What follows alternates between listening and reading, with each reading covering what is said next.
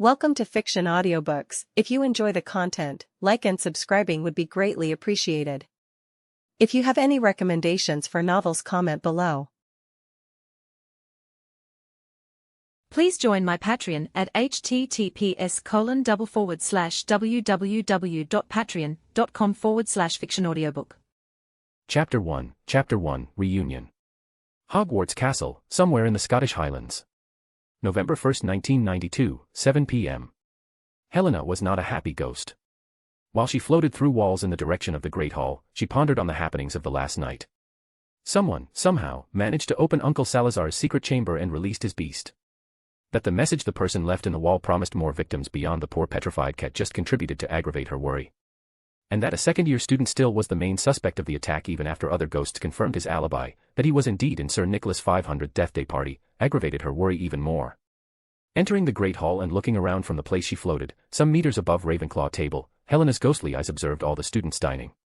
She heard the murmurs and gossip about the attack and the second-year Gryffindor student, and noted the glares that he was receiving when the other kids thought that he was not looking. That this was the second year in a row that something out of normalcy happened in the school just cemented her resolve. Facing the staff table and looking at the professors dining like nothing happened the previous day. Even the headmaster, that miserable cunning old goat with too many names, was pretending that nothing happened. He could at least address the student population. She thought while still floating. Some time passed while Helena continued to observe the Hogwarts population dining. When some students and some of the staff, including the headmaster, got up to leave the hall, she approached the staff table. More specifically, she approached the head of Ravenclaw House, Professor Master Phileas Flitwick. The professor noticed Helena's approach and turned to face her with a small smile on his face, that if you asked anyone, they would say that is ever present. "Helena, good evening, how nice to have your company today, how can I help you?" Phileas addressed Helena, knowing that she was not the kind of person, or ghost per se, that approached someone without wanting to talk about something. And in fact he could count with both hands the number of times that she approached him to talk. "Good evening, Professor, I was wondering if you know if the headmaster pretends to address the students about yesternight accident." At that question, Phileas frowned a little. "Not that I know, Helena." He said that it is better to take the wait-and-see method in this case. Answered Phileas, paying heavy attention to the ghost in front of him. And Helena, without changing any expression on her face, maintaining the perfect poker face that she learned while still alive, just turned and floated in the direction and throughout the nearest wall. Professor Flitwick just observed the departure of the ghost of the daughter of his house founder and noted the behavior in the corner of his mind, taking it just as the eccentric behavior of Helena Ravenclaw. Having finished his dinner, he retired to his chambers for the night. On that same night, near midnight, Helena could be found sitting in a high-backed chair that could resemble the throne of a queen. The chair was in a secret room in the castle that had no apparent doors and 4 windows, one in each cardinal direction. The same room was circular and well decorated in 4 sections. It contained a big round table in its center and another 3 high-backed chairs around it, just like the one that Helena was occupying. Each chair had a Hogwarts house shield at the top of its back that matched the decoration of each section of the room. Red and gold for the Gryffindor section, yellow and black for Hufflepuff section, green and silver for Slytherin's section, and blue and copper for Ravenclaw's section. The last one being occupied by Helena. As the solitary grandpa clock in the room hit midnight, announced by a low chime, other 3 ghosts floated from the floor and each sat in an empty chair. "Okay, dear Helena, what is the motive for this reunion?" asked the fat ghost that sat in the chair that belonged to the Hufflepuff section.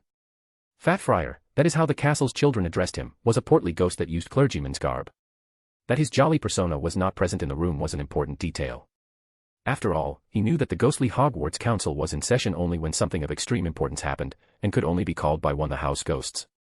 "I have an idea of the why, but let's hear Lady Helena first," complimented the well-dressed ghost that sat in the chair that belonged to the Gryffindor section. Sir Nicholas, or nearly Headless Nick, that is how the castle's children addressed him, was a well-mannered man dressed in elegant and outdated robes. Said ghost was addressing his mustache and goatee with one of his hands, while giving the other ghost around the table a quick pointed look. The 4th and last ghost in the room, who sat in the chair in the Slytherin section, kept his eyes at the center of the table, waiting for Helena to talk. The Bloody Baron, that is how the castle's children addressed him, was a tall man with a gaunt face and blank eyes. His elegant robes are stained with a silvery substance that most people regard as blood. "You are certainly correct about the subject and reason, Sir Nicholas.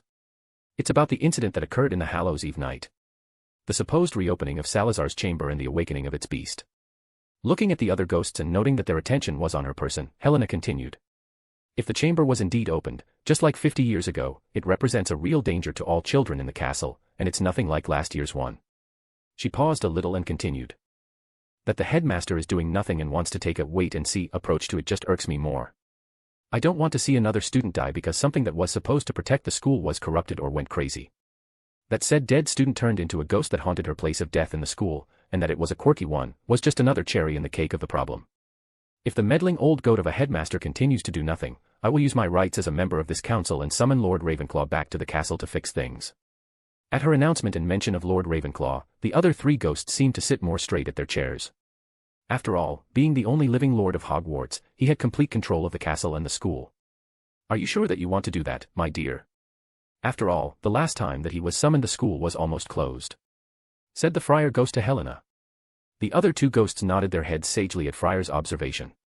Of course that I'm sure, Friar Tuck. And he had a very good reason to almost close the school.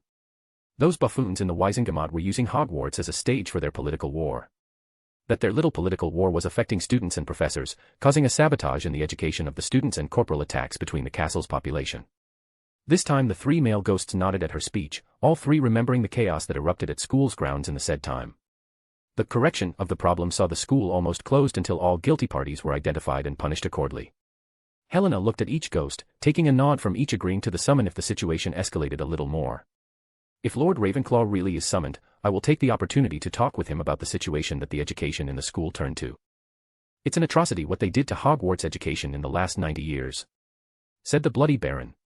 People would think that he is an aloof ghost that cares about nothing, but his companions of the Ghost Council knew that he really cared about the level of education that the students were receiving. After all, he was a professor for the school until his untimely demise. Nodding her head in agreement with the ghost of Slytherin's house, Helena turned to address the council again. Agreed, Edgar, agreed. Mother would turn in her grave if she knew what became of her dear school. Pausing for just a moment, she continued. Taking in mind that this council is in session, does anyone want to raise any other topic to this council? Helena looked at each other member of the ghostly council and received a negative from each one. If that's all, then let's finish this session of the Hogwarts Ghost Council. Dimpy. Pop. With a low pop, a small humanoid creature with rugged leathery skin and pointy long ears appeared at the right of Helena's chair. Said creature was no taller than a meter, and used a white sheet as a toga to dress. The toga had a Hogwarts shield embroidered in the height of the small humanoid creature chest, where the heart would be. Did Missy Helena call Dimpy? What can Dimpy do to Missy? The creature, a house elf in service of Hogwarts, said to Helena, bowing in her direction. Helena, hearing the form she was addressed at, kinda got flustered a little and her cheeks changed color a little to a lighter bluish gray that she normally has. Fat Friar chuckled lightly at the trade, while Sir Nicholas looked amused and the Bloody Baron remained stoic, but if you could zoom at his face, you could notice that one of the corners of his mouth rised a millimeter or two. Retaking control and wearing her usual poker face, Helena answered the house elf known as Dimpy. Yes Dimpy, I did call you. Please, get some elves to clean and organize Lord Ravenclaw's quarters. He could visit us in the very near future. Dimpy, the almost 300 years old house elf, eyes brightened hearing about the possible visit of Lord Ravenclaw. Nodding her head fervently, Dimpy answered Helena. Yes, Missy Helena, Dimpy will arrange Lord Ravenclaw quarters to be ready for his arrival at any moment. And please, Dimpy, don't forget to arrange an extra large bed for the main chamber bedroom. We all know that Lord Ravenclaw will not come here without his wives. Fat Friar's jolly comment about Lord Ravenclaw wives, in the plural, gained a pointed look from Helena, and a chuckle from Sir Nicholas. Dimpy continued to nod her big head fervently at Fat Friar's comment, making her big ears flap. Dimpy will not forget about Lattice. Dimpy will arrange a big bed for Lord Ravenclaw bedroom. Anything more that Dimpy can help with? No, that will be all, Dimpy. And like usual, do not alert anyone about his possible visit. Nodding her head again, Dimpy disappeared with a low pop sound. Pop. Basking a little in the enthusiasm of the little house elf, a comfortable silence took the council room. After some minutes, Helena broke the silence. And with that, I finish this session of the Hogwarts Ghost Council. Let us meet again if the situation with the chamber evolves. And let's pray to the goddess that it doesn't. The other three ghosts gave a slight nod and took off from their chairs, floating to the ground and disappearing through it. Helena stood still in her chair for a little more, then stood up and floated through the ground, leaving just a murmur behind. Yes, let's pray that big brother and sister don't have to act. Because if they do, then the goddess may have mercy on their souls. A/N, the Hogwarts Ghostly Council is indeed a canon thing from the J.K. Rowling universe. It is mentioned in Chapter 12 of the Goblet of Fire book. The council members are not mentioned, just that the Bloody Baron is part of it. A/N2, this work is a crossover fanfic, and being that can have canon information altered/edited in so that the two, or more, worlds that are part of the FIC can merge with no problem. A/N3, I call it J.K. Rowling universe, because the universe is not only about Harry Potter. It has a lot of characters with their own backgrounds on it, main proof are the Fantastic Beasts and Where to Find Them movies. And I thank her for coming up with this amazing sandbox that is this universe. Chapter 2, Summons. Hogwarts Castle, somewhere in the Scottish Highlands. November 21, 1992, 11:50 p.m. Helena could be seen, again, in her chair at the council room. Her face showed a frown while she thought about the happenings of the day. The chamber was indeed opened. And a student was attacked. That he was not killed was a good thing. Apparently his obsession in taking photos of everything magical saved his life. While she pondered on the events of the day, the clock in the room hit midnight, and the other three members of the Hogwarts Ghostly Council arrived and took their seats. The silence was deafening. They all know about the consequences of the chamber being open again. The danger that it presented to the castle population was enormous. Fat Friar, not enjoying the silence in the room, resolved to break it. So it happened. The other three ghosts, who were looking at the center of the table where a big Hogwarts shield was embedded, raised their heads to look at the Fat Friar for a moment and turned back to stare at the center of the table. Indeed, Friar Tuck, indeed. Answered Helena in a somber tone. At least young Creevy is not dead. Sir Nicholas said. He had the opportunity to talk a little with the young victim. Being new to magic, everything was news to him, even ghosts. That he was asked to pose for a picture for the young man was just a novelty in his 500 years of being dead. The ghosts gave a small nod as to agree to Sir Nicholas, trying to alleviate the gravity of the situation. So we are doing it then. I mean, we will really summon Lord Ravenclaw after 280 years.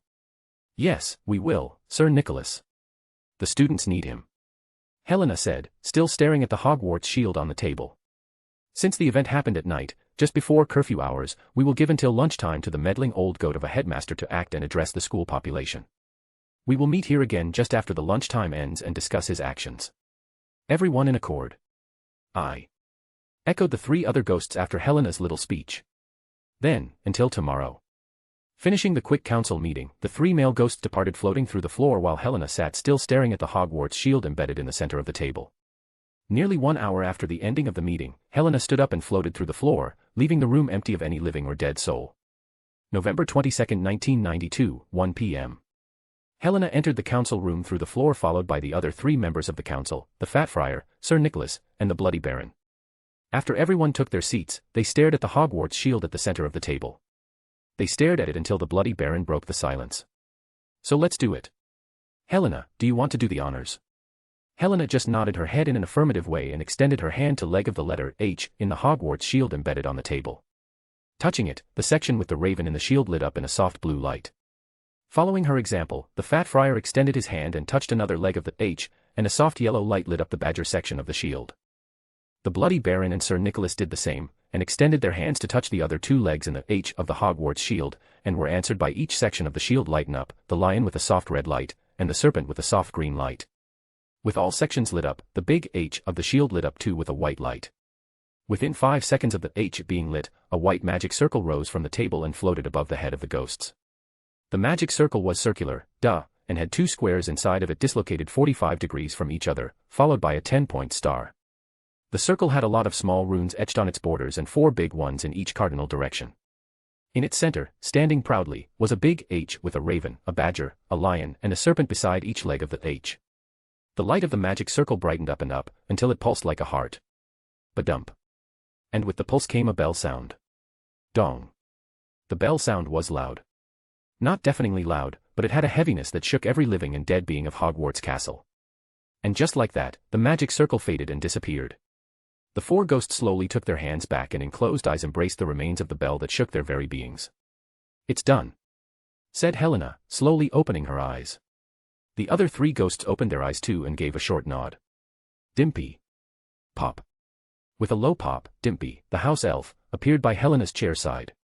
The little creature had moisty eyes and appeared to be on the verge of crying. Did Missy Helena see called Dimpy. What can Dimpy do for Missy? Giving a soft smile, something very rare to see, Helena addressed the house elf. Yes, Dimpy, I did call you. Like you must have noticed, we sent the summons to Lord Ravenclaw. He is expected to arrive at the castle tonight at 7 p.m. Please see that his quarters are ready and post a notice to every notice board in the castle that tonight we will have a feast and the presence of every able person that lives in the castle's grounds is mandatory. Be sure to include the staff room notice board too, and don't forget to put the notice me charms and stick charms on. And warn the kitchens to prepare a feast. Understood. Dimpy will do, Missy. Rest assured. Pop. While nodding her head rapidly, and with a soft pop soon after, Dimpy disappeared from the room to complete the tasks given. Emotional one, that house elf, said Sir Nicholas to no one specifically after noting the unshed tears in Dimpy's face. What did you expect, Sir Nicholas? She is the only house elf in the castle that was alive and remembers Lord Ravenclaw's last visit. The other ones have already passed away from old age. Pointed the fat friar while looking jolly again, like all Hogwarts problems were already solved. With that, we will see each other at the feast tonight. Please warn the ghosts of the arrival. And mainly, Edgar, please warn Peeves that the person coming has the power to obliterate him. Helena said, looking serious at Edgar, the Bloody Baron real name. Will do, Helena. Maybe after the visit Peeves will behave better, said the Bloody Baron while nodding and looking at Helena. We can only hope, Baron, we can only hope, said Sir Nicholas with a chuckle while imagining a behaved Peeves. And with that, the four ghosts stood up and left the council room. Unknown place. Moments before the bell chimed at Hogwarts. In a bed, of the size that a king would have in his royal chambers, a young man was sleeping. What could have differed him from any other normal young man would probably be the three women that accompanied him in the bed. Two of them were using his shoulders as pillows, and the other one was using his chest to sleep. The three of them would be considered beauties by any third party that observed. As the bell chimed in Hogwarts, the young man suddenly opened his eyes. Rationalizing what woke him up, he concluded that it was the Hogwarts summons. What kind of mess is this time? He thought while taking in the wonderful feeling that the three gorgeous bodies glued to his own gave, including the wonderful sensation around his member. Taking a deep breath, in a low voice he talks with the women sleeping with him. Come on girls. Time to wake up. The three women just shift a little and snuggle more to his body. Come on Sarah, Joan, Callie. We need to get up. Still using a low voice, he goads them to get up. Don't wanna. Yeah, just 1 hour more. Sigh. Letting out a sigh after hearing the answer of two of his three companions, he snaked his hands by the back of the two beauties by his side, dragging his fingers down their backs, and finishing the prompt exploration by resting a hand in each of the buttocks of the beauties by his side. And not being a dense man, he squishes the delicious meat that he had in each hand, getting as an answer a moan from the beauties by his side. Moan. More alert, but not wanting to get up yet, the two beauties by his side start to give slow kisses on his shoulders, making way to his neck. Not being made of iron, he starts to get hard by their ministrations, which in consequence makes the beauty on his chest to feel it and get a little more active, answering his hardening with a little moan and a squish of herself. Noting where the situation is taking them, the young men let a smirk and pinch the buttocks of the beauties by his side. Eep. With a double yelp, not at all expecting the pinches, the two beauties were startled and stopped their ministrations, opening their eyes wide and moving to sit on the bed. With wronged looks on their faces, they stare at the young man. What was that for? Said the beauty by his right. She had black hair a little longer than her shoulders, and sharp blue eyes, that combined with her light tan skin, and her rosy lips, made her a very beautiful woman. Her name, Joan of Arc, French heroine of the 100 Years' War, and canonized saint of the Catholic Church. Allegedly dead since May 30th of the year 1431. Yeah, what was that for? Echoed the beauty by his left side, with a cute pout. She had honey-colored hair that extended till her buttocks, and gentle almond eyes, that combined with her fair white skin and red lips, gave her the grounds to have a beauty that could be compared to the goddess of beauty herself. Her name, Calypso, a sea nymph, daughter of the Titan Atlas and the Oceanid nymph Pleione, an immortal goddess. With his arms now free, the young man directs his hands to the third beauty still sleeping at his chest, more precisely to her buttocks, grabbing each of her butt cheeks and squishing the supple meat in his hands.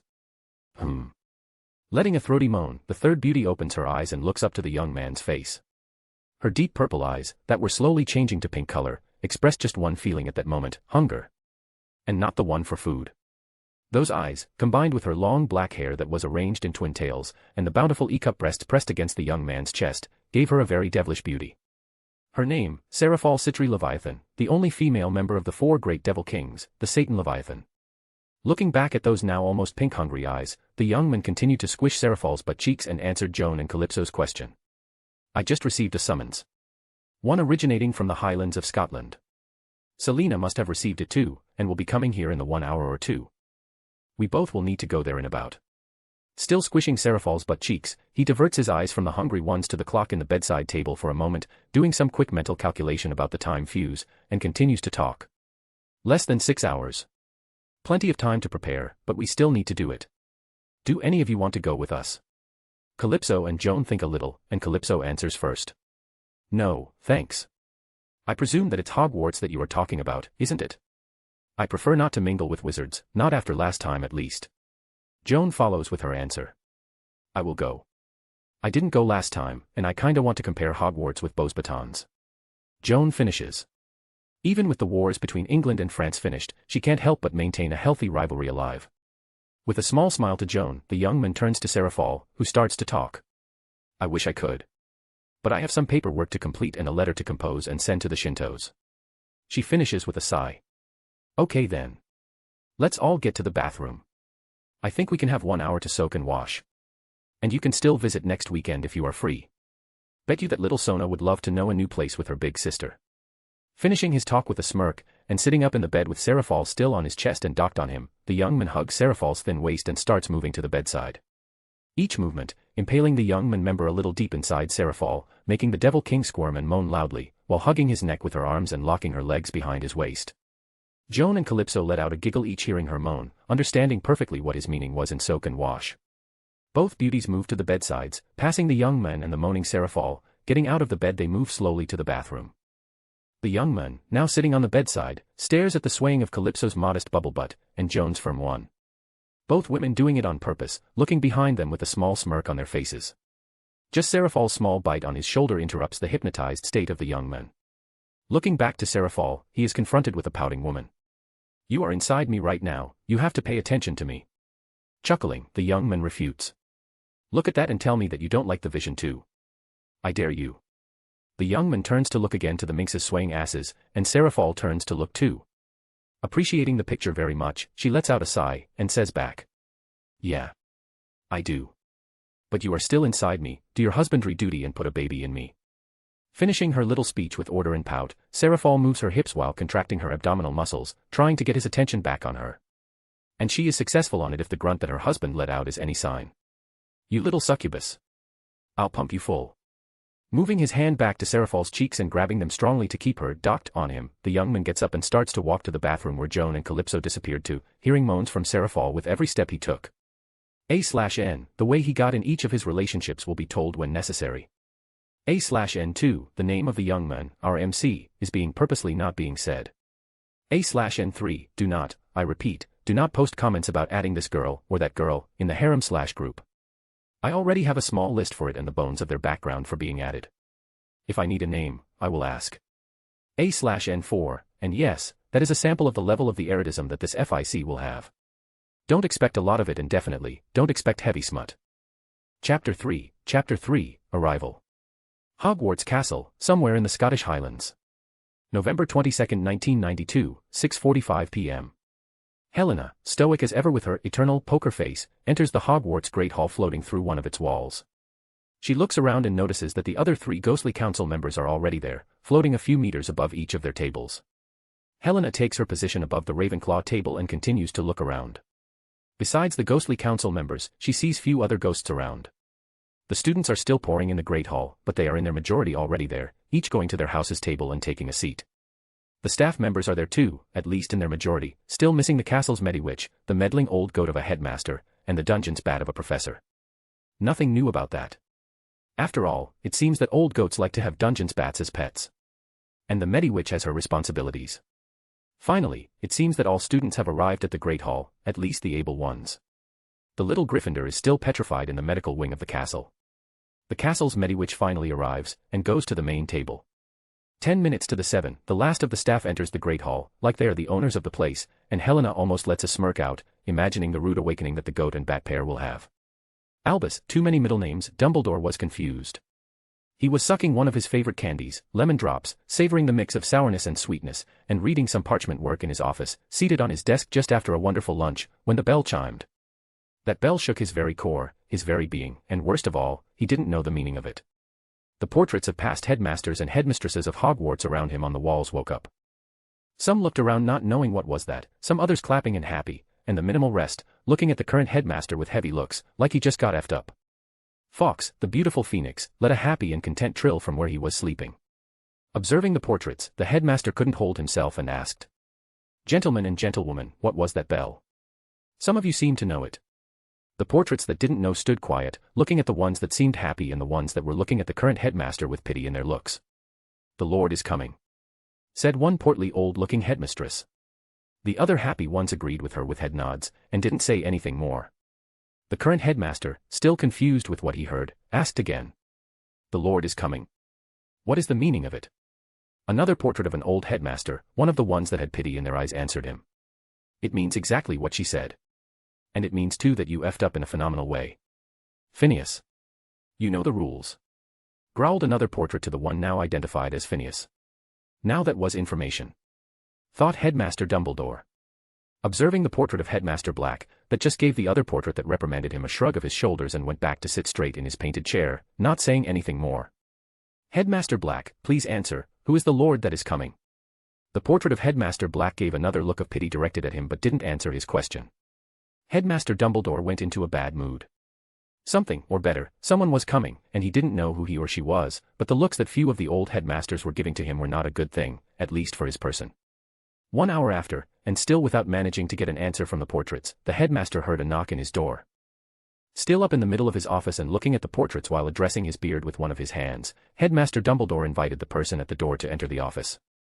"Come on in." The door opened and he saw his deputy headmistress enter his office. Her face didn't look good. Well, at least for him it didn't look good. After more than 40 years working together as his right-hand woman, he could say that he could differentiate the faces of Minerva McGonagall, deputy headmistress of Hogwarts School, head of Gryffindor House and Transfiguration mistress of the castle. "Albus, what is the meaning of this unscheduled feast today?" she asked him. He just gave her an inquisitive look and answered. "Minerva, I fear that I don't know what you are talking about."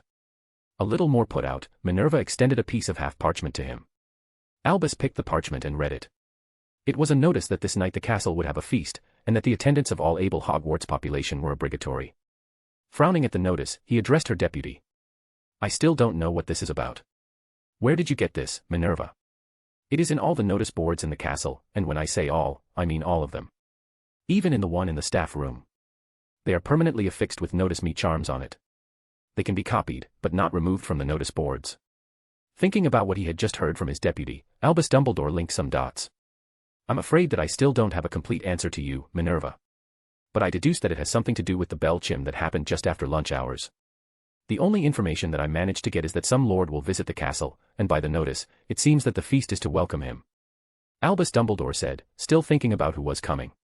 Minerva waited for him to say more, awaiting instructions. Giving a last look to the silent portraits, he went back to his chair and continued. "And it seems that we will have to wait for tonight's feast to know more about the identity of this mysterious lord. If anyone asks about the feast, just say that it's to welcome a guest." Recognizing the dismissal, the deputy headmistress retired to her office to finish parchment work.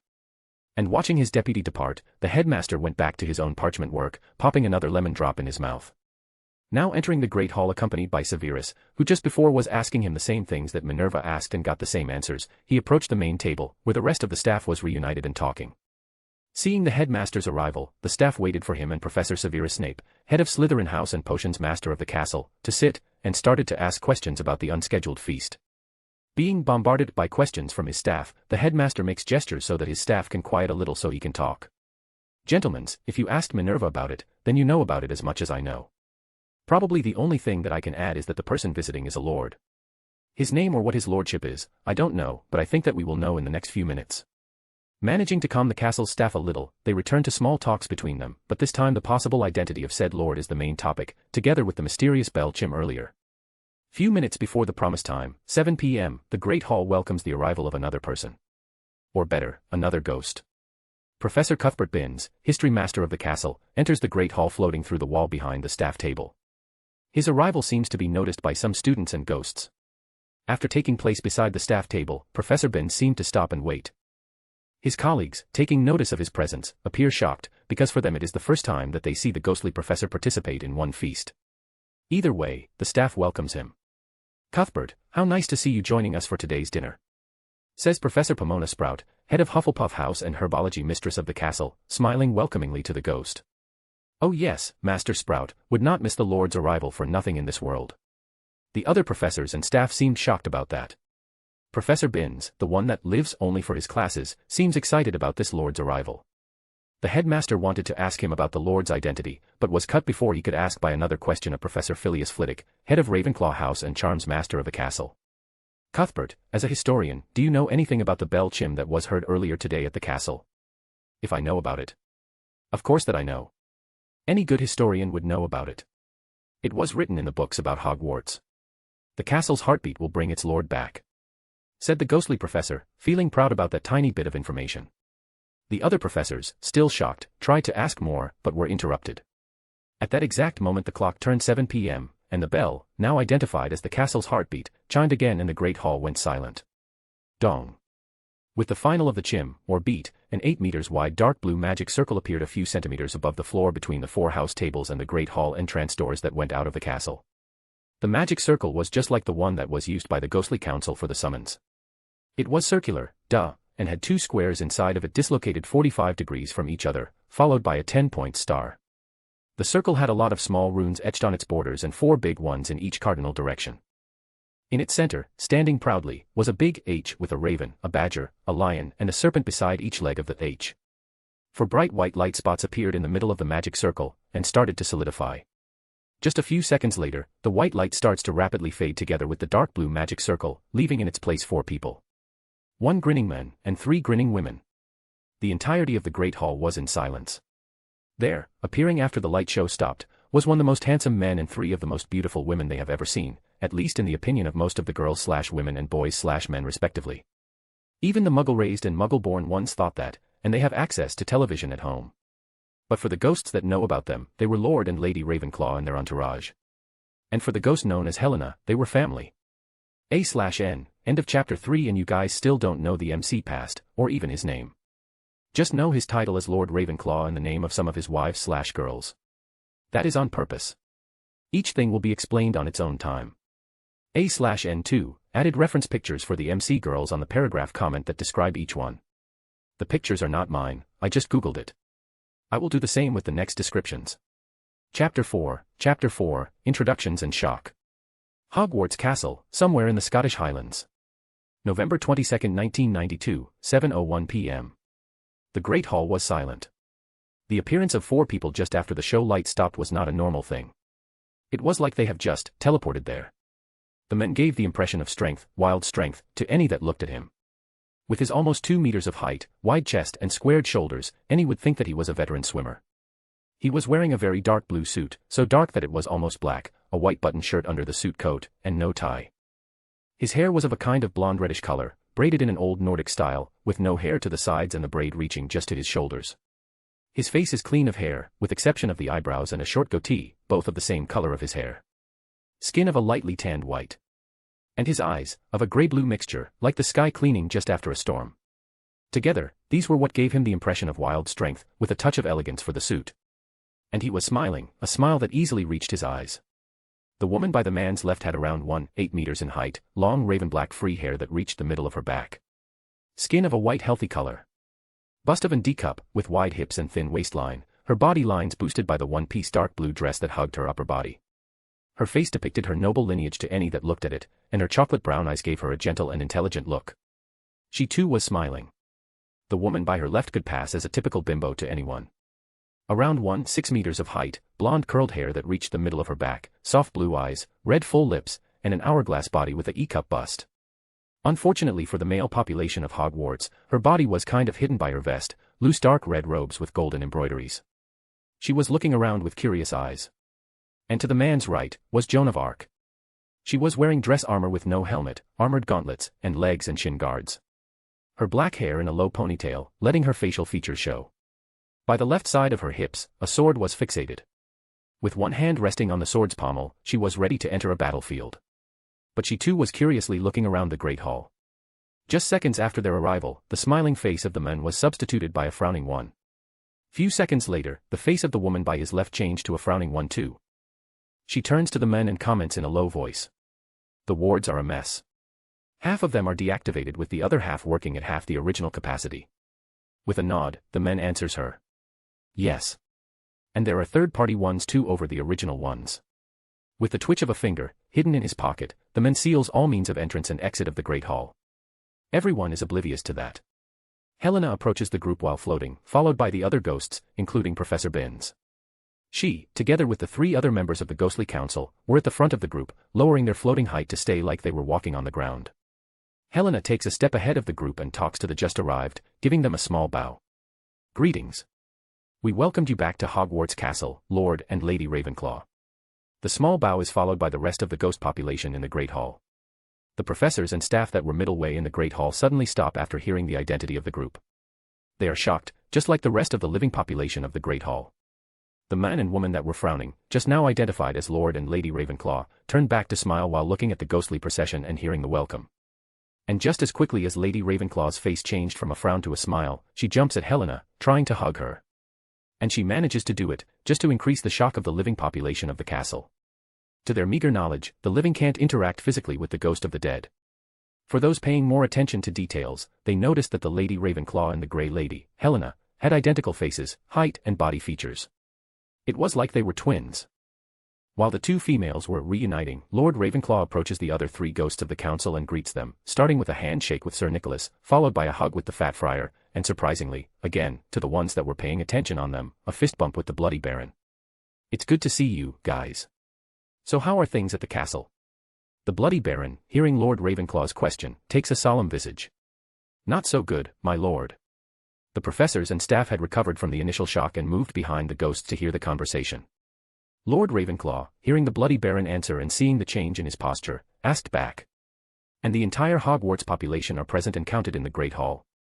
I suppose that yes, they are. But we can always ask. Dimpy. Pop. With a soft pop, Dimpy, the house elf, appeared by the Baron's side. You called Dimpy, Master Baron? What can Dimpy help with? The little creature asked with her eyes moist of happiness. Lord Ravenclaw noticed it and addressed it himself, following with the question that he wanted the answer. Oh. You are still with us, Dimpy.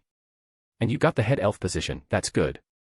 Who would have thought that the little overexcited elf that followed me to every place the last time I was here would get the house elf position, So Dimpy, could you tell us if all of the castle's population is present and counted in the Great Hall?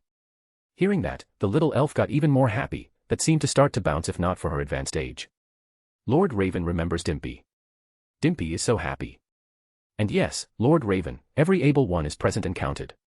Smiling at the little creature and giving it a head pat, Lord Ravenclaw says. Good. You can go now, Dimpy, and tell the other elves that they have my thanks too. The castle seems well cared for. Nodding her head excitedly, Dimpy disappeared with another soft pop. Pop. So, Baron, give me heads of the most urgent problem. Hearing Lord Ravenclaw questioning about the problem, the rest of his entourage approached them, followed by Helena. And the Bloody Baron answered truthfully, talking about the main reason behind the summon. Well, my lord, from the beginning then. Around 50 years ago a series of attacks on students were registered. The attacker left behind messages that the Chamber of Secrets was opened, and that the air enemies should be careful. No major action was taken, no outside investigation was done, because the victims were all Muggle-born. All victims were found petrified. Until one day, a student was found dead. The cause of death was unknown. No signs of harm done to the student, and no sign of spell work too. She just died. All students, together with the staff, were listening to the Bloody Baron tale with attention, not wanting to lose any detail. After a small pause, the Bloody Baron continued. After the death, the staff were afraid, and talk of the school closing its doors was frequent. Then, one day, a finger got pointed at one student because he was keeping a dangerous beast as a pet. The ministry and the past headmaster were desperate to be seen doing something, and they immediately captured the student, expelling him from school, and sending him to Azkaban. The student's dangerous pet managed to escape. Hearing that, Rubeus Hagrid, the keeper of the keys and grounds of the castle, got nervous and babbled. It was not him, Aragog couldn't have hurt a fly. The people in the Great Hall, hearing him, turned to face him. Lord Ravenclaw called to him. Oh. So I take that you were the expelled student. Please come near us. Rubeus Hagrid nervously approached Lord Ravenclaw's entourage. His height of 3-5 meters towering over the group. You are a tall fella, aren't you? So what's your name? Lord Ravenclaw asked the half-giant wizard. Rubeus Hagrid, your lordship, keeper of the keys and grounds of Hogwarts. Mr. Hagrid, so tell me, who is Aragog and why do you say it was not the attacker? Just Hagrid, please. Aragog is an acromantula, he lives deep in the forest now. And he never attacked anyone in the castle. The Bloody Baron added to Hagrid's tale just after. Exactly, my lord, the body of all victims, including the dead one, were encountered free of any harm. No blunt force was used and no punctures to the skin. Taking in account that the only way that an acromantula can kill its victims is through blunt force or poison injection, Hagrid was cleared of the guilt from the attacks. But still expelled from the school for owning and raising a XXXXX beast inside the school. Hagrid was nodding at the Bloody Baron tale. Lord Ravenclaw gave a curt nod, demonstrating that he understood, and to the Bloody Baron to continue the report. The strange thing was that the attack stopped after Hagrid was expelled, and everything went back to normal. The investigation was stopped too. No more attacks of the same type, that is until the last All Hallows Eve night. Taking note of the same type line in the Baron's report, Lord Ravenclaw waited so that the report could continue.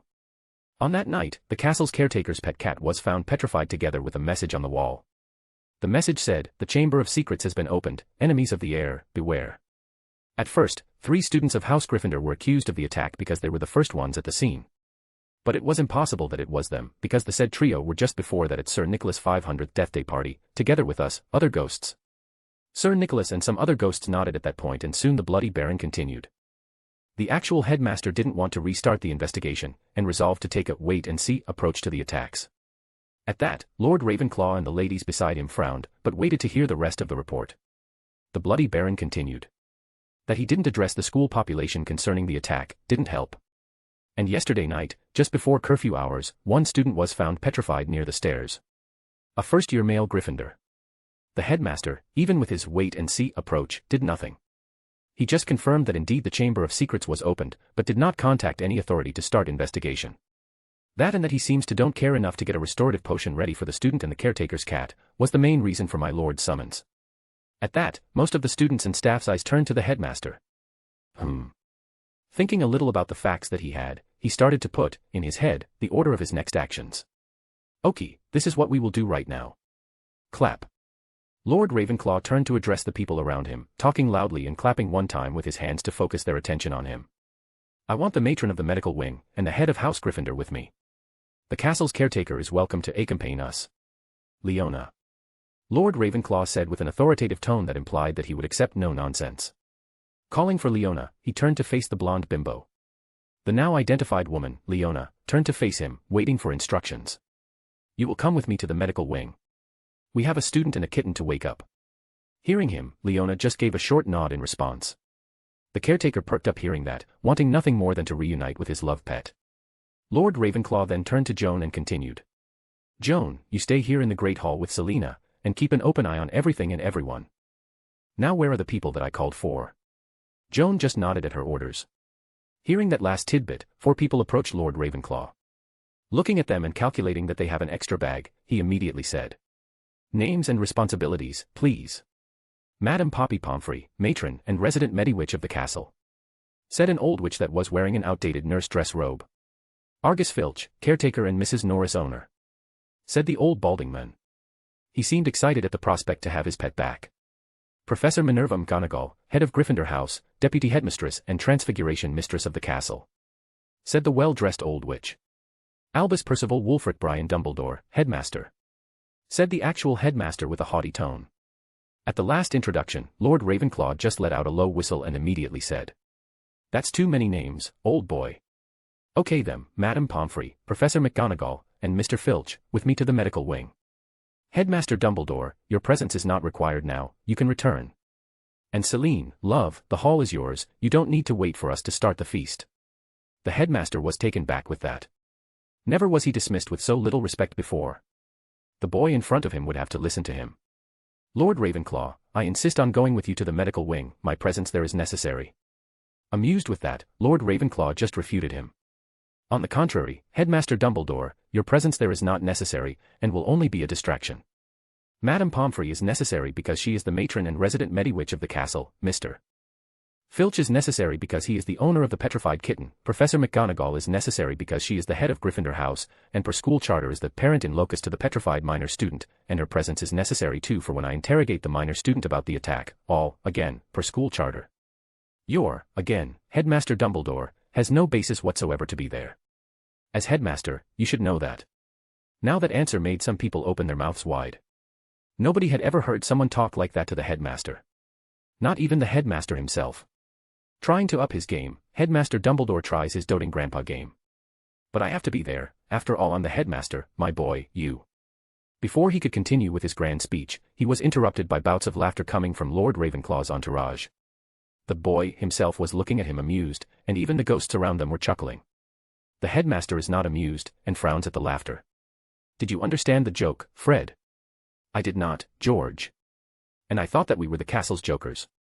Talked two boys between them in a not-so-low voice. They were seated near the group, having chosen to sit at the head of the Gryffindor's table that night. They were identical to each other, red head, freckles and all. They were the infamous Weasley twins. That's understandable, boys. Not at all expecting an answer, even more from the Bloody Baron, the twins turned to face him. The rest of the living population of the castle, including the offended headmaster, turns to face the Bloody Baron, waiting for the answer. The person that the headmaster just addressed as "my boy" is the husband of Selina Sally Ravenclaw, older twin of Helena Hella Ravenclaw and daughter of Rowena Ravenclaw. His full name is Eric Runes Ravenclaw, Lord of Ravenclaw in the Hogwarts castle. He married his wife, Selina, when they were 20-year-old. Today, he is 1,010 years old. And the headmaster just called him "my boy." And with that the Great Hall went silent again. A/N, it's finally here. The MC name and his description. This chapter was tiring to write. Too many descriptions. Chapter 5, Talks in the Ravenclaw Table. Hogwarts Castle, somewhere in the Scottish Highlands. November 22, 1992, 7:20 p.m. Ignoring the murmur that just started with the revelation of his identity, Eric turns to the people supposed to accompany him to the medical wing and says, "Ladies and gentlemen, if you will accompany me, we have a student and a kitten to revive." Saying that, he turns and begins to walk to the exit of the Great Hall, with Leona by his side. Being woken up from the shock they just had, Madame Pomfrey, Mr. Filch, and Professor McGonagall just nod absent-mindedly and start to walk to the exit of the Great Hall accompanying the 1,010-year-old boy and the woman now known as Leona. As they were almost out of the Great Hall, Eric hears the headmaster, again. "Lord Ravenclaw, wait please, just a moment." Stopping and turning back, he addresses the headmaster. "Yes." Recovering from the last metaphorical slap, and with a lot of tough skin, the headmaster insists on his tirade. "As I was saying, I have to be there. I demand to accompany you to the medical wing." Looking again at the old boy headmaster in amusement, like he had heard another great joke, Eric answered to the man's demands, trying to entertain him a little. He talked in a loud and clear way, like trying to make a child understand a very easy subject. "Headmaster Dumbledore, you have no basis whatsoever to demand anything from me. That you had your chance to act, more than 40 years to investigate the attacks, and your wait-and-see politics that could have turned into the death of another student just increased my vision of your incompetence as a headmaster of this school." Albus Dumbledore was taken back by that.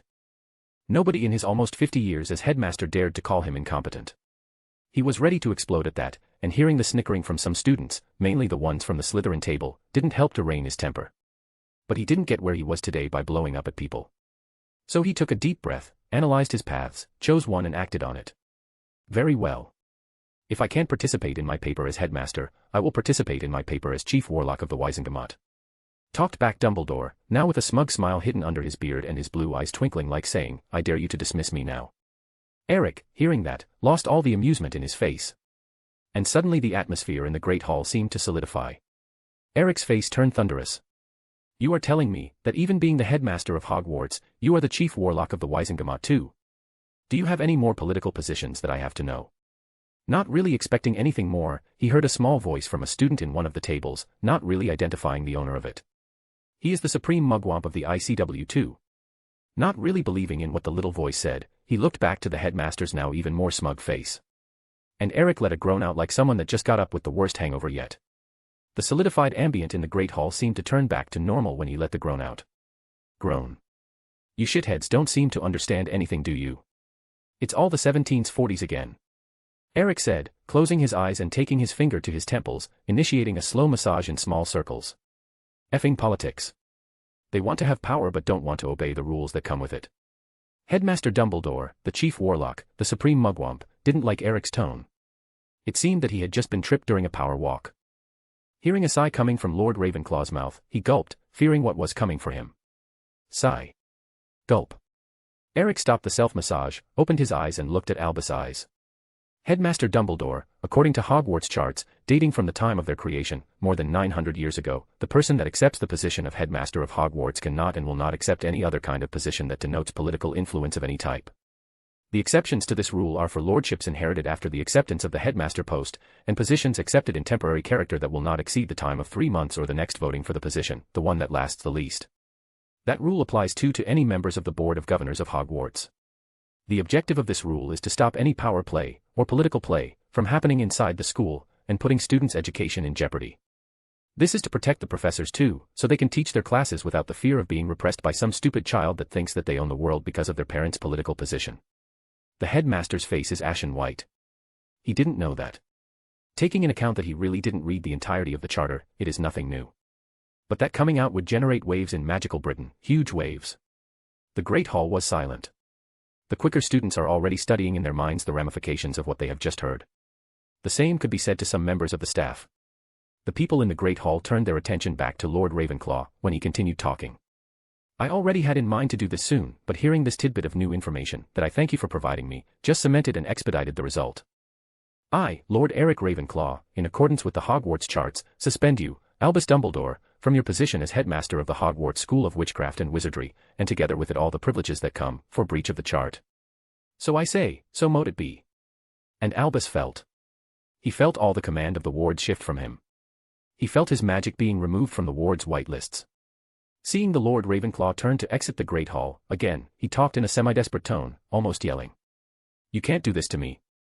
Without stopping to answer him back, Eric answered him. Yes I can, in fact, I just did. Consider yourself in house arrest until the initial investigations are finished. And with that, following his companions, Eric exits the Great Hall, taking the great stairs to the medical wing floor and disappearing from the view of the Great Hall population. Well, that happened. And you would think that they would learn the lesson after what happened in the 1740s. Let's start this feast, shall we? Exclaimed Lady Ravenclaw, Selina, while turning and walking to the head of the table of Ravenclaw House. Just to stop in her way when she hears an exclamation of pain coming from the doors. Albus Dumbledore, suspended headmaster, was on his butt on the floor of the Great Hall. She lets a giggle out at the visage of the old man on the floor, and turns back to walk to the head of the table, where a high-backed chair with the Ravenclaw shield was now located. Moments before, Albus Dumbledore tried to chase after Lord Ravenclaw, but crashed headfirst into an invisible barrier at the doors, bouncing back and dropping on his butt on the floor, letting an ugly ouch of pain from the impact. That earned him a laugh from most people in the Great Hall. Joan, that is just the nearest one to the old man, snickers at his situation and comments. You are lucky that Lord Ravenclaw put a bouncing barrier up and not a solid one, or else you would have broken your nose again. Selina just calls Joan after that comment. Joan, come, sit with us to feast. Joan quickly approaches the head of the table, her armored boots echoing in the stone floor with clacks in each step. Arriving, she waits for her to sit and sits too on the bench on Selina's right side. Helena approaches her sister and is invited to sit on her left side. Come on sister, sit with us. I brought you and the other ghosts a treat. She says while touching the bench by her left, generating with the touch a momentary dark blue magic circle. And seeing that, Helena sits, physically, on the bench. Let's eat. Taking that as their cue, the elves start the feast, sending the food up to the tables. And it seems that the elves went all out to welcome their lord and lady back. The feast has more diverse plates than the normal. The students at Ravenclaw table don't even seem to notice the start of the feast. Their little mind seems to be broken by seeing something that they thought impossible, a ghost interacting with an object at the physical level. With a snap of Selina fingers, another dark blue magic circle appears on the floor, this one bigger than the last one, and from it a chest appears, letting the magic circle fade out. Snap. Dimpy, can you please take the chest to the kitchens and serve the fruits inside to our friend ghosts? Be sure to use the enchanted silver trays and picker to serve the fruits, or you will not be able to interact with them. With a pop, the chest on the floor beside Selina disappears. Pop. Thank you. Selina thanks the little house elf, and starts to serve food on her plate. The student seems to wake up with that, and they start eating too. And that seems to start a low murmur of the students discussing the things that happened. The other members of the staff seem to have woken up too, as they went back to the main table to dine and talk between themselves, with the exception of Albus Dumbledore, who is trying his best to bypass the barrier. That was a nice piece of magic, and a beautiful magic circle too. Selina, hearing the compliment, looks at the originator of it. What she sees is a little girl, with free blonde hair that reaches the end of her back and big clear eyes, that is serving a good portion of mashed potatoes on her plate. The little blonde is seated just beside her sister, and on the other side there is some blank space that indicates that no one wants to sit there. Sigh, the price of intelligence is the same, it doesn't matter the time. She smiles at the little girl, a first year probably, and thanks her. Why, thank you. It's good to see someone so young that recognizes a magic circle for what it is. You have a nice necklace there, little one, what is your name? Selina asks the little blonde, after complimenting on her apparently homemade necklace made cork caps of some kind. Thanks. My name is Luna Lovegood, and I made the necklace myself using butterbeer caps. They are a good help at repelling the nargles. Some of her housemates that were hearing the conversation chuckled, thinking that was funny, but they shut up the next moment with Selina's answer. That seems to be a very convenient necklace, Luna. Even more now that some past headmaster seems to have thought that was a good idea to meddle with Castle's wards. Luna, not used to someone taking her seriously, looks at Selina and asks. There's a ward to help repel the nargles. That's amazing, what about the rackspurts? Her housemates are kinda lost now after hearing someone confirm the existence of Luna's creatures. And that the person that did is the daughter of their house's founder doesn't help. There's one for them too, but it's deactivated right now. Probably before the night is finished, they will be turned back on again. Hearing that, Luna happily went back to eat her food. At that moment a silver tray with a dozen of grey fruits the size of big green grapes appears in front of Helena. And other similar trays appear floating over the tables. Helena was going to ask what those are, but stops when the strange fruit fragrance hits her. How is this possible? The smell of it is so appetizing for me. Selina snickers at her reaction, and observes the other ghosts reuniting around the floating trays. Go on, Helena, pick one and try it. Be sure to savor them fully. Helena slowly extended her hand to try and pick one of the fruits. And she manages to do it. Taking the fruit to her mouth, she gives it a bite while being watched closely by the other ghosts and the occupants of the table. Biting off half the fruit, she chews it slowly and with closed eyes lets out a small moan. So good. That seems to give the other ghost the go-ahead signal and they start to pick the strange grey fruits to take a bite. The next thing that happens is a bizarre scene. All ghosts let out small moans of satisfaction while they chew the fruit. Even the Bloody Baron lets a moan out, which weirds out the students in the Slytherin table under him. How come I can't smell anything of the fruits? Luna Lovegood asks, while looking at the silver tray containing the fruit with her head cocked to the side. Selina smiles at the little blonde curiosity, wipe her mouth with a napkin, and answers her. That's because these fruits are special ones, Luna. They are called the ghostly grapes. And are a fruit produced exclusively in Persephone's garden. These grapes have no appeal to the living and we can't even pick them, but they are a delicacy to ghosts and other spiritual beings. One of the few foods that they can eat. Understanding the explanation, Luna went back to eat. One of her housemates, an older girl with curly reddish blonde hair, seemed to have her gasket blown with that, and exclaimed loudly. But. That's impossible. Everyone knows that ghosts can't eat. Selina let a melodious laugh with that phrase that shuts up the conversation around. Then she looks at the girl right into her eyes and says something that would let Selina be remembered for ages to come inside and outside Hogwarts walls. Girl, you have no idea of what is possible. And turns back to her plate to continue to eat. Joan, still thinking and not recognizing the creatures that the little blonde Luna and Selina talked about, resolved to ask about them. So, Selina, what are nargles and rackspurts? I don't remember hearing about them. I'm not surprised that you have not heard about them, Joan, because they are extra-dimensional little creatures that have the ability to mess with people's heads. The nargles goad people to take things that don't belong to them, committing thievery, and the rackspurts leads people to make stupid decisions. The suspended headmaster seems to have an infestation of them for having made such bad decisions for the school. Humming in understanding, Joan asks her a little more. And how do you know about them? Selina just directly answers her. Indeed, the knowledge about them is very obscure, and most people that see them are taken as crazy. You have to have the gift and the vision to see them, like little Luna seemed to have, or my mother had. That, or know the spell that makes them visible around you. And yes, I know the spell, but no, I will not use it now. Or the people around will lose their appetite. Luna nods at the last comment, going back to attack her mashed potatoes with gravy. Joan just shrugs it after hearing and goes back to eat her food while keeping her senses open to everything happening in the Great Hall. Helena was slowly savoring the grapes. And Dumbledore. Dumbledore is still trying to bypass the barrier, with no success whatsoever. Not even Fawkes answering his calls. Dumbledore is not a happy camper. Chapter 6, Revival. Hogwarts Castle, somewhere in the Scottish Highlands. November 22, 1992, 7:25 p.m. Lord Ravenclaw, Headmaster Basher Extraordinaire, quickly passed by the group that were waiting for him at the start of the Great Staircase, and started to climb it.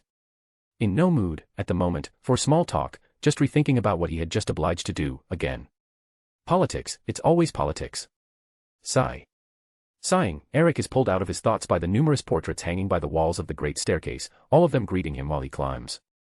He, of course, greets them back.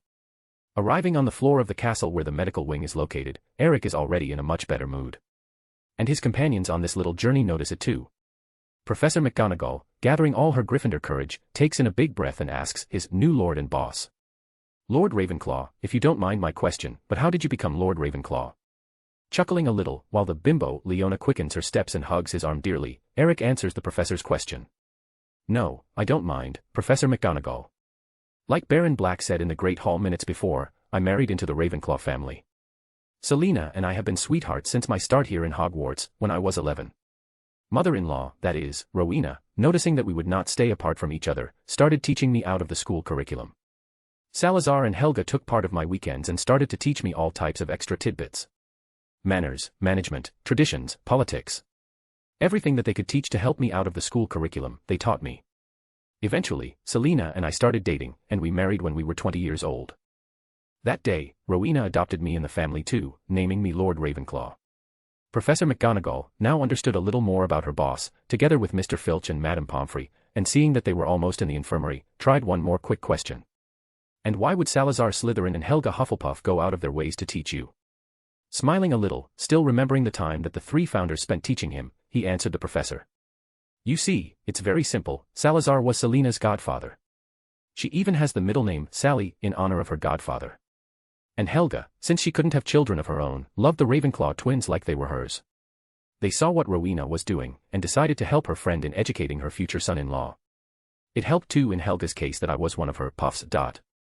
Finished Eric just as he arrived at the infirmary double doors and swung them open. Eric awaits with Leona, still hugging one of his arms affectionately, for Madame Pomfrey to enter the infirmary first. When she does, she quickly directs Eric and the other to where the petrified kitten and student were. Eric observes the victims and pats lightly on Leona's arm. Leona, honey, please examine and diagnose the victims for us. Leona looks up to Eric's face, gives him a smile and nods her head. Letting his arm go, she goes to the hospital bed with the petrified cat on it. A blue magic circle encompassing the cat's petrified body appears over IDM and starts to slowly go up and down, bathing the cat's petrified body on its light. Mr. Filch, the kitten's owner, looks at the process with apprehension. Madame Pomfrey seems very curious about the diagnostic method that she is using. While Eric and Professor McGonagall just standing, watching the process. Not later than 30 seconds, Leona finishes with the cat, and starts the same process with the petrified student. Eric notices the boy's strange arms position, and asks Professor McGonagall about it. Professor McGonagall, do you know why this student has his arms in such a strange position? The professor smiles a little, and answers Eric. Mr. Creevey is a Muggle-born student, and like most of them, he got very excited when was told about the magical world. He had a hobby of taking photos in the Muggle world, and when he discovered that magical photos could move, he spent the little money that he had buying a magic camera. And from the moment he put his feet on the platform 9 3/4, he started taking photos of everyone everywhere. He was found holding his camera, like taking a photo, but the internals of the camera were totally destroyed during the attack. Letting out, Eric observes Leona finishing the examinations, taking at least 3 times the time that it took with the petrified kitten. Leona approaches Eric and talks to him about what she found. The state of petrification that both victims are suffering is very similar to the Gorgon sisters' curse, but way weaker than theirs, but the origin of the curse is the same, in a snake-like creature. I can wake them up at any moment. Eric nods at Leona's explanation. With crossed arms he just says, still looking at the petrified student. The staff members in the infirmary are holding their breath, unconsciously, while looking at him. Do it. The staff member let their breath out. Leona smiles and gives a nod at him, and goes to the petrified kitten first. The blue magic circle encompasses the body of the petrified cat again, but this time it just hovers above it, bathing the petrified cat in its blue light. 30 seconds later, the magic circle fades, the cat twitches and lets out a meow.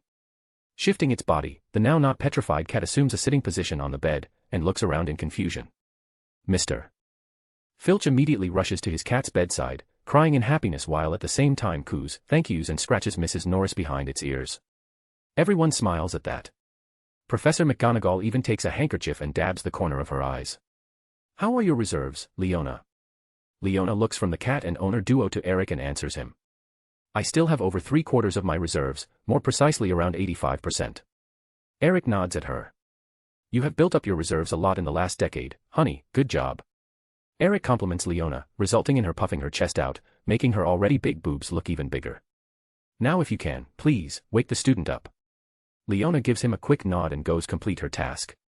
The same process used with Mr. Norris is started with the petrified student, just this time the blue magic circle is bigger because the student's body is bigger than the cat's one.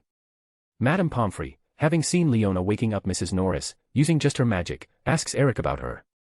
Lord Ravenclaw, I hope that you don't find my question impertinent, but who is this woman?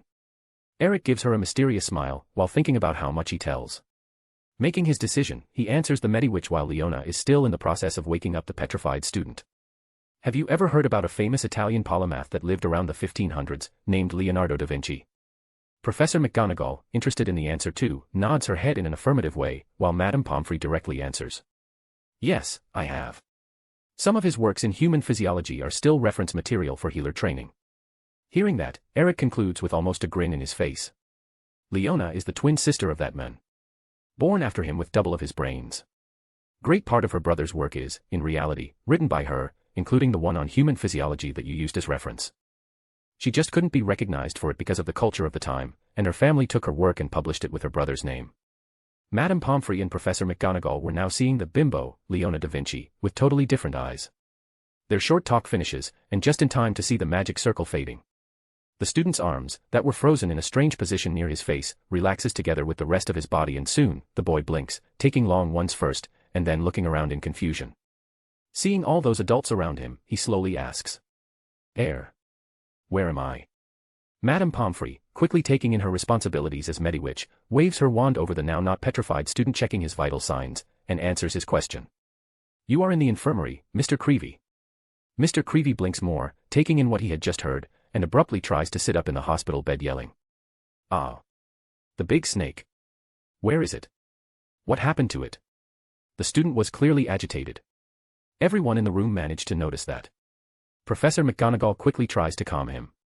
Calm down, Mr. Creevy, you are safe here. The boy manages to calm a little and convince himself that everything was all right. What happened? The boy asked his professor and head of house. You were found, yesterday just before the curfew, petrified at the base of the great staircase. The professor answers him.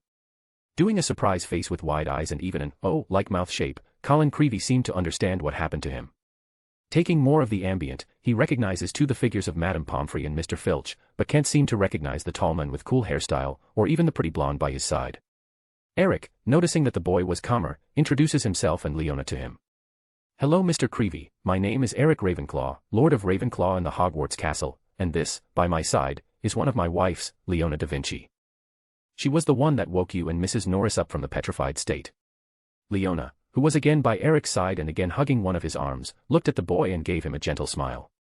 At that, Colin looked to Leona and thanked her. Thank you, Mrs. da Vinci, thank you a lot. Leona just continued to smile at him in approbation and continued to hug Eric's arm. Eric, seeing that the formalities were finished, jumped to ask the Thousand Galleons question. So Mr. Creevy, can you tell us what you remember about last night? Everything that you can remember can help us. And Colin started to talk. And boy did he talk. Well, after the winning match party in the common room, I decided to talk to Harry, make him some company, imagining that he would be bored alone in the infirmary while regrowing the bones of his entire arm and hand, even more after I heard some others boys talking that you can't sleep while the potion is in effect. Then I went down to the kitchens and asked the elves for some good snacks for someone recovering. They gave me a bowl full of grapes, and I thanked them. Then I went out of the kitchen to go to the infirmary. It was when I was starting to climb the stairs that I saw the big snake. At least I saw part of it, I saw its tail. And it was big, really big. I was so surprised that I dropped the bowl of grapes on the ground. Then the snake stopped moving and I heard a hissing sound. I thought that the snake would flee, and if I would tell about it, people would not believe its size.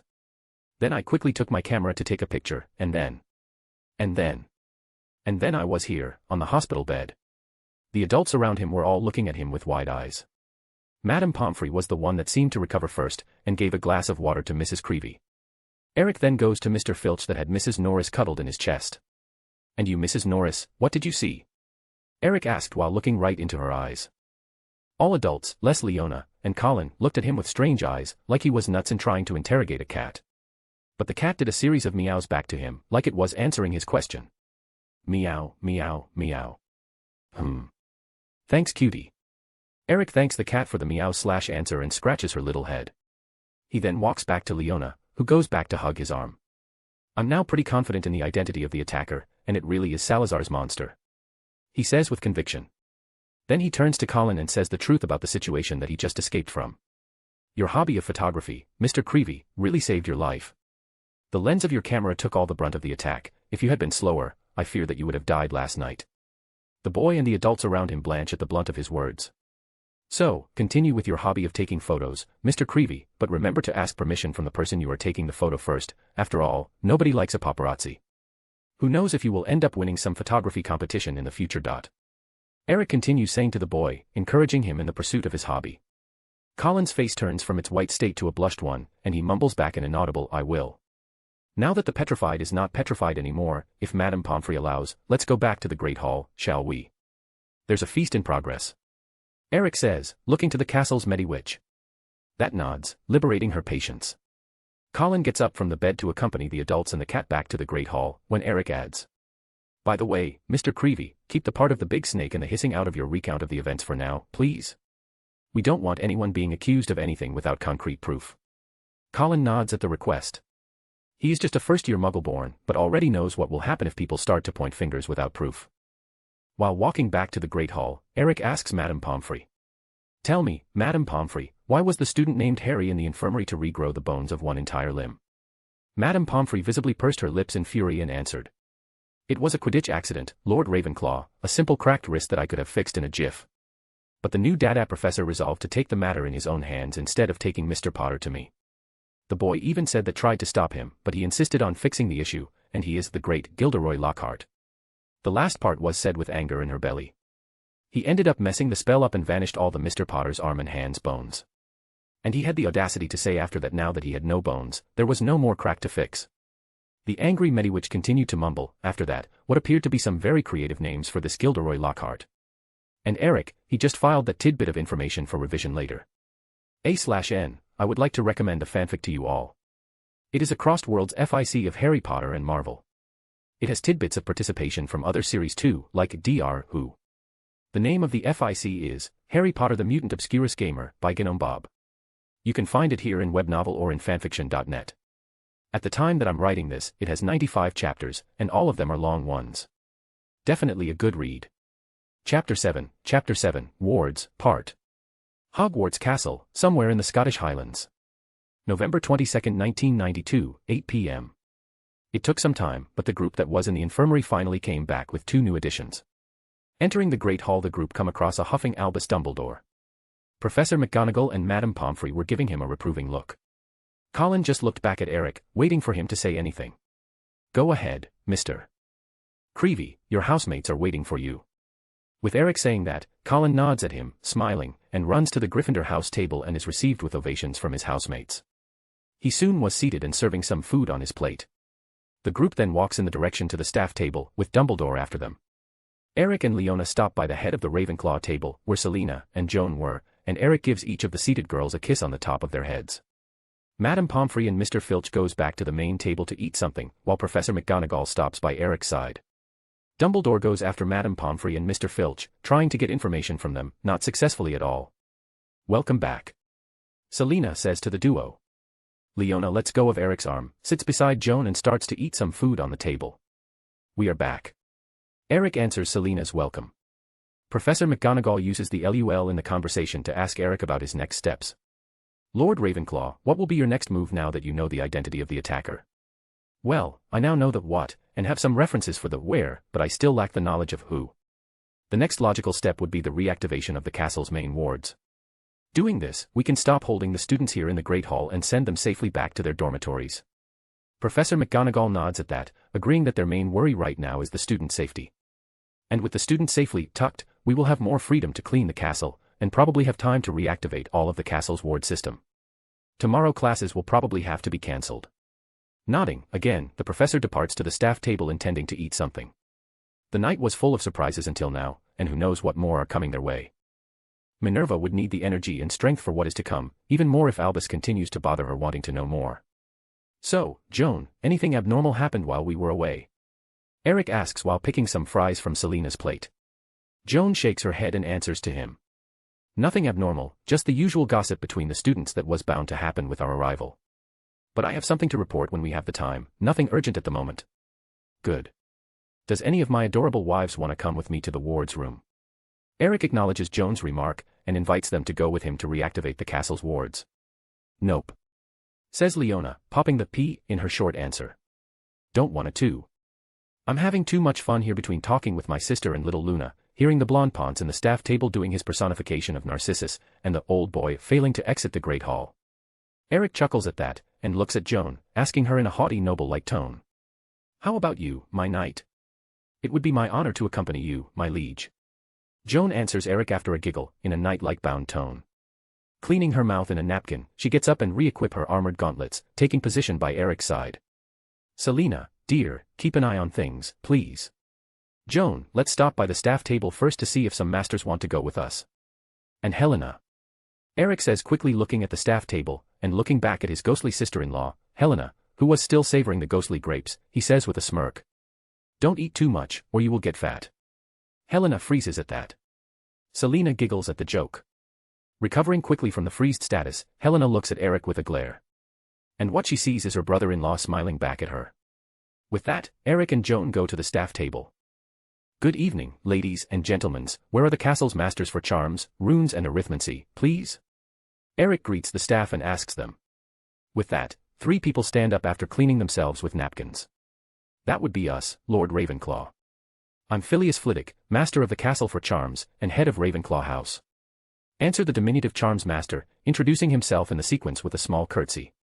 I'm Septima Vector, master of the castle for arithmancy. Introduces the female master in the sequence, giving Eric a short curtsy too.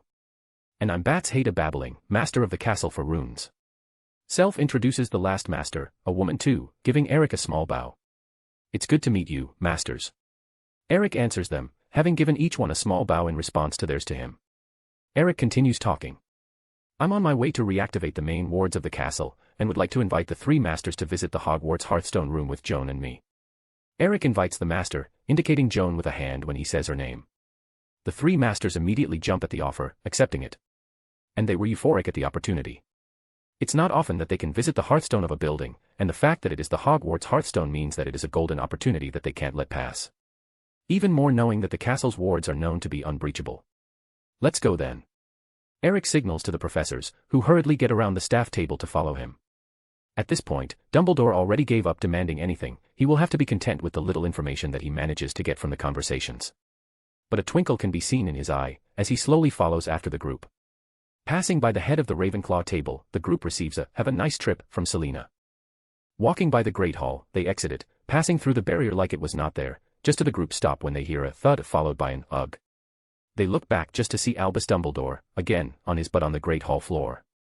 Joan giggles at that, while Eric and the professors shake their heads in reproval for the old man's behavior.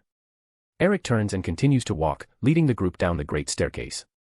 Walking for mostly 1 minute, Eric and the group stop in front of a huge portrait of a basket of an assortment of different fruits on top of a small round table. After tickling the pair in the basket, it let out a giggle and morphed to reveal a doorknob that now was not a simple painting anymore. Grabbing the knob and twisting, he commented. Amazing piece of enchantment, isn't it? It was one of Rowena's after Helga commented that a lot of students were ignoring meal times and pilfering the kitchens directly. The portrait opened to allow the group entrance to the castle's kitchens, where an army of house elves were busy working. The group passed them and Eric identified Dimpy. Apparently, she was inspecting the other elves' work and giving pointers to a group of young ones. He stopped by her side to have a quick word. Hello Dimpy, could you please send a group of elves to clean and prepare the great lounge? Dimpy will do, sir. It's been long time since the last use, but elves keep it clean and repair it during time that castle has no students. Answers the over-enthusiastic old elf. Thank you Dimpy. Eric thanks the house elf, giving her a pat in the head, letting her to get some jealous looks from the elves around, that soon redouble their efforts working. Eric and the group soon continue the walk through the kitchens, until they get to an inconspicuous door at the wall opposite of the entrance. The professor could have sworn that the door was not there moments before. Eric opens the door and steps in the new room. With that, torches lit up in the walls, illuminating the room and the spiral staircase going down to the bowels of the castle. And down we go. He says as he starts walking down the stairs. After a little walk that appeared to be the distance of 2 floors, the group arrives at a short corridor and Eric comments to the group. If you guys were not with me, the stairs would appear to be infinitely going down, letting you forever try to descend it. But you could still go back up. The same goes for this corridor.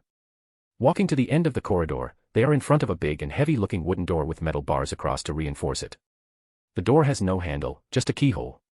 Without taking out a key, Eric just touches the big door, which after a series of sounds of clicks and slides opens to the inside of the room, allowing passage to the group.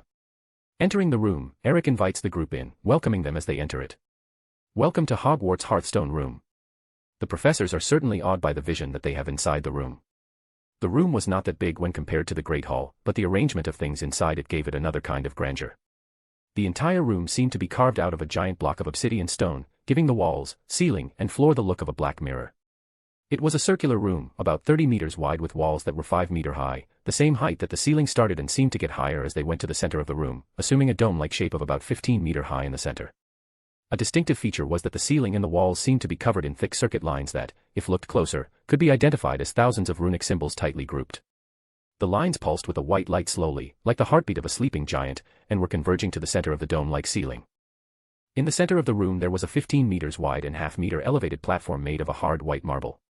In the platform borders, in each cardinal and ordinal direction, N, S, E, W, N, E, N, W, S, E, S, W, there was a 1 by 1 by 5 meters tall gray stone with conical shape with thousands of runes covering it, and pulsing in sync with the lines at the ceiling. And from each of the 8 stones, a thick line seemed to exit going to the middle of the platform, where the hearthstone could be seen. The hearthstone was a 3 meters high egg-shaped gem-like gray stone, that too was covered in slow pulsating red runes. Yes, odd would be little to describe what the 3 masters were feeling right now. They seemed ready to explode in excitement. Professor Flitwick looked like he would start to bounce in the room at any moment. And what Eric said following didn't help either. Go ahead, you guys have 15 minutes to analyze the castle's wards. I disabled the defensive measures. You guys can touch, but can't change anything. I will hear your conclusions about them when time's up. Eric says while checking his wristwatch. The 3 professors immediately start to go around, waving their wands and checking the runes around. While the professors were going at it, Eric takes the time to hug Joan from behind, wrapping his arms around her armored waist and nesting his face in the nape of her neck. Joan just seemed to melt at Eric's ministrations, closing her eyes to bask in the feeling. So, you had something to report to me? Eric murmured behind Joan's ear, making the night woman shudder. In the Great Hall, there was. A student and a staff member with corrupted pieces of alien magic in them. Don't stop. The one on the staff member was centered around his left arm, while the student's one was around his head. Yes. Just like that. Eric was making it difficult for Joan to report, giving the woman-like kisses around the base of her neck. Really? And was their own magic corrupted too? The staff. On. Members' magic seemed to have been. But the corruption waned with time. It seemed just darker. The student's magic was pure. On. The piece of corrupted magic seemed like it was trying to corrupt. The magic, but there's something keeping it at bay. Joan was breathing hard when she finished the report. She had to admit, Eric knew how to push all of her right buttons. After more than 500 years together, it was the expected result. And every day she thanked the Lord that Lady Gabriel sent him to help her at her worst time. Chapter 8, Wards, Part. Hogwarts Castle, somewhere in the Scottish Highlands. November 22, 1992, 8:20 p.m. While the professors were investigating the wards, and Eric and Joan were snuggling, the 15 minutes slowly passed. With a final kiss behind Joan's ear, Eric lets go of the hug, and gives the woman a moment to recover. Seeing that Joan recovered, Eric calls for the 3 masters' attention. Okay. Time is up. The 3 professors seemed to be called back to Earth with the call, and reluctantly went back to where the couple were. Eric noticed their faces, just chuckled a little and said, "Don't worry. I will give you guys another opportunity to study the room with more time available. So, tell me what you discovered." The professor's mood took a turn for the better with the hope of another chance to visit the room. And Professor Babbling was the first to talk. It is also amazing, the way that the wards seem to work, forming a net, reinforcing each other is incredible. No wonder Hogwarts is considered the safest place in the British Isles. And it's not even at full capacity. The other 2 professors agreed with the runes master, and Professor Flitwick added to her. Exactly, it is a real masterpiece. But like Bats Haida said, it's working at half of its full capacity. Half of the original work seems to have been deactivated. Eric was nodding at their conclusions, and the arithmancy professor finalized. Yes. And all because someone thought it was a good idea to add their own wards over the original work, destabilizing the system, and maybe, enabling others without full control to deactivate part of the original work. Eric had a smile on his face, hearing their reports. Very good. You guys got almost everything. You guys just missed the malicious ward. The professors looked confused. Indeed, they have not seen any wards with malicious intent. But quickly they realized the intent behind his words. Someone planted a malicious ward in a school full of children. It's all right, here, let me show you. Stay behind me, please. The professors, together with Joan, moved to stand behind Eric, who was standing out of the elevated platform. Eric opened his arms to the side, and brought his arms to his front with strength, generating a loud clap sound. Clap. Then, he opened his arms again, slowly, returning to the initial position of open arms. But as he was opening his arms, a dark blue magic circle with a raven in the center started to grow from under the hearthstone, just above the elevated platform, until it encompassed all the platform and the stones at its borders. When his arms went back to the initial position, the magic circle stabilized and a few dozen layers made of light seemed to materialize in the air above the platform, piling layer over layer, some of them pulsing in sync with the hearthstone, others dead with none to no glow whatsoever. Eric's arms relaxed to his body's side, and he turned to see the professors with a grin on his face. And they were gobsmacked by the spell that was just used. This is amazing. I've never seen anything like this. A spell capable of materializing a visual representation of the wards linked to a hearthstone, said Professor babbling. Eric nodded his head, and added. But it doesn't show just the wards linked to the hearthstone. It shows all wards in the area that is encompassed by the hearthstone. The professors took that in and sucked a mouthful of air. Show off. Joan murmured to Eric, who smirked at her remark. Hey, I have the right to be proud of this one, I created it from scratch. Eric talked back to Joan. Sigh. It's a shame that it is a magecraft spell. It would help immensely to use it to teach the advanced runes class.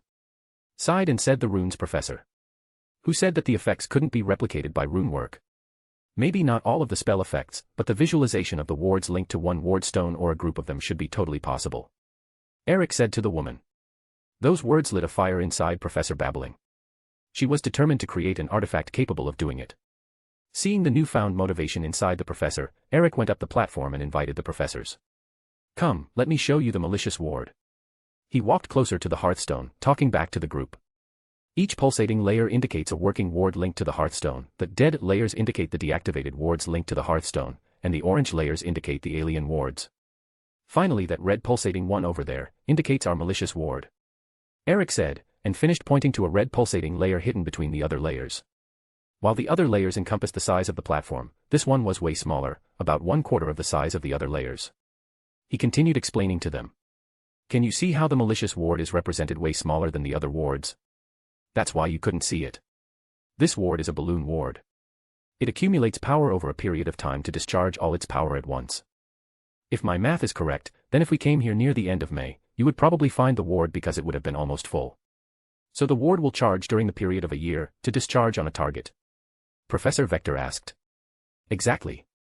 That is what makes it difficult to find. You would have to search for it when it's near full. Before that, it will be almost impossible to find it.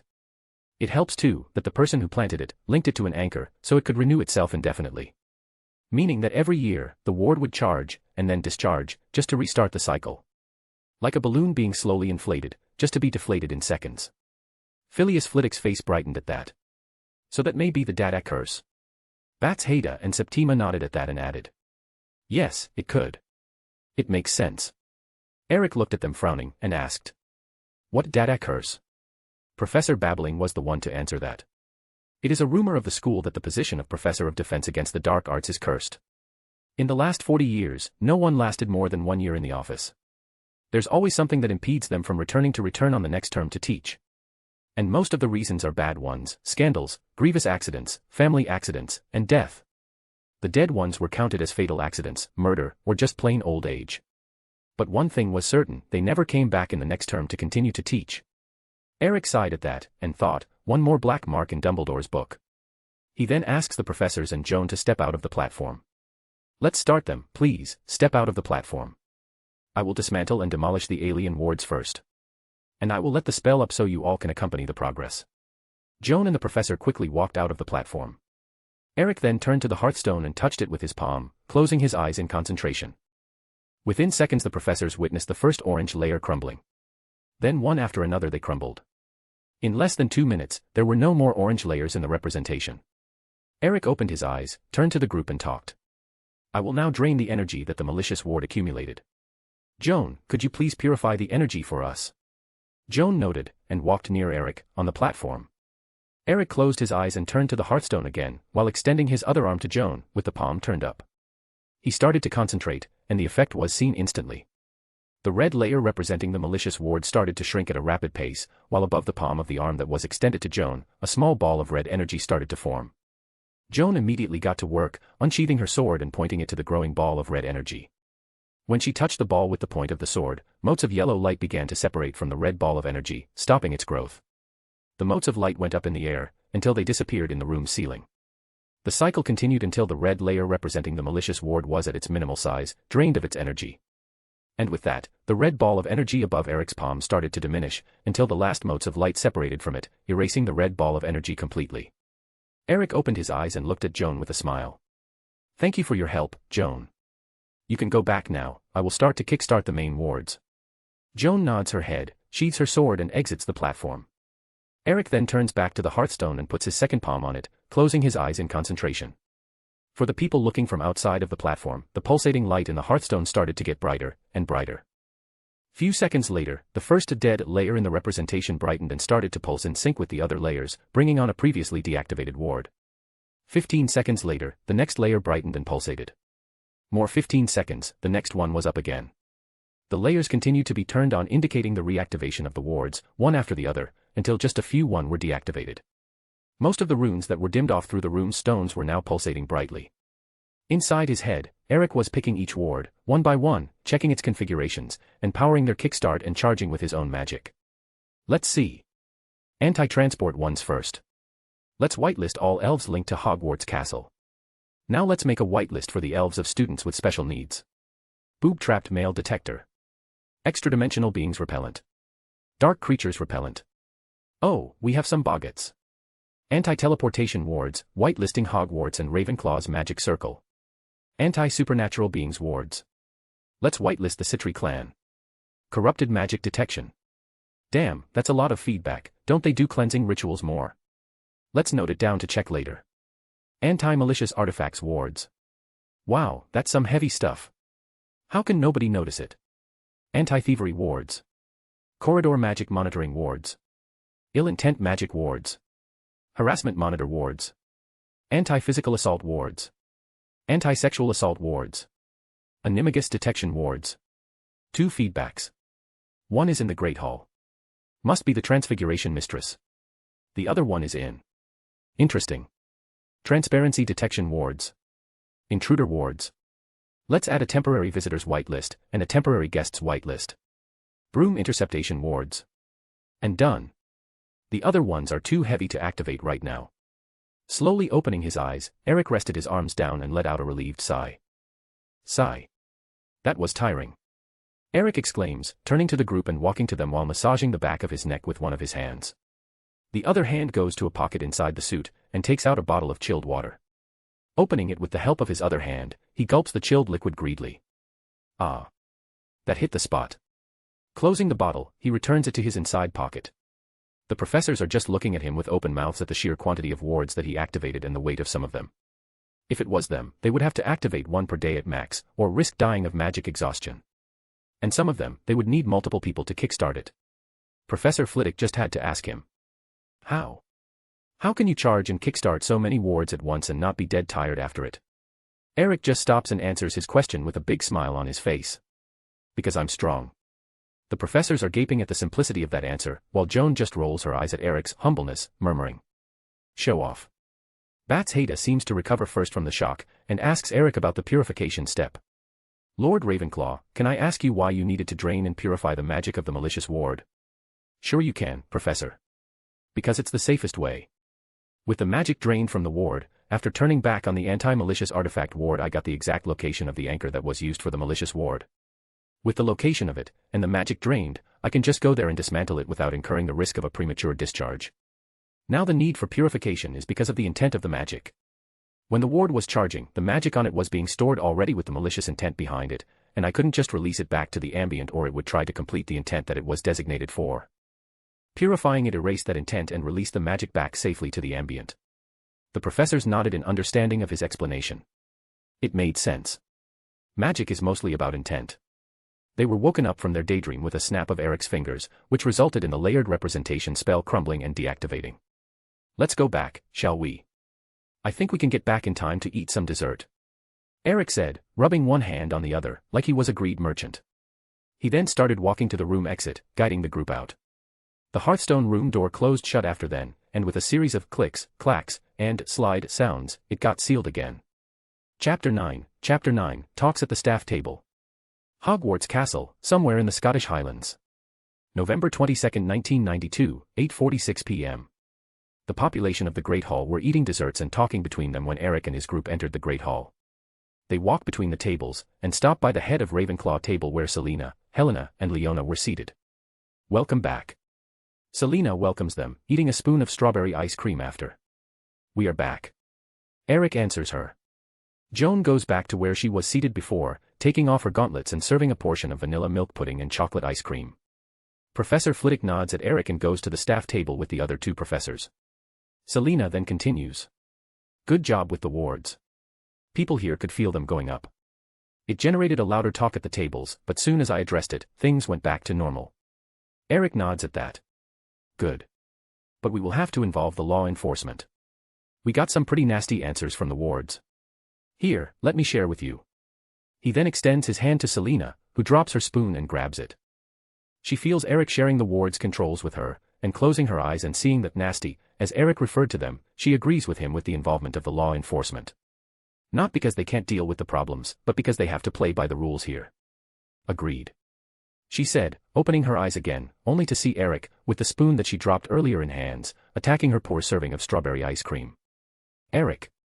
She glares at him, who doesn't even have the decency of looking ashamed. What? We have been married for 990 years and you didn't expect that. Humph. Selena just humphed at him. Of course she expected that, but if there was one thing that she learned within all these years of marriage, it was that these little reactions and interactions help to keep the fire burning. Sigh. Eric sighed, dropped her spoon back on the table and apologized to Selena. Sorry. He then approached and gave her a strawberry ice cream flavored kiss, surprising her. But I will certainly do it again. Eric said while grinning, getting some giggles from the nearby audience. He then cleaned his mouth from the ice cream with a napkin, and continued. I will have a talk with the staff. Selena nodded her head, picked her spoon back and continued to eat her strawberry ice cream, like nothing happened. Eric then walked to the staff table. The professors were listening to Professor Babbling retell the happenings of their little exploration, and how it was an amazing experience for the 3 participating professors. Eric just listens to them. Then comes the part where Professor Flitwick tells about the wards that were reactivated. Eric had told them during the walk back to the Great Hall about the wards that he had reactivated. The staff got a serious face with that, imagining the problems during all past years that could have been avoided if the wards were working at full capacity. It was then that the staff members seemed to notice Eric. Professor Vector quickly apologized. Lord Ravenclaw, sorry, we are focused too much on the talk that we didn't notice you. No problem, Professor. It was exactly about the wards that I wanted to talk about with you all, but since you were already briefing the other staff, I didn't see the reason to interrupt you. Eric gave a brief pause and continued. With the reactivation of the main wards, we got some good and some bad news. The good news is that the wards that didn't belong to the original main ward system were dismantled, which allowed me to reactivate the original works, and with their reactivation, we identified and isolated one malicious ward that is responsible for the curse of the Defense Against the Dark Arts Office. At that, the Narcissus impersonator, Gilderoy Lockhart, face paled. See curse. What curse? Stuttered the now pale and sweating man. Professor Sprout seemed to take pleasure in giving him an answer for that. Oh Gilderoy, it is just a school rumor. One that said that the position of professor for Defense Against the Dark Arts was cursed. You know, with no professor lasting more than 1 year in office, rumors were bound to be born. But like Lord Ravenclaw just said, it was not a curse, it was just a malicious ward. Nothing to worry about. After all, a man with your baggage of heroic deeds would not be stopped by some ward. That's evil. Was what Eric thought after listening to Professor Sprout's speech, and by the looks that he was seeing, her colleagues thought the same. She really seemed to take pleasure in delivering him that news, even more with the wording that was used. Oh, of course, Pomona. Aye, Gilderoy Lockhart, Order of Merlin 3rd Class, honorary member of the Dark Force Defense League, and 5-time winner of Witch Weekly's Most Charming Smile Award, will not be defeated by some measly ward. Gilderoy answered, giving them his famous, charming smile. He stuttered in the beginning but recovered after and managed to puff his chest out. It would have worked if his face was not still pale, sweating and the smile was not so forced. Most professors managed to keep a poker face, the rest just rolled their eyes at the blonde ponce. Now. Continuing with the bad news. Some of the wards that were reactivated immediately reported problems within the castle. The dark creatures detector reported some boggats hidden in some closets that I think if well secured, could be used during the data lessons. The corrupted magic detection ward reported a lot of students with starts of corruption. We will have to address why the cleansing rituals are not being performed. The malicious artifact ward reported some very dangerous stuff inside the castle. And the animagus detection reported a hiding animagus. To say that the professors were shocked with the bad news was little. They were gobsmacked. Corruption in magic was a serious problem that could result in dangerous mood swings and magical decay. Lord Ravenclaw, the performing of any form of ritual was outlawed by the Wisengamot in the mid-50s. Groan. Eric groaned hearing that from Professor McGonagall. Do the Wisengamot really want to kill magical Britain that much? Minerva asked back. What do you mean, kill magical Britain? That was a question that appeared within the head of the other professors too. Magic corruption causes dangerous mood swings, but the real problem is the magical decay. The decay itself is not noticed within the same generation, it is passed down the line and studies in other countries can prove that it decreases the chance of pregnancy and increases the chance of squibs being born. At that answer, the oldest professors glared at the suspended headmaster, whose face was white as paper. He was the one that proposed the outlawing of rituals after all, so it could be said that he was responsible for the slow murder of magical Britain. Albus just sagged in his chair, in regret. That will have to be readdressed in the near future. Eric said after observing the staff's reaction. Minerva noted that for later thinking and addressed Eric about one other point in the bad news. Lord Ravenclaw, you mentioned a hiding animagus. Indeed I'm an animagus, but I'm not hiding it. I even registered with the ministry. Yes, Professor McGonagall, I imagined that it was the case. But I referred to another animagus. One that is not currently in the Great Hall, that I imagine is hiding within the castle's walls, in fact, he is inside Gryffindor's dormitory right now. The professor made an oh face with wide eyes at that. Eric continued. And because of that, and the nasty artifacts, we will require the presence of the magic law enforcement in the castle, and even the Unspeakables will be required to come. With that said, Professor McGonagall, I will need that you. While saying that, Eric was interrupted mid-talking. Now, Lord Ravenclaw, I don't see the necessity of calling the Aurors or the Unspeakables. Eric looked at the author of that phrase with a blank look, and addressed him. And why, if you could humor me, would the Chief Warlock of the Wisengamot and the Supreme Mugwump of the ICW not want help when the safety of almost 700 students are in the line? I. That was all that Albus Dumbledore managed to say before shutting up again. Yeah, I imagined that. Eric said, before continuing what he was saying before the interruption. Like I was saying, Professor McGonagall, I will need you to contact the Aurors office, and report to them that their presence is needed at the castle. Inform them that we have discovered an animagus, possibly unregistered, hiding within the castle, identity unknown, and that we have detected some dark artifacts inside the castle for them to collect. And inform them that we will require the presence of the Unspeakables to take care of 2 Class 5 dark artifacts found inside the castle. Those were the nasty ones that I talked about. Some professors blanch at that. Within the classification of dark artifacts, the higher the class, the more dangerous they are. And Class 5 was the highest one. Professor McGonagall acknowledges the request. Professor Sprout adds to Eric. I have the contact of the director of the Department of Magic Law Enforcement. Her niece, and ward, is one of mine. Eric frowns at that, thinking that with a position of director, politics would be involved. But indeed they needed someone with that weight to force things to be investigated. Is the director any good at the job, or just another political figure? She is the best we had in the last century, Lord Ravenclaw. Professor Flitwick says, understanding where Eric is coming from with his question. Seeing the other members of the staff agreeing with the professor's evaluation, Eric concludes. Good. So contact the director. You can use my title to pull the Unspeakables. Professor Sprout nods, and she and Professor McGonagall get up, with the first adding. My office is the nearest one. Let's go there. Under the eyes of Eric and the staff, the 2 professors exit the Great Hall. Now that we have some time to kill before our new guests arrive, I think that it's time to address the student population. Eric says, but it is then, again, interrupted by the voice that he is learning very fast to dislike. Lord Ravenclaw, I don't think that would be a good idea. The students don't need to know about what is happening. Au contraire, Mr. Dumbledore, it is a very good idea. They do need to be addressed about the happenings. They having the knowledge of the happenings will kill the rumor mill before it even has the chance to start. And they, knowing that something is being done, will relax their bodies and minds. Nobody likes going to sleep with danger peering over their heads, Mr. Dumbledore. Most staff members seemed to agree with him. And seeing that the old boy would not interrupt again, he walks to the front of the elevated platform where the staff table is located and claps his hands 3 times, with each clap generating a loud sound that overrides the noise generated by the students talking. The talking within the Great Hall started to diminish, and soon Eric had the attention of the entire student population. Good evening, students. Right now you all must already know who I am, but I will introduce myself again. My name is Eric Ravenclaw, Lord of Ravenclaw and the Hogwarts Castle. Resuming, together with my wife, Lady Selena Ravenclaw, we are the owners of the school. Seeing that he still had the total attention of the students, Eric continued. Let's start with why I am here. Today, at approximately 1:30 p.m., I received the summons from the castle. The summons is an action initiated by a council of trusted individuals when they see that something within the castle needs immediate action and the current headmaster and/or board of governors are not doing their jobs well enough. A/N, I would like to recommend a fanfic to you all. It is a Harry Potter fic.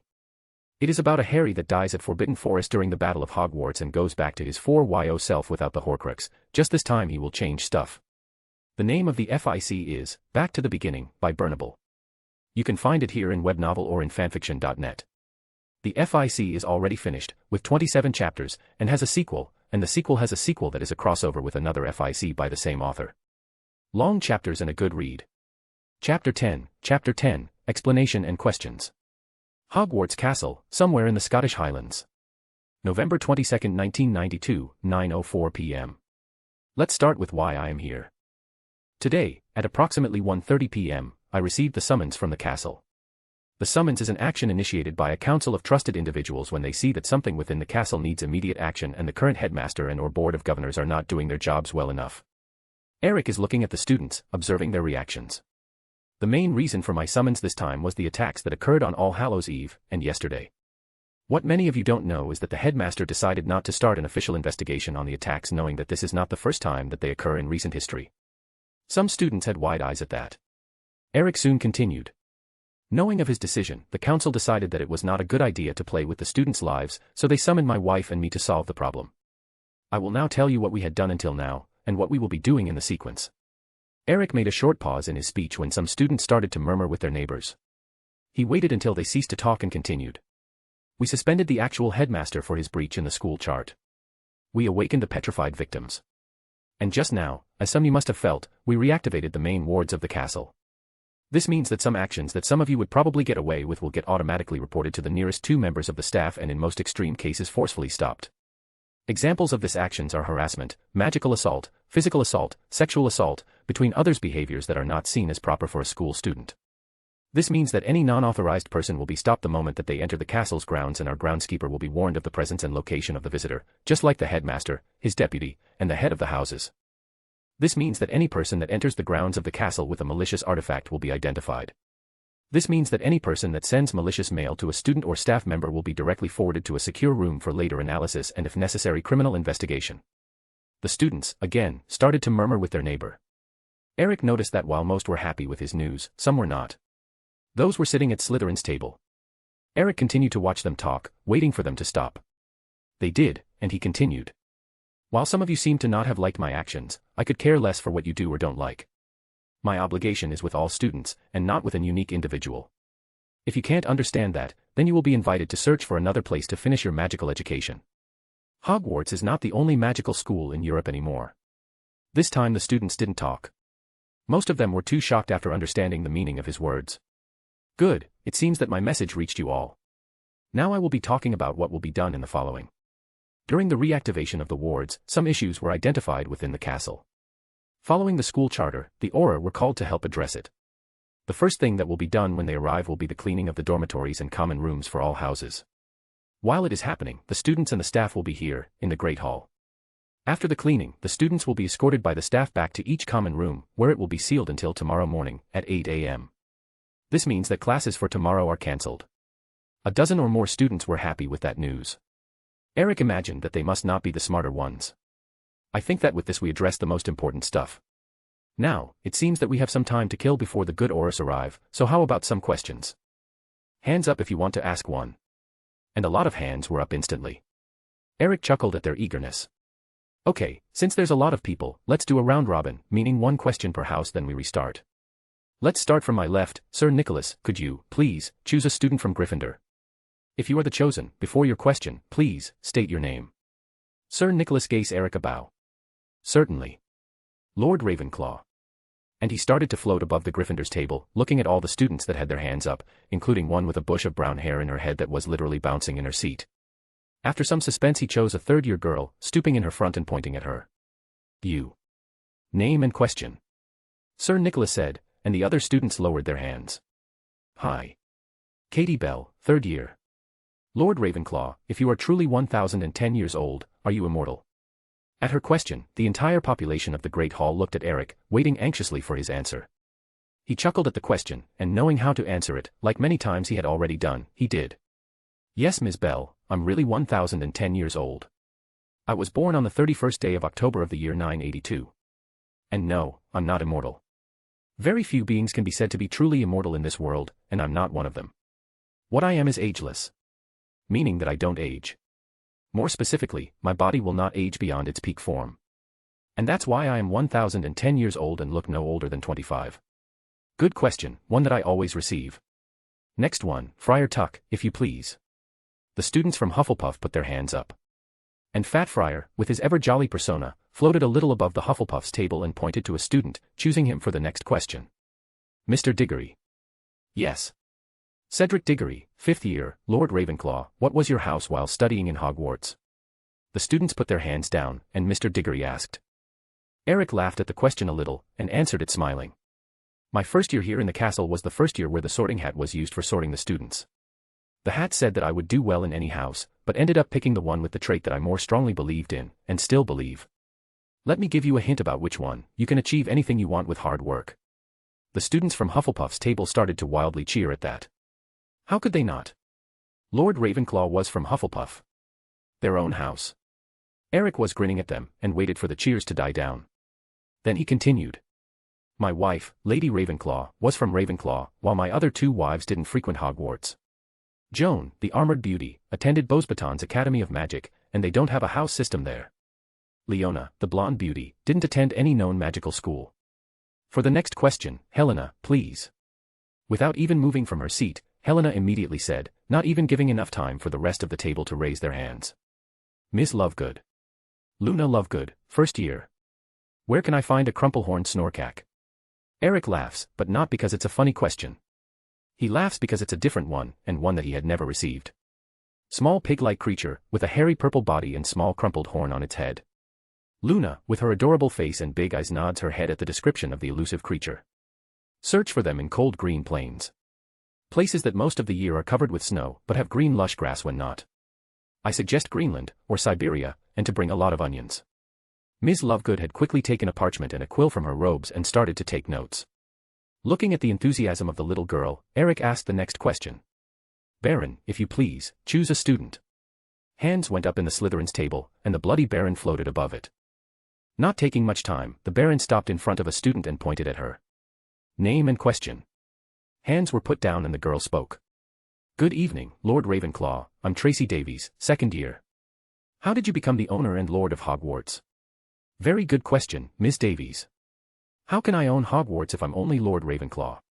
Let's separate it into 4 parts, shall we? One for each founder. First we have Ravenclaw. Selena and Helena were Rowena's only heirs. I married Selena, the eldest of the twins, and became Lord Ravenclaw with the blessing of Rowena, and after Helena's untimely demise, Selena inherited her part of the castle. Second, we have Hufflepuff. Contrary to the claim of many, Helga had no children of her own blood, and because she saw Rowena's daughter as hers, and being godmother of both girls, she left all of her possessions to them when she passed. Third we have Gryffindor. I don't want to talk bad about Godric, but the man was a womanizer. I can safely say that at least half of the students here have him as an ancestor. And I'm not kidding, Godric had a lot of children, most of them bastards, and with no claim to anything. His only daughter married into the Peveril family, and when Godric died, she received his lands and possessions with 2 exceptions, his part of Hogwarts and his sword. You see, Ms. Davies, Godric believed that only the one capable of finding and wielding his sword would be worthy of the castle. And he stipulated in his last will exactly that. Eric finished it by extending his left arm diagonally to his body, closing his left hand in a grip. The moment that the hand was closed, a silvery long sword materialized on it. Eric changed the grip in the sword and slowly showed it to the Great Hall. The sword was beautiful. finely crafted with blood-red rubies in its guard and pommel as decoration. But the most prominent detail was the word written in Old English on the side of the blade that read Gryffindor. As you can see, I found and can wield Gryffindor's sword. The students' eyes were glazed by the legendary blade. The staff were not far from it too. Eric let go of the blade, the students and staff watched as the sword was dropping to the ground, but as suddenly as it appeared, it disappeared in thin air before hitting the ground. And fourth, we have Slytherin. Salazar had one male heir, that he disowned just years after he finished his magic education, and quoting the men, himself, the little bastard is a power-hungry bigot of a disappointment, and so, is his last will, he reaffirmed the disown of his son, and left all his possessions to his goddaughter, Selina Sally Ravenclaw, his only true heir. Any other that claims that is a liar. That seemed to agitate some older students from Slytherins. One of them even yelled, "You are the liar." Really? What reasons do I have to lie to any of you? Selina, dear, if you please. Eric answered the accusation and invited Selina up to his side. Selina stood at Eric's right side and with a smile directed to the old student, moved her right arm diagonally, mirroring the action that Eric had early realized. And when she closed her hand in a grabbing motion, the sword that appeared was not Gryffindor's one, but it was similar. Slowly she pointed the sword to the old student, but changed its grip, dropping the sword perpendicularly to the ground, and showing its details to the students. Similarly, it was an equally finely crafted silvery long sword. Differently, it had brilliant green emeralds on its guard and pommel as decoration, and the word written in Old English on the side of the blade read Slytherin. The students were looking at the sword with wide eyes. It was not known that Salazar had a sword too. After a minute of showing the sword's details, she too let it go, and before the sword could hit the ground, it disappeared in thin air. Selina, with the silence accompanying her, went back to her chair at Ravenclaw's table. And after she sat, she said in a low voice that reached everyone's ears in the Great Hall. "Next time that you accuse a lord of being a liar in his castle, be prepared to present proof or you will get a declaration of feud against your family." The Great Hall continued in total silence. Selina's words seemed to make the temperature in the place drop 10 degrees. The student that vocalized the accusation was whiter than a sheet. The ones that agreed with him but didn't vocalize were a little less white. Before Eric could continue with the questions, the silence in the Great Hall was broken by the sound of footsteps on the stone floor. Seconds after, Professors McGonagall and Sprout entered the Great Hall with an entourage of 9 robed wizards. 6 of them, 3 women and 3 men, were wearing red robes. The other 3 couldn't have their gender identified, because they were wearing grey robes and had their heads hidden under the cloaks. The external help had arrived. 6 Aurors, and 3 Unspeakables.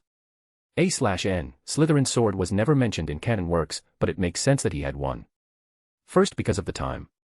A man's and lord's main weapon was his sword. Godric had one. Makes sense that Salazar would have one too. Makes even more sense if you take into account the rivalry that the two had. Godric got a goblin sword, and he is bragging about it. I will get one for me too. Chapter 11, DMLE, Cleaning and Capture. Hogwarts Castle, somewhere in the Scottish Highlands. November 22, 1992, 9:31 p.m. When Professors McGonagall and Sprout and their entourage entered the Great Hall, they noticed the heavy atmosphere. The group stood at the entrance of the Great Hall. Eric, having noticed them the moment they entered the castle through the flow, decided that it was a good opportunity to dissipate the heavy atmosphere. "Ah, it seems that the good Aurors are here. Welcome to Hogwarts. Let me just finish here and I will be with you in a moment," he said loudly to the group standing by the doors. That had the expected result. The heavy atmosphere slowly dissipated as students were turning their head to look at the newly arrived group. Eric then continued addressing the students and staff. "Now, the questions will have to end here today. And since the Great Hall is not ideal for you all to rest after such a delicious feast, I believe that changes are necessary. Please, everyone stand up and go stand by the walls. Staff too. Come on, start moving." The students and staff started to stand and walk to the nearest wall. It took some time, but soon the 4 great tables and staff table were empty and all the students and staff were standing up near the walls. Selina, Joan and Leona were by his side. Eric then spoke in a commanding voice. "Hogwarts Great Hall, change configuration to Great Lounge." And like a switch being flipped, the 4 great tables and staff table, together with the benches and chairs, disappeared, and in their place appeared a very big and comfortable-looking lounge. The stone floor was covered by dozens of carpets. Over it was a big assortment of sofas, armchairs and colorful beanbags, all of them circling a lot of low coffee tables. And on each table was at least a tea set, some plates with assorted biscuits, and group game sets, like chess and exploding snap. Even the staff area on the elevated platform had its own group of armchairs, including a big reinforced one to the 5 meters high groundskeeper. The population of the now great lounge was awestruck. The students didn't know that the Great Hall could do that. The staff didn't know either. I didn't know that the Great Hall could do that, exclaimed a wide-eyed Albus Dumbledore. Eric didn't even look at him and answered. You would, if you had read the documentation available to all headmasters. Dumbledore did at least have the courage to avert his eyes and look ashamed. Eric continued, now addressing everyone while smiling. Now this is a better environment to relax after a nice dinner. Come on, everybody, take a seat and relax, there's tea and games available. Be welcome to mingle with other houses too, there's no reason to isolate yourselves to 3/4 of the population. Just remember that the wards are up and already working. Professors, I leave the Great Lounge in your hands, just remember that Dumbledore is not the headmaster anymore. The last bit was told to the staff, the students already starting to take seats and talk. Professor Flitwick, head of Slytherin House, if you could accompany me, please, we have dormitories to clean. Both professors walked to Eric. Selena, Joan, and Leona were already by his side. Eric then walked to the now Great Lounge entrance to meet the invited party. If you all could follow me, please, I believe that here is not the best place for introductions and briefing. Eric exited the Great Lounge and waited for the group near the Great Staircase. They quickly positioned themselves around him. Eric's girls by his side. He then started the introductions. Good evening, ladies and gentlemen, I thank you all for arriving on such short notice. My name is Eric Ravenclaw, Lord of Ravenclaw and Hogwarts Castle. By my side, I have my wives, Lady Selena Ravenclaw, Joan of Arc, and Leona da Vinci. Presenting each of his ladies, Eric finished his introduction. A woman with red hair, a monocle, and red robes started their introduction. Good evening, I'm Amelia Bones, Director of the Department of Magic Law Enforcement. With me, I have Master Aurors Alastair Moody and Gawain Robards, Senior Aurors Kinglesy Shacklebot and Connie Hammer, and Trainee Auror Nymphadora Tonks. Director Bones concluded, presenting each red-robed member of the group, the last one being a young woman with pink hair that seemed to change the color of her hair to a darker one when her name was said, quickly returning to the pink afterwards. Taking the cue, one of 3 Unspeakables said, shortly. I'm Croaker, he is Gibber, and he is Buzzer. That was too short. Was what passed in everyone's heads. So, Lord Ravenclaw, you can start by explaining the reason for the call, I mean a complete one. I got a resume from Professors McGonagall and Sprout. Nodding his head, Eric started the explanation. You see, Director Bones, this is the situation that we have in our hands. And Eric started to explain the first attack on Halloween night, the attack that occurred yesterday, his arrival, the students' interrogation, and his reactivation of the castle's wards. And the main group of wards after being reactivated returned some disturbing results. The Slytherin's monster can wait right now, our main concern is the safety of the students. And for that to happen we have to clean the dormitories. We have an animagus hiding in Gryffindor Tower, some minor malicious artifacts and 2 Class 5 dark artifacts, and one of them is in the Gryffindor Tower too. Director Bones was ready to explode. The other Aurors were wearing serious faces, understanding the situation very well. Lord Ravenclaw, are you saying that there were 2 attacks in the castle that imitated a series of attacks that happened 45 years ago that ended with a dead student and no Auror was called? Yes. That is exactly what I'm telling you, Director Bones.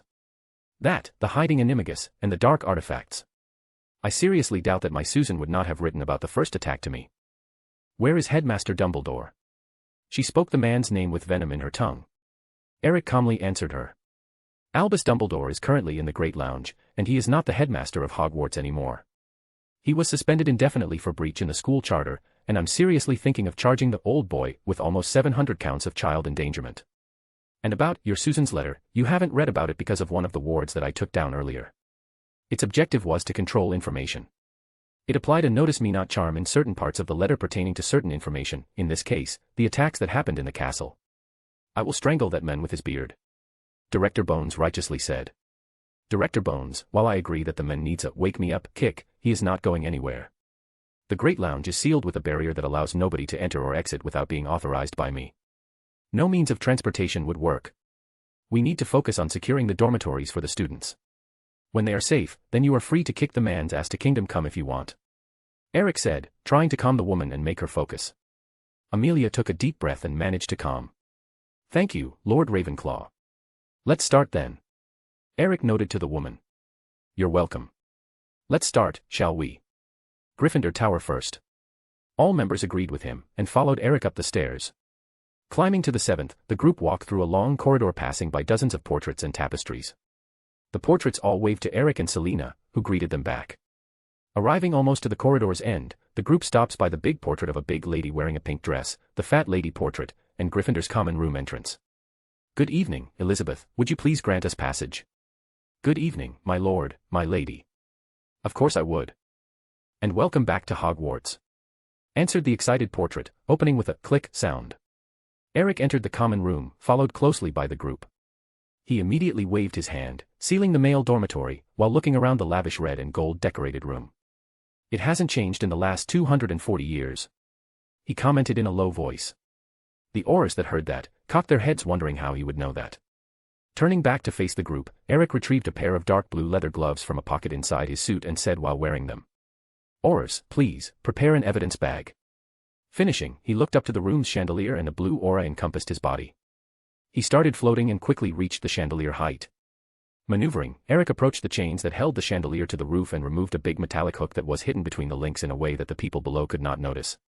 Floating back, Eric cautiously dropped the big metallic hook inside a plastic-like Ziploc bag that Aura Hammer was holding while dumbly looking at him. The other Aurors were the same.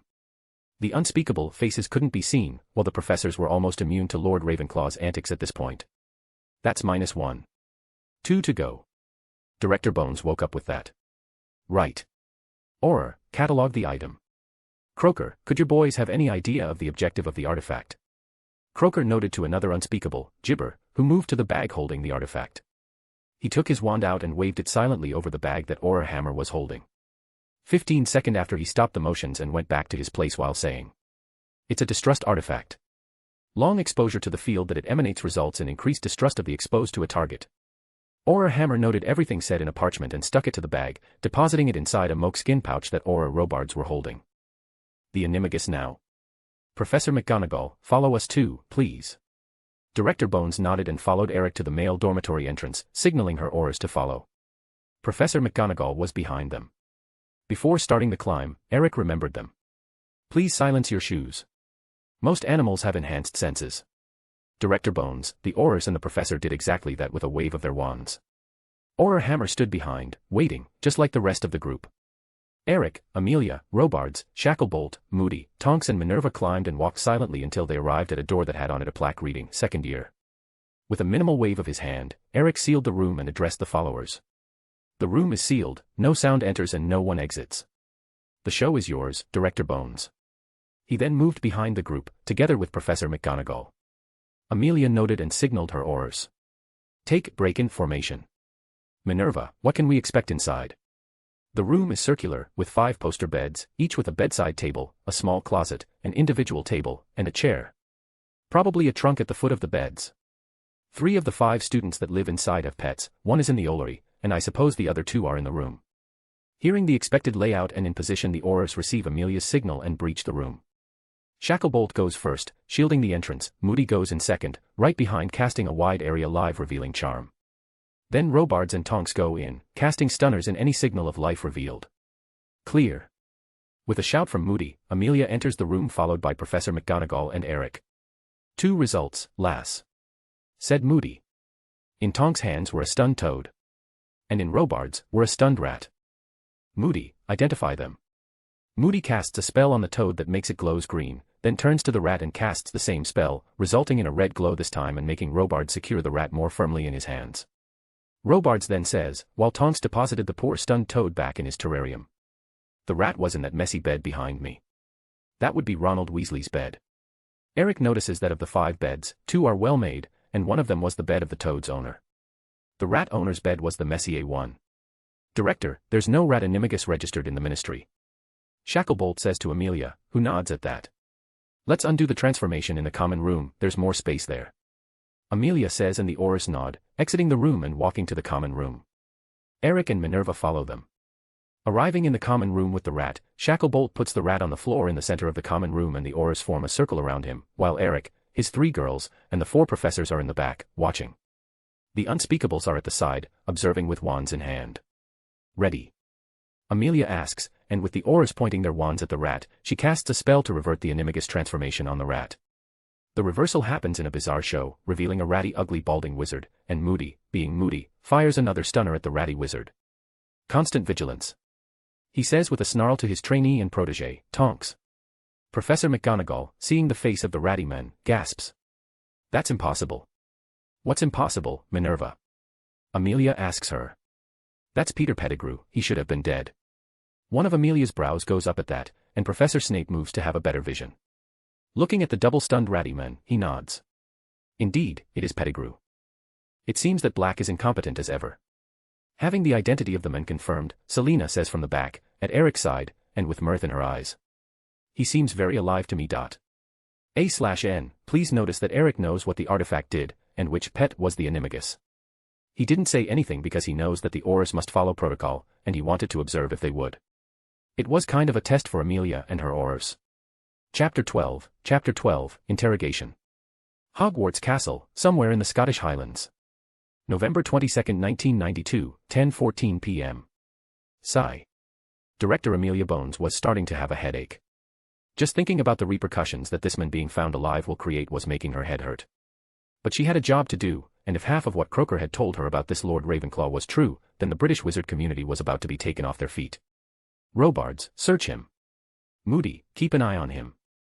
Aura Moody casts another stunner on the already stunned Peter Pettigrew. The other Aurors just looked at him with blank faces. Constant vigilance. He could have been playing possum. Said Aura Moody, keeping his wand pointed to the stunned Peter. Aura Robards then got down on one knee by Pettigrew's side and started to search his robes. He quickly started pulling some items from Pettigrew robes, putting them by his side on the floor.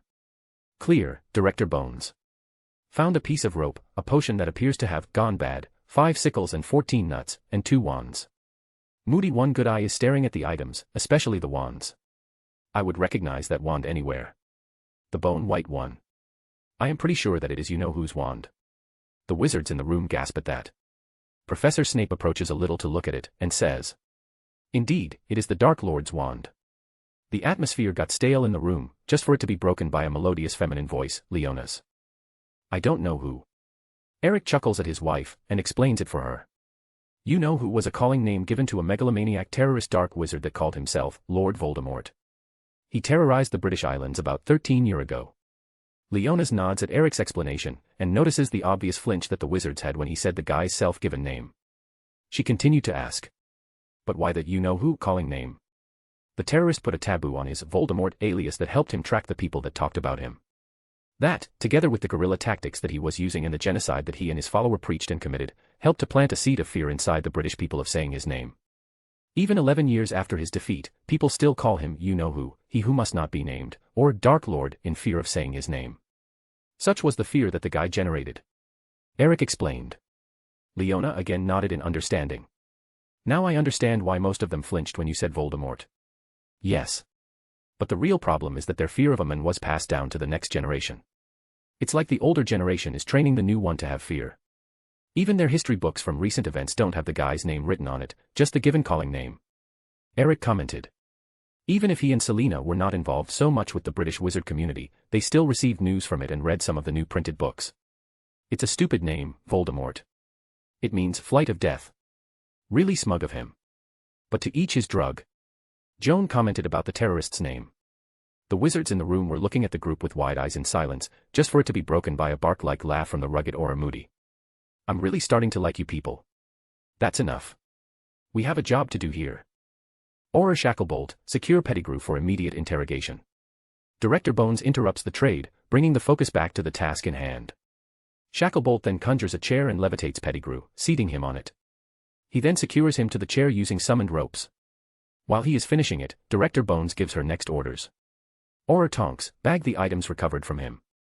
Aura Hammer, cast the reversing spell on the wands before bagging them. Tonks takes out a plastic-like Ziploc bag from inside her robes and starts to bag the items. Aura Hammer then takes the first wand with her left hand, a brown short one, and with her own wand in the right hand, while touching the tip of the brown short wand, casts the reversing spell, murmuring the incantation. Prior Incantato. Moving away her own wand, the brown short wand starts to spill ghostly-like forms representing the spells previously casted with it. Max Bombardment Curse, a modified cheering spell, a cutting curse, followed by 2 apparitions. Noted. Tonks then says, noting down on a parchment the results of the reversing charm and sticking it on a new evidence bag, opening its mouth so that Hammer can deposit the brown short wand inside it. That done, Director Bones looks with intensity to the next wand. Next wand, Aura Hammer.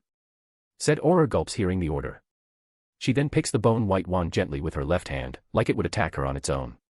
Approaching her own wand to the bone white one slowly and touching tips, she intones the reversing spell. Prior incantato. Moving away her own wand, the bone white wand starts to spill ghostly-like forms representing the spells previously casted with it. The wizards around watch it with trepidation in their hearts while the ghostly smoke takes shape. T2 torture curses, followed by 3K killing curses. The wizards in the room had somber looks at the revelation, like they were remembering and imagining the horrors that the wand caused. The atmosphere in the room was turning more and more depressive, until it was broken. Long low whistle. Yep, that's definitely a terrorist dark wizard's wand, said Lord Ravenclaw, awakening the wizards. Director Bones gives a thankful look at Eric, knowing why he broke them from bad memories, and gives her next order. Bag the wand, Aurors, we have an interrogation to start. Auror Tonks quickly notes down the result of the second reversing charm, sticks it to a new evidence bag, and opens its mouth to Hammer, who deposits the bone white hand inside with haste, like it was a hot piece of metal in her hands. Summoning a cardboard box, they put all evidence bags inside after sealing each one. Director Bones then approaches the box, and especially seals the white bone wand's bag with a wave of her own wand. She then turns to the professors and retrieves from inside her robes a small transparent flask, and shows it to them. Professor Snape, please identify the potion. Professor Snape, in turn, walks near Director Bones and looks at the flask on her hand with a measuring look. The contents of the flask was a crystal-clear liquid, very much like water, and the flask itself was sealed with a dropper cap. Veritaserum, said the man, walking back to where he previously was standing. Director Bones nods at the men and says, "Thank you for your help. Auror Shacklebolt, please, administer the standard dosage to the wizard identified as Peter Pettigrew." Auror Shacklebolt takes the flask and gives the stunned wizard the standard dosage of the truth serum, 3 drops. Auror Tonks, wake him up. With a nod, Auror Tonks points her wand to the stunned Pettigrew and casts the reviving spell. Renervate. Peter Pettigrew, the ragged ratty wizard, wakes up and looks around in confusion, but soon he stays still with vacant-looking eyes. Director Bones then starts talking. "What is your name?" "Peter Pettigrew." "Date of birth?" "May 12th of 1960. Truth serum is confirmed to be working. Wizard in custody identified as Peter Pettigrew." She gives a small pause and continues to question. "Are you an animagus?" "Yes." "Are you a registered animagus?" "No." "What were you doing in the second-year male dormitory of Gryffindor's Tower?" "I was hiding as a pet rat." "From who were you hiding?" "From other Death Eaters." At that answer, Director Bones frowns, having noticed the other word that was used. She then pressed on. "Why were you hiding from other Death Eaters?" "Because I caused the Dark Lord's demise when I guided him to the Potter's hidden home." The wizards in the room took an intake of air at that answer. Director Bones continues to question with a blank face. "Are you, Peter Pettigrew, a Death Eater?" "Yes." "When did you join them?" "February, 1979. Director Bones then signals Auror Robards to the bound man's arm. With a flick of his wand, Pettigrew's sleeve is torn, exposing a black tattoo-like mark resembling a skull and snake on his forearm. Guiding a hand to her head, Director Bones massages her temple with her fingers slowly. The headache seemed to be intensifying. "Who was the secret keeper of the Potter's home?" "I was." "Not Sirius Black?" "No, Sirius Black was just a decoy." To give James home an additional layer of protection, Sirius convinced James to change the keeper of the secret to an unsuspecting person, and he would act as the secret keeper to attract the focus from the actual keeper, me. "How would you describe your wand?" "Short and brown, chestnut wood with a dragon heartstring core, 9 3/4 inches long." "Who is the owner of the bone white wand?" "The Dark Lord." "How did you come to obtain it?" "I was waiting in the corridor outside baby Harry's room just after having heard Lily pleading to the Dark Lord to kill her in place of Harry, what he did, when I heard an explosion and felt the house shaking. I entered the nursery and saw an enormous hole on the ceiling of the room. Baby Harry was passed out in his crib, and there was a pile of fuming black robes on the floor. I recognized them as being the Dark Lord's ones. The wand was by its side. Then I heard heavy footsteps entering the house. I picked the wand and operated away before they saw me there." Director Bones continued to massage her temple, and asked again. "What happened after you apparate out of the house?" "I hid. Then I got news that baby Harry had survived and that the Dark Lord was dead. I knew that Sirius Black was going to hunt me down, and I was right. We started a game of dog and rat, with Sirius chasing after me. 3 days later, he cornered me down in a street full of muggles. I saw that the only way for me to get out of there alive was if I forged my death. So I came with a plan. I yelled at Sirius, accusing him of betraying James and Lily, asking why had he done that. Then I casted a bombardment curse on the ground near the muggles and ended up hitting a gas pipe, causing an even bigger explosion. While Sirius was distracted with the explosion, I hit him with the mad laughing charm, but down my own little finger, transformed into a rat, and escaped through the sewer system in time to hear the crack sounds of apparition. And then the Aurors found Sirius Black madly laughing in the middle of a hole from an explosion and the bodies of muggles. Director Bones completed the puzzle with the reports that she had heard of the incident from the Aurors that attended the call. Then what did you do after having escaped? Knowing that the Death Eaters would kill me if they saw me again, I resolved to hide within a pureblood house to bide my time and keep tabs on the news. The Dark Lord always said that he would be back, that he had taken action to ensure that he would never die. I ended up choosing the Weasley family because their patriarch was a ministry employee, and would always have fresh news. That the matriarch ended being a gossiper helped a lot to harden my decision. Then, one day when I was foraging for food, one of the sons of the Weasley family found me, and decided to keep me as a pet. Director Bones then signals to Aura Moody, who immediately stunned the ratty wizard again. Massaging the head with more vigor, she was thinking about the shitstorm that this prison would generate. Amun, a pureblood lord, of House Black above all, was imprisoned in Azkaban for 11 years while being innocent. The question was, why was he imprisoned if he was innocent? Director Bones started giving orders again. Aurors Moody and Tonks, take Pettigrew to a cell in the ministry, enter him with a different name, and keep an aura vigil all time on his cell. No visits, and only I can enter it. Yes, lass. Wake up, Tonks, grab the rat. Moody then answered and barked to his protege/trainee to wake the girl up. The young Aura had a pale complexion, and her hair had lost its color during the course of the interrogation. Shaking her head and returning the color to her hair, Aura Tonks fixed the rat's sleeve, and used a mobilicorpus on him. She then grabbed him by the arm and was ready to follow her mentor with the prisoner. Moody then started to march to the room's exit followed by Tonks when Eric stopped then. You can use the common room's fireplace, Eric said while pointing at the fireplace. Professor McGonagall then said. But the fireplace is not connected to the Floo network. Eric raised one eyebrow at that. All the common room's fireplaces are connected to the Floo, but they are blocked. It was installed when the Floo network was introduced so the professors had not to waste time if an emergency occurred inside the dormitories and needed to move a student immediately to the hospital. I just had to remove the block so the Aurors could use it to exit the castle. Being Hogwarts Lord allows me to manipulate it. I will close it again as soon as they pass through it. Looking at the professors' faces, he imagined what happened. I take that you didn't know. Remember me to give you, the house's heads, the password to open the fireplace. Professor McGonagall and the other heads nodded weakly at that. Aura Moody then changed the direction of his march to the room's fireplace, followed close by Aura Tonks. Thanks lad, peg legs and stairs are not a good combination. He then took a pinch of Floo powder, his own stock because, constant vigilance, and gave it to Tonks. Then he took a pinch of the green powder for him, and threw it in the fire while calling, DMLE, Ministry. The flames in the fireplace grew and took a green color. Moody walked into the tall green flames and disappeared in it. Tonk waited for 10 seconds and did the same as Moody, disappearing in the middle of tall green flames while dragging a floating and stunned Peter Pettigrew after her. Wizards really have some very strange ways of transportation. Leona's comment got a chuckle from Eric and a small giggle from Selena and Joan. Chapter 13, The Dark Mark and the Black Diary. Hogwarts Castle, somewhere in the Scottish Highlands. November 22, 1992, 10:30 p.m. Wizards really have some very strange ways of transportation. Leona's comment got a chuckle from Eric and a small giggle from Selena and Joan. The wizard in the room looked at Leona like she had grown a second head. She just shrugged. The fireplace is closed again, Eric said after closing the Floo connection. Eric, dear, that black mark in the rat's arm, it was a slave brand, wasn't it? Selena randomly asks Eric. He nods, confirming her thoughts. Yes, it was. At least appeared to be one. But it was different from a normal one. It appeared to have been done using corrupted magic as a source. What do you mean by slave mark? Director Bones directly asked. Any additional information that she could get on the thing was good information in her books. Some antique and old magical civilizations had the custom of using slaves. To identify who belonged to whom, each master branded his slaves with his own mark. The brand had some functions beside the obvious identification one. It served as a beacon for transportation, enabling the master to travel to the slave's location or the slave to travel to its master's location. It also worked as an extra pool of magic for the master, that when necessary could drain the magic from the slave's pool to replenish its own quicker. Keep in mind that these slaves were always of magical origin. The mark needs that to be slaves' consent to work. In the old times magical knowledge was restricted to those in power, so to get access to the knowledge people tended to sell themselves for an agreed time frame. After the servitude time was complete, the brand was removed and the slave kept the magical knowledge with an oath of not teaching it to no one.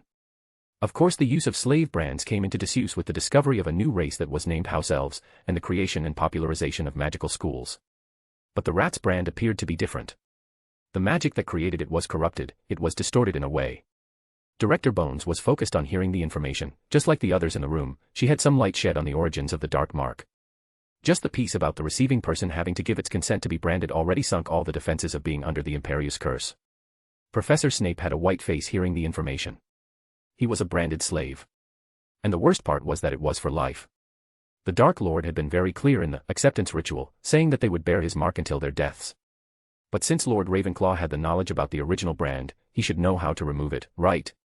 Lord Ravenclaw, is there a way to remove the brand? Eric looked at the dark man's face, then looked at his arm. After some thinking he answered. There's 4 ways, Professor. Sorry, I don't know your name. Snape, Severus Snape. Master for potions of the castle, and head of House Slytherin. Well, Professor Snape, as I was saying, there's 4 ways of removing it. First way is to serve the agreed time specified at the branding ritual. Second way is to grow more powerful than the master at the brand time and expunge the brand by oneself. Third way is to receive your freedom early. Fourth way is if the master dies with no direct magical heir, the brand will disappear, otherwise the ownership will be passed to his heir. Professor Snape was analyzing the options. They were definitely not good news to him. Croaker, who was silent until then, answers having compiled the new knowledge. So, the dark mark still being visible, even after Peter Pettigrew confirming the vaporization of the Dark Lord's body, means that the man is still alive, barely, but still alive. Or that he had a magical heir. If what the rat said was true, and not a lie that was told to him and he believed, I'm inclined to bet on the first option. That revelation threw the wizards in the room in concern. Eric ignored their concerns for the time being and called to them. I think we wasted too much time, we have a Class 5 dark artifact to recover. Eric then walked to the stair of the female dormitories, and started climbing. The Unspeakables were the first to follow after him. The Aurors followed after. Professor McGonagall waited for a bit, and followed them, giving Professor Snape a pitying look. The professor quickly arrived in the corridor of the female dormitories and found the group waiting for her outside of a door with a plaque on it that read, First Year. Seeing her, Eric opened the door and he and the group entered the dormitory. The room was tidy compared with the boys' room that they had visited early. Eric then took his blue leather gloves and offered them to the group. The Aurors and professor looked at him as if asking why he was giving it to them. With a blank face, Eric said, Do you really expect me, a man, to go through a girl's personal items? Don't worry about any curse, it's true dragon leather, there's no touch curse that would affect it. The female Aurors and Professor McGonagall rolled their eyes at that. One of the Unspeakables took the offered gloves from Eric's hand and wore them. It's by that bed. Eric said to the Unspeakable while pointing to one of the 4 beds in the room, and she, probably, went to search for the dark artifact. While she started to spread the girl's possessions on the bed, one of her colleagues went by the bed's side and casted an aura detection over the spread items. Eric noticed that the girl's possessions seemed to be all well used, and imagined that she must be from a poor family. The backpack. The Unspeakable that was casting said. The other one put the other items on the bed aside, and emptied the backpack over the bed. The Unspeakable casted again the detector. The black book. The rest is clear. He pointed at a worn leather-bound black thin book. The first Unspeakable, who was wearing the blue leather gloves, cautiously picked the thin black book. T.M. Riddle. It seems to be a diary of sorts. She cautiously drops the black diary in the middle of the room, on top of a quickly conjured desk. The other Unspeakable then starts to cast diagnose spells at it. Eric cocks his head to the side and says, That's some heavy stuff. The last I saw one of those was in Ecuador, inside an old tomb. What is it? Asked the Unspeakable that until now was standing at the back. The Aurors and Professor McGonagall were interested in the answer too. Have you ever heard about Horcruxes? The Unspeakable that asked groaned hearing that. Director Bones and Master Aura Robards' faces blanked. The casting Unspeakable started to cast a very specific diagnostic. Groan. Really? Really? Gibbers. He asked the casting Unspeakable. The cloaked man finished his spell and directed his cloaked face to his superior. Affirmative for Horcrux. Bloody hell. Who is the kid? The gloved Unspeakable, Buzzer, went to one of the books still on top of the bed and opened it, reading the name written on the front covers back out loud. Ginny Weasley. Wow, another Weasley kid. The family must have a hell of a lot of luck. Said Eric with sarcasm. Professor McGonagall pursed her mouth at the comment, but had to agree with Eric. She then asked. What is a Horcrux? That is classified info. It's a soul anchor. Eric said, interrupting Croaker. Lord Ravenclaw, you can't divulge the information about Horcruxes. Why not? Professor McGonagall is the kid's parent in locus, she is concerned about her ward. She has the right to know. Croaker sighed at Eric's answer, but relented. Okay, but she can't spread the information about it. I'm sure that she will not, even more sure after she knows what that is. Eric rebaited Croaker, looking at Professor McGonagall and starting to explain. As I was saying, Horcruxes are soul anchors. Phylacteries. They were documented by a fool named Herpo. I say documented because the use of the items predate his works. He documented how to tear a piece of your own soul and how to bind it to an artifact, transforming it into a Horcrux. After the piece of soul is bound, the item becomes indestructible by normal means, and while the item exists, the main soul is bound to our plane. The Horcrux can also possess the item's user and suck his life force. If the life force is enough, the soul piece can then assume physical form, killing the host. I suspect that the girl was being possessed by the piece of soul inside the diary. Professor McGonagall blanched at the information, just like the Aurors that didn't know about it. We have to destroy it, then, said the professor, righteously, wanting to protect her cub. Eric chuckled at that. Professor McGonagall looked at him with fury in her eyes. What are you chuckling for, Lord Ravenclaw? This is serious. I know, Professor McGonagall. And it's a good thing that we identified the item soon enough. We must just have identified the culprit for the petrifications too. Whoever this TM Riddle is, he must be the one who was opening Salazar's secret chamber. We now know the what, the who, and the how. Another reason for the chuckle is that the second class 5 item in the castle has the same magical signature as this one, meaning that the fool TM Riddle probably crafted more than one of the items, meaning that we can use them to track him on any other Horcrux. There was a reason that Herpo was nicknamed the Fool. He calmly explained to the professor. But Miss Weasley. Don't worry, Professor McGonagall. She will recover.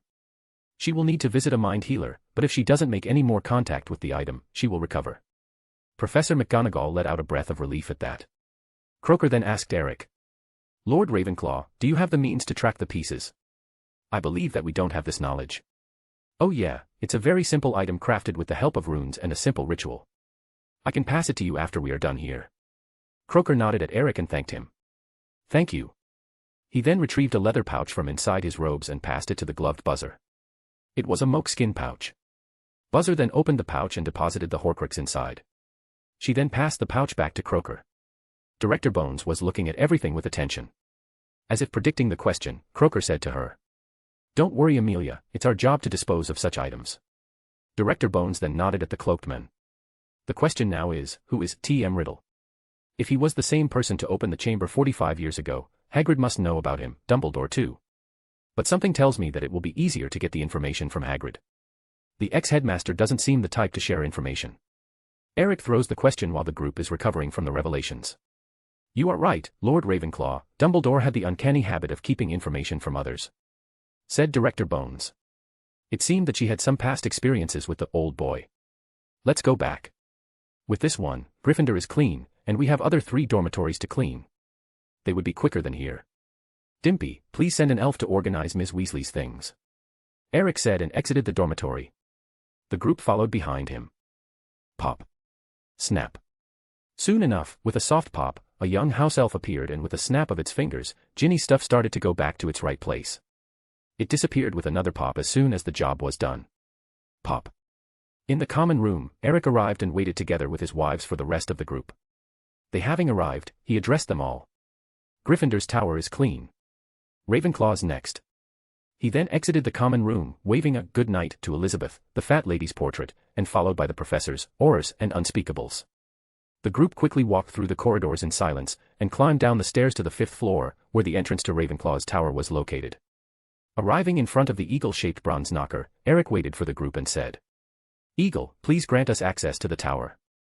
Of course I will, Lord Ravenclaw, but you know the rules. Sigh. Ask away. What hangs down by the thigh of a man, under his cloak, yet is stiff and hard? When the man pulls up his robe, he puts the head of this hanging thing into the familiar hole of matching length which he has filled many times before. The group behind Eric blushed hearing the knocker riddle. Professor McGonagall had a scandalized look on her face. I really hope that you are not giving this kind of riddle to the students, Eagle. The answer is a key. Correct as always, my lord. And don't worry, I only give this kind of riddle when there's no students near. The eagle then granted passage to the group. Chapter 14, Cleaned. Hogwarts Castle, somewhere in the Scottish Highlands. November 22, 1992, 11:05 p.m. Eric shakes his head with a smile while he enters Ravenclaw's common room. The group quickly follows him in. The room is comfortably decorated with furniture of blue and bronze colors. At least comfortable for a library setup. Round desks for group studies are everywhere, with some sofas and a lot of armchairs in circular configurations. The main aspect of the common room could be pointed to the house's common library. The walls of Ravenclaw's common room were embedded with 2 meters bookshelves. This room brings back memories. Selena says with a small smile on her face. Eric nods at that. Indeed. I remember the verbal lash that your mother gave us when she found us making out in one of the armchairs late at night during our final year. Eric says with a grin-like smile. Joan and Leona snicker at the comment. Selena looked a little ashamed, taking her to give Eric a playful slap on the arm, and making him laugh in response. But the shelves seem empty. It is missing more than half of the books that it used to have. Eric nods at that, and asks the head of house. Professor Flitwick, what happened to the rest of the books of Ravenclaw's common library? I assure you that the library only grew in size since I assumed the post, Lord Ravenclaw. Some old students donated books to the common library, and I even searched some SIBOs for good books and added them. But it is indeed reduced compared to when I was a student. Eric nodded at the professor's answer. Selena, look around and see if you can take note of what books were removed. We will have to summon them back another day, when all wards are up and running. Selena nodded and went to check the shelves. Leona went with her. Oris, please, evidence bag. Eric said while donning his pair of blue leather gloves. A blue aura encompassed his body for a second and he started floating, quickly reaching the height of the bronze chandelier with raven motifs. Maneuvering, Eric approached the chains that held the chandelier to the roof and removed a big metallic hook that was hidden between the links in a way that the people below could not notice. Floating back, Eric cautiously dropped the big metallic hook inside a plastic-like Ziploc bag that Aura Hammer was holding. Identical to the one in Gryffindor's common room. Eric said after depositing the item, while taking off the gloves. Director Bones looked at Croaker after hearing what Eric said. Croaker, can one of your boys check it again? Croaker gave one of the Unspeakables a signal and he went to Aura Hammer and started to cast diagnoses. After some 30 seconds, he stopped and went back while saying. Same general use as the other, but with a more abrangent target. Director Bones nodded at it, while Aura Robards was noting down the finds in a parchment. It was soon stuck in the evidence bag and tucked away with the other. Noting that they had finished, Eric invited them to the next target. Oris, Professor Flitwick, female dormitory, please. Eric walked off to the stairs and climbed them, followed by a group of the called individuals. Arriving at a corridor with the room's doors, the group walked and stopped at a door adorned with a plaque that read 7th year on it. The group quickly entered the room, which had 3 beds on it. The atmosphere was more sophisticated than the one of the female first year's dormitory in Gryffindor, but it was equally tidy. Eric took his gloves and offered to the female Aura Hammer again. She picked them up and Eric pointed to the bed while she wore the gloves. That bed, by the study desk. Aura Hammer nodded at him and went to the desk beside the pointed bed. Aura Robards went with her, and started casting detection spells with his wand. He soon got a positive for a small wooden box that was sitting in the well-organized desk. Aura Hammer picked the box to show to Director Bones. Professor Flitwick recognized it, and spoke. Ah, that should be Ms. Elliot artifact. She sent me a letter during summer asking if she could bring an artifact to study it in her Newt Runes classes. She describes it as a necklace that could give you the effect like drinking a pepper-up potion. For academic purposes, I allowed her to bring the necklace to school. Well done, Professor Flitwick. She even had the mind to secure it inside a protection box. Eric said to the little professor with an approving nod. Director Bones, I ask you to take note of the student's name and how it was found, please. Director Bones noted, and signaled to Aura Shacklebolt, who was taking the notes. She then said to Aura Hammer. Hammer, open the box to confirm its contents. Robards, identify the enchantment. Both Oris nodded and Hammer opened the box to find a silver necklace with a crystal in drop-like shape tied in. Aura Robards soon started to cast diagnose spells on it. After 30 seconds or so, he gave the result. It feeds off the user's magic to replenish a little stamina. Catalog it and leave it back. Director Bones said. Aura Ham closed the box and put it back on the student's desk. When she finished and started to take off the gloves, Aura Shacklebolt had already finished the report with the necklace description, owner, motive, protection taken, and effect description. Eric took the gloves back from Aura Hammer and said to the group. That's it here in Ravenclaw's dormitories. Let's go to the next one. Eric then exits the room, followed by Professor Flitwick and the Auras, and walks back to the common room. Arriving on it, he calls for Selena. Selena, did you find any pattern? Of course I did, Eric. The books missing are the ones on rituals, the introductory volumes to healing, enchantment, alchemy and magecraft, and all the books on human behavior and non-magical literature. Sigh. Eric sighed listening to her report. Professor Flitwick was alarmed at that. So many books missing. I don't remember seeing the ones on human behavior and Muggle literature during my time as a student. If they removed these volumes from here, Ravenclaw's common library, the castle's main library must have had a bigger impact. Selena nodded at what Eric said. The other professors had ugly faces hearing that. It seems that at some point in the past 240 years someone robbed Hogwarts of a good part of the knowledge available to the students. Doesn't matter right now, all books that belong to Hogwarts are branded, and can be recalled. We will have the entire collection back by the middle of the week, Eric said with resolution. Professor Flitwick brimmed with happiness, and a trace of hunger imagining all the new books that he would have available to read. Let's go to the Badger's seat now, Errol said animatedly, and walked to the fireplace in Ravenclaw's common room. I will open the flow between the two common rooms. And with little concentration the flames in the fireplace turned green and grew tall. Without hesitation, Eric walked into the flames and disappeared, followed by his three girls. The professors, Aurors and Unspeakables looked between them. Benefits of being the castle's lord, I imagine, Professor Flitwick said and walked after them. The rest of the group soon followed. Eric was waiting for the group while looking around, savoring the good memories that he had of the place. It still has the same homely feeling of comfort that Aunt Helga loved so much, Selena said, hugging her husband's arm. The room around them passed the feeling of being very comfortable with its numerous sofas and armchairs decorated in a predominant soft yellow color. Eric quickly looked to the chandelier, sighed, and said, "Sigh. Auror hammer, please, evidence bag," Eric said while donning his pair of blue leather gloves again. A blue aura soon encompassed his body for a second and he started floating, quickly reaching the chandelier height. Maneuvering, Eric approached the chains that held the chandelier to the roof and removed a big metallic hook that was hidden between the links in a way that the people below could not notice. While he was floating, Professor Sprout commented to the group.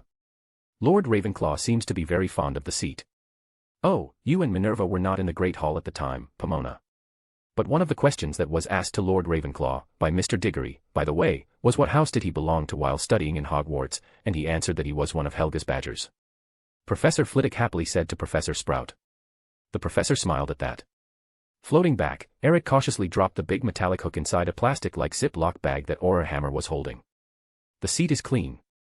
Slytherin's common room now, Eric said while walking to the fireplace and opening the connection again while the Aurors finalized the procedures with the found hook, with one of the Unspeakables identifying the curse as the same type as the ones on the other two hooks.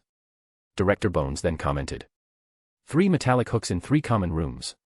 What are the chances that we find one of those in the 4th common room too? It was a question that didn't need an answer, they all knew that the chances were high.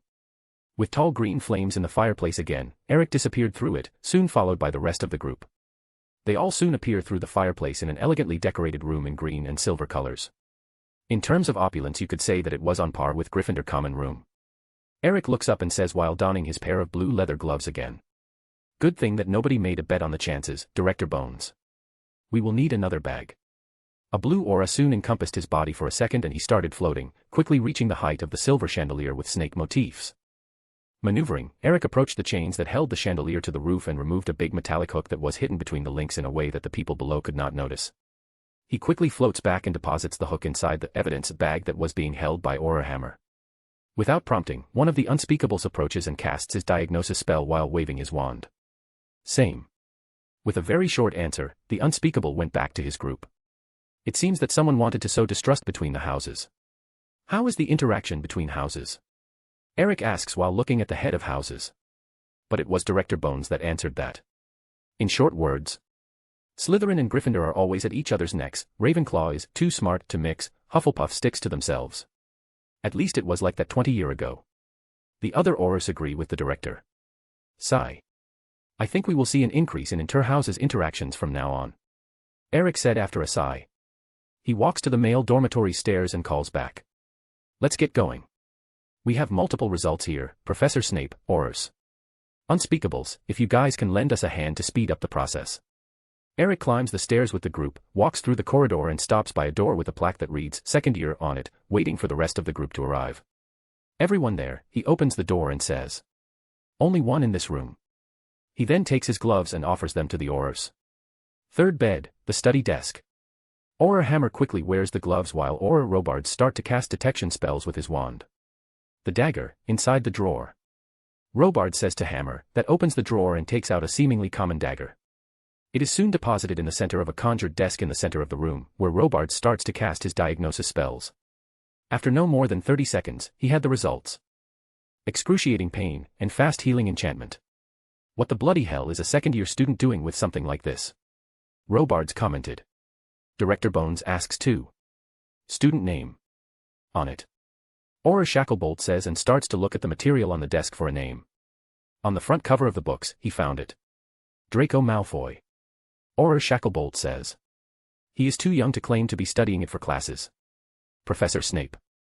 Director Bones asks the head of house. Snape's face is a little pale, and he takes a little to answer, but he does answer. The only student in the house that has asked for my permit is a 7th-year male one, and it is for Newt Rune's classes too. Suffice to say that the said student brought the artifact on his own to the castle. Bag it with all the necessary notes, don't let anything out. Director Bones ordered. Her Aurors started the process with double caution, they could swear that they heard a happy skip on the tone of their director's order. With all catalogued and bagged, they exited the room to the next one, and they really saw what Lord Ravenclaw had said about multiple results. Their next stop was the 4th-year room, where they found another 2 malicious artifacts. 1 more in the 5th-year room, 3 more in the 6th-year room, and 6 malicious artifacts in the 7th-year room. One of the items found in the 7th-year room was the authorized artifact, of course, but it was not very well contained, and they took note to warn the student.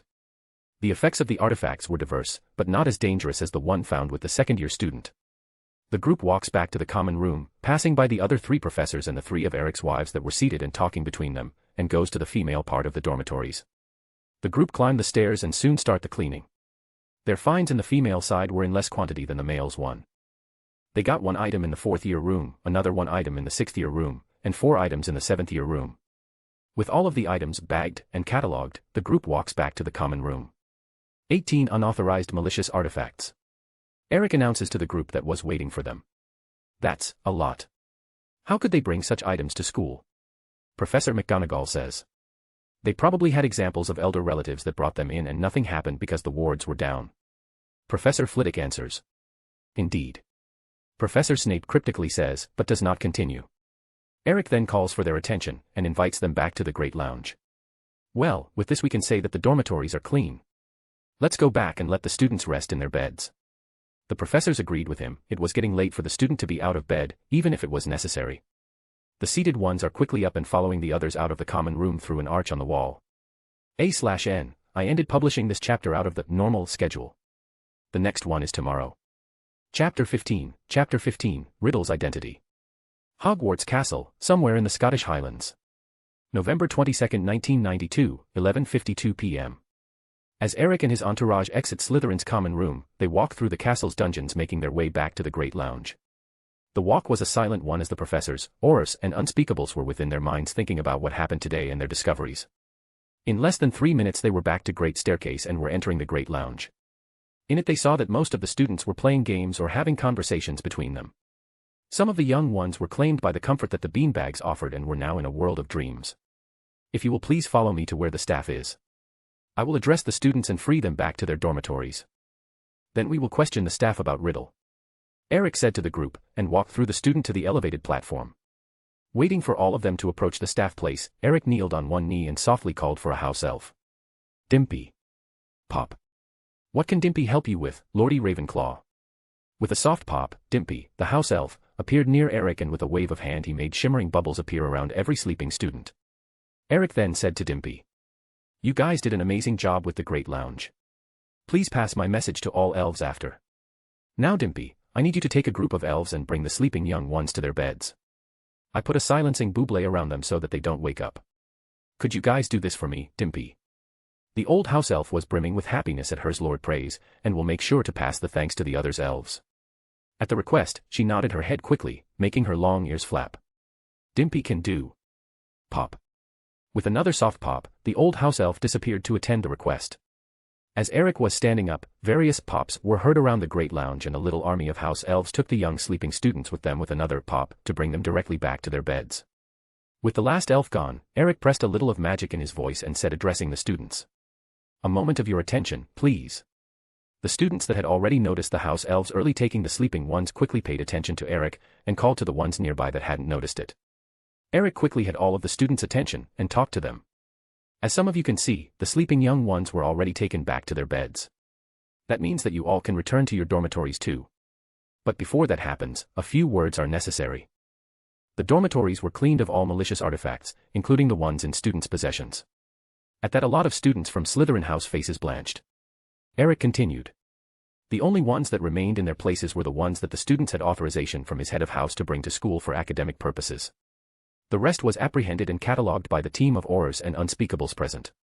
Eric made a gesture presenting the 4 red-robed Aurors and the 3 grey-cloaked Unspeakables. Eric continued then. Remember, tomorrow.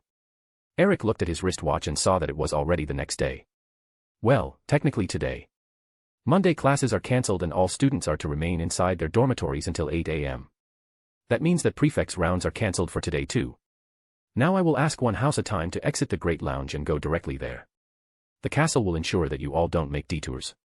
Your head of house will accompany you there and he is allowed to answer your questions as he sees fit. Now, please, Slytherin House. The students from Slytherin for a moment didn't move. But as soon as they saw Professor Snape looking at them, they started to move and exit the Great Lounge. Professor Snape was soon after them. Ravenclaw House now, please. Eric said as the last Slytherin exited the Great Lounge.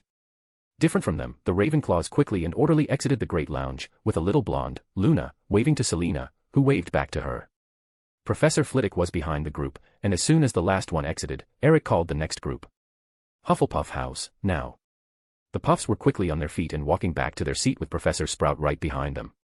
Gryffindor House now, please. The students loudly exited the Great Lounge. Professor McGonagall was right behind them, keeping her eyes locked on 2 identical redheads. With the Great Lounge devoid of students, Eric turned to the group of staff members, Aurors and Unspeakables. Now that the students are secured, can clean the rest of the castle. But before that, we have questions. At that, Eric turned to the big man seated on an equally big armchair and with an equally big mug of tea in hands, Rubius Hagrid. Hagrid, we want to know if you can shine some light on a doubt that we encountered today. Hagrid turned serious and sat more straight on his armchair. I will help with all I can, Lord Ravenclaw. Good man, don't worry, you are not in any trouble. What can you tell us about a person named T.M. Riddle? Hagrid blanched at the name. And it was not only him, Dumbledore that was before sulking on an armchair now had his full attention on Eric. Tom Riddle was the student that pointed at me as the person behind the attacks. So his name is Tom Riddle. What more can you tell us about Mr. Riddle? Please, Hagrid, anything that you can remember can help. While Hagrid was fidgeting, Auror Robards and an Unspeakable were taking notes. Hagrid then talked about what he had known about the man. I don't know too much about him. He was a Slytherin, 2 years ahead of me. He was prefect, and a head boy when I was in my 5th year. Top-marked student, seemed to have the other Slytherins in the palm of his hand. Anything more, Hagrid? Anything can help. Hagrid fidgeted a little more. Nothing more. Slytherins and Gryffindors didn't mix much that time. But Professor Dumbledore can help you, he was the Transfiguration's teacher that time. All heads turned to the said man. And he blanched. He seemed to squirm under everyone's gazes, mainly Eric's. Talk. What do you know about Tom Riddle? Eric imperiously said to Dumbledore. He started fidgeting but didn't talk. Eric noticed it and started to release his magic pressure with the old boy as the target and center of it. Eric then slowly and dangerously talked. Dumbledore, you better talk about everything you know about who Tom Riddle is. His name was on the cover of a Class 5 dark artifact found in the middle of a first-year student stuff, so you better start talking or the gods may help you, because you will need it after I'm done with you. Albus Dumbledore was sweating cold. When Eric started talking to him, he felt like his body was dumped in Arctic ice-cold water with the weight of the world on his backs. And the weight seemed to continue to increase. He feared that he would have a heart attack and drop dead if he didn't say anything. And with some effort, he said one word, and the weight and the Arctic ice-cold water disappeared like it was an illusion to begin with. V. Voldemort. Some staff members flinched at the name. The cold sweat was still pouring off Albus' face, and he talked again. Tom Marvolo Riddle was the birth name of Lord Voldemort. He was one of my students here in Hogwarts. I was the one that delivered his acceptance letter at the orphanage when he was 11 years old. Albus Dumbledore said with labored breathing. He looked up to Eric, and found him smiling at him. See. Was it that difficult? Eric then turned to the Aurors and Unspeakables. Now we know why the brand was still present, and how he has done it. I think we will have a busy week, ladies and gentlemen. The group he talked to seemed to wake up from the revelation. Director Bones' face went from one of shock to one of pure anger. Dumbledore, you mean that you knew the true identity of the Dark Lord and didn't talk about it to anyone? I didn't see how that would have helped, Amelia. You didn't see how knowing that the true name of someone preaching pure-blood bigotry was not a pure-blood name would have helped. For Merlin's sake, I can name just about half dozen of old pure-blood families that would have not given him their support if they knew his true name. Just the losses of life alone could have been greatly reduced, you old fool. Director Bones yelled with righteous fury at the old boy. Dumbledore's face was very pale after hearing that. It all seemed to click for him, and he sagged in the armchair like a puppet that had his strings cut. Lord Ravenclaw, let's finish this before I end up committing murder, said Director Bones. Sure, Director Bones, Eric said to the angry woman. He then was starting to talk to the staff members when the four head of house entered back in the great lounge. Ah, good to see you all back, and just in time. Eric waited for the four just-arrived professors to join their peers. Professors and staff members, you are all free to go back to your rest places. Remember that breakfast starts at 8 a.m., and you don't have classes to teach, so take a good rest. We will have a more proper meeting tomorrow at 1 p.m. to discuss the school. Take your time to take notes on what you think that can be done to better the school, not just for the students, but for the professors too. I noticed that the staff is seriously outnumbered. Last time that I was here we had at least double the number of staff members. The professors were shocked at that. They didn't know that the staff was bigger in the past, and they could really use the extra help. They quickly nodded, already thinking about what they could change to better the school. Not that they never tried to change anything, but it was a difficult thing with a stuck-up board of governors and a headmaster that had the power that always said that couldn't do anything. Slowly the staff members started to get up and go back to their chambers to take what rest they could, with Hagrid exiting the castle to his hut. Even Dumbledore managed to get up and slowly walk back to what he imagined was still his room. Watching him exit, Director Bones talked. Lord Ravenclaw, are you not worried that some of the staff will take what you have done today against you? Or Dumbledore making a move to change records? Worried? Not even a little, Director Bones. The dormitories are sealed, so students can't exit to send letters. The Ollery is sealed too. The flue is blocked in all the castle, so no calls or travel can be made, including professors' offices. And finally, Dumbledore's magic is sealed. So while he will sleep today in the headmaster's chambers, he can't change anything there. But come, we have to go get the other Class 5 dark artifact. It's on the 7th floor, inside a very special room. Selena's eyes brightened at that. She had a very good idea of what special room Eric was talking about. Before moving there, Eric ordered no one in particular. Hogwarts Great Lounge, change configuration to Great Hall. And like before, the content inside the Great Lounge shimmered away and disappeared to give place to the familiar great tables and benches that were used early for the dinner. Eric then walked out of the now Great Hall again with the group walking behind him. Leona was hugging his left arm, while Selena was holding his right hand. Climbing the great staircase, the group soon arrived at the 7th floor and walked through the corridor that opposed the one with the entrance to the Gryffindor's tower. Eric soon stopped in front of a tapestry that depicted a man trying to teach trolls how to dance. The girls let Eric go, and he walked in front of the wall opposing the tapestry 3 times while thinking of what he wanted. After his third pass, big wooden double doors materialized in the empty wall. Eric immediately got to the doors and pushed them open while saying, "Welcome to the Room of Requirement." Chapter 16, Lost and Found Room. Hogwarts Castle, somewhere in the Scottish Highlands. November 23, 1992, 0:14 p.m. Eric immediately got to the doors and pushed them open while saying, "Welcome to the Room of Requirement." The Aurors and Unspeakables were flabbergasted with what they were looking at. The room that they were looking at was gigantic. They couldn't make heads of how long the room was because they couldn't see the end of it. And the most impressive thing is that the room was filled of stuff. There were piles and piles of random stuff everywhere, some almost reaching the roof, and the tall roof just added to the room size. What is this place?" Auror Hammer said while looking at all the stuff around. "This is one of Rowena's greatest creations. She called it the Room of Requirement. It's a room that can be anything that a person wants it to be. Do you need a quiet room to study? The room will turn itself into one place that attends your needs. Do you need a place to learn how to swim? The room will turn into one place that attends your needs." Eric explained to the group behind him. One of the Auror continued to question. "But how? I can't even start to comprehend how to come with something like this." The idea behind it is quite simple actually. The room has a special designed ward that extends out to the door. This ward reads the person that walks through the door, and if in a short interval of time the same person walks by it 3 times thinking about the same thing, the room uses conjuration to attend to that person's needs. If the person has a clear idea of what he wants, the room will take that image and conjure a copy for you that will last from the time that the door is opened until the time that it is closed and has no one inside.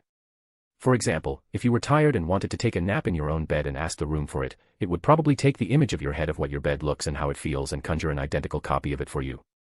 It would too, probably, decorate the room around your bed to look just like your own bedroom. Another example, if Director Bones here wanted, let's say, a place where she could train her auras in live combat, the room would probably provide her with a door with a live battle scenario, with conjured enemies that would behave alike. The auras and Unspeakables now had an idea of the sheer number of possibilities that the room could provide. Of course the room has its own rules. It can't create food. It can't create real life. And you can't take items from inside the room out of it. The unique exception to the last rule is this room here with this exact configuration. Eric made a gesture with his arm like he was presenting the room to all. The Hogwarts house elves call this the Room of Lost Things. It is the base of the Room of Requirement. When it's not in use, it retains this configuration, and all items here are real. During Hogwarts' more than 1,000 years of existence, hundreds of thousands of wizards and witches came to the castle, and every item lost or forgotten by them ends in this room after they leave the castle. Of course the room is not only a lost and found room, but it's also a deposit for old stuff that is not used anymore, or if, let's say, a person wanted to hide something, the room would provide with this configuration to the person. So you are saying that the Dark Lord? Director Bones commented after listening to Eric's explanation. Exactly. Sometime, during the period that he was a student here, Tom Riddle must have found this room. Later, with his Horcruxes ready, he decided to hide one of them inside Hogwarts and use some opportunity to get access to this room and do it. He probably took the opportunity to hide the anchor for a malicious ward here too. Malicious ward? Aura Robards asked after Eric finished. Yes. The supposed curse of the Defense Against the Dark Arts Office. If Professor Flitwick is right and the curse is as old as he says it is, you all must have heard about it, even if in the school's rumor mill. It has been active in the last 40 years or so. The Aurors nodded at that. It was well known between them about the Dadak curse. It lowered the standard of all the recruits that they were receiving at the DMLE in the past. They practically had to teach all the content over again. It is a nightmare. The curse was in reality a malicious ward that took an entire school year to charge, and discharged at the last school week in some way that forced the teacher to not come back the next year. The anchor for such a ward is inside this room. Tom Riddle must have casted it after hiding one of his Horcruxes. Really ingenious of him if you ask me. He took a pause, and continued. He sabotaged 2 generations worth of teachings in defense against the dark arts just to make him ascension to power easier. The ministerial group were shocked. But they really had to admit it. It was a really ingenious plan. It was rare for a good seedling in defense to appear in the last 30 years, and before that, their parents' generation could be considered all monsters at the subject. True warriors with a wand in hands. Big notes to the ones that fought in the Grindelwald's War, like Flemmont Potter and Arcturus Black. Good thing that we will end it today. With the reactivation of the original wards and the drainage of the accumulated energy of the malicious ward, we can, and will, locate the anchor and destroy it. Eric told the group with a small smile on his face. And with that in mind, I would like to ask you, Director Bones, for your help. I don't really see the actual professor for data still in office by the end of the week. It doesn't need be in this same week, but I would like that you to allow one of your auras to teach until we got a good replacement. Director Bones looked at him directly. But before she could say anything, Eric continued. Of course that we would pay for the days that the aura would be here. If you wish you could even send more than one aura, so they can teach different years. Director Bones was still looking at him, thinking about the idea. Eric saw the doubt in her eyes and resolved to put a nail in the coffin. We can even work a schedule so that the DMLE can use the room for training, maybe. That did it. That offer sold the idea to Director Bones, but she had to play the hard-to-catch game. We will talk about it at another time, Lord Ravenclaw. I'm sure we can come to an agreement that makes both parties happy. Good. Eric said with a big smile on his face. He noted that one of the Unspeakables was fidgeting, holding himself to not talk.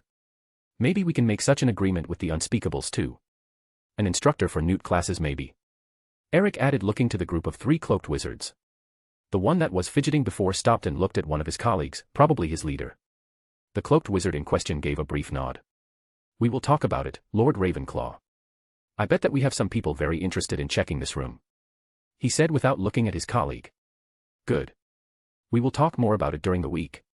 Right now we have some stuff to recover. Eric said while clapping his hands. If you would follow me, we have some walk ahead of us. Lord Ravenclaw then started to walk using the trails between the piles and hills of old stuff deposited in the room during the years. The group was following him right behind. After 5 minutes of walking through sinuous trails, the group made their first stop in front of a big pile of old sofas. Eric looked at the pile and snapped his fingers. Snap.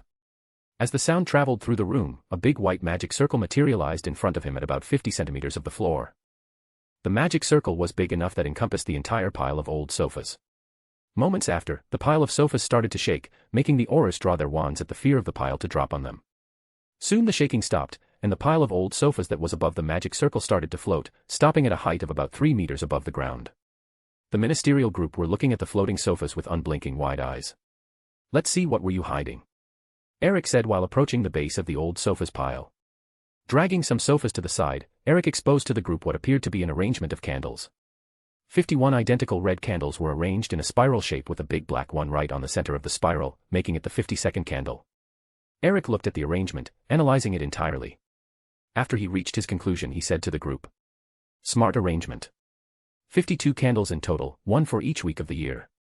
I imagine that as the weeks go by the candles will light, and when the big black candle lights, the energy is discharged to curse the current data teacher in office, blowing out all the candles and resetting the arrangement. Do any of you want to check it out?" Eric offered the group. Aurors, Robards and Shacklebolt, together with the 3 Unspeakables, took the offer and approached the candles arrangement, starting to analyze it and cast diagnose spells themselves. While they were analyzing the arrangement and trading notes, Director Bones asked Eric while looking around at the big piles of random stuff. "Lord Ravenclaw, what will happen to all the stuff here? If nobody comes forward to reclaim a lost item, after 10 years here the item's ownership is given up and it is transferred to the castle. And looking at the quantity of stuff already here, it's time to clean it." Groan. They heard a groan coming from Selena. Eric chuckled at it. "Items that are in good condition or that are in salvageable condition will be analyzed for future use. That being if they can be reused at the castle, or if they can be auctioned. I imagine that we can find some really good pearls here that could give the school a good fund to better the infrastructure of the school's education. Imagine the price that a book, or even a jewelry piece, that a student lost 800 years ago could fetch in today's market." Director Bones had to agree. Old stuff could reach a really good price if auctioned to the right people. Of course there are some items that could never be auctioned. Those will have to be treated in accordance to each case. Worst case, they will have to be written off permanently. Eric said first, with Selena following his line of thought.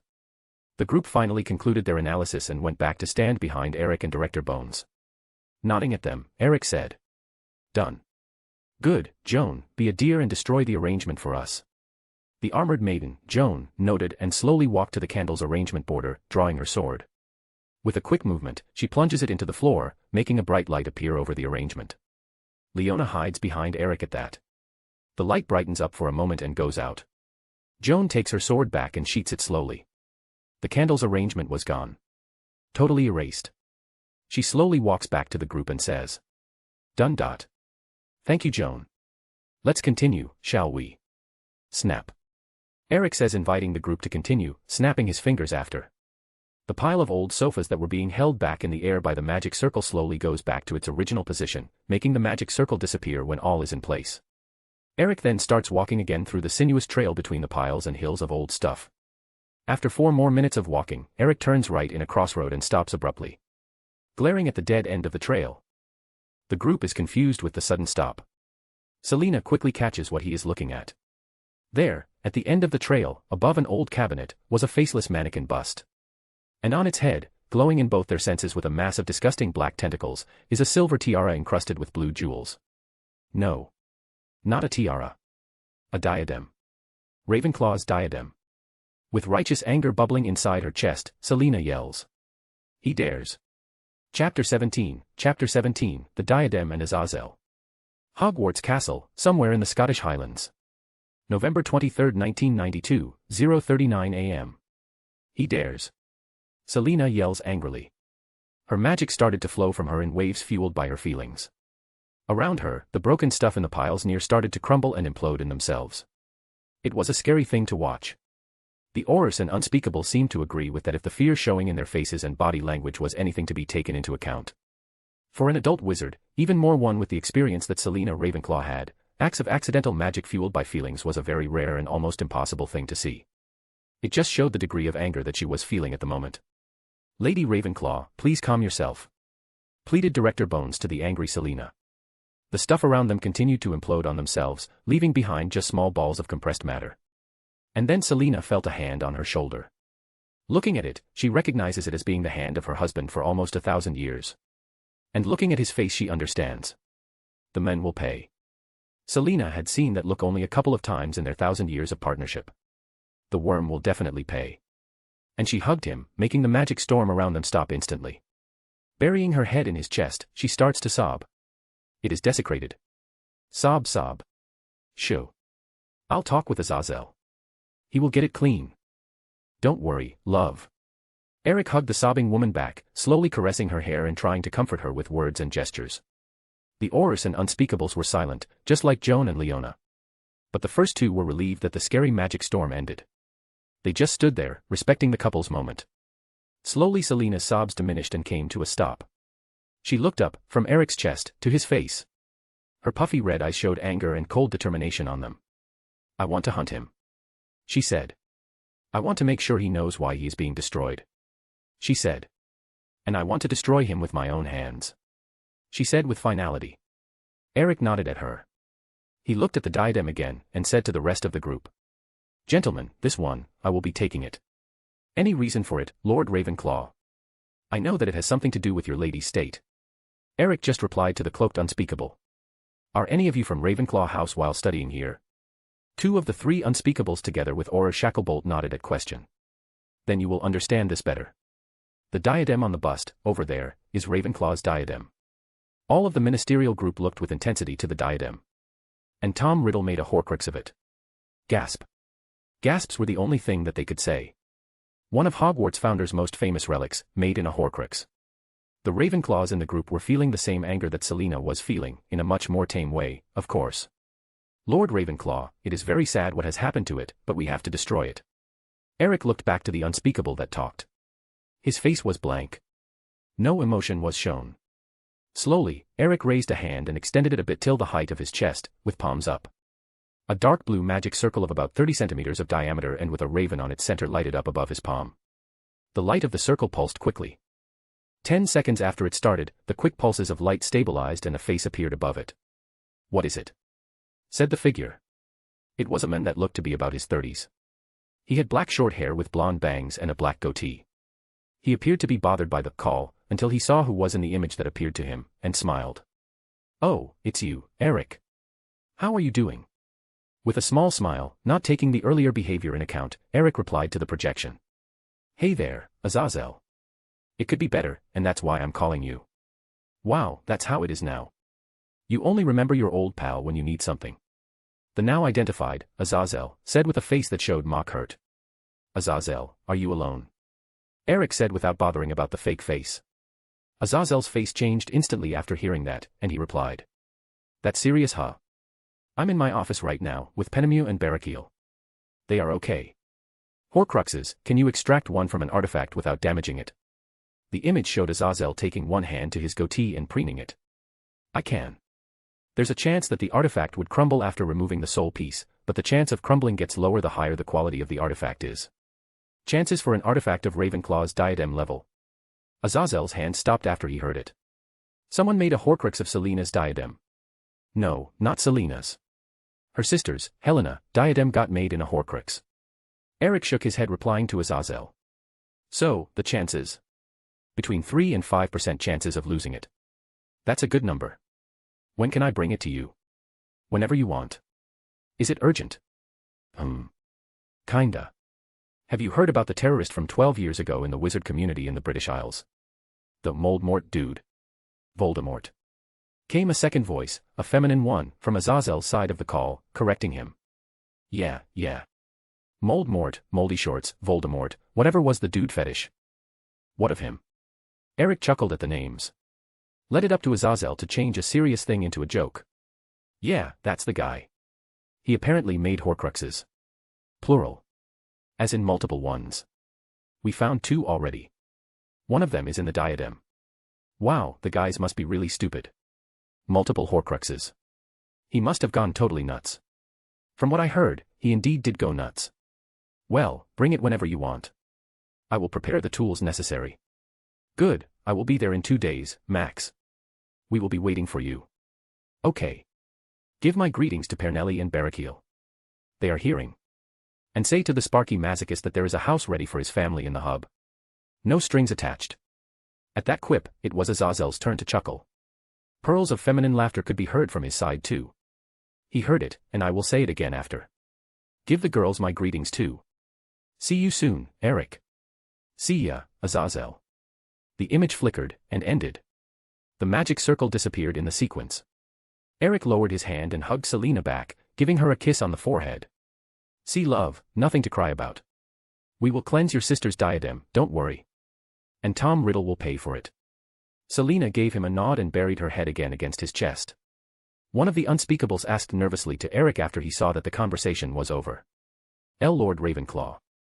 Were you really talking to Azazel? Yes. The Azazel. Leader of the Gregory. Cadre level fallen. Yeah, that Azazel. Why? Do you know any other Azazel? No. For nothing. It's just that he was nothing like I read about. The Unspeakable replied, a little shocked. From what he had read about, Azazel was a cadre-level fallen angel, and the top leader of the Gregory faction, one of the most powerful factions in the world. And Lord Ravenclaw had him on the fast dial. And they seemed to be in good relations too. It seemed that the headache that Director Bones had earlier was starting to migrate to him. That's expected. Azazel is a very chill-out guy with his friends. But he is ruthless with those that he sees as enemies. Eric said to the Unspeakable that taking the shake of the cloak, had just nodded at the information. At that time, Aura Shacklebolt asked with curiosity about something that he heard during the conversation. Lord Ravenclaw, I noticed that you said that the diadem was Helena's one, and not Selena's. Eric nodded at that, and the Aura continued. How many Ravenclaw's diadem are there? 3. Eric answered simply. The Aura continued. 3. Yes, 3. One belonged to their mother, Rowena. And each daughter had their own diadem. It was a way that Rowena used to teach her daughters, Selena and Helena, how to enchant an item. Eric explained, sagely. So how can you be sure that it is Helena's diadem, and not Rowena's? Because I know where the other two are right now. Rowena's diadem was buried with her, in a secret location, and 2 years ago, when we visited the tomb, it was still untouched. And Selena's diadem is still in the same place that I saw it last time, in Selena's dressing table, at home. Eric replied. He had no problem in revealing the location of the two items because he knew it was impossible for anyone to get to them. Yeah, it's a very good piece of enchantment, and it is a beautiful piece of jewelry too. Leona commented, remembering the time that Selena had loaned the item to her, with a happy face. Aura Shacklebolt's face snapped to her. Is it true then? That the diadem gives infinite wisdom to those who wear it? A pearly laugh came out from Leona's mouth. Infinite wisdom? No. The diadem's enchantment is a double-edged sword. A double-edged sword? Why? Because it makes you remember every memory of yours with high clarity. Like it happened just a minute ago. You remember everything. With the most clear detail possible. It's like pouring all your thoughts into a pensieve, and having them available for you to browse at any time. Leona said to the dark-skinned Aura. Then how can it be a double-edged sword? The reply came from Director Bones, who understood the meaning. Shacklebolt, when she says every memory, she means it. Every memory recalled with great clarity, a thought of distance away. The good memories, the neutral memories, the bad memories, and the nightmarish memories. All remembered with clarity. The Aura went silent, now understanding the meaning of it. After a minute or so, Eric let go of Selena and took his blue leather gloves from the pocket inside his suit. He retrieved a leather pouch from the same pocket too. A moke-skin pouch. Donning the gloves, Eric went to the cabinet and took the mannequin bust from it, putting it on the floor. With caution he took the diadem from the bust and deposited it inside the moke-skin pouch. Securing the pouch back inside his pocket, together with his gloves next, he vanished the bust and took a better look at the cabinet that was supporting it. The cabinet was around 2.2 meters in height and was beautifully decorated. Opening one of its doors, Eric noticed that the interior of it was covered in small runes. He recognized the patterns. It was about transport. Moving spaces. No, not moving, trading contents. This is a good find. Eric said, observing the cabinet better. Passing a finger above the crack in one of the doors.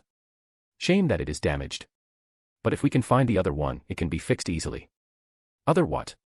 What did you find, Eric? Selena, now more calm, asked her husband. The cabinet is a transportation artifact. If what I'm interpreting from the runes is correct, it is one of a pair. When something is put inside it, and the doors are closed, if the other twin has its doors closed too, the content inside both cabinets will change place. No matter the protection around, and no matter the distance. Theoretically, it could pierce any protection. No, pierce is the wrong word to use, since the protection would be intact, like nothing happened. Oh. That's interesting, and dangerous at the same time. Yes. Agreed. The person that came with it must have been a genius, or an insane idiot. Giggles. The girls giggled at that. The heavy atmosphere from before, gone. Let's go back. I think that's all for today. The other artifacts are all minor ones and are secured inside professors' offices. Most of them are inside the headmaster's office. If you wish, we can meet tomorrow to investigate the artifacts in the headmaster's office, Director Bones. Eric said, inviting them all out, and then, back tomorrow for more possible seizures. The mischievous smile that Eric had in his face when he invited Director Bones back the next day to investigate the headmaster's office was not lost on her. The woman replied to it with her own predatory smile. Oh. I will take on your offer, Lord Ravenclaw. How about 10 a.m.? How does that sound to you? 10 a.m. is perfect. Let's get going. Eric and his group quickly made their way out of the room, traversing through the trails between piles and hills of old stuff. Exiting the room of requirement, Eric closed its doors and watched, with the group, as they disappeared into the stone wall. With a smirk, Eric said, "Let me show you this room in action. Let's ask for a fireplace that can connect to the flow network." Eric then started passing in front of the stone wall, thinking about a place with a fireplace that can connect with the flow. On his third pass, new doors, different from the interior, appeared. With a smirk, Eric opened the doors wide and entered the room. The room, just like he had advertised about it, was different. It was smaller, way smaller than the interior one, and on its wall were a dozen fireplaces. Eric walked to the nearest one. It had small embers burning on it, emanating heat. But there was no flow powder available on the mantel. No flow powder. This is one of the beauties of the room. If you are the one that created it, you can ask in your mind for something simple to be added to the already existing room that would not change its main objective. For example, flow powder. Eric concentrated a little, and he and the group saw a green urn appearing on the fireplace's mantel. Eric took the urn and looked inside it. It was full of flow powder. See. It is indeed a marvelous room, Lord Ravenclaw. Eric smiles at Director Bones. He was proud to show his mother-in-law's creation to others. Director Bones signaled her Oris and watched as, one by one, they took a pinch of fluss powder and called for DMLE, Ministry, and disappeared in bouts of tall green flames. We will meet again tomorrow, Lord Ravenclaw. Have a good night. Director Bones said, and with a good night from Eric and his girls, she, too, disappeared in a bout of tall green flames. When the Unspeakables were going for it, Eric stopped them and retrieved from a pocket inside his suit a little booklet. He then offered the booklet to the Unspeakable that he believed was the leader, Croaker. It has the instructions to craft the locator utilizing the one Horcrux that you have. The Unspeakable, that was indeed Croaker, took the booklet and put it inside a pocket in his robes. Thanks. When ready, it will point to the nearest piece. If it points to outside the country, warn me and I will take you guys to it. If it points into Goblin territory, mention my name to them and say that you are searching for a Horcrux. They hate the stuff more than they hate wizards, and will accompany you inside their territory to search for it. The Unspeakable Croaker nodded. The chances that the Dark Lord had deposited one of them inside a vault was good. That any other content inside the vault found sheltering a Horcrux will be forfeit to them is just a bonus. Eric added with a predatory smile. He continued. And if Moldy Shorts used any other important artifacts to make one of his anchors, bring them to me and I will ask Azazel to clean them. I'd hate to see we lose a piece of history. Have a good night, Croaker, Gibbers, Buzzer. The Unspeakables nodded at him, and disappeared into tall green flames after calling DOM, Ministry. A/N, still in doubt if I let Shuri get killed or not. And no, Aquino will definitely not be a wife of the MC. Chapter 18, Joan of Arc, Part. Hogwarts Castle, somewhere in the Scottish Highlands. November 23, 1992, 1:21 a.m. Watching the last Unspeakable disappear into the tall green flames, Eric turned to his girls and smiled. So, how about you all go check our chambers while I activate the rest of the wards? He said, wiggling his eyebrows. Selena, Joan and Leona giggled at Eric's insinuation, and Selena guided the girls out of the room. Eric followed them, and as soon as he exited it, Leona and Selena took each one of his arms, hugging them between their breasts. Joan frowned at that. Her sister wives were always quicker than her to show their feelings. It has been more than 500 years that she stopped being a knight and pretending to be a man, but the behavior expected from her at the time was still kinda ingrained in her. She could still remember the first time that she saw him. Appearing out of nowhere, and changing her life forever. Rowan's Castle, City of Rouen, France. May 30th 1431, 0:01 a.m. In the dungeons of Castle of Rouen, a lone figure could be seen seated in the corner of one of its cells. The figure was a woman. She was wearing a linen dress that had certainly seen better times. If not for the gunk that now marred it, she could have once liked to wear it, but that was in her past now. A past where she had not yet donned an armor and taken a sword to defend her home. But that didn't matter now. Even her hair didn't matter anymore. Her hair, that once was short, because of the armor and sword, had now grown past her shoulder. She would have liked it in the time before the armor and sword, but then, before that time, her hair was longer, and cleaner too. Now, it still had the same color as before, black, but it was marred with the same gunk that marred the dress. But it didn't matter. Not even her modest chest being noticed under the dress. It once had, in the time of armor and sword. But now. It didn't matter. She was going to die tomorrow. Heresy, witchcraft, and violating divine law for dressing like a man. Those were her offenses in accord to the trial that she received. She had managed to defend herself very well. Even while being an illiterate peasant, she had managed to evade the theological pitfalls that the tribunal had set up to entrap her. But then, again, it doesn't matter. The tribunal was composed entirely of pro-English and Burgundian clerics. They all wanted the same thing, to erase the shame that was to lose battles to Troyes with a woman in command. That, and the fact that the influence that she had gained through all her victories was dangerous for some people. It all came to politics. And because of it she would have to die. Burned in the stake. How did she know about it? Her visions. The same visions that helped to guide her hand to victory, had revealed it for her. Well, not exactly the same visions. The last one was not from Archangel Michael. It was a different person talking to her. The person's gentle voice still echoed in her head, explaining to her what was happening out there, how the people received the news of her execution, and mainly, asking that she didn't lose her faith, because help was coming to her. The heavens have not forsaken her, the Maid of Orleans, Joan of Arc. And now here she was. Silently praying to her Lord while looking to the starry sky through the very small barred window of her cell. Waiting for her helper, without losing her faith. And while she was praying, it happened. Maybe not in the way that she expected, but it happened. Her cell was suddenly illuminated. She took her eyes from the small sky to see what was happening. A circle made of blue light appeared on the ground before her cell, and a tall figure appeared in the middle of it. He is handsome. Strangely, that was the first thing that passed by her head, seeing the man's face bathed by the blue light. And as the light dimmed and died, Joan panicked when she heard the sound of footsteps. The light had alerted the warden that quickly came to investigate. The prisoners in the nearby cells had woken up too. Things were going to get messy. But then the man just clicked his tongue, and made a wave gesture with one of his hands, followed by saying a phrase to the warden that appeared with a torch in hands, while looking at him. TSC. Everything is fine, it was just a prisoner having a nightmare. That will not work. It was what she thought. But it did work. The warden turned back and went to his post, and at the same time the other prisoners in the neighboring cells went back to sleep. Joan was staring at the men with wide eyes. He then turned to her and approached the door of her cell. Without stopping his walk, the door clicked and opened, allowing the men direct access to her. He stopped at the middle of the cell, the door closed behind him, and with a click, it locked back. A small globe of white light then started floating near the ceiling, illuminating the cell. The men then looked at her with a smile on her face and said, "Hello, you must be Joan, right? I'm here to get you out." Joan still had wide eyes while looking at the men that just entered her locked cell like it was nothing. She managed to give a nod, and replied to him. "Yes, I'm. Are you an angel?" "Me, an angel? No, no. I'm not an angel, Joan. I'm human." He chuckled at her confusion. "But how?" Joan tentatively asked, looking at the door. "Magic, of course. Witchcraft," she said with wide eyes again. Her rescuer chuckled at it again. "Yes and no, at the same time. You see, Joan, witchcraft or wizardry, that is the correct term used for males, is when a person utilizes magic through a magical focus, normally a wand or a staff. Since I don't need to use a focus anymore to use my magic, it's called magecraft." He corrected her. "Oh." Joan smartly said. He was still smiling at her. "You have a lot to learn, Joan.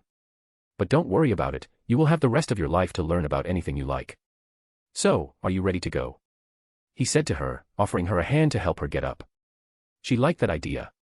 Of having the rest of her life to learn whatever she wants. "Yes, I'm ready," she said while taking his offered hand and standing up. The moment that her hand touched his, the manacles on her feet clicked and opened, freeing her. Good. We will just have to arrange your stuntman, he said, making Joan cock her head to the side. Stuntman? Yes, stuntman. Joan of Arc will be executed. Joan was shocked. She still had to die. Why? She asked in a weak voice. Because just with your death, can you really be free? If you escape from here, the same people that imprisoned and judged you will hunt you. But if you die, there will be no one looking for you, and you will be free. But how about the war? She understood why Joan of Arc had to die. But there was a war going on. The war can continue without you. Gabriel said that you had done more than necessary, and Michael agreed. Her job is done, she can enjoy her life however she wants. That was what Gabriel said to me. You spoke with Lord Gabriel? She answered his reply. Lady Gabriel, Joan. Gabriel is a female archangel. She said that she had talked with you. Oh. So the gentle voice in my last vision was Lady Gabriel's. He corrected her. And she put a name to the voice in her last vision that asked her to keep her faith. But where will I go? If I'm going to die, I can't go back to Domremy. That was already arranged. Gabriel asked me to take good care of you. To teach you about the big world out there, a world much bigger than just France and Britain. You will live with me and my wives. Wives. Yes, wives. I have 3 beautiful, intelligent, and strong wives. But polygamy is heresy. Joan said. At least that was what she was taught. A man must have one woman, until death do them part. Really, Joan? Heresy. King Solomon, son of King David, had 700 wives and 300 concubines. I have 3 wives. And I love each of them a lot, and they love me back. God would not have a problem with that.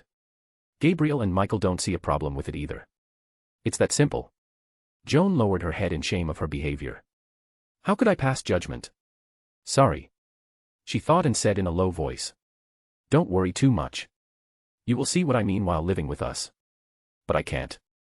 I could not impose on your home and invade your lives. And I already said that is already arranged, Joan. The girls already know and are waiting to meet you. They even prepared your bedroom and got new clothes for you. He said to her with a tone that meant that he would have none of it. But. She tentatively tried to say, just to be cut by him. No buts. After you are completely recovered you can argue again, but until then you will stay with us. Thank you. She ended up thanking him. You're welcome. He replied to her with a big smile, and snapped his fingers. And out of nowhere, a pig appeared in the cell, making Joan's eyes go wide again. A pig. Yes, a pig, Joan. He will be your stuntman. But it's a pig. He chuckled at the look that she was giving the pig. Not for long. Snap. And with another snap of his fingers, the pig changed to an identical copy of Joan. The just transmuted pig was looking around, and with another snap of fingers, its eyes dulled a little and it went still. The new Joan then went near the wall and laid down. The manacles slithered to her feet and snapped in place. And then it went to sleep. Joan was watching all of that with a shocked expression on her face. She had just seen a pig appearing out of nowhere. Then it, the same pig, changed its body to an identical copy of her own. Same clothes, same hair, same face. Even the dirty that marred the dress was the same. She was scared. Her helper had just created another her. Don't think about it too much, Joan. It is still a pig. It has your appearance and will follow simple orders, but inside, it is still a pig. And if you are thinking about it being burned alive, don't worry too. I fed it a special medicine that will make it not feel pain for the next 2 days and it will die the moment the fire touches its skin. He said to her, after seeing the faces that she was doing while looking at the other her. Joan slowly nodded her head. Say, Joan. Do you want to see it? Your execution, I mean. He asked her. Joan had to admit, the idea of witnessing her own execution appealed to her. And she slowly shook her head, looking at her helper eyes. Yes, I would like to witness it. He smiled again at her. Okay then, let's get out of here. We have plenty of time for you to meet the girls, have a good warm bath, and eat a good meal. Snap. He said to her and snapped his fingers again. The small globe of white light floating above them disappeared, another circle made of blue light appeared, this time under them. Wait, I don't even know my helper's name. What is your name? Eric, Joan. My name is Eric Ravenclaw. And with a bright light, Eric and Joan disappeared from the, now dark again, cell, leaving behind a sleeping Joan. Chapter 19, Joan of Arc, Part Eric's house, somewhere in the west of the Kalmar Union, south of Norway. May 30th 1431, 0:35 a.m. As the light dimmed, for the first time in months, Joan felt the fresh wind on her skin. She kept her eyes closed and enjoyed it for a moment. Taking a deep breath, she smelled the salt in the wind. They were close to the sea. She didn't really care though. Joan slowly opened her eyes and tried to look around her. It was dark. "Joan, here." She heard Eric calling her and turned to the voice direction, and she saw it. At least she saw what the darkness and the outside illumination allowed. It was a big house made of perfectly squared white stones. The big wooden double doors of the entrance were illuminated by 2 torches, one by each side of it. The strange thing about it was that even with all the wind, the torches were not affected by it. While she was staring at it, Joan heard Eric calling her again. "Joan." Joan then stopped staring at the torches and looked at Eric. He had opened one of the doors and was waiting for her. "Coming." She then walked to the doors, where Eric was waiting, and entered the house. While Eric closed the doors, Joan was looking at the interior. It was like she had been transported to a totally different world. The walls were all smooth and painted with a white color. The floors were made of smooth wood that seemed to have been waxed and buffed, and were pristine. The ceiling was just like the walls, smooth and white. The illumination inside the house was something that she had never seen. Instead of torches on the walls, they had just the wall mounts that were supporting a floating ball of white light. It was as bright as noon. Definitely not something that she had ever seen. She was staring again, and open-mouthed this time. Eric passed by her and Joan woke up. "Welcome to my home, Joan. You're home too for the foreseeable future," Eric said with a smile. And then it clicked to her. She was free. She would not have to die because of a secular vendetta of a man that felt that he was losing influence. And the dam broke. Joan, for the first time in a long time, she cried. She started to weep like a little child with no signal to stop. She didn't even notice the 2 new arrivals at the entrance of the house. Eric was looking at Joan with a gentle smile, like the other 2 new arrivals. Then, Joan got embraced in a warm hug. She didn't see who was the owner of the arms or the chest, she just hugged back like her life depended on it and wept in the person's chest. "Shoo. It's okay now, child. You are free now. Nobody will ever hurt you again." The feminine gentle voice cooed her, promising freedom and safety. Joan slowly stopped crying and recomposed herself. Gently letting go of the hug and pushing the person back, they separated and Joan saw who was the one that had embraced her. She was a young woman of about 25 years, had raven black long hair, dark brown eyes, a beautiful face and was wearing a long blue dress made off a material that she had not recognized, but she thought it was pretty, but now had a wet stain on it. "Sorry. I spoiled your dress," Joan said, apologizing for the stain that she caused. "Don't worry about it. I'm Selina, Eric's wife." The woman, Selina, batted out, introducing herself next. "Nice to meet you, Lady Selina, my name is Joan of Arc." Joan replied, introducing herself too. "No need for the lady, Joan. You are going to live here, with us, so there is no need for so much formality," Selina said. She moved to the side a little and Joan could see another woman hugging her savior, Eric, at his waist height. She was pretty. Very pretty. She had long honey-colored hair, almond eyes and fair white skin. Her body was on the petite side, and she looked to be in her teens. Selina saw her looking and decided to do the introductions. "And that, Joan, is Calypso, Eric's wife too." Calypso was looking at Joan with curiosity in her eyes. "Nice to meet, Lady Calypso," Joan said politely. "Just Calypso is fine, or Callie," Calypso said to Joan. She continued to curiously look at Joan, but her eyes seemed to be looking deep inside her, observing something. "Husband, I can clearly see her blessing in her gear. How can they accuse her of heresy?" Calypso said, still looking at Joan. She, in turn, found what she had just heard strange. "Politics and pettiness, Callie, like always," Eric said to Calypso. Selina then took one of Joan's hands and started guiding her slowly through the house. "Come with me, dear. Let's give you a hot bath and get all that gunk off you. And while that happens, Eric will prepare your potions and dinner." Following Selina, Joan walked through the house and was guided up the stairs, to the 2nd floor. While walking, she observed the decoration around. It was a really beautiful house. Well decorated with paintings and tapestries and she could swear that she saw the woman in the portrait winking at her. "I must be really tired," Joan thought while she entered a room following Selina. The room was strange. Not something that she had ever seen, that's for sure. If she would have to describe it in one word, it would be clean. Shine smooth white walls and a smooth white floor and ceiling. Marble. That was the name of that type of stone. Joan could see a metallic tap and faucet on the wall with a stone counter with a bowl indented on it under the tap and faucet. At the counter's side, hanging on the wall, there was a soft blue towel. There was a strange white bowl on the ground too that had some kind of lid over it. "This is the bathroom, Joan. You can take baths, do your necessities, and wash your hands here," Selina said to her. Joan was thinking where she could take a bath in the room when Selina went to the wall, grabbed a handle and pulled it to the side. The wall was, in truth, a door that slid to the side, revealing the rest of the room. Selina enters the new room and invites Joan in. She follows with curious eyes. On one side there was a tub made of white stone with 2 taps over it and 1 faucet. On the opposite side there was an indentation on the floor with a drain in the corner. Over it, about little more than 2 meters high, there was a strange metallic disc full of small holes on it, and was connected to the wall through a metallic rod. In the wall there were 2 taps, with no faucets. Looking better at it, each tap had a decoration on its center, one blue and the other red. Selina noticed what she was looking at, and said, "Interesting, isn't it? Eric calls it a shower. He invented it." "Well, he says that he reinvented it, saying that the Greeks used it in their baths more than 2,000 years ago. And maybe they did, but certainly not like this." Selina went to the taps on the wall and pointed to them, explaining. "The red tap will give you hot water, the blue one, cold water. The more you open one, the more water it will give you. You have to use both together to reach the temperature that you want." She then pointed at the metallic disc full of small holes. "That is the shower head. It will pour water imitating a strong rain. The water will come at the temperature that you choose using the taps here." Selina then pointed at the tub. "The taps and faucet in the tub work the same way. Now let's take the dirty dress off." Selina came to Joan and passed her finger by the side of her dirty dress. From the top till her waistline, where Selina's finger passed by, the dress was cut, quickly allowing Joan to be free of it.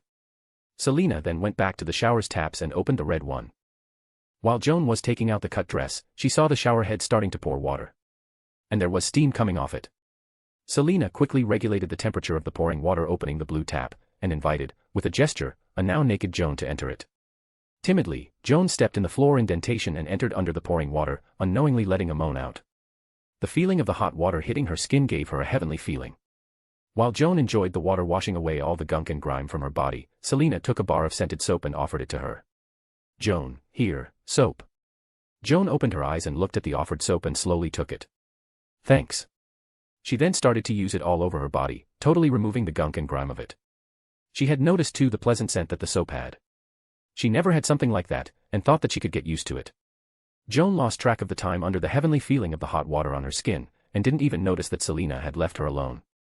Having managed to wash away all the gunk and grime, even from her hair, Joan was just enjoying that moment, using the strong and hot water to massage her tired body. Good thing that it's not the tub, she thought, being certain that she would have slept on it. Her time of relaxation was interrupted with the noise of the door sliding open. Joan looked and saw Selina entering the bathroom with a fluffy white towel in hands. "Come, let's dry you off," Selina offered, opening the fluffy white towel and inviting her. Joan gave a brief nod and tinkered with the taps, trying to stop the water. But she had made a mistake. She closed the red tap first, but before she could close the blue one, the water that she was under turned cold, surprising the night woman. "Eep." Joan quickly closed the blue tap, stopping completely the water pour. Then she heard the giggle and turned to Selina, with a pout in her face. "You have to close both at the same time, or get out of it before closing them," Selina explained to Joan. "Now I learned it. And I'm sure that I'll not forget." Joan replied and exited the indentation in the floor. She noticed now that the indentation served to hold the water from dampening the rest of the room, letting it be drained down the drain. "Come," Selina said, inviting Joan again to the fluffy white towel. She walked to it and was embraced by the towel. Gently, Selina helped Joan dry her hair and body. While doing it, Selina noted the high number of bruises on Joan's body. It seemed that they were not really gentle with her in the prison. While Joan finished drying herself, Selina went out and came back with clothes in hands. Taking the towel back, Selina offered Joan the cotton-like white underwear. Curious with the soft fabric, Joan felt it a little in her hands before wearing it. Then she received a dress from Selina. A white one with fabric much like the one that Selina was wearing. It was silk, but at the same time it wasn't. At least not the silk that she knew of. With Selina's help, Joan was soon dressed and felt how comfortable the fabric really felt on her skin. She was then offered white wool socks, that she quickly put on, together with a pair of leather shoes. Taking Joan by hand, Selina pulled her out of the bathroom and they went back down the stairs. Being pulled by Selina, Joan soon entered the dinner room. The moment that she entered it, she was attacked by the delicious aroma of food in the air, and Joan saw the meal that was served. Mashed potatoes with gravy, cooked vegetables, and meat. It had been a long time since she had eaten a good piece of meat. Calypso was already seated, and Eric was standing with 3 flasks in hand. He then offered one of them to her. Drink it. It will help fix your body. The time that you spent imprisoned was not good for your health. Joan took one of the flasks and downed its contents. The taste was repulsive. That must have been reflected on her expression, because Eric took the now empty flask back and said to her, while giving another flask. I know, that taste is bad, but it is very good for your body. Now this one. Hold your breath and gulp it down. And she did. Joan downed the contents of the second flask, and seemed to already feel the results. Her body relaxed more and the pain from the various bruises through her body dulled. Giving back the empty flask, she took the final one and drank it all too. Good girl. Eric said to her with a smile while taking the 3 empty flasks and making them disappear. Selina then pulled her to a chair on the table and gestured to her to sit, seating herself too. Joan sat and waited for Eric to sit too, while giving a silent prayer in thanks. With everyone in their places, Eric invited them to start eating. Delicious. Was what passed in Joan's head. While eating, Joan was thinking about the new home that she was offered. Warm baths, comfortable clothes, and good food. She could certainly get used to this. A/N, the Kalmar Union, was the name of the region that today is Norway, Sweden, Finland, Iceland, and Greenland. For more information, search for its name on your preferred search engine. Chapter 20, Wards and Myrtle. Warning, adult content in this chapter. Hogwarts Castle, somewhere in the Scottish Highlands. November 23, 1992, 1:25 a.m. Joan came out of her memories as the group arrived at the 4th floor. Making her decision, Joan fastened her steps and made a move to hug Eric from behind. Knowing that the hug would not be comfortable because of all the armor that she was wearing, a white glow covered her body and Joan's armor disappeared in motes of light to be substituted by a white dress. Now free of all the armor, Joan managed to hug Eric and hide her face on his back. Eric just relaxed and tanked the impact of Joan's body on his back. He knew that this night wife of his rarely made demonstrations of affect out of their house. Someone is feeling very amorous today. Selina said, teasing Joan with a smirk. Leona let out a giggle and tagged in the teasing. Yeah, she wants it. And she wants it bad. Eric just enjoyed the atmosphere of friendly teasing between his wives. He knew that Joan's face must be red right now, even if it's hidden in his back. And he had an idea to punish his mischievous wives. If you girls think that, then I will have to give it to her first. Selina and Leona adopted a shocked look as they stopped in front of a space in a wall between 2 armored knights with spears crossing. It seemed that the shot changed directions mid-flight. Eric walked to the space between the armors and as he approached them, the spear separated, giving way, and the wall opened to reveal a well-decorated lounge with tables, chairs, sofas, armchairs, bookcases, and a big fireplace. The lounge had other 7 doors, and they were basically a bathroom for visitors, an office, the master bedroom, and 4 guest bedrooms. Selina, you know the place, please show it to Leona while Joan and I finish with the wards. Eric managed to get out of Selina and Leona's hugs and turned to exit the Lord's chambers with Joan.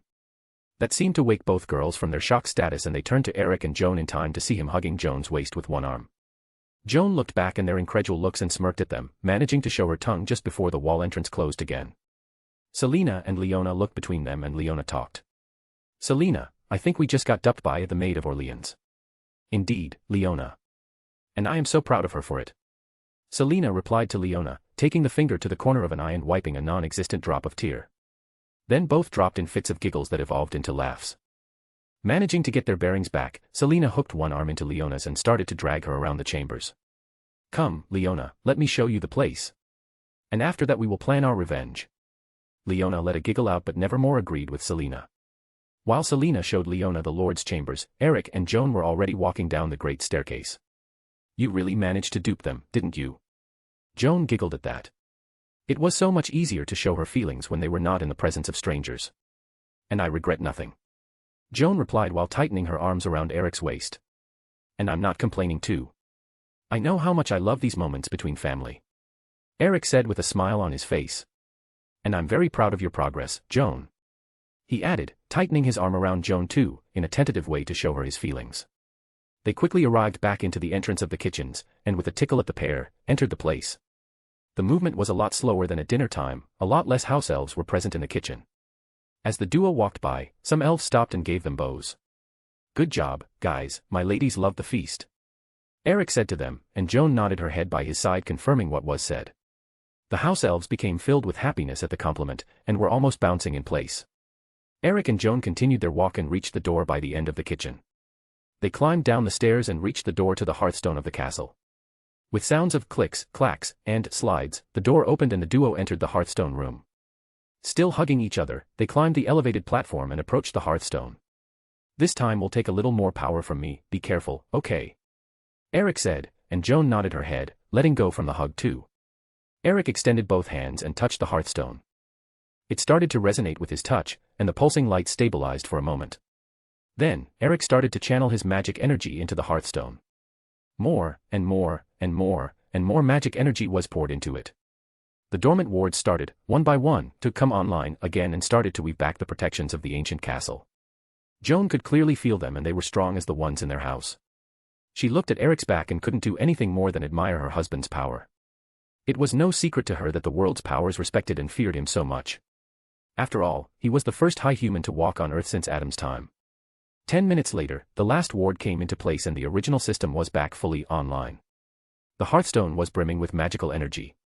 Eric slowly diminished the output of magic energy, until it ceased completely. Slowly, he took his hands back and opened his eyes. Turning back he gave Joan a toothy smile. All done. Hogwarts wards are 100% back, online. He then walked to Joan and took her in his arms, kissing her passionately. Joan replied fully to his advance, and hugged Eric's neck, passing her arms behind it. As the kiss evolved to a full make-out session, Eric slid his hands down Joan's body until he got to her dress hem. Sliding his hands back up through the skin under the dress, Eric groped Joan's butt with both hands, one in each butt cheek, getting a long moan in reply. He then tightened his grip and lifted her off the ground. Joan quickly hugged Eric's waist with her legs, locking them behind him. The make-out session continued, while Eric walked out of the platform with Joan in his lap. Eric then pressed Joan's back against the wall of the room, and the make-out session evolved again when with one of his hands, he freed his member from his pants already hard and ready for action pressing against Joan's parts. With another movement of his hand, Joan's panties were moved aside and after that, with a movement of both of their hips, Eric penetrated Joan in one go. 30 minutes later, a tired and happy Joan was being princess carried back up the great staircase. Eric paused at the second floor and decided to give a look at the location of the first attack. Arriving at the place, Eric noticed that the message written on the wall was still there. Analyzing it better, he noticed that it was written in chicken's blood, that it was dry now, and had a charm on it so that people could clean it. Flexing a little of his power over the charm, he forcefully broke it. A house elf, please. Eric called, and with a pop sound, a young house elf appeared by his side. Pop. How can Tootsie help Lordy Ravenclaw? Hello Tootsie, I called to warn you that the message can already be cleaned from the wall. The charm that protected it was erased. Eric replied to the house elf. Tootsie immediately looked at the wall and snapped its fingers. The message in dry chicken blood shimmered and started to vanish. A second later and it was completely gone. Nasty words. Made house elves of Hogwarts look bad that it could not be cleaned. Eric and Joan chuckled at the young house elf rambles. The young Tootsie then remembered that it was in the presence of the castle's lord, and almost blushed in shame of its behavior. That was all, thank you Tootsie. Pop. After being dismissed, the house elf disappeared in another soft pop. Eric then looked around at the floor of the corridor and saw a little water running from inside the near bathroom. Still with Joan in a princess carry, he entered the female bathroom. He looked around and saw that the water was coming from the toilets. Looking around a little more, he was soon attracted by a shrill feminine voice. You can't be here, this is the female bathroom. Boys are not allowed here. Eric looked at the owner of the voice and saw a female young ghost floating over the toilet cubicles. He noticed that she should be no older than 14 and was wearing the school's uniform, in Ravenclaw's colors. Hello, Mississippi. Warren, Myrtle Warren. Eric said and received a reply from the ghostly girl. Miss Warren.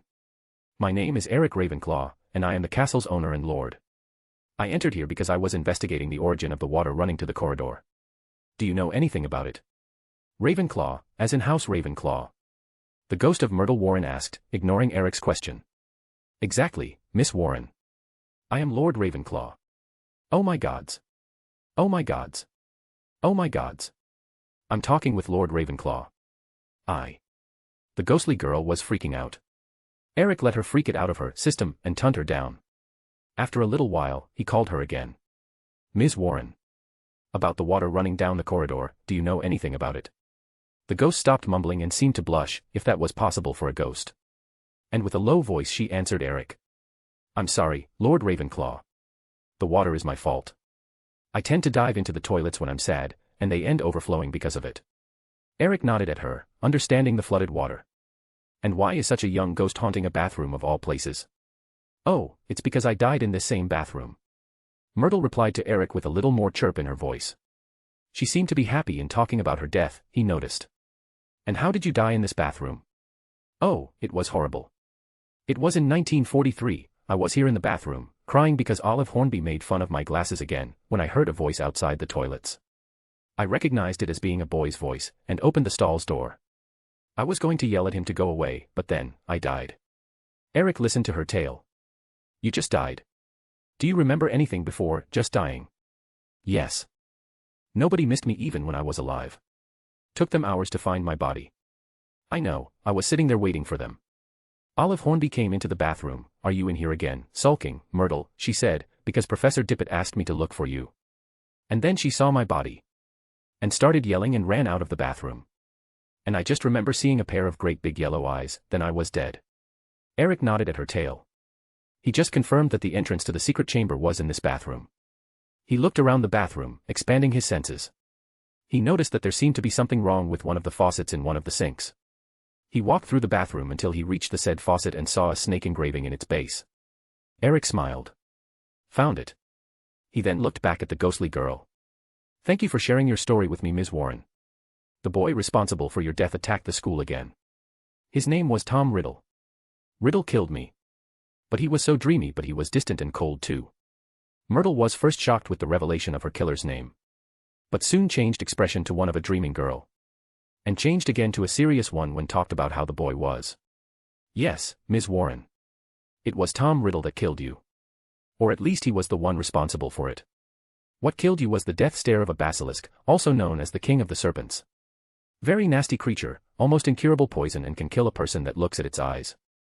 And if the person looks at its reflection instead, the person gets petrified. You must remember that in the same year, before your death, there was a series of students being found petrified, didn't you? Eric explained better the Myrtle's ghost. The girl nodded, confirming that there was indeed a series of attacks in that year. So you are going to avenge me? The ghost asked Eric. He replied. Mr. Riddles has already been stopped, and soon we will get rid of the basilisk that killed you and attack the other students. Myrtle, maybe for the first time since her death, smiled. Eric gave her a small smile back and started to walk out of the bathroom. Until that time, the entrance to your bathroom will be sealed. Have good night, Ms. Warren. Eric wished for the ghost. Good night, Lord Ravenclaw. Myrtle wished back. And as Eric exited the bathroom, with a Joan still absent-minded in his arms, the door to the bathroom closed, clicked, and a plaque appeared on it that read, "Closed for renovations." Chapter 21, Breakfast and Letters. Hogwarts Castle, somewhere in the Scottish Highlands. November 23, 1992, 7 a.m. Beep beep beep. Eric wakes up with the alarm going. He tries to move to turn it off, but he can't. There's 3 magnificent bodies holding him down. He looks at the alarm and concentrates a little, and the thing turns off. Looking down at his chest, Eric sees a sea of blonde hair. And over each of his arms, Selena and Joan are taking place. Come on girls, time to wake up. Don't wanna. 5 more minutes. Sigh. Letting out a sigh, Eric moves his arms and manages to free them from under Selena and Joan. He then gently moves Leona from over him, to his side. A light blue aura encompasses his body and Eric starts to gently float above the bed. Centuries of experience at getting out of bed without bothering his wives had taught that to him. He floats to the side and touches the floor, canceling the flying spell. Eric looks at the bed and sees that Selena and Joan had moved and hugged Leona in his place. He gives a soft smile and walks to the bathroom. After doing his morning abjurations and taking a good bath, Eric goes back to the room and takes the clothes for the day from the closet. He decided to go with something similar to the last day. A dark blue shirt with buttons, black pants, black shoes, and an open black blazer.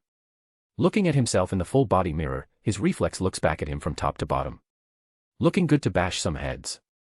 But there's something missing to tell that you are the one giving the orders here.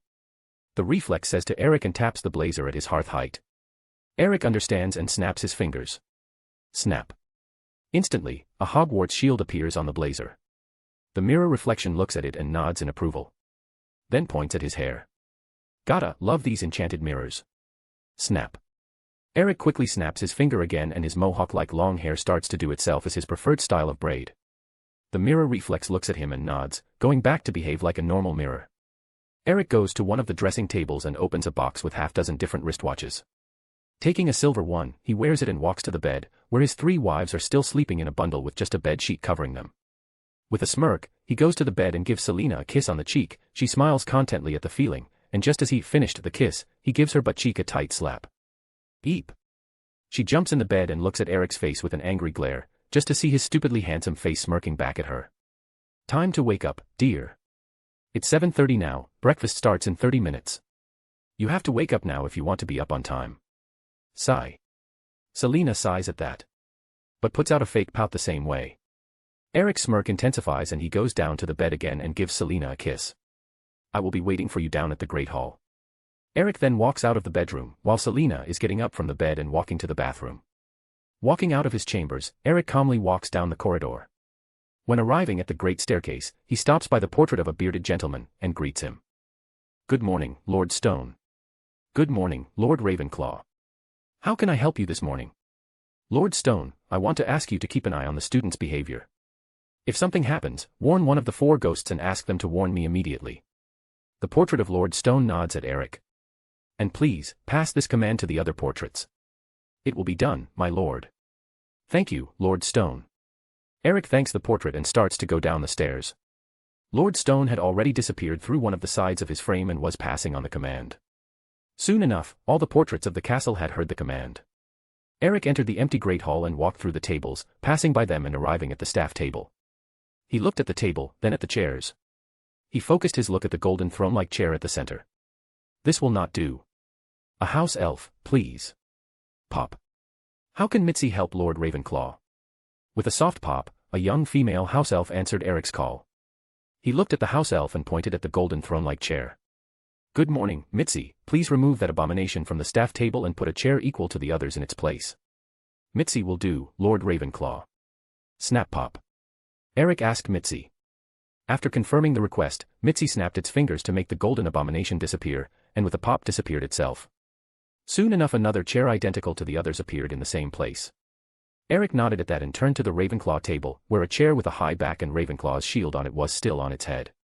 Walking to it and sitting on the chair, Eric called for the head of the house elves of the castle. Dimpsy. Pop. How Dimpsy can help Lord Ravenclaw? Good morning, Dimpsy. I have some requests, if you don't mind. They don't have a specific order to be followed. Dimpsy popped at Eric's call, and was ready to listen to his requests. I would like to see the accounting book of the school, and I would like something to drink while I read it, preferably black coffee, please. The house elf nodded and disappeared with a soft pop. Pop.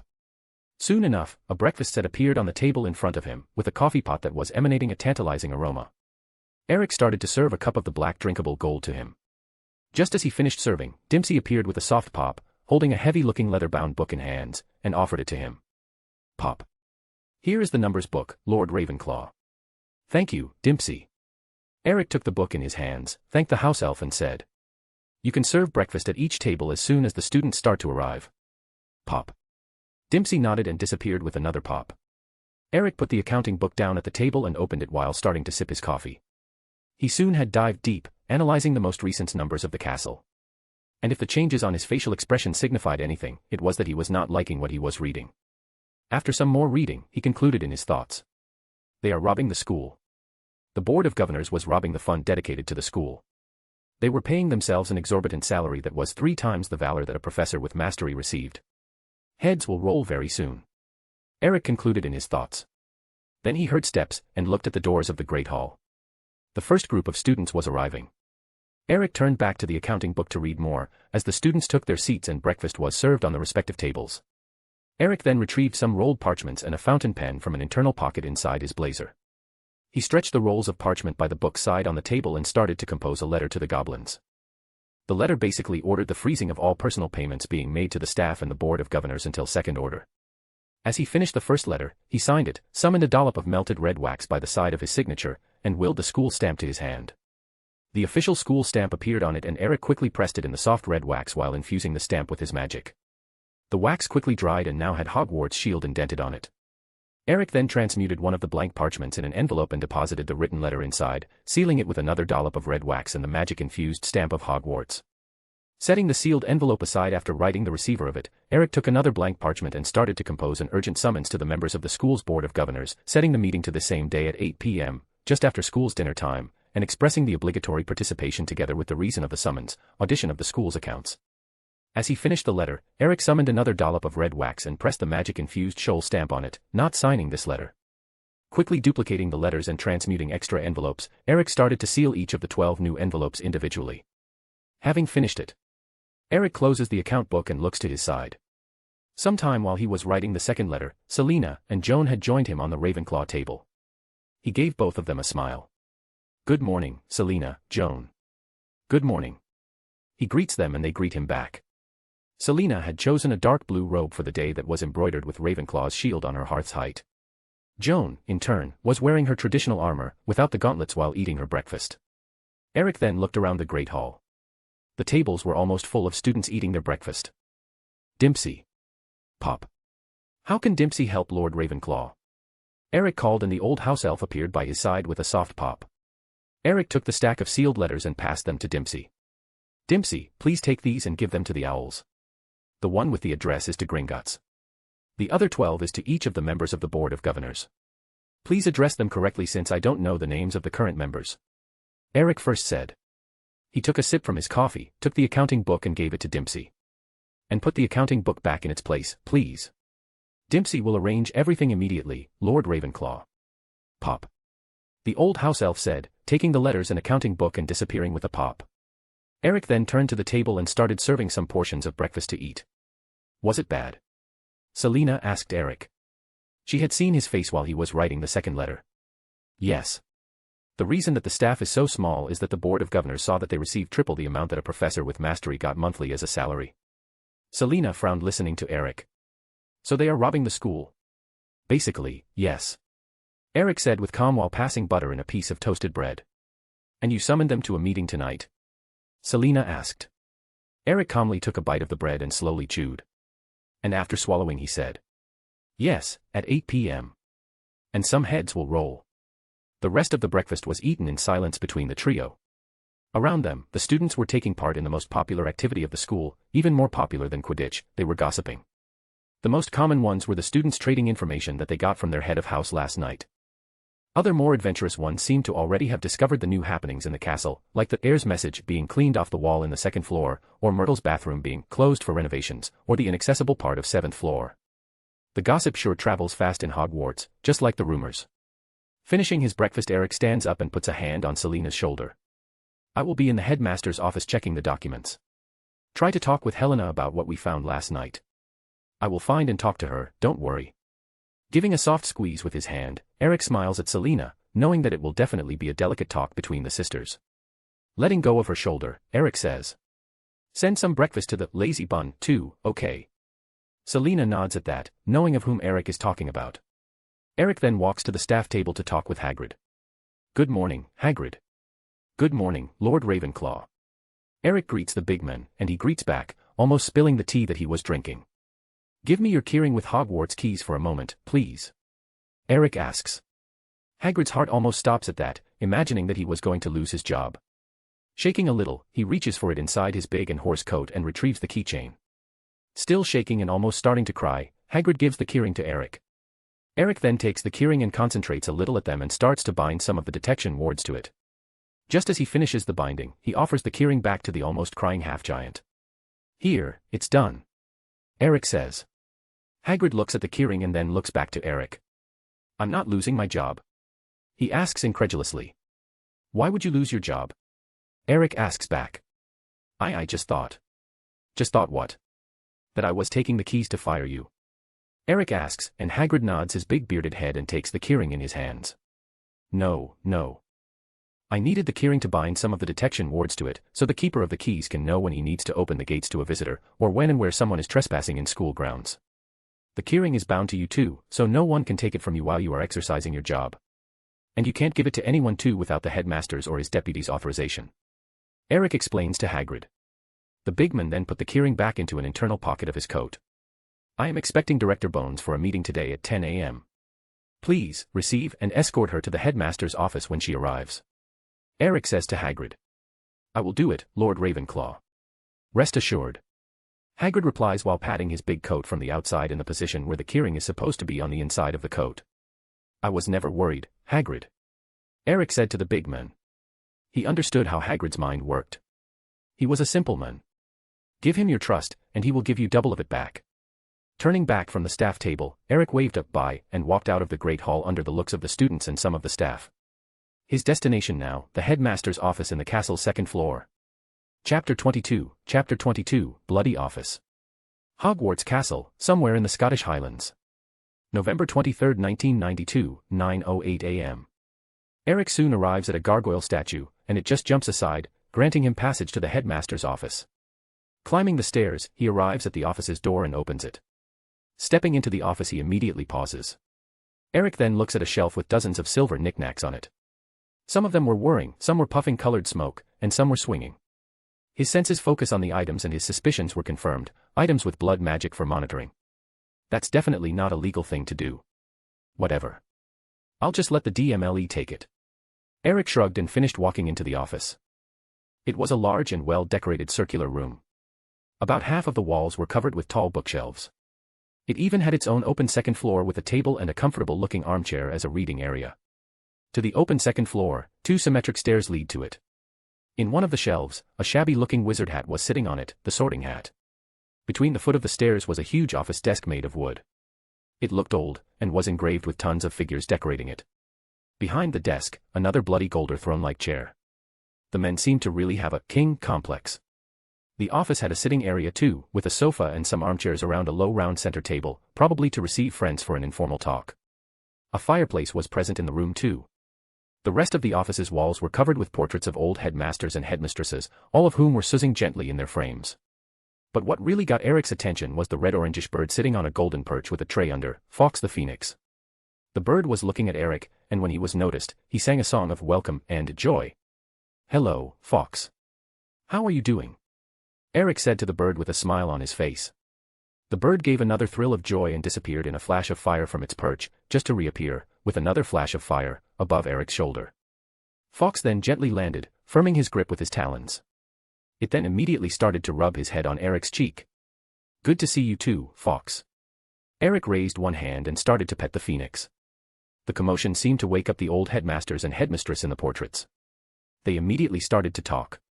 Lord Ravenclaw. Welcome back. Welcome. There was a cacophony of sounds with all the portraits trying to talk at the same time. Eric just stood in place looking at them and petting Fawkes. When the talking diminished, Eric finally addressed the portraits. Good morning, ladies and gentlemen. Nice to see you all again, I just wish it was under better circumstances. Yes, Lord Ravenclaw, they have butchered the school's education. Said an old headmaster. And the headmaster didn't even listen to us. Said another old headmistress. Eric was nodding at their speech. I am already aware of some of these things, ladies and gentlemen. And will address it very soon. Eric said to the portraits. I just have some more urgent business to solve first. I solved some already, yesternight, but there's still some to do. Eric said again, and turned to walk to the file cabinets in one of the walls. Putting a hand on the handle of a drawer of the cabinet, a click sound was heard, and Eric pulled it open. Inside it were hundreds of files. Eric then picked a group and brought them to the center table in the lounge area of the office. He then sat on one of the armchairs, picked the first file and started to read. It was the files on the current staff of the school. Fawkes, at this point, had already flashed back to its perch. Time passed and Eric was speed reading through the files of the staff when he was alerted of the arrival of visitors. He looked at his watch and saw that it was almost time for the meeting with Director Bones. He put the file that he was reading down and got up. Eric quickly walked out of the office and climbed down the stairs. The gargoyle had already jumped to the side to open passage, and as he got out, he found Albus Dumbledore with bruised cheek open mouth looking at him. Eric observed the bruise, looked at the gargoyle, and then he laughed. You really tried to force your way into the office, didn't you? Greg doesn't like stubborn people, and tends to react violently to adults trying to force him to move. Eric said and moved out of the entrance. Greg, the gargoyle, quickly moved back in place, closing the access to the headmaster's office. Ignoring the bruised, old boy, Eric walked through the corridor and down the stairs. Eric entered the Great Hall in time to see Director Bones and her entourage being guided in by Hagrid. He recognized the two Aurors accompanying her, Master Auror Alastair Moody, and trainee Auror Nymphadora Tonks. The three looked tired, but just the young woman was looking tired. Director Bones and Auror Moody had more experience in hiding the signals. Eric then greeted and welcomed them to the castle. Director Bones, good morning and good to see you again. You too, Aurors Moody and Tonks. Welcome to Hogwarts. Good morning, Lord Ravenclaw. Director Bones greeted back, and her Aurors nodded at the greeting. Thank you for guiding them, Hagrid, I will assume it from here on. Come, let's go to the headmaster's office. Eric made a gesture with his arms, signaling them to follow him. They were soon climbing the stairs and heading to the office, passing by students chilling around and enjoying their unplanned free day. Halfway into the corridor where the office's entrance was located, the group encountered Albus Dumbledore. One of Director Bones' eyebrows went up seeing the bruise on the old man's cheek that was already turning purple. The director looked at Eric as if asking what happened.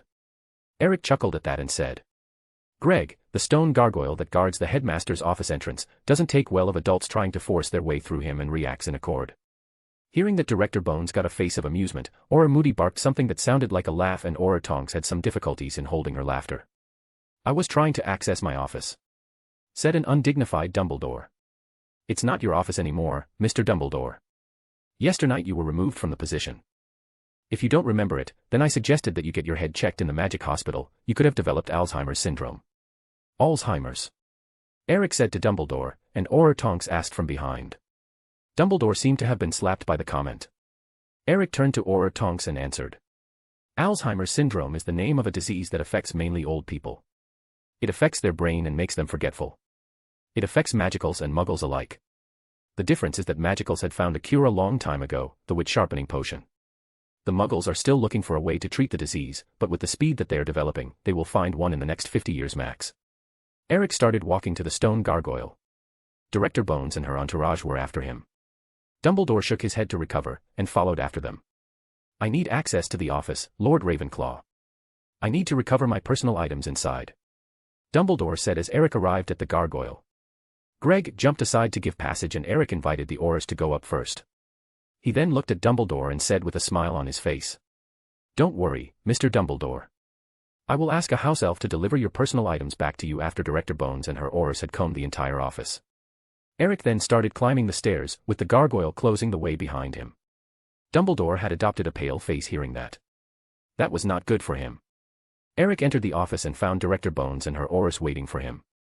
He puts his hand inside his blazer and retrieves 3 little bottles from an inside pocket. The bottles were transparent and had a screw cap. They could hold around 250 milliliters of liquid volume, and had a red purplish liquid inside. Eric then offered the flasks to Director Bones and the Aurors. Drink it. Director Bones looked at the flasks and back to Eric. Her question was evident in her face. Juice of dragon fruit cultivated by true dragons. Better than coffee and pepper up for normal humans. You guys seem to need it. It will give you all about 12 hours of energy. Eric explained to them. I heard about it, said the gruffy-looking Auror, Alastair Moody. That stuff is very rare. He took one flask and started casting diagnoses on it. Eric shrugged the comment. Not if you are friends with them. Director Bones and Auror Tonks choose to ignore the comment, while Moody was still casting diagnoses. 30 seconds later, he unscrewed his bottle and drank the red purplish juice. The cold liquid quickly arrived in his stomach and started to radiate a warm feeling that spread through all of his body. Ah. I feel like I'm 40 years old again, said Auror Moody unexpectedly. Auror Tonks then took one of the bottles and drank its contents. She saw the way that Director Bones was looking at her and said, If Moody drank it, then it is safe. Director Bones took one of the bottles and drank too. And just like Eric said, her tiredness was gone and she found herself full of energy again.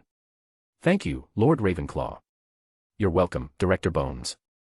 You guys seem to need it. And your tiredness was partially my fault. Director Bones thanked Eric, and he replied to her.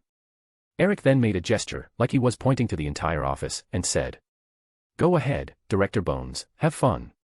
I suggest starting with the silver knickknacks. Then the office desk. He said to her. Director Bones gave him a predatory smile. Moody, Tonks, you heard the man. The Aurors immediately walked to the silver knickknacks and Moody started to cast his diagnosis spells while talking to Tonks about each spell that he was casting. Can I offer you some tea, Director Bones? Eric said to the woman, signaling to a tea set that was already waiting for them on the center table in the lounge area of the office. The school's house elves were very efficient. Eric walked to the set and served him a cup. I will accept your offer, Lord Ravenclaw. She walked to the lounge area after Eric. He offered her the first teacup and served him a second one, then took a seat, signaling Director Bones to take a seat too. She sat, and they sipped the tea, taking a moment to enjoy the flavor of the hot liquid infusion. After some minutes of silence, Eric started the talk. So, Director Bones, I was reviewing the files of the current staff, and concluded that we will, indeed, need some help with the defense against the dark arts classes. The actual professor, Gilderoy Lockhart, has no place in teaching this class. That does not even have a newt in the subject. So, his employment contract will be terminated and we will need a temporary substitute. Not an immediate, of course. Celine and I can cover it for the rest of the week. I'm sure we can work something out, Lord Ravenclaw. Please, call me Eric when we are not in an official meeting. Only if you call me Amelia, then. Of course, Amelia. My offer is to cover the costs that the person would receive as if he was working his normal hours as Auror, and to add an extra for the hours taught with the amount that a normal professor would receive. That is a very good offer, Eric, and, like you imagined, we can't provide anyone for this week's classes. The Pettigrew case is drowning all our personnel. Eric and Amelia discussed while sipping more of their tea. Like I said yesternight, Amelia, I'll offer the DMLE access to the room of requirement for training purposes. The room will be free to use during the school holidays, summer and winter. If the DMLE wishes to use between these periods, I will ask that you schedule a time with the acting headmaster, just so that we can be sure that there is no other person using it. Your offer is greatly appreciated, Eric. The room will certainly be very useful in training new recruits and team exercises. They continued talking about sordid subjects while sipping tea. Then the talk entered into the Pettigrew case. Any repercussion to the arrest of yesternight? None, we managed to keep it under the wraps. I conducted an official interrogation after exiting here, and signed an order to get Black out of Azkaban. He is at St. Mungo's, receiving treatment for his prolonged exposure to the Dementors. Foul creatures that one. Yes, but he seemed to be very lucid when I visited him this morning. And joked that he was getting tired of waiting for his trial and was nearly deciding to escape himself. Waiting for his trial? Yes, it seems that the forces in power at the time didn't see it as necessary to give him a trial, and just signed out his transfer to Azkaban. He wasn't even questioned under truth serum. So they just shipped him to prison. Eric asked and Amelia nodded in confirmation. That's strange. Someone must have whispered in the right people's ears, because since the ministry was founded, one of its bases was to assure that everyone had a just trial. As just as politics can get. But someone must not have wanted to see him free. And I agree with you, Eric. The mess will be gigantic while the press gets its hands on this news. Sirius Black is the presumptive lord of the Black family, as he is the last living male Black. His grandfather, Lord Arcturus Black, passed away last year. Yes, I can see it. Heir Black is thrown in Azkaban without trial. Eric made a gesture with his hands, like he was reading a big banner. Amelia nodded at that. She knew that just like Eric said, the press would be very happy. They were then interrupted by the presence of the Aurors. They had just finished their job with the silver knickknacks and the office desk, and were ready to report. Report, Auror Moody. Director Bones said, putting down her now empty cup of tea. The silver items are all monitoring items made with blood magic. They are a combination of health monitors, life monitor, tracking, and status monitor. All of them are made with the use of blood magic. Auror Moody reported. Amelia groaned and raised a hand to her head, starting to massage her temples. The headache was coming back. Chapter 23, Memories, Part. Hogwarts Castle, somewhere in the Scottish Highlands. November 23, 1992, 10:40 a.m. After hearing Auror Moody report, Director Bones groaned and raised a hand to her head, starting to massage her temples. The headache was coming back. Blood magic was something that was heavily prohibited a long time ago because of the sheer number of deaths and disasters that some of the more dark families were causing upon the community. Every minor conflict with them was a reason to curse the blood of the family. Because of that, the families that were using it freely were hunted down by the affected one and their allies, resulting in family wars and the total annihilation of said families. Not wanting to have something like that happening again, the voters in the Wisengamot banded together and banned the practice of blood magic from the British Isles. From that moment, the knowledge, books, if found, would be confiscated by the Unspeakables and the possessor would be heavily fined, and the user of said magic would receive a one-way trip through the Vale of Death. The last known case of use of blood magic against a family was almost 100 years old. The Greengrass family had their blood cursed with an animal curse. They had managed to weaken the curse to the point where the curse would jump generations, but it was still present in their blood. Any idea of the targets? There's two different targets for the trackers, health and life ones. One is very close, in the castle, I suppose, the other is far from here. There is a third target too, but this one seems to be a location one. A blood ward monitor to be more specific. Director Bones asked Aura Moody, who reported what he managed to discover. And the desk? A hidden drawer with labeled bottled memories and a wand. Director Bones asked and Moody reported again. She waited in silence for him to continue. The labels only have dates written. The oldest one dated from summer 1899, and the newest one dated June 1992. The wand is black, ebony wood probably. Not used recently enough to work with the reversal spell. Aura Moody finished reporting, and Director Bones noted. You can use the school's pensieve if you wish to look at some of the memories. Eric interrupted, offering a pensieve for them to use. He had ordered 3 of the items from its original creator. One for personal use, it was inside his office at his house, one for safekeeping, it was inside his vault in Gringotts, and one for use in Hogwarts, kept inside a cabinet in the headmaster's office. It was a very useful tool to review incidents where you had only one person's word against the others. The memories retrieved by the means developed by the pensieve's creator were very difficult to tamper with, and any attempts would be clearly shown by the artifact. I will accept your offer, Eric. The DMLE's pensieve is shared with the Unspeakables and it is tiring to get hands on it. Amelia said, accepting Eric's offer. It is in the cabinet beside the desk. Opposite side from Fawkes. Eric said to them, indicating the cabinet. What is Dumbledore's Phoenix still doing here? Auror Tonks asked. Dumbledore's Phoenix? Yes, Fawkes. Eric asked and Auror Tonks replied, pointing to said bird. Eric then chuckled and said. Fawkes is its own bird. He belongs to no one. But he is always seen with Dumbledore. That could be true, but there is a reason for it. Fawkes likes Hogwarts' atmosphere too much and decided a long time ago to make it its home. So he made a pact with me that allowed it to live in the school grounds, where it will receive food and protection from the wards, and in exchange he would help the acting headmaster and the students when needed. Chirp. Eric explained and Fawkes gave its own chirp in confirmation. But I know that he really wants to stay because the house elves pamper it too much. Chirp. Eric said with a smirk on his face, and Fawkes gave an Indie-Nat chirp and disappeared in a flash of fire. That reaction made Eric start to laugh at the immortal bird. Director Bones chuckled at the trade between bird and man, and walked to the pointed cabinet that contained the school's pensieve. She opened the cabinet and found inside it the artifact. The pensieve was made from a material that resembled stone, in a basin-like format and filled with runes and other strange symbols carved into all of its surface with some precious stones encrusted to its outside too. Inside the basin was a silvery cloud of gas, or maybe it was liquid, it was difficult to define, that held the memories that one wished to dive into. Give me the oldest one first, Aura Moody. Director Bones asked Aura Moody, and he gave her a little flask closed with a cork that had a label that read, Summer, 1899, and a wisp of silver gas/liquid inside. Taking the flask, she opened it with a tap of her wand and poured the content inside the pensieve. Director Bones then prepared to dive into memory. You two are coming with me. She ordered, and Auror Moody and Tonks stood by each of her side and together they touched the silver surface and their minds dived into the memory. While they were viewing the memory, Eric was continuing to read the staff's files. 3 minutes had passed when the trio returned from their joy ride in the memory lane. They stumbled a little, but quickly recovered, and Director Bones started to spill a string of curses. Some of them were very creative, in Eric's opinion. Welcome back, did you guys have fun? Joked Eric. Not really wanting an answer. No fun at all. Replied a serious Director Bones. We just witnessed a 3-way duel that ended with the death of a 4th, innocent, party by the means of killing curse. Director Bones said while taking the memory back to the flask and sealing it with a tap from her wand.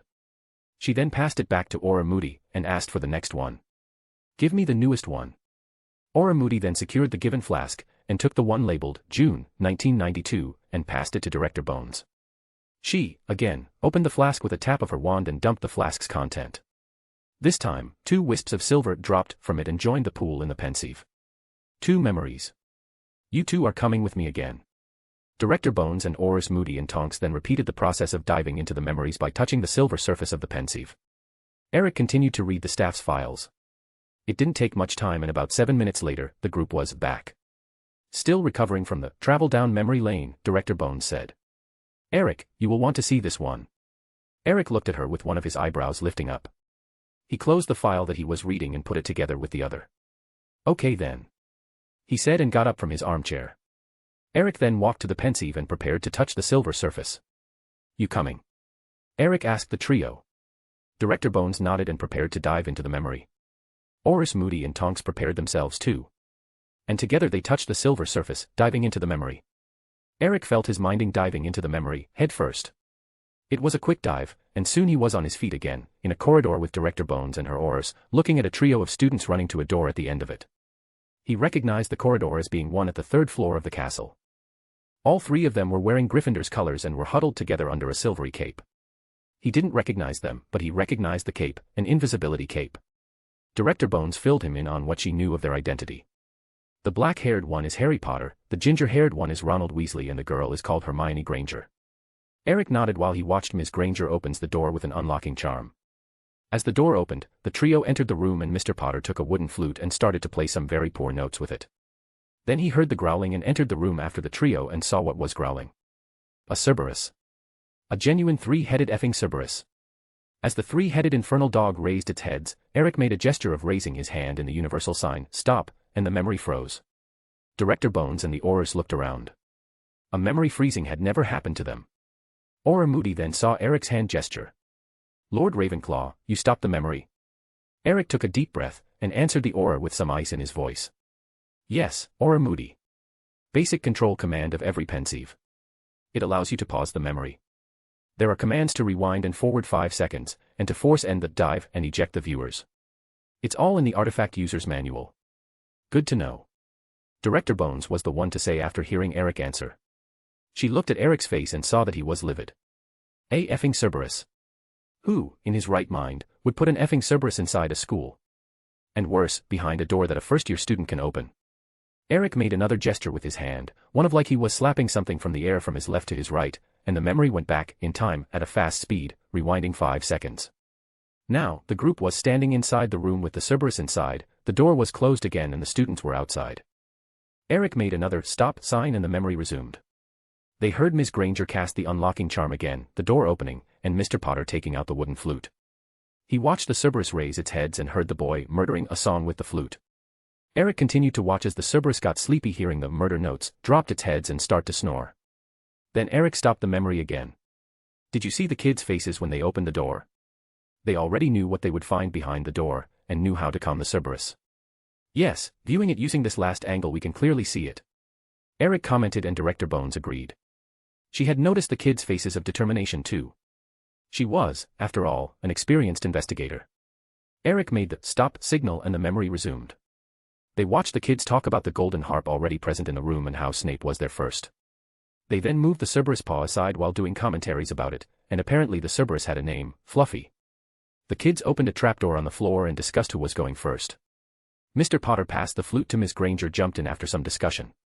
Immediately the vision around the group faded a little, and Eric paused again. Let's go, the memory must be from Mr. Potter because it faded a little as he jumped in. Eric then jumped after the kid without looking back and landed at the kid's side. The DMLE trio soon followed and landed by his side, in time to hear Eric groaning. Groan. Devil's snare. The floor they landed on was covered in the thing. As the group took positions, Eric unpaused. They watched as Mr. Potter said that it was okay to jump, and he soon was joined by his peers. They watched as the devil's snare started to hug them and started to panic.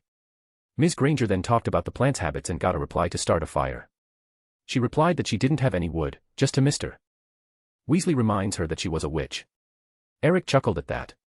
The girl then cast a blue flame spell and the hugger plant receded to hide from the light and warmth, freeing the kid in the process. They quickly continued and entered a room with hundreds of keys with wings flying near the ceiling. The kids saw that they needed to catch the right key to open the door, as their unlocking spell didn't work here. And look, they had brooms conveniently waiting for them. The kids took the brooms and managed to identify the key that they needed, and with some basic teamwork, Mr. Potter managed to catch the key, just to be violently assaulted by the rest of the key. The group saw as he flew away while being chased and warned his friends to wait by the door. After some dangerous maneuvers that got him hurt, he managed to open the door and the kids advanced to the next room. The group of adults followed after. He is a good broom flyer. Eric murmured while walking behind the kids. They soon arrived at the next obstacle. A giant chess set, and behind the set, the next door. The adults watched as the kids had to play a live chess game that had them as pieces. They watched as Mr. Weasley sacrificed his piece, and himself, so that they could win the game, resulting in his unconsciousness.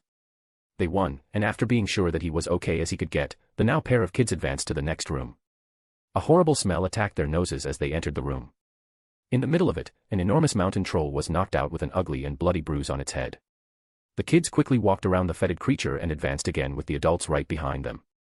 In the next room, there was a table in the center, with different flasks and bottles on it, arranged in a single row, and with a piece of parchment near them. As they neared the table, the past and next door lit with fire of different colors. The kids talked about which professor this defense was and concluded that it was Snape's. After reading the logic puzzle in the parchment, Miss Granger took a moment to solve it and, of course, rightly pointed out that wizards can't seem to know how to use logic. She then points to the right answers. The duo them separated, with Miss Granger going back to get help and Mr. Potter going ahead. The adults followed him through the fire, and saw as he arrived in the next room, with a pang of headache. They watched as Mr. Potter confronted Professor Quirrell in front of a mirror, and Eric paused the memory. He sighed. Sigh. And raised a hand to massage his temples. A Class 4 dark artifact. He mumbled, and Director Bones asked about it. What is it?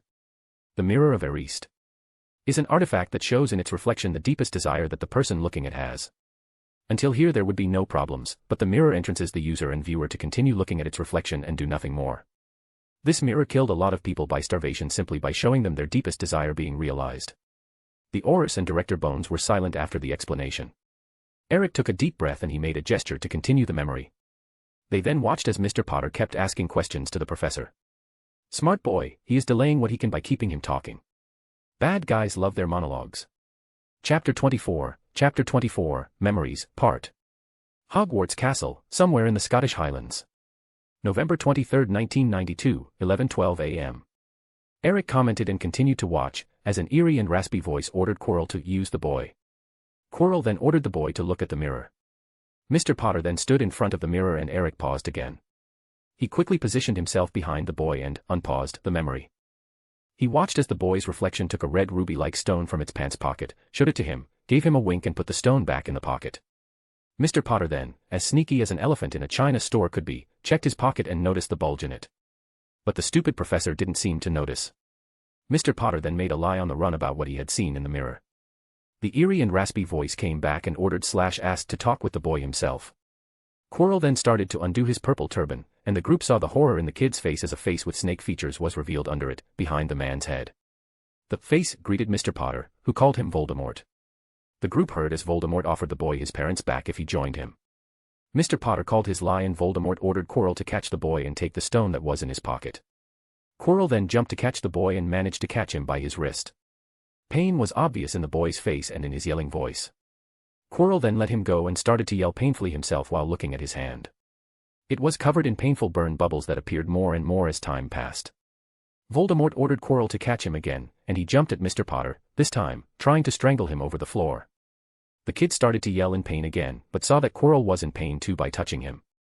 Quirrell let go of the boy, continuing to hold him down on the floor with his knees and said that he could do it anymore, looking at his hands that were covered in horrifying deep burns. Voldemort then ordered Quirrell to kill the boy, and Mr. Potter, noticing the effect that his skin touch had on his assailant, raised his hands and took hold of Quirrell's face. The double-faced man started to yell in pain with his face getting deeply burned, but managed to get out of the boy. Voldemort ordered Quirrell to kill the boy again. But the boy jumped before Quirrell could retrieve his wand, and took hold of the man's arm, holding onto it for life. Mr. Potter then watched as Quirrell managed to yank his arm out of his hands and the man doubled in pain on the floor. Mr. Potter, himself, seemed in the precipice of fainting, but held in time to see a dark shadow rise from the agonizing Quirrell's body. The dark shadow assumed form with Voldemort's face on it and charged through Mr. Potter's body while roaring. The shadow then disappeared through one of the walls while the memory started to fade as the boy lost consciousness. Eric paused, and rewinded 5 times, unpaused and watched the confront again. He then repeated the pause, rewind and unpause, 3 more times. Paying attention to all the minuscule details of the scene. Eric then paused a final time as the memory finished.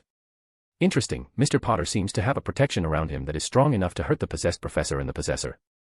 Or maybe it is hurting the professor because of the possessor. Eric mumbled. Director Bones then asked. So, it was not dark magic that burned Professor Quirrell. Eric looked at her and replied. Dark magic? No, no. It couldn't be more far than dark magic. If I was to classify it by your terms, I would say it was white magic. As white as it can get. A white magic shield. The boy just weaponized the shield, just that. But I can't say more without examining Mr. Potter. Director Bones and the Aurors were quiet. Eric then resumed the memory. They saw it fade as Mr. Potter got knocked out, and then the memory got clear again. And they saw Albus Dumbledore entering the room with a preoccupied face. The old boy glanced at the mirror and focused on the knocked-out boy. He casted a diagnosis spell on him and seemed to relax. Then he casted another spell and bent down. Patting at Mr. Potter pockets. Dumbledore retrieved the red ruby-like stone, depositing it in one of his own pockets inside his robes. Then, Director Bones asked, "Do you know what that stone is?" "Yes. That is the famous Philosopher's Stone." Eric replied to Director Bones, who got wide eyes at the answer, just like her aurors. The memory continued with Dumbledore checking on the dying Quirrell and calling Fawkes to transport them to the infirmary. The memory then ended, and the group was ejected out of it. The group quickly recovered from the dive. Eric looked at his watch, made some calculus, and called for a house elf. "A house elf, please." Pop. With a pop, a house elf appeared by Eric's side. "How can Dante help Lord Ravenclaw?" "Hi Dante, please locate Professor McGonagall and tell her that her presence is required in the headmaster's office immediately. The flue is open to her. And then, locate a student named Harry Potter, and tell him that I need to talk with him immediately too. You can pop him here if he doesn't know where the headmaster's office is. He should be a second-year Gryffindor." Eric requested from the house elf, and it disappeared with a pop sound. Pop. Eric turned to Director Bones and said, "We will soon find out more about the event that happened here in June, and I will ask to examine Mr. Potter better." Director Bones then turned to the pensieve, and retrieved the memories, sealing them back into the flask and passing them to Aura Moody, for safekeeping. 2 minutes later, a pop was heard in the office as the house elf Dante was back, accompanied by a skinny boy with messy black hair and round glasses. "That was brilliant. Certainly beats flu travel," the boy said, basking in the feeling of being teleported by the first time. "It certainly does. A house elf's apparition is much more comfortable than any wizarding means of transport," Eric commented, gaining the boy's attention. Mr. Potter's head snapped to look at Eric. "Hi," said the boy, intelligently. Eric chuckled at the boy's reaction, together with Director Bones and Aura Tonks. Eric then greeted the kid. "Hello, Mr. Potter. Thank you for your help, Dante, that would be all." Pop. Dante, the house elf, disappeared with a pop after being dismissed. Harry looked at the place that the house elf just disappeared, then looked back at Eric. "Dante said that you wanted to talk with me, sir." "Indeed I want, Mr. Potter." "Better saying, we want to talk to you," Eric replied, gesturing to Director Bones. The boy stood in place, looking at the adults in the office, as if waiting for them to start the conversation. "But first we are waiting for Professor McGonagall, your head of house, to arrive," Eric said to the boy. Director Bones then decided to cut some formality first. "I think we can start introductions while we wait for Professor McGonagall. Hello, Mr. Potter. My name is Amelia Bones, and I am the director of the Department of Magic Law Enforcement. These are two of my aurors, Master Aura Alastair Moody and Trainee Aura Nymphadora Tonks," Director Bones said, introducing herself and her aurors, gesturing to each one when introduced. Moody gave the boy a grunt together with a nod, and Tonks gave him a wave with a smile, her hair quickly changing from pink to red, back to pink when her name was said. Harry watched the woman's hair change color on its own with wide eyes. Director Bones noticed that and chuckled. "Noticed that, didn't you? Aura Tonks here have an ability called Metamorphmagus. It allows her to change her appearance at will." At the explanation, Aura Tonks started her own show, cycling through different colors of hair and different shapes of noses, much to the boy's entertainment. "That's brilliant," the boy said as Aura Tonk went back to her original pink hair and nose. At that moment the fire in the fireplace flared into tall green flames and Professor McGonagall walked out of it. "Good morning, Professor McGonagall, we were waiting for you." The strict witch looked around the office and took in the presence of Amelia Bones and two aurors, and Harry Potter. "You wanted to talk with me, Lord Ravenclaw?" "Yes, and no, Professor. Is that your presence is required so we can talk with Mr. Potter here? But I want to ask you some questions too," Eric replied and gestured to the lounge area of the office. "Let's all take a seat, shall we?" He then walked to an armchair and waited for the others. Director Bones, Professor McGonagall and Mr. Potter walked to the lounge area and took seats. Aurors Moody and Tonks stayed standing but positioned themselves around the area. After everyone took their seats, Eric sat too. "You see, Mr. Potter, I called Director Bones here in the school today to continue some of the job that we started yesternight, with focus in this room, the headmaster's office." During their search, they found a set of different memories labeled with different dates. They then used a pensieve. "Do you know what a pensieve is, Mr. Potter?" Eric interrupted his explanation/question to solve the curious look that appeared at the kid's face. The boy shook his head as if saying, "No." A pensieve is an artifact that resembles a basin, crafted using ancient runes and enchantments, with the objective of watching and/or reviewing memories of your own or of third parties in a different perspective. You see, Mr. Potter, the human mind is a wondrous thing and it can capture details around us that we would not have noticed at the time that it occurred. And when the memories are viewed in a pensieve, all these details are there, just like our minds stored them. Eric took the tea set and served a new cup for him and sipped it, waiting for the boy to digest the information. Lowering the tea cup, Eric continued. As I was saying, Director Bones and her Oris then used the pensieve to review a memory with a label that read, June, 1992. It was a memory starring 3 first-year students from Gryffindor going on an adventure to save the Philosopher's Stone. At this point, Eric paused, sipping a little more of tea, and gave the boy some time. Harry's face was palling. He could practically see himself being expelled. Eric, then, continued. So, Mr. Potter, can you, please, tell us in your words what happened that took your friends and you into that little adventure? Eric then waited patiently for the boy to start his tale. Mr. Potter managed to calm down, then took a deep breath and asked. From the beginning? From the beginning. Eric replied to the boy, who took another deep breath and started to talk. It all started a week before my 11th birthday. Insert here the narrative of the book, Harry Potter and the Philosopher's Stone, from Chapter 3, until after his talk with Dumbledore in the infirmary.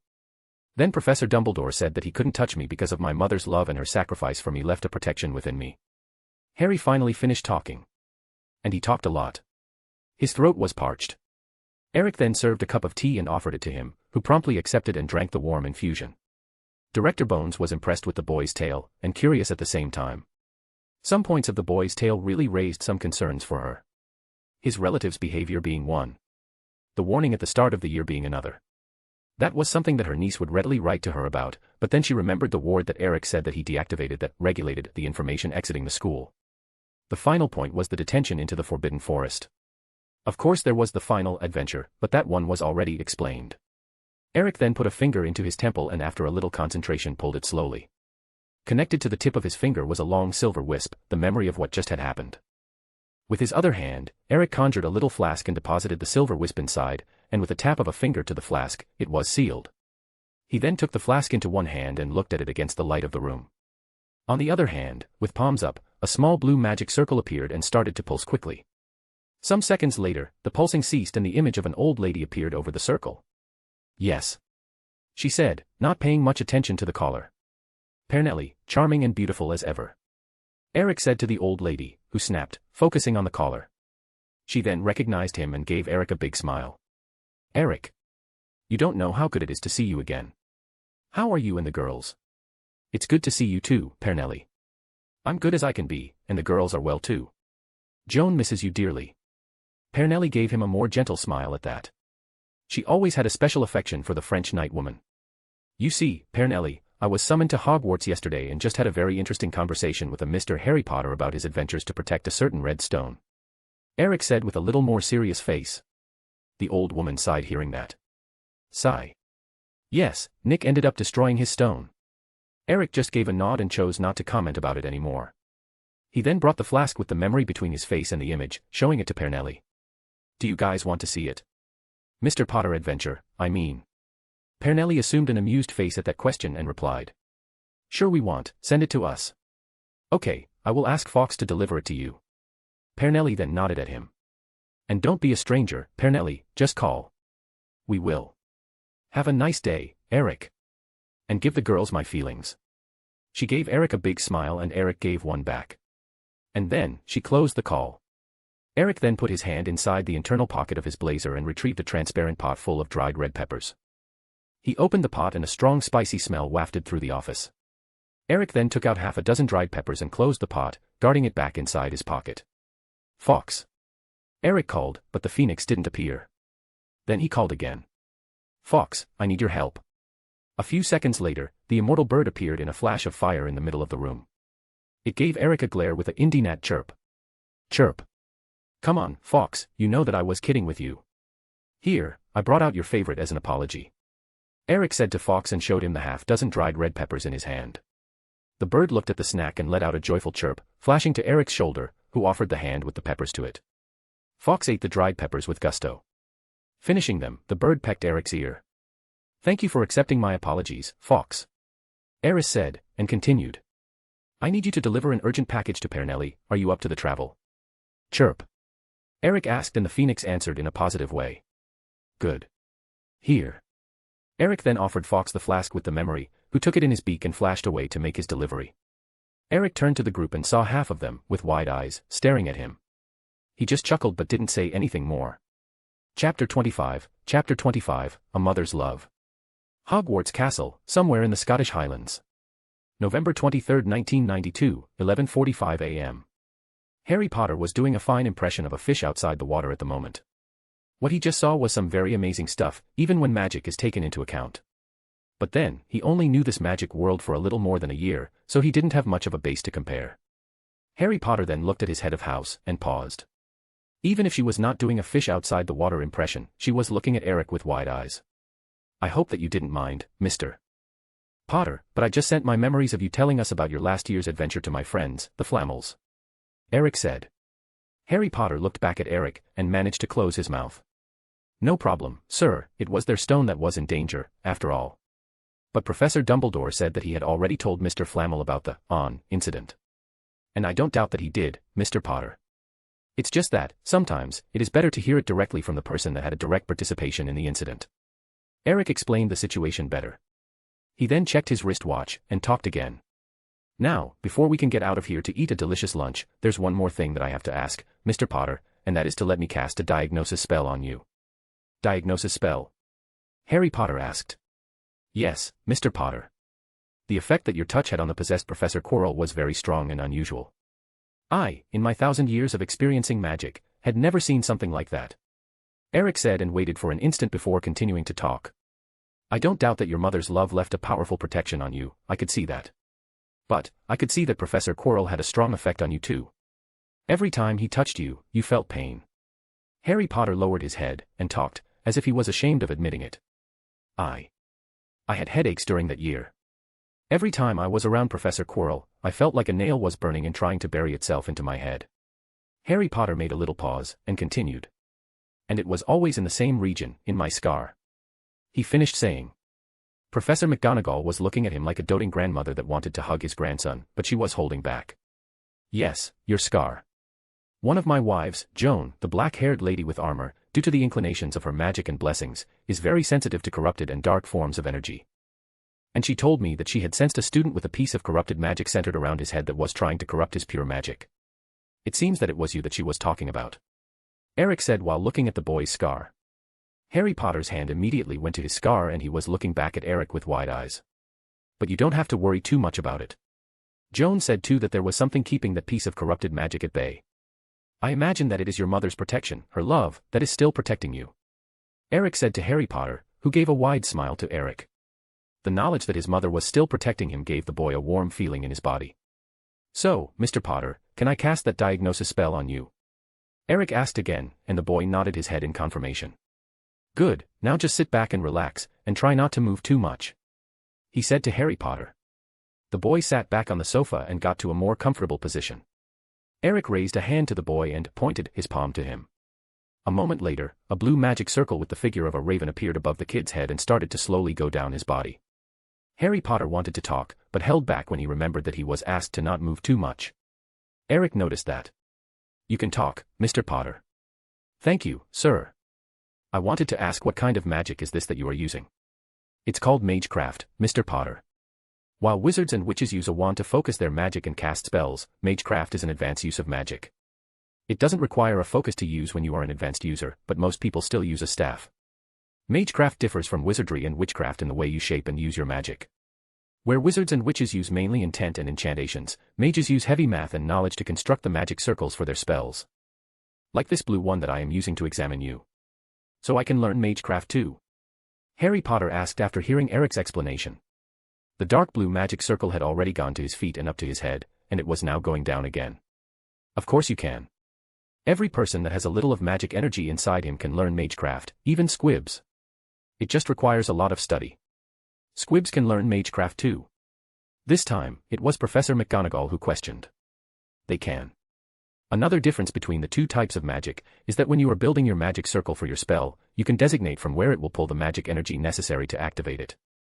This allows you to use a little of your own magic, necessary to maintain the control of the spell, and to designate it to take the rest of the magic energy from the surroundings to fuel the spell. Of course, this method has its own cons. It takes much more time to cast the spell as it has to collect the magic from the air around. So much time that some kinds of spells above a certain level are unfeasible to be cast by squibs due to the time that it takes to charge them.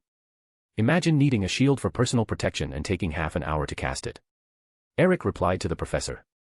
The blue magic circle faded as it reached Harry Potter's feet for the third time. Eric then looked at the boy and said, "And that's done, Mr. Potter. I have a conclusion now, do you want to hear it?" The boy nodded his head fervently. "It seems that your mother was a really smart woman and was learning magecraft. The protection in you is the result of a mix of sacrificial magic and magecraft. She must have started to prepare the protection for her entire family, but didn't have enough time to fuel it. When the danger came knocking at her door, she must have reached the conclusion that she would not have the time to fuel the protection and used her own life force to fuel it. But Lily Potter was killed by the killing curse, not sacrificed." Eric explained a little about what he found, and Professor McGonagall added, "Ah, Professor, but remember what I said about how witchcraft differs from magecraft. Intent is the key here. Her intent of sacrificing herself that night so that her son could be protected was enough for magic to accept it. She must have offered herself in place of her son's death. And when she was killed, her life force was used to fuel the protection. And that protection is something that is still active on you to this day, Mr. Potter. Even in death, Lily Potter is still protecting her son." The boy couldn't hold back at that anymore, and some tears started to roll from his eyes. Professor McGonagall was affected by that too and couldn't resist anymore. She pulled the boy to her and gave him a hug. Harry Potter went still for a moment with the hug, but soon he relaxed into the hug. Eric gave a smile at the scene, but took note of the boy's initial reaction. His behavior matched with some of the reading that he got back from the spell. After some time, Professor McGonagall finally released the boy, and composed herself back to the image of the strict professor. "Sorry for my behavior, Mr. Potter." "No problems, Professor." Harry Potter answered his professor. He had seen a different side of her today, and he understood that she cared. Harry Potter turned to Eric and asked, "Sir, and what about my scar?" "Your scar, Mr. Potter, contain, indeed, a piece of corrupted alien magic in it. And the headaches that you had are the result of said corrupted alien magic hammering the protection. It has something to do with who the piece of corrupted magic belongs to." Eric replied, with a tone of enigma, in the end, waiting for the boy to link the dots. And he did. "Voldemort." Eric nodded at the boy's almost whispered name. "Can it be removed?" Harry Potter asked, looking very seriously at Eric. The idea of having a piece of Voldemort's magic in him disgusted the boy to another entirely different level. "It can. Do you want me to do it?" Eric replied and asked back to the boy, looking directly in his vibrant green eyes. Harry Potter nodded firmly at that. "Yes," he said. Eric then looked at Professor McGonagall. "Professor McGonagall, you heard Mr. Potter. But, as you are his parent in locus, the final decision is yours. What are the risks involved in the procedure?"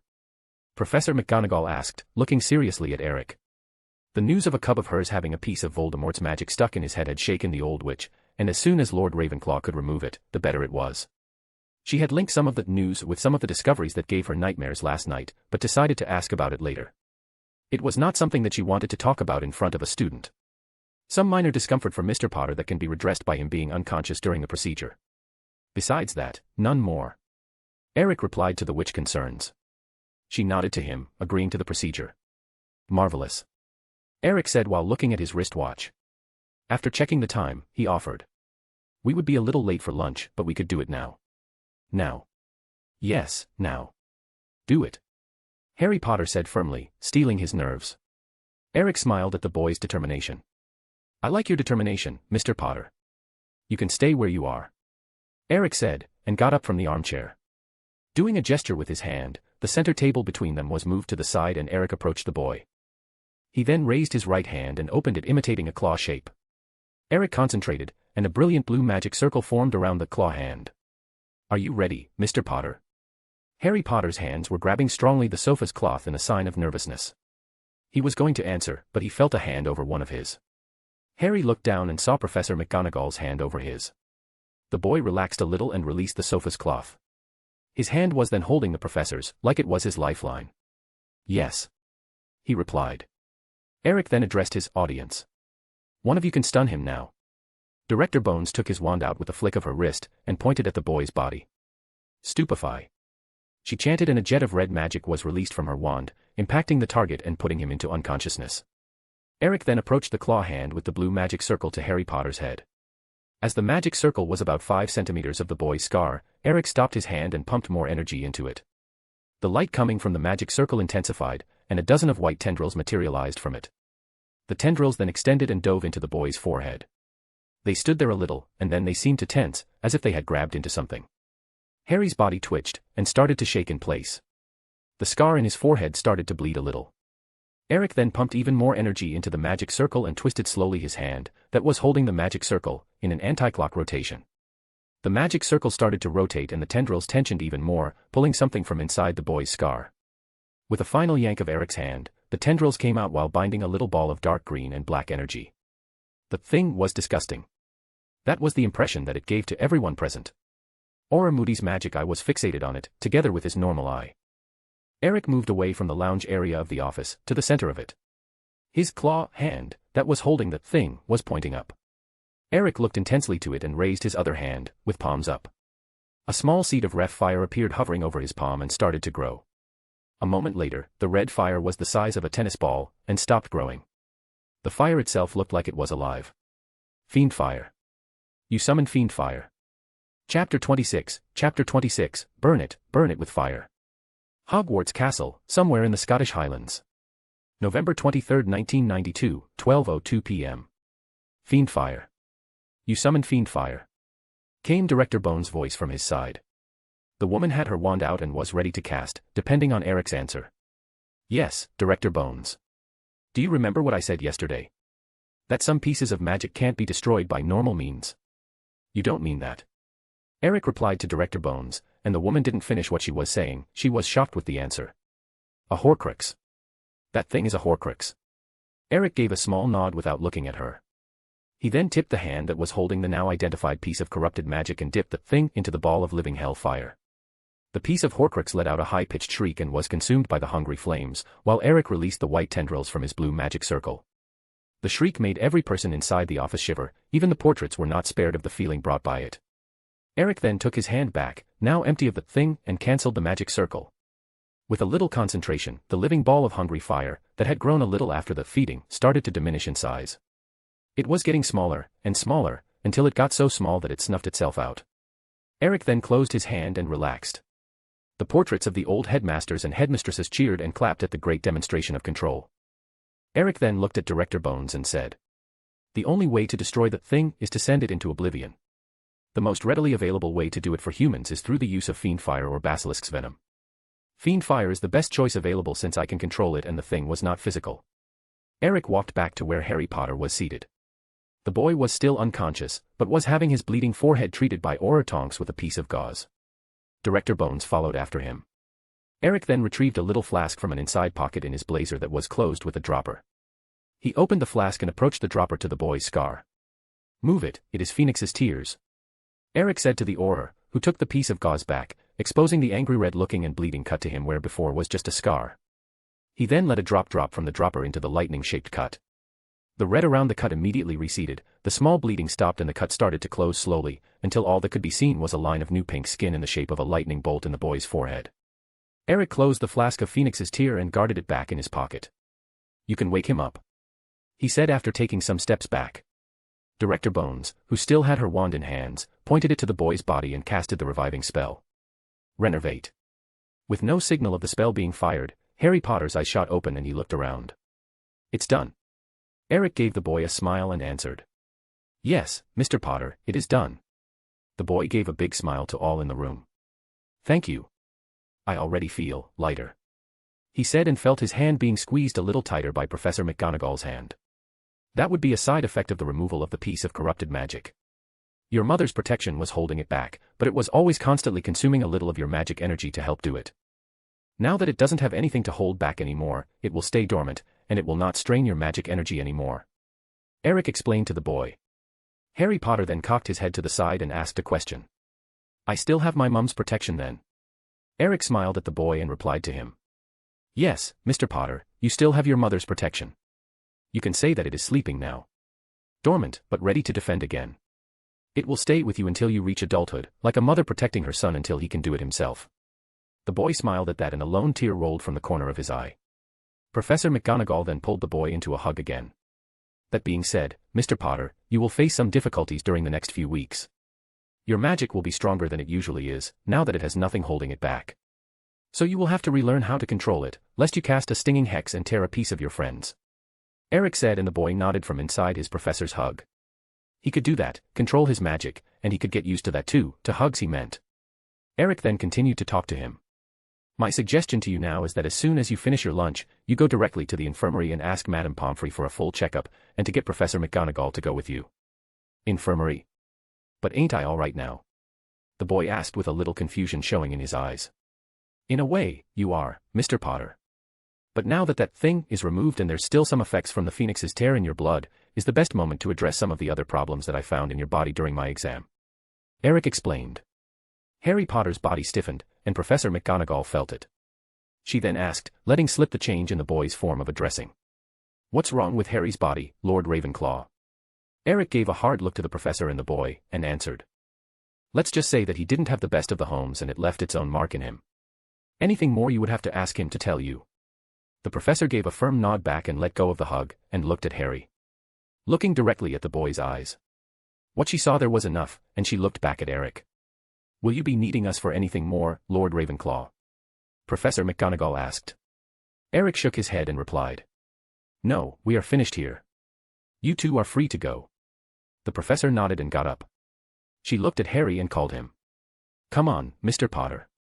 Let's go visit Madame Pomfrey immediately. I will ask a house elf to prepare lunch for us there. The boy nodded weakly and got up, following his professor. He then turned back to where Eric was standing with Director Bones. Thank you, for all. He thanked while giving Eric a wide smile. Eric smiled back. You're welcome, Mr. Potter. If you want to learn magecraft, I suggest that you sharpen your studies in math, physics and chemistry, and get to study arithmancy and runes in your next year. There will be new books available in the library soon that explain more about it. Eric said. Harry Potter nodded, already imagining his best girlfriend's reaction at his mention of new books in the library, and was guided out of the office by Professor McGonagall. Director Bone waited for the duo to exit and closed the door of the office, and turned to Eric. She then asked with some steel in her voice. The boy was a Horcrux. Yes, and no. Eric answered. What do you mean? Yes, that thing was an attempt to make a Horcrux, a seed to it. And no, the boy was not a Horcrux. The protection created by his mother blocked the seed from taking hold and germinating. If the protection was any weaker than it is, the seed would take hold, and the removal of it would be infinitely more complicated. Eric explained to Amelia. Or Tonks didn't catch the meaning. More complicated as in. The easy way. Complete destruction of the Horcrux, which means the boy's death. The complicated one. Have Tom Riddle cast a killing curse on him and pray that he is lucky. Eric replied nonchalantly. Director Bones and Aura Tonks blanched at the answer. Even Aura Moody was bothered a little by it. Eric waved his hand and the center table, that was moved early out of the way, went back to its original position. Aura Moody chose that time of momentary silence to speak. Director Bones, I must have just found one of the targets to the blood items. Director Bones looked at her aura with an intrigued face. It soon morphed into realization. The Potter boy. One of the items, the one wheezing-colored smoke, had the color of the smoke change while Lord Ravenclaw was removing the thing from the lad's head. It went back to its normal color after he applied the Phoenix's tear. Aura Moody said. His magic eye had caught the change of color in the smoke that the silver knickknack was producing. He didn't say anything at the time to not alert the not-involved people. Director Bones nodded at her aura, and barked an order. Pack everything that matches the signature of the boy's blood in the same box. We will check it later. Aura Moody called for his trainee and, together, they started to organize the knickknacks into different boxes. Eric moved to the center table and took all the files that he was reading earlier in his hands. He then went to the cabinet file and put them in the right drawer, closing it safely after. He turned to Director Bones and walked to her, extending his hand to her. Amelia, I have a staff meeting in a little more than half an hour, we will have to separate here today. The office's fireplace is open to you today. The password for incoming travels is Founder's Rules, be free to use the pensieve here to review those memories. Director Bones accepted Eric's hand and shook it firmly. I will take the offer, Eric. Good luck with your meeting. Thank you, Amelia, I will need it. And it is not even the last meeting of the day. I have an urgent one with the Board of Governors this evening. That will be the worst one. Eric made an ugly face, remembering the mess that the Board of Governors made of the school's fund. They let go of their hands and Eric walked to the door of the office. And Amelia, make sure to go to sleep today. The dragon fruit juice will hit you hard. Have a nice day, and if you need anything, don't be a stranger. He said to Director Bones, who nodded at him. Eric then exited the office and went down the stairs. He soon passed by Greg, which had already moved aside, and met, again, with the old boy Dumbledore waiting outside. The gargoyle statue quickly moved into place again. Eric turned to walk down the corridor, but was interrupted by Dumbledore calling him. Lord Ravenclaw, I need to talk with you. Eric stopped, and took a deep breath. Walk with me, Mr. Dumbledore. He said and started to walk at a slow pace down the corridor. Dumbledore quickened his steps and caught Eric. I was spectating a more private talk, Lord Ravenclaw. Don't worry about the children listening to the talk, they will not hear anything. Dumbledore looked at Eric, and talked. I think that we started things with the wrong foot yesterday, Lord Ravenclaw. Eric nodded hearing that. We may have, but you have to see things with my eyes. The children were in danger. And you were doing nothing. Dumbledore made a motion to rebuke, but Eric didn't let him talk. You were a man that had the power to do something. But you choose to wait. As headmaster, you had the power of the entirety of Hogwarts to be your eyes, be them house elves, portraits, or even ghosts. You just needed to ask, and they would be alert to any strange behavior. As Chief Warlock, you could have entered in contact with Director Bones, or even the Unspeakables, but you choose not to. As Supreme Mugwump, you had access to a plethora of individuals with the most diverse knowledge in the entire world, but you chose not to contact them. Eric said with some steel in his words. He continued. You had 45 years to do something, and you didn't. Have you even talked with the ghost of Ms. Warren? Dumbledore didn't answer. It seems you didn't. If you had talked to her, you would know that her killer had big yellow eyes, and that the entrance to the secret chamber was probably in the same bathroom where she died. Dumbledore now was open-mouthed while looking at Eric. You don't have to worry about it now. I sealed the bathroom, and at some point during this week or the next, my wives and I will investigate the chamber better. I remember Salazar saying something about his personal office being hidden. The last comment, Eric made to himself. You see, Mr. Dumbledore, information is a dangerous thing in the wrong hands, but if it is in the right ones, it is the most powerful weapon. For example, do you know what are the Class 5 dark artifacts that we found in the castle yesternight? Dumbledore shook his head. No, I don't. Horcruxes. Both of them were Horcruxes pertaining to the same person. Tom Riddles. Dumbledore's voice trembled saying the name. He knew what the stuff was. He just couldn't have imagined in his wildest dreams that Voldemort had managed to craft the vile things. Oh, how low have you gone, Tom? Exactly. The one found in the middle of a first-year's stuff was the probable cause of the chamber's incident. And what was done with the thing? Is in the Unspeakables' hands. With one of them in hand, they can track the rest and get rid of them permanently. But the prophecy. Dumbledore started to talk but stopped immediately. Eric stopped in his tracks, and slowly turned to face Dumbledore. They were in the middle of the great staircase, between the second and first floor. There is a prophecy. Eric Pausley said. Dumbledore stood in silence. Of course there is a prophecy. There's always an effing prophecy. Apollo, I swear that I will get you and I will. Sigh. Eric mumbled after Dumbledore's silence, and let out a sigh. Talk, Mr. Dumbledore. Eric said to the old-looking man. When he stood in silence again, Eric said. What I just said about information, Mr. Dumbledore. This time was Dumbledore that let out a sigh and seemed to deflate with it. Sigh. In the year of 1979, I witnessed a young seer give a prophecy about the end of the Dark Lord. A/N, what I meant with the seed taking hold is in the case of what happened in the cemetery in the fourth book of the series in accord with my theory, where Tom, already in his new body and with Harry's blood in him, touched the scar, weakening the protection and allowing that seed to bypass part of Harry's mother protection. It's just a big IMO case, not to be taken too seriously outside of this fanfic scenery. A/N, shout out to Lustcifer, who found the reference for Hogwarts Magic Circle in chapter number 3. Chapter 27, The Woes of Prophecies. Hogwarts Castle, somewhere in the Scottish Highlands. November 23, 1992, 12:30 p.m. In the year of 1979, I witnessed a young seer give a prophecy about the end of the Dark Lord. Dumbledore said, and saw that he had Eric's attention. He took a deep breath and continued. I was in the middle of interviewing a young woman to the office of divination professor, when she went into a trance and made a prophecy. She said, the one with the power to vanquish the Dark Lord approaches. Born to those who have thrice defied him, born as the seventh month dies, and the Dark Lord will mark him as his equal, but he will have power the Dark Lord knows not, and either must die at the hand of the other, for neither can live while the other survives. The one with the power to vanquish the Dark Lord will be born as the seventh month dies. Dumbledore stood there, looking at Eric. That's all. Eric flatly said. No, no. You see, a young man, who had made some very bad decisions in his life, heard the first part of the prophecy and managed to escape. He then went to the Dark Lord and told him about what he had heard. The Dark Lord believed in it, and so turned to hunt the possible chosen one. Dumbledore said, made a small pause, and then continued.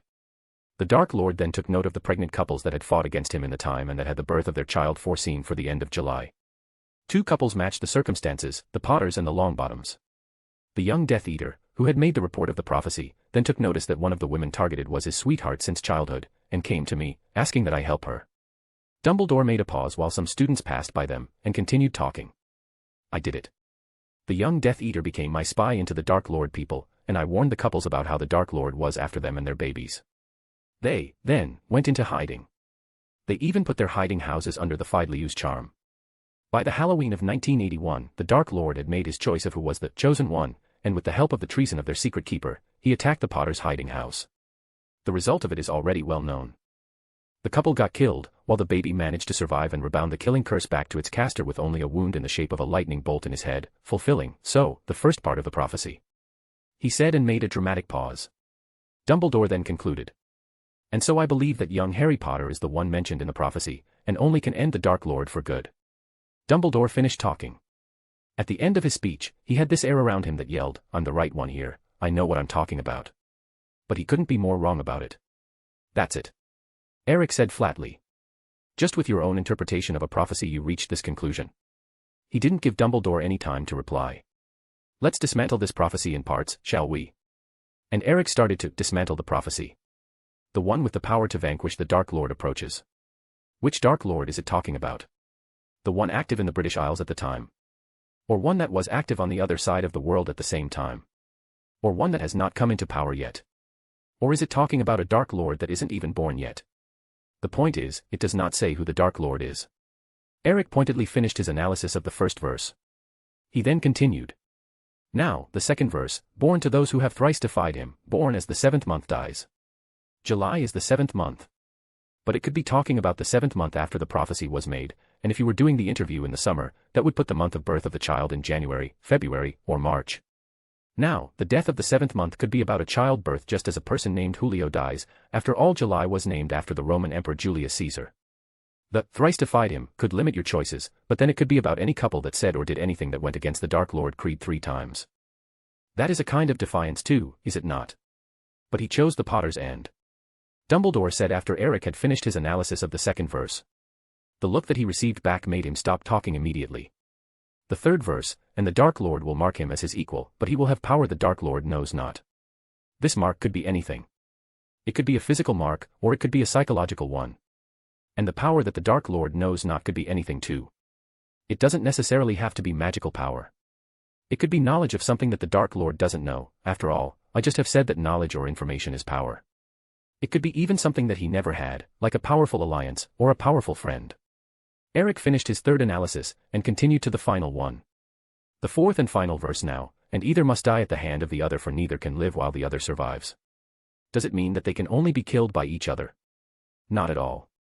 I could go to the kid with a contract, it doesn't need to be a magical one, put a sickle in his hand and say to him, hey kid, if you sign this and give me the sickle in your hand, I will get rid of the Dark Lord for you. And it would fit the prophecy perfectly. Damn, if the kid announced that he would give a reward to any that managed to get rid of the Dark Lord, it would have fitted too. The chosen one, by his hand, vanquished the Dark Lord. Dumbledore was dumbly looking at Eric. He was thinking deeply about what he heard about and ended up concluding that he was right, the prophecy had too much space for interpretation. Eric then continued talking. You see, Mr. Dumbledore, people are what give prophecies their power. And who gave this one power was exactly 3 people, the peeping young Death Eater, Tom Riddle, and you. Unfortunately, or fortunately, whichever you prefer, the young Death Eater believed in the veracity of the parts of prophecy that he had heard. He then told the actual Dark Lord, who in turn believed in it too. With his belief in him being the mentioned Dark Lord, the prophecy marked him as it. He then went and chose the couples that had childs coming at the end of July and had defied him 3 times, whichever was the way of defiance that he chose, and that set the possible chosen ones for the prophecy. You had come to the same conclusion as the Dark Lord, and so gave it even more power. Then it came to the attack. Tom Riddle chose his equal, and marked him as it. He went to the house and killed the parents first, making the young Harry Potter an orphan, just like he was. The prophecy took this as the mark, and made Harry Potter its chosen one. But the scar. Dumbledore tentatively said. Ah, the scar, yes. It could have been the mark, but it is not. And do you know why, Mr. Dumbledore? Because he had already marked the child before the scar was done. The protection that the kid's mother had crafted and fueled with her life force worked perfectly, and held back a second instance of mark as his equal long enough that it could be removed. You must have seen Mr. Potter and Professor McGonagall exiting the headmaster's office, didn't you? Eric explained and then asked Dumbledore. Yes, Minerva seemed furious, and when I tried to talk with her, she dismissed me and protected Mr. Potter behind her. Dumbledore replied while deflating when talking about his friend's reaction to him. Eric chuckled at that. Professor McGonagall seems to have a strong maternal instinct. He commented lightly, but got serious for his next explanation. You see, the Aurors that were combing the office had found a hidden set of sealed memories in dated flasks. They examined the most recently dated one and invited me to watch it after they had watched themselves. Mr. Potter's adventure was not entertaining to watch, and his last foe had a very peculiar reaction to his touch. That he was protecting an item that belonged to a good friend of mine is just a cherry in the cake. I then asked for the presence of Mr. Potter and Professor McGonagall, and I, together with Director Bones, asked him to tell his tale fully, from the beginning. After some very long minutes, I asked Mr. Potter if I could check his body. He consented with it and I did the checkup. Eric talked about what had happened. During his mention of a hidden set of memories, Dumbledore's face blanched. Eric finished, made a little pause, and continued talking. After the checkup, I found out that there was a seed to a Horcrux trying to root itself into Mr. Potter. Dumbledore had got even paler after hearing that. Trying is the key word here. Mr. Potter's mother's protection was keeping it at bay, blocking it from rooting in his body. With it not fixed into his body, it was just a matter of removing it and destroying it in the right way, making it the third Horcrux from Tom Riddle that was found. So I was right in that one, Lily's love for her son protected him. Eric concluded, and Dumbledore said with a smile appearing on his face. Yes and no. Eric said back, dumping a metaphorical bucket of cold water on Dumbledore's head. No, it was not a protection made of love. But yes, her love for him was strong enough so that magic accepted the sacrifice and used her life force as a means to fuel the magecraft that she had previously prepared. Magecraft. Yes, Mr. Dumbledore. The protection around Mr. Potter is magecraft. The theory is that Lily Potter was learning magecraft and devised a protection for her family, but she had not had the time to fuel it. She, in a desperate move, then used the fact that magecraft can accept different energies to fuel it and use sacrificial magic to fuel the protection for her baby with her life. The Dark Lord was just the one that concluded the sacrifice by killing her. Had he killed the baby first, it would not have worked as she intended.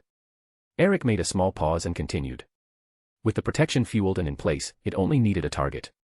That is when Mr. Riddle attacked Mr. Potter and his curse rebounded in the protection, setting him as its target. From that moment on until his adulthood, Mr. Riddle could never hurt Mr. Potter himself. And with the prophecy giving him the necessary protection, Mr. Potter is almost unkillable by the means of probability since one can only die at the hands of the other. It still can't prevent the Dark Lord from giving an order to Mr. Potter to be killed. Quirrell couldn't do it just because the Dark Lord was taking his body as his own. What Eric just said had thrown through the window all of Dumbledore's theories. Eric then continued with his explanation. Now, about how Mr. Potter almost became a Horcrux. My theory is that Tom Riddle's soul was already really unstable at that point due to the other minimal amount of 2 Horcruxes that he had already made, and he had prepared himself to craft another one that night. After the cold blood murder of 2 people and the rebound of the killing curse, a piece of his soul dislodged and searched for the nearest magically strong host to take root.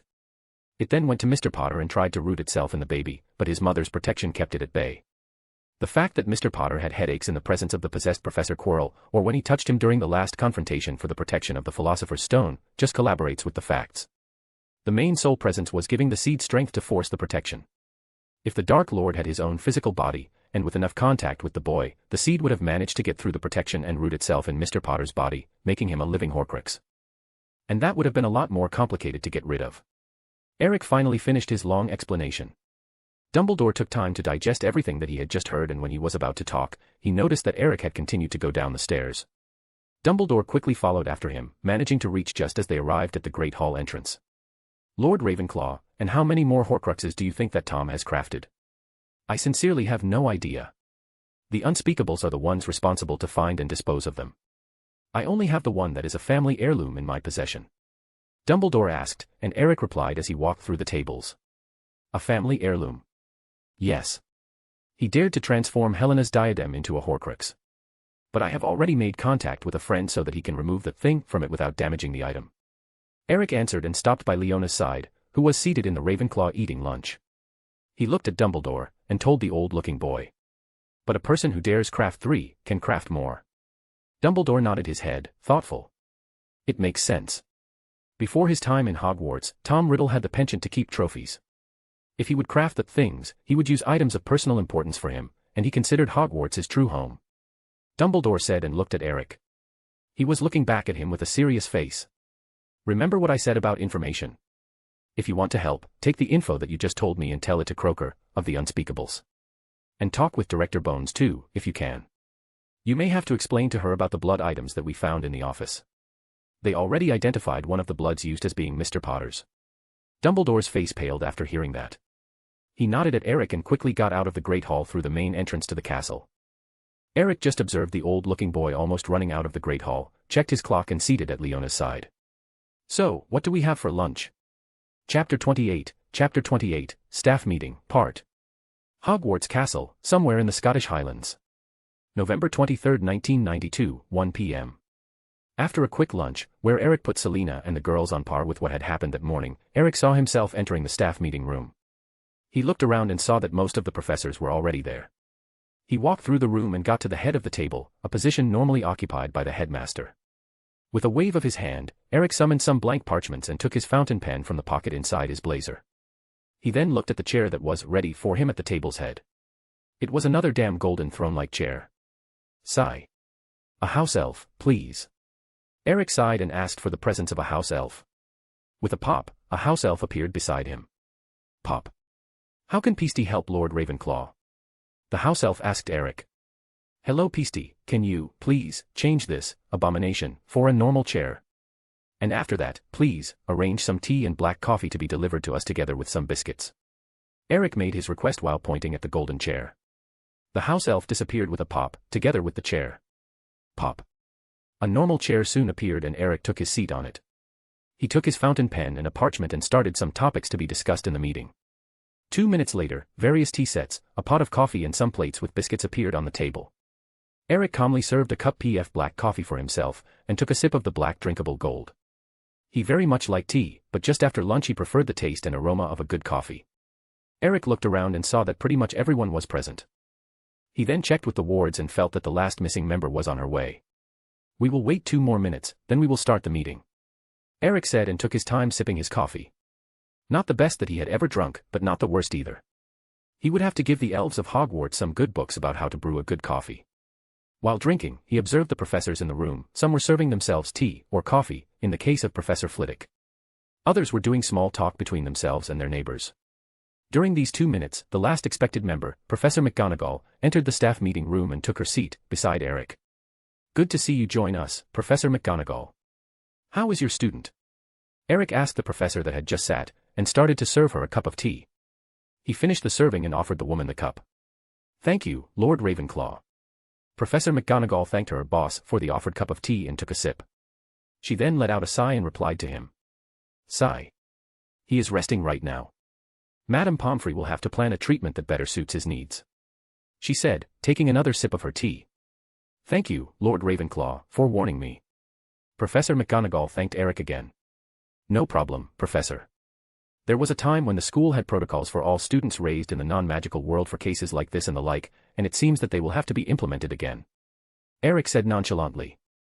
He then took his pen and started to take note. It seems that this will be one more thing that will have to be revisited.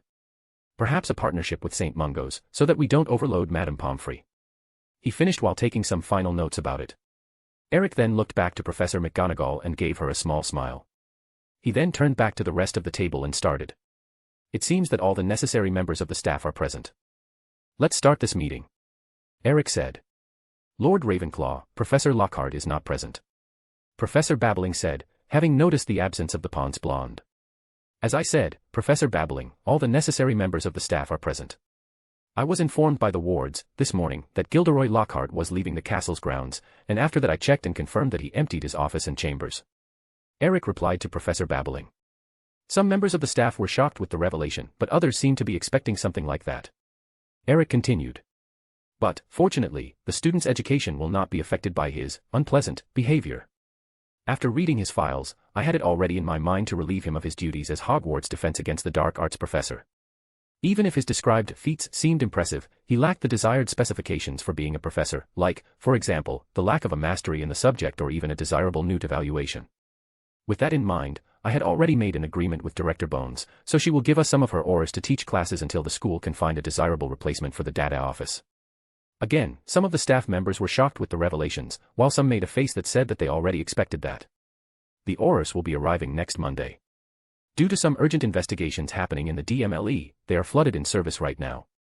So from tomorrow until Friday, the defense classes will be taught by me, or Selena. And I hope that with the malicious ward gone, we will have some good choices to choose from for the position by the end of the school year. Eric concluded about Data Professor. He then looked at his staff and decided to talk about this subject right now. With that taken care of, let's start with the first subject for this meeting. The staff numbers. 240 years ago, Hogwarts had at least 3 times the number of professors that it has today, and it is my objective to bring this number back. Eric started. Professor McGonagall, being the deputy headmistress, knew about the school financial situation, and took turns to talk. But Lord Ravenclaw, I don't think that Hogwarts has the galleons necessary for all this new staff. Yes, Professor McGonagall, the school does not have the galleon for it, right now. But it should have. The salaries for the professors didn't change that much since that time, just like the base cost for the tuition and the number of students didn't change either. So can someone tell me where the money that should have been used to pay for additional professors is? Eric asked the professors, and some made ugly faces, already putting the puzzle piece together. Professor Sprout was one of the ones that reached a conclusion about the missing galleons. Someone is embezzling Hogwarts funds. She said with a face that said, I can't believe that someone would do that. Exactly, Professor Sprout. This morning, before and during breakfast time, I was analyzing and checking Hogwarts' accounting book and had found the irregularity. Eric took a sip of his coffee, and soon continued saying. Sometime around 150 years ago, the school's board of governors saw fit to give themselves a small salary to justify the service that they were providing to the school during their biannual meetings. The amount was really minimal at the time, and was being taken from the leftover of the annual fund. He said and took another sip of his coffee, letting the staff members present sink in the news. Eric soon continued. That was not a problem per se, but 2 years later, the same board voted to increase the value a little. 2 years later, they voted on it again. And then again, 2 years later. Then again, and again, and again. Until it reached the value that is today. And that value is 3 times the salary that a professor with mastery in the subject that he teaches receives. Eric finished and let the news sink into the staff member's head. Then, all exploded at once. The staff members were angry, and most of them started to yell at the same time, drowning the meeting room into a cacophony of voices. It took some time, but Professor McGonagall, with the help of Professor Snape, managed to return their colleagues to silence. She was fuming with the news too, but understood that yelling was not going to solve their problems. Thank you, professors. Eric thanked the professor for the help, and continued to talk. This problem will be solved this evening. I sent summons to all members of the school's board of governors, and will be terminating their obligation with the school during the meeting. Reparations to the damage done to the school's funds will be taken too, but until there, the school's fund will have a reprieve without their leeching. Eric took another sip from his cup of coffee. The staff's reactions were varied, but all of them seemed happy to know that their leech problem was being solved. With the new funds available again, we will start the recruitment of new teachers with the objective of going back to 3 teachers per discipline. From 2 of the 3 teachers per discipline, the school will not require a mastery but a minimum of O in their newt marks for the subject that they desire to teach. These 2 new contracted professors will be responsible for teaching the initial years, while the professor with mastery will be teaching the advanced classes. This system was once in place so that the professor could focus better on their students. Eric said and took another sip from his coffee. He observed that the idea seemed to appeal to the professors. Eric then continued talking. If the professor that has a mastery so desires, he can get an apprentice. And, again, if he so desires, the school can keep the position for teacher of the initial year to said apprentice. After all, you can learn a lot about a discipline by teaching others about it. Of course, the apprentice would receive a salary by teaching these classes, taking in notice that they reach the requisite of O marks in their newt. Some professors were happy at the idea of taking an apprentice, and even more when said apprentice could teach to earn some money back. An apprenticeship wasn't a charity, after all, and not everyone that had the potential had the money to pay for it. One of the professors, Professor Snape, caught Eric's attention with a question. Lord Ravenclaw, what if a professor desired to change his office? Eric looked at the man's black eyes, and replied to his question with another question. Does said professor have a mastery in the desired discipline and in the actual one? He does. Professor Snape replied. Then I see no problem with that. He would still receive the same salary he was receiving before, since the base salary for masters is the same. Then I would like to request a transfer from the Potions Master's office to the Defense Against the Dark Arts Master's office. No apprentices. Professor Snape didn't lose time, and requested the change in office. Eric nodded at the request, acknowledging it. Your request was acknowledged, Professor Snape. Please send a formal request together with your resume addressed to the headmaster's office. I expect an official notice from every professor too, with a notice that says if they want to take an apprentice and if they desire said apprentice to be given classes to teach. Now, still in the same subject, I would like to make one addendum here. Professor Binns, how are you still teaching here? Eric said, addressing first Professor Snape, and second, all the other professors. Lastly, he turned to the ghostly professor of history of magic and asked the ghost. He remembered Cuthbert Binns from his last visit to Hogwarts, 240 years ago. At that time, Professor Binns was a student fresh out of his newts and was employed with a professor-apprentice contract. But now, 240 years later, here he is, still teaching the history of magic.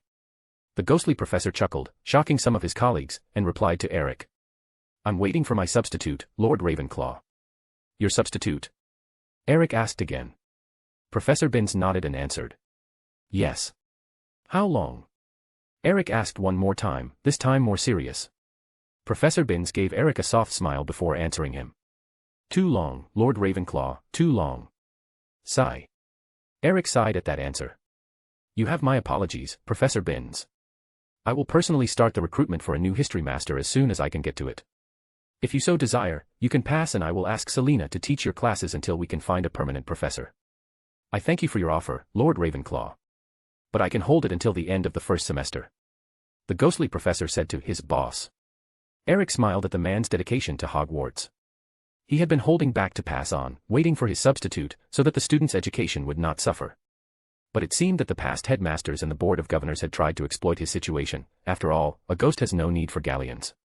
He would have to do something about that too, and such dedication to the school could not go unseen. You have my word, Professor Binns, we will hire a good substitute for you. Eric said to the ghostly professor. Cuthbert Binns' ghostly appearance floated more straight after hearing that, like an enormous weight had just been taken from his shoulders. Chapter 29, Staff Meeting, Part. Hogwarts Castle, somewhere in the Scottish Highlands. November 23, 1992, 2:03 p.m. You have my word, Professor Binns, we will hire a good substitute for you. Eric said to the ghostly professor. Cuthbert Binns' ghostly appearance floated more straight after hearing that, like an enormous weight had just been taken from his shoulders. The other professors and staff members were looking at the men with different eyes now. Professor McGonagall was the first to ask. Cuthbert, you were forcing yourself to stay here, waiting for a substitute. Yes, Minerva. I first started teaching here in Hogwarts just after I graduated, fresh out of my newts. I got a professor-apprentice contract and stayed in the castle teaching until I got my mastery. After that, I traveled the world and visited a lot of different magic communities and learned their history. I came back, 5 years later, after receiving an invite from my master and professor. He was retiring and asked me if I wanted to go back to Hogwarts to teach in his place. I was very happy with the invite, and came back and assumed the History of Magic office in the next school year. I was 24-year-old at the time. I died at the age of 115, of old age, of course. Before passing, I decided to wait for my substitute, so the student's education would not suffer. And here I am now, seeing for a second time the visit of Lord Ravenclaw to Hogwarts. Professor Binns answered to his colleague. Professor McGonagall was looking at the man/ghost with enormous respect right now. Thank you, Cuthbert. Professor McGonagall thanked the ghost, giving him a small bow in sign of respect. That broke a dam in the meeting room, and the other staff members started thanking the ghostly professor too. After a round of thank yous while Eric was serving his second cup of black coffee, Eric continued with the meeting. Second subject to the meeting is the renovation of resources for education and entertainment. With new funds being liberated, we will have the galleons necessary for the renovation of the school's classrooms and other materials necessary for classes. At this mention, the school's flight instructor, Rolanda Hooch, jumped into attention on her chair. Does this mean we will get new broomsticks for flight classes? All the other staff members looked at the woman, and some of them chuckled at her enthusiasm. Madam Hooch would always, in all staff meetings, ask for new broomsticks for the school. Yes, Professor. Hooch, Rolanda Hooch, Lord Ravenclaw. And I'm no professor. I'm the castle's flight instructor and judge for the Quidditch House's Cup. We will have to change that, Madam Hooch, if you want to, of course. We used to have swords play and archery classes in the past, but since swords and bows had entered into disuse in both magical and non-magical worlds, we will be introducing a physical education class, mainly to teach the child how to move and to focus some of their excessive energy. But answering your question, yes, if the school is in need of new broomsticks, then we will get new broomsticks. Eric said to the now excited flight instructor. Oh yes, we need new broomsticks, Lord Ravenclaw. Our newest broomstick is dated from 50 years ago. Madam Hooch said. Eric nodded at that, recognizing the urgency of the request. Well, maybe not so urgent since the flight lessons happened only during the first 2 months of the school year. But urgent the same way. Yes. Maybe some of the brands of broomsticks in the market want to make a partnership with the school and advertise that Hogwarts students are now learning how to fly while using their broomsticks. Eric said to Madam Hooch, forming a smirk on his face. The woman got his idea and smirked back. Madam Hooch, you have my authorization to research the best models that attend a new flyer necessities and to enter in contact with their sales department to negotiate the price for the acquisition of, let's say, 50. He tried while looking at Madam Hooch. As if her smile was any indication, he continued. 50 new broomsticks for flight lessons. Be sure to specify to the brand that if they want to use the school's name in the advertisement of their broomsticks, that they give us a good price. If they insist on normal prices and still use the school's name, they will have some lawyer going after them. Eric said with a sharky grin that would make a goblin proud. Madam Hooch nodded at Eric, already going in her head over all the good models available in the market. And, Madam Hooch, don't limit yourself to national brands. If, let's say, a French brand has a good model, enter in contact with them and ask that they send you a model for testing. That would give them some incentive to better their offers. Eric finished saying to the woman, who had paid attention to what her boss said. The tips on how to haggle for better prices would be really appreciated. Lord Ravenclaw, are you sure that you don't have any goblin blood on you? Asked Professor Flitwick with a tone of joke, and some amusement on his face. Eric understood the professor's joke. And he replied in the same manner. Goblin's blood? No, Professor Flitwick, I have some Valkyrie's blood in me, but no goblin. The price haggling is just a skill that I got during the years that I ventured as a sea merchant, some good 300 years ago. Valkyrie? Professor Flitwick asked. He, obviously, had heard about the race of women created and raised for battle and war in the Norse pantheon. Yes, one of my grandmothers was a Valkyrie. Just like the Velas, a Valkyrie's female child is always a Valkyrie, a male child is from the same race as the father, human in my case. My father was a human born from a Valkyrie, so technically, I have Valkyrie's blood in me. Eric explained to the little professor, who grinned at Eric and said, I would like to trade blows with you sometime, Lord Ravenclaw. Eric grinned back at the half-goblin. It would be an honor, Professor Flitwick. After a short pause, where Eric and Professor Flitwick were grinning at each other, Eric continued the meeting. As I was saying before the subject changed, the galleons will be enough to renew most if not all classrooms. We, of course, will have to take in consideration that the 3 professors from the same discipline will not share the same classroom. Each professor will have its own classroom and office. This means that classrooms for more advanced classes will have more advanced materials. For example, Newt classes for defense will have dummies capable of taking more hits or shooting more advanced dummy spell work. Eric continued and explained better for the staff, while taking some notes in the parchment about the broomstick subject. Now, starting from my left, I will ask that each of you tell me what you are needing in new material for classes. Start with the most urgent material. Eric asked and the professors, one by one started to talk about what materials utilized in class needed to be renewed, or what needed to be bought.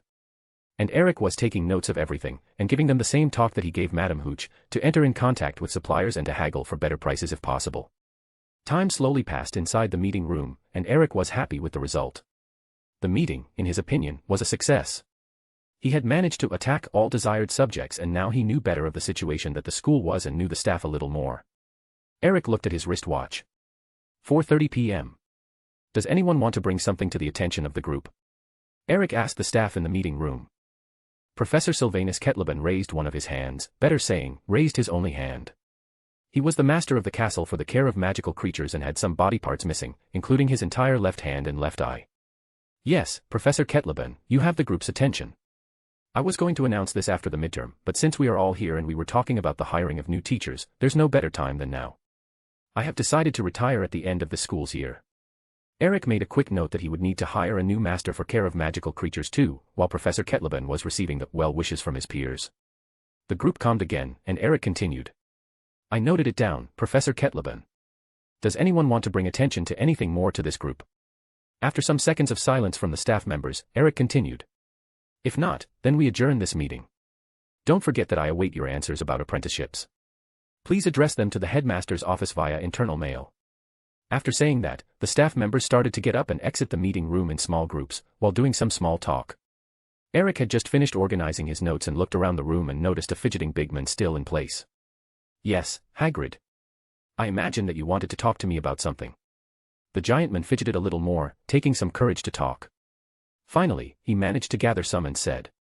Lord Ravenclaw, my dream was always to be a teacher for care of magical creatures, and now with 2 more teachers, I would like to apply for one of the positions. Hagrid said. It took a great deal of courage from the big man to say those words. Eric could feel that. He then asked the main question to Hagrid. I would have no problem with that, Hagrid. But then, you heard about the requisites for the position. If you have the qualification, just apply for the position. I was prohibited to use a wand, Lord Ravenclaw, just after the entire Chambers fiasco. Hagrid answered with a lowered head. He had some degree of shame in his voice. So, do you need a wand to apply for OWL and Newt in care of magical creatures? Eric asked Hagrid with a calm voice. The big man looked at Eric with eyes full of tears and some hope at the same time. For Newt level you would probably need a wand to deal with certain creatures if you were a normal wizard, but for a big man like you would probably be alright without one. Eric didn't want to say in a loud voice that Hagrid had giant blood on him. Some people were that sensitive about their origin. Hagrid was looking at Eric with even more hope in him.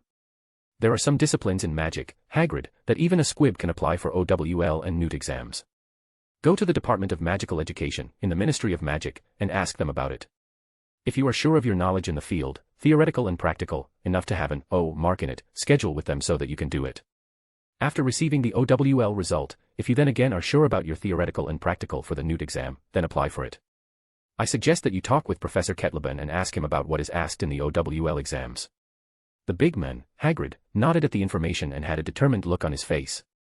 Thank you, Lord Ravenclaw. I will talk with Professor Kettleben. Just don't be reckless in taking the exam, Hagrid.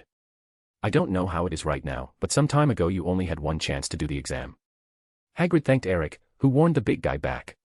He then got up and trotted out of the meeting room, leaving Eric alone in it. Eric took his notes and put them in his internal blazer pocket. He then exited the meeting room and searched for Selina using the wards of the castle. She found her inside the castle's library, and quickly walked to meet her. Chapter 30, Library, Books Recovery. Hogwarts Castle, somewhere in the Scottish Highlands. November 23, 1992, 1:28 p.m. Selina was a woman on a mission. During the morning, she had a long talk with her sister, Helena, about what she had found last night, more precisely, about Helena's diadem. It was a pretty emotional talk between the sisters. Helena had told Selina, half millennia ago, that she had hidden her diadem for posterity before she was killed, but she had no idea that the boy that she had told her history decades before had found and corrupted one of her most prized possessions while living. Or even worse, that he had brought it back and hidden it inside the castle. She was devastated. Selina managed to calm her sister down, telling her that Eric would fix it with the help of a friend. Selina had had lunch with her sister wives, while Eric was still in the headmaster's office with guests. Almost as the lunch hour was ending, Eric arrived with Dumbledore. They were having a serious talk if the sound privacy barrier that she had felt around them had anything to say. After finishing their talk, Eric sat down to have some quick lunch and managed to put her and her sister wives on par with what had happened during the morning meeting. After that, he had gone to a staff meeting and asked her, Selina, to solve the library books problem. Selina had some additional ideas for the library that she, as Rowena's daughter, had invented. Well, it was not really her invention per se, but it was her invention that adapted the method to do it with magic and a lot of runes. A library index. A complicated spell that worked together with a lot of runes that indexed all of the content of a library for quick search of a subject. She had already implemented it in the family's personal library and in the Nexus Public Library. Selina, finishing her lunch, walks through the castle together with Leona and Joan and enters their chambers to retrieve some needed material. Some minutes later, she comes out holding a leather briefcase, and, accompanied by her sister wives, she walks to the castle's library. Arriving at the place, she immediately walks to the adult in the library, assuming her to be the librarian. Good afternoon, are you, perhaps, the librarian? Selina asks the woman who had her eyes glued into a book's content. The woman looked up from the book, ready to give the person who was bothering her a glare, but stopped in the middle of it after recognizing who had talked to her. "Good afternoon, Lady Ravenclaw." "Yes, that would be me." "Good. And your name?" Selina asks again to the librarian. "Irma Pants." "Nice to meet you, Madam Pants. As you already know, my name is Selina Ravenclaw. These, with me, are Joan of Arc and Leona da Vinci." Selina greets and introduces herself to Madam Pants, for the sake of formality. "Nice to meet you too, my ladies. How can I help you?" Madam Pants greets back and asks Selina. "I need you to close the library early for the day. We will be doing some book recovery work and some intense spell work here, and don't want to be distracted by the students." Selina explains to Madam Pants, who slowly closes her book, and prepares to warn the students about the early closing of the library. Out of curiosity, and to make some small talk, she asks Selina about what kind of book recovery they would do. "Lady Ravenclaw, what kind of method will you use to do the book recovery?" As a librarian, she knew a lot of methods that could be used to maintain a book and to recover it from light damage. Selina smiles at the librarian and replies, nonchalantly. "The kind that summons back to the library every book that has the Hogwarts library stamp on it." Irma Pants freezes in mid-walk and slowly turns to Selina. "Are you serious?" she asks with wide eyes. Selina nods at the woman, confirming it. "Yes, very. It's a function that was embedded into the library during its creation by my mother, so no book could be lost, and all books could be called back at the end of the year." Selina explained to the librarian. Irma Pants was almost drooling at the idea of recovering all the library's lost books. Selina chuckled, looking at the woman's face. "It seems that you were not wise to this function," Selina said. Madam Pants nodded. "I have never read about it in any place," Madam Pants said. Selina looked around the various bookshelves, and sighed at the vision of so many empty spaces in them. Sigh. "I am not impressed that you didn't know about it. I didn't see the book of records in your table or in its normal place. In it you would find the instructions about this function." "The book of records?" Madam Pants asked. "Yes. The record book is a book that automatically records all the borrowed books with the student's name and date.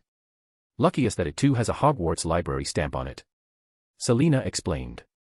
Madam Pants still had wide eyes and seemed frozen. All these years, she had been manually taking notes of all borrowed books from the library. But she was just human, and surely some students managed to take books without her noting it. At least most of them were brought back. Selina then snapped her fingers in front of the woman's face to wake her up from her daydreams. It worked. Madam Pants looked at Selina, as if asking, "What?" "The library, Madam Pants. We need to close it," Selina explained. Madam Pants seemed to blush in shame, remembering what she was going to do before the daydream, and tried to hide it quickly. "Right, close the library." "Sorry." Selina held in a chuckle at the woman's visage, just like Joan and Leona. Madam Pants then walked to the entrance of the library and took her wand out. She first pointed it to a control by the door's side that made the lights dim in and out, gathering attention from the students focused on reading. Madam Pants then points it to her throat and silently casts a sound-amplifying charm. She proceeds to talk. "Attention all students, the library will close in 5 minutes. Please grab all of your material and exit the library. Don't bother in borrowing any books, they will all be recalled back to the library. The motive for early closing is renovation. I repeat." Madam Pants repeats the message 2 more times, and the students start to leave the library while talking rushly with each other, some stopping to ask more about the early closing. One of them being a bush-brown-haired female student from Gryffindor, that looked like she would start a revolution because the library was closing early and her borrowed books would be called back, but the student seemed to relent when Madam Pants said that they would recall all books back, even the ones that were lost times ago, meaning more books available. Why the girl was a Gryffindor and not a Ravenclaw could be a mystery to her. But then, again, the hat took in consideration your strong assets and what you desired to become into consideration when sorting the house. So, if a girl with love for books and knowledge wanted to be more brave and courageous, she could be sorted into Gryffindor instead of Ravenclaw. As the last student exited, Madam Pants waved her wand and the doors to the library closed, showing a signal that read "closed" on it. She then made a quick round around the library to confirm that every student was out. "Done, the library is empty of students," Madam Pants said while she walked to Selina. Selina gave her a nod and walked to where the librarian's desk was situated with the others following behind her. Arriving at it, she went to where a lonely and old empty lectern was situated by the desk side. Selina went behind it and caressed the engraving in the wood that depicted the Hogwarts shield with a book holding the big H, and the motto that read, "Science Antia non solum in libris est." "Madam Pants, have you ever wondered why this lectern is located here, by the librarian's desk side?" Selina asked the librarian, who shook her head. I always thought that it was for the reading of a special book. When some old and rare volume is borrowed to the school. Selina nodded at the reply. You are right in part. It is indeed to hold a special book. The book of records to be more precise. See the engraving here. Selina asked Madame Pants, who walked around the lectern to take a better look at the engraving. She recognized it, of course. It is the library shield, and holds the power to call back all the books that are owned by the library. If it is done once per year, the call should not take more magic than you use to cast a Lumos. I will do it this time because it has been a long time since the last call, and I will give a little of my magic to help the call. Please, observe. Selina explained and touched the library shield's engraving with the palm of both hands. She closed her eyes and intoned loudly. I, Selina Ravenclaw, by the powers invested upon me by the castle of Hogwarts as Lady Ravenclaw, call back all books belonging to this library, science ntia non solum libris est. As Selina finished chanting the library motto, the lectern made a sound of thousands of books pages being flipped at the same time, and books started to appear in the empty places of the bookshelves. Oh. There are some books behind okay-ish wards. Selina murmured and pumped magic into the lectern. Around dozens of personal libraries, scattered through all the British Isles and some in the European continent, and some seabows, books started to disappear, setting off the alarms in some of the most secure ones just to have them reappear in the bookshelves of Hogwarts Library, a place that they should have never been taken from without the thought to bring back. As Selene pumped more and more magic in the lectern, more and more books continued to appear. Under the lectern, in its own little bookshelf, a big red leather-bound book had appeared too. After some seconds had passed without any more books appearing, Selina took her hands from the lectern and opened her eyes, smiling at the vision of a now really full library. There were so many books that all the bookshelves were full, and some of the tables in the center of the library had books piled on it. We will need to add more bookshelves. Selina commented and looked back at Madame Pants, who had some tears forming by her eyes corners. So many books. Madame Pants said while taking one hand to her mouth. Here. Selina spoke, drawing the attention from Madame Pants to her, and picked the big red leather-bound book from the little bookshelf under the lectern. She showed the front cover to Madame Pants, who could read on it, written in golden letters engraved into the red leather cover, Hogwarts Library, Book of Records. Selina then put the book on the lectern and opened it to its first page, calling Madame Pants closer, to her side. The first pages contain the instructions of how to use the functions of the Book of Records. I suggest that you read it carefully later. Selina said, pointing the first pages from the book to Madame Pants. She then flipped the pages to the next ones, just after the instructions, that showed a list of names on it. Some of the names were written in dark green ink, while others were in gray ink. The first 4 names, all in gray ink, got Madame Pants' attention when she read them. Rowena Ravenclaw, founder/owner. Helga Hufflepuff, founder/owner. Salazar Slytherin, founder/owner. Godric Gryffindor, founder/owner. Under the 4 founders' names were 3 more grade names, followed by 2 that were the firsts in dark green ink. Selina Ravenclaw, heir/owner. Eric Ravenclaw, heir/owner. Madame Pants noted the difference, and just above Selina's name, she read the grade name of her sister. Helena Ravenclaw, heir. These are. Madame Pants said, expecting that Selina continued the phrase for her. She didn't disappoint the curious librarian. These are the names of all people who once had or have access to the library's functions. Here. Selina said and flipped through some more pages, which were full of gray names, and stopped at the last name in the long list, which was in dark green ink, and pointed it to Madame Pants, who read and recognized it. Irma Pants, librarian. It's my name. And above it is my predecessor's name. The librarian said. Some names above, she noticed another pair of names that she recognized very well. The first of the 2 was in gray ink, the second was in dark green ink. Albus Dumbledore, headmaster. Minerva McGonagall, deputy headmaster. With that she noted the pattern of the book too, but Selina explained it anyway. The names in gray ink are from people who once had access to the library's functions, the names in dark green ink are from people who still have it. The names are automatically updated by the school itself, so there's no need for manual input. Selina then, again, looked at the various books which were piled on the tables and called for a house elf. A house elf, please. Pop. How can Part1 help Lady Selina? With a soft pop, an old-looking female house elf appeared by Selina's side. Selina looked at the old-looking house elf and asked. Hello Part1. Does Hogwarts still have house elves specialized in carpentry? It does, Lady Selina. Woody and Nally are the best. The house elf, Part1, answered Selina. And I suppose that you are part of the library team. Yes, Lady Selina. Part1 and Woody are the library team. Selina asked again and the house elf replied. Good, I need 2 things from you. First, I need you to talk with one of the house elves' carpenters and ask him for a new dozen bookshelves for the library. The standard enchantments on it, and to prioritize 2 of them. We can't have all these books off their shelves. Second, as you can notice, we recalled a lot of lost books back to the library, so I need you and your partner to check all of them and restore any damaged parts as well as possible. The old house elf looked at the now full library and got all excited. Oh! So many books back. I will start right now, Lady Selina. Pop. And it popped out. Chapter 31, Library, the Index. Hogwarts Castle, somewhere in the Scottish Highlands. November 23, 1992, 1:55 p.m. As the house elf, Part1, popped out, Madame Pants was looking at the place that it was before. We have house elves just for the library? She asked, looking back at Selina. Yes, we have. They are specialized in library and book care, organization, and book recovery. Their magic works so much better than a wizard's to repair the pages of a book that there is no way to compare both. Selina explained to the librarian, who nodded back. She didn't know about it, but now she does. Soon enough, 2 house elves popped into the library and started to go through books at high speed, fixing partially torn pages, erasing ink blots, restoring worn covers and titles, etc. Lady Ravenclaw, I heard you asking for a dozen new bookshelves, but I don't think that we have enough books to fill it all, or even have enough space for them in the library. That's why I asked 2 of them to be prioritized. And about the other 10, you will need them very soon. Eric discovered this morning what was leaching the funds from the school, and already took measures to stop it permanently. Soon we will have new funds to buy new books for the school and expand the collection by a lot. Selina said. Madame Pants was ecstatic about it. She had asked Dumbledore for more funds for new books at every staff meeting but was denied at every turn. Not just the library will be renewed, a lot of the classes will be too, and the school will be going back to the model of 3 teachers per discipline. That is excellent news. Madame Pants said after hearing Selina's explanation. It is, isn't it? That was the main objective of the staff meeting that Eric called for and it is happening now.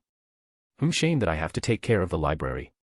I would love to have participated in this meeting. Selina spoke, and Madame Pants said after. Don't worry too much about it. You can ask Professor McGonagall about it later, and talk about it with Eric later too. Selina said. Madame Pants gave a slow nod at her, but then spoke still on the same subject. But even with new acquisitions, there's still not enough space and I think that 10 more bookshelves are too much. Selina chuckled at that and explained better. Don't worry about space, Madame Pants. Have you ever noticed that the library is bigger than it should have been? It has an automatic space expansion on it. It will grow to accommodate more bookshelves or more reading space. And about having too many bookshelves, don't worry about it too. In the last 100 years the non-magicals have advanced tremendously in the printing industry. I plan to have a section dedicated to non-magical prints. History books, science books, and literature books. 10 bookshelves of it and it will still not be enough to hold all of it, so I will have the most famous works on it. You would be amazed with the size of some libraries that the non-magical have and maintain. And most of them are available for public access.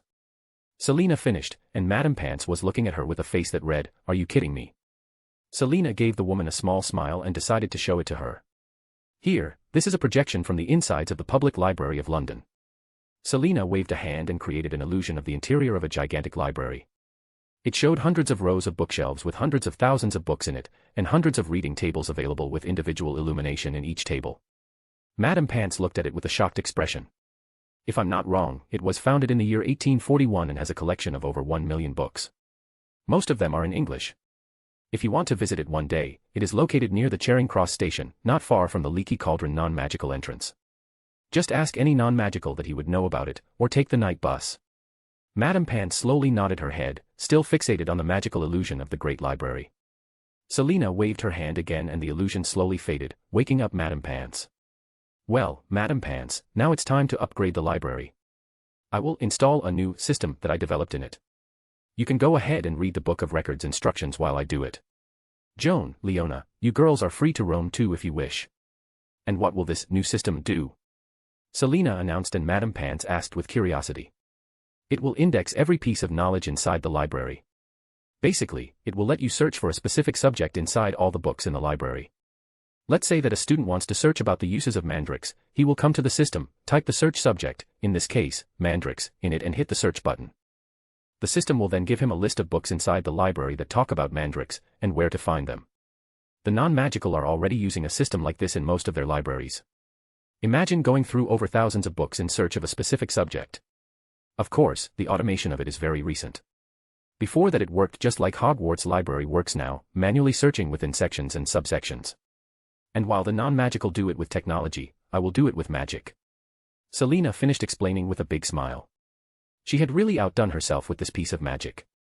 Madame Pants slowly nodded her head and walked to the book of records to read the instructions, while Selena took her briefcase and put it on the nearest empty table. She opened the briefcase and took 8 crystalline pyramids with triangular bases from inside it. The pyramids had about 10 centimeters of height, were made of clear quartz and had a blue dot of the size of a pea in its middle. Selena, with 4 of the triangular pyramids in hands, walked to one of the corners of the library and put one of the triangular pyramids on its bottom.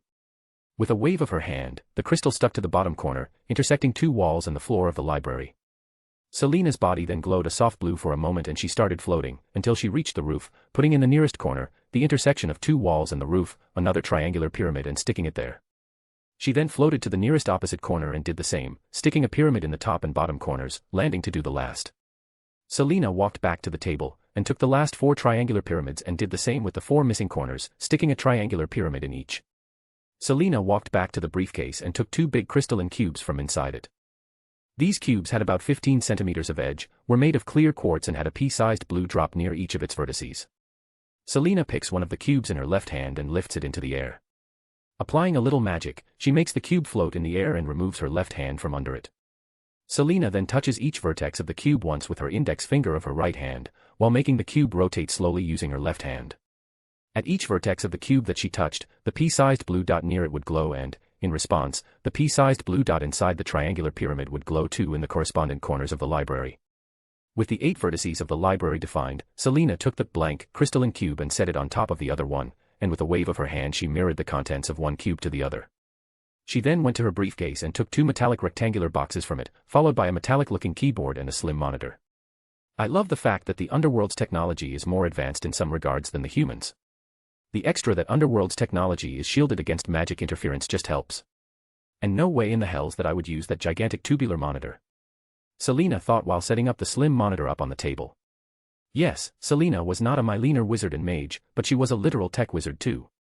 When she was introduced to the first computers in the Underworld, it was love at first sight. A machine that did exactly what she told it to do was amazing. The machine made a mistake. Impossible, it only does what its operator ordered it to do, so it's your mistake. Forward the time some years, and she invented her own programming language. It was basically runes on steroids.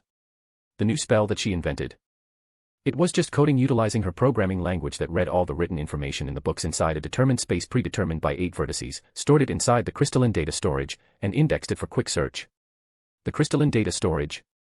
It was the result of one of Selena's most recent discoveries. She found out that crystalline bodies could hold millions of times more data than the data storages of the time and with thousands of times the speed to write and read said data. This discovery certainly helped to downsize the data centers, which was what Selena was setting up right now. Again, not a new operation for her. She had already done the same process with her home library and the Nexus Public Library. Compared to those two, Hogwarts Library was small. Selena had certainly revolutionized how data centers could be assembled and her family's bank account was increasing by the minute because of it. Of course that being the pioneer of a technology had its advantages and disadvantages, but nothing that could not be solved. This interaction that magic had with the data was something that she would not share the how-tos of it with nobody. Want to use it? Then pay for it. The encryption idea that Eric had suggested certainly helped to secure it all. She then opened the metallic box and put the crystalline cube within it, fitting it in a pre-specified slot. Selena closed the metallic case and approached the metallic keyboard to the case. Touching the case, she fed it a little of her magical energy to start the system. From there on, it would draw some magical energy from the air to feed itself. While it was loading and recognizing all of the modules, Selena remembered with some nostalgia the time that she spent shielding and adapting the Underworld's magic computer to her needs. The only bottleneck of her magical computer at the moment would be the computing power. Even with various processing units working in parallel, it was not enough to reach the crystalline storage's full capacity, and it seemed that it would take some decades for it to happen. As the system finished initiating, Selena recovered and opened the library index system by tapping on it on the flat monitor. She then started to specify configurations inside it, setting passwords and 3 different levels of access linked to the school's wards. They were administrators level, librarians level, and students level. Administrators level was exclusive to Hogwarts owner and could do anything to the index system.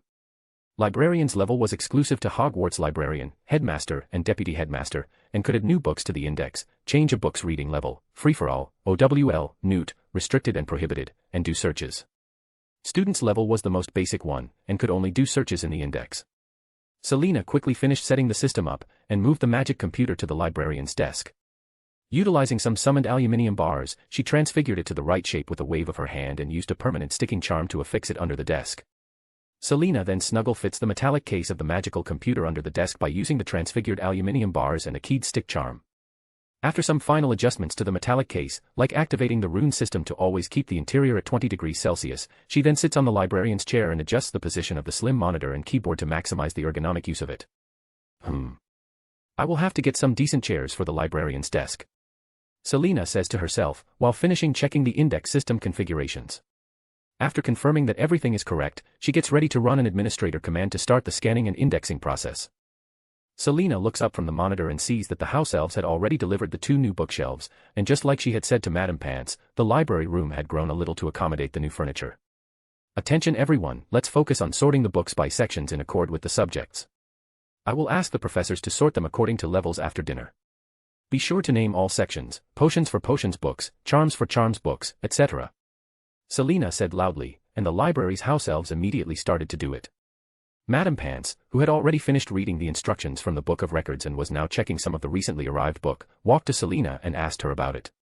What are these levels that you mentioned, Lady Ravenclaw? The system that I set up has 5 different levels that can be attributed to a book. They are free-for-all, OWL, newt, restricted, and prohibited. The free-for-all level is basically for books that can be read by anyone. A OWL level is for 4th year and up knowledge, meaning students that are preparing themselves for OWL exams. A newt level is for 6th year and up knowledge, meaning students that are preparing themselves for newt exams.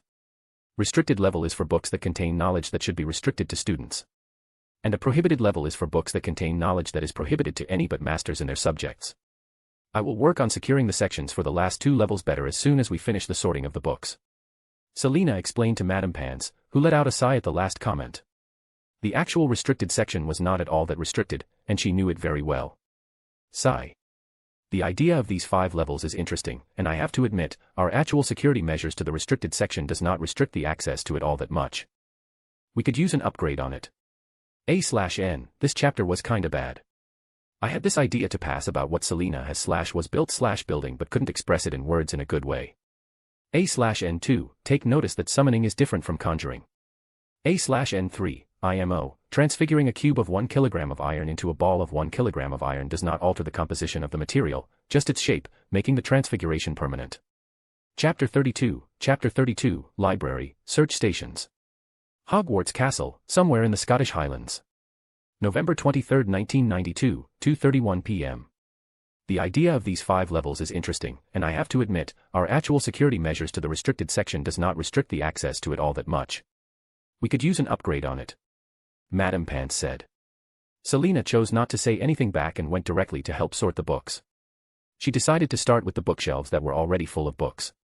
With the summon of the lost books, the books went back to any open spot that they found, and that mixed some books in sections that didn't belong to them. Selena was picking books, opening them to read and look at the first pages and then tossing them over her back. The tossed books would start floating and drop on organized piles that were divided by disciplines. Doing the sorting this way, she was the fastest in the group, managing to cover 2 bookshelves in the time that a normal witch would use to cover half a bookshelf. After sorting her first bookshelf, Selena saw that Leona and Joan started helping too. Leona was sorting books. While she was not a witch, Leona could identify the disciplines very well. Joan was vacating unsorted sections. She would go to unsorted sections and remove all books from the bookshelves, opening space for the already sorted books. At the start of the sorting, they were not a well-oiled machine and some confusion occurred. But soon they started to understand what each other was doing, the sorting flowed well and the group started to work as a well-oiled machine. Time flowed too, and the group were about 80% done with the sorting when they heard the doors of the library being opened. The group stopped and looked at the direction of the door. They first heard some footsteps, then they heard the doors being closed again. More footsteps, and Joan was the first to see the invader, and recognized him immediately. Eric, Joan said and walked to him, giving him a hug and a kiss. Hey Joan, how is the work? Eric greeted and asked Joan. It's good, but I can't help too much unless it is about moving books to their sections. It is helpful enough, Joan. Joan replied to Eric and a second feminine voice commented after. It was Selena. She gave Eric a hug and kiss, just in time to see a blonde missile impacting Eric's side. Leona was the missile's name.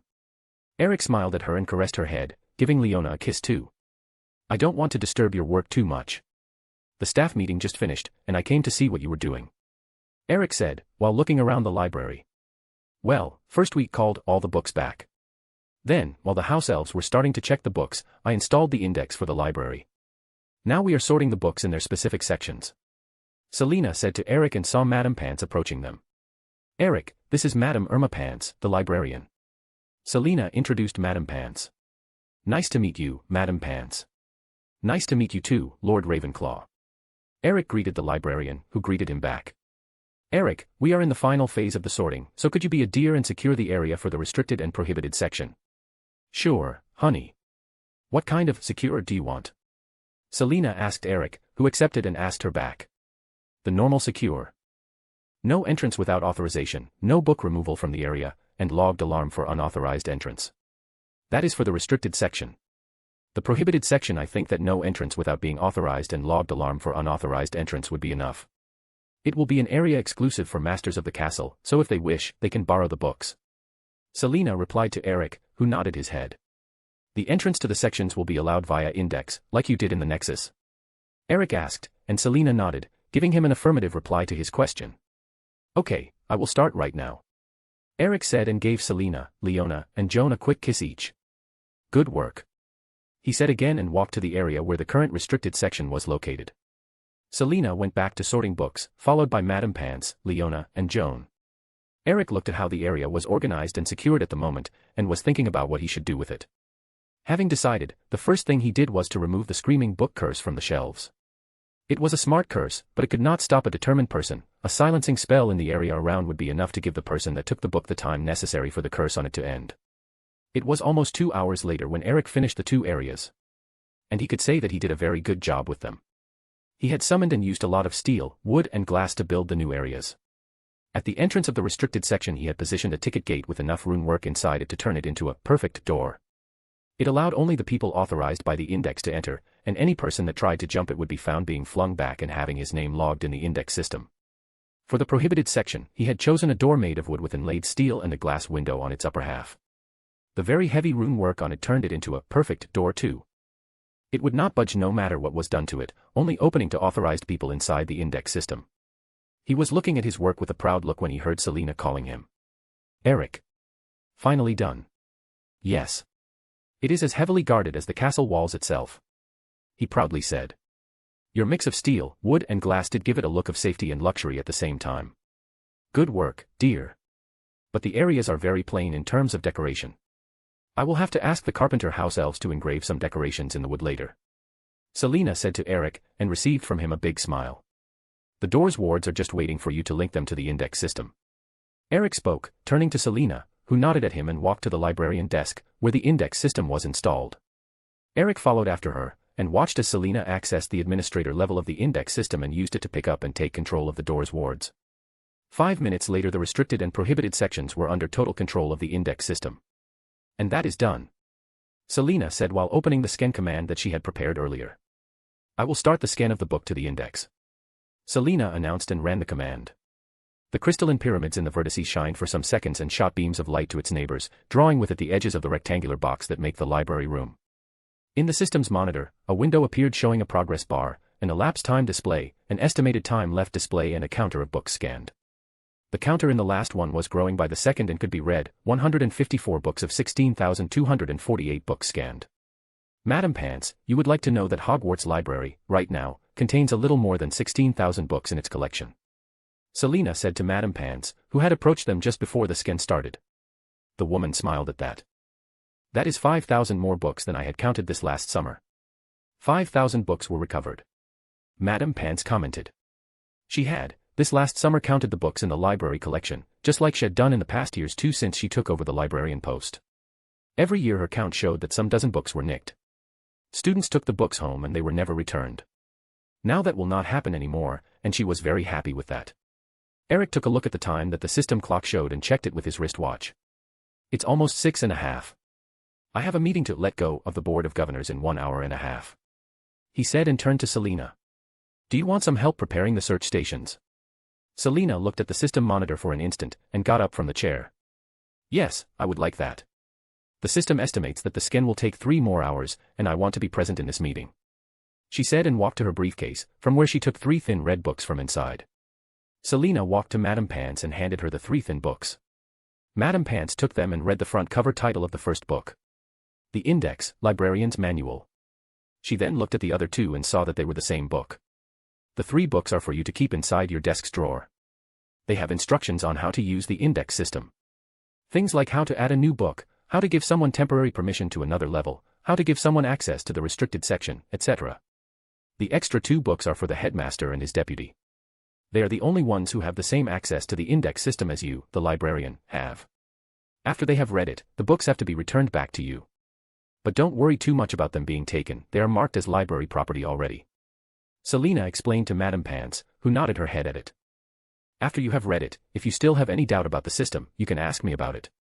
Understood. Understood, Lady Ravenclaw. Selena finished. Madame Pants replied and walked to a reading table and started reading the instructions. Good. Woody. Pop. Selena called, and with a small pop, a robust-looking male house elf, that had some sawdust in its hair, appeared by her side. How can Woody help, lady? Hello, Woody. The rest of the bookshelves that I asked can wait a little. Right now, I need some artistic engraving work to be done to the wood in the new sections. Lord Ravenclaw is not very good with that. Could you do this for us?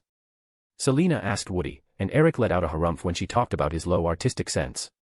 Woody, one of the 2 house elves of Hogwarts specialized in carpentry, nodded his head with enthusiasm at the request. Woody will tell Nally. She is better with engraving than Woody. Good, and tell her that she is free to engrave whatever she wants, provided that it fits a library. Selena complimented her orders and Woody disappeared with a pop. Pop. Selena went back to her briefcase and took a bag from it. It contained the crystals necessary to link the search stations to the index system. Eric, do you know the number of current students in the school? Selena asked while starting to take shrunk monitor and keyboard sets from inside her briefcase. Eric gave her a deadpan look and answered. 712. You could have checked it yourself, since you have the same access as me to the wards. Selena didn't care for Eric's nip, and continued to take shrunk monitor and keyboard sets from inside her briefcase. So we will need about 20 search stations. Selena spoke. She then stopped taking out shrunk monitor and keyboard sets when her count reached 20 sets. Lecterns? Eric asked Selena, who nodded and replied. Lecterns. Selena then put her hand inside the briefcase and took a miniature lectern from inside it. She left it on the floor and, with a wave of her hand, the lectern went back to its normal size. It would be a normal-looking lectern with thin legs, wide base and thick top if it isn't for the hallowed space on its top. Woody. Selena called. Some seconds later, the robust-looking house elf from before appeared by her side. Pop. How can Woody help, lady? Hello again, Woody. This lectern here, how much time do you need to build one equal to it? No engravings needed for now, just the standard enchantments. Selena asked the house elf, pointing to the lectern that she had just turned back to normal size. Woody looked at the piece of furniture, measuring it with its eyes and looking more around it. Without Nally, 5 minutes with standard enchantments, 7 minutes with the robust enchantments. The house elf spoke after finishing looking around the lectern. Selena nodded at the time. House elf magic was that good, even more when it had all the material ready. I need 20 lecterns equal to this one made. The robust enchantments and artistic engravings can be added after the order is completed. You can take this one with one as a reference. Before giving it back after finishing all the asked lecterns, be sure to save instructions on how to build one of these in the school archives. Name the project as Lectern, Index Search Station. Send the lecterns here to the library as you finish them. Selena said to Woody, who was excited with the amount of job that it would have. These lecterns will be good training material for the young elf apprentices. Pop. Woody said before touching the lectern and disappearing with a pop. Selena then turned to the table where the necessary stuff was, and took the small bag in her hands. She opened it and started to retrieve small crystalline cubes from inside. The cubes were made of a smoky quartz and had about 2 centimeters of edge each. She retrieved and counted 20 cubes from inside the bag, before closing it and putting it back inside her briefcase. Come on, dear.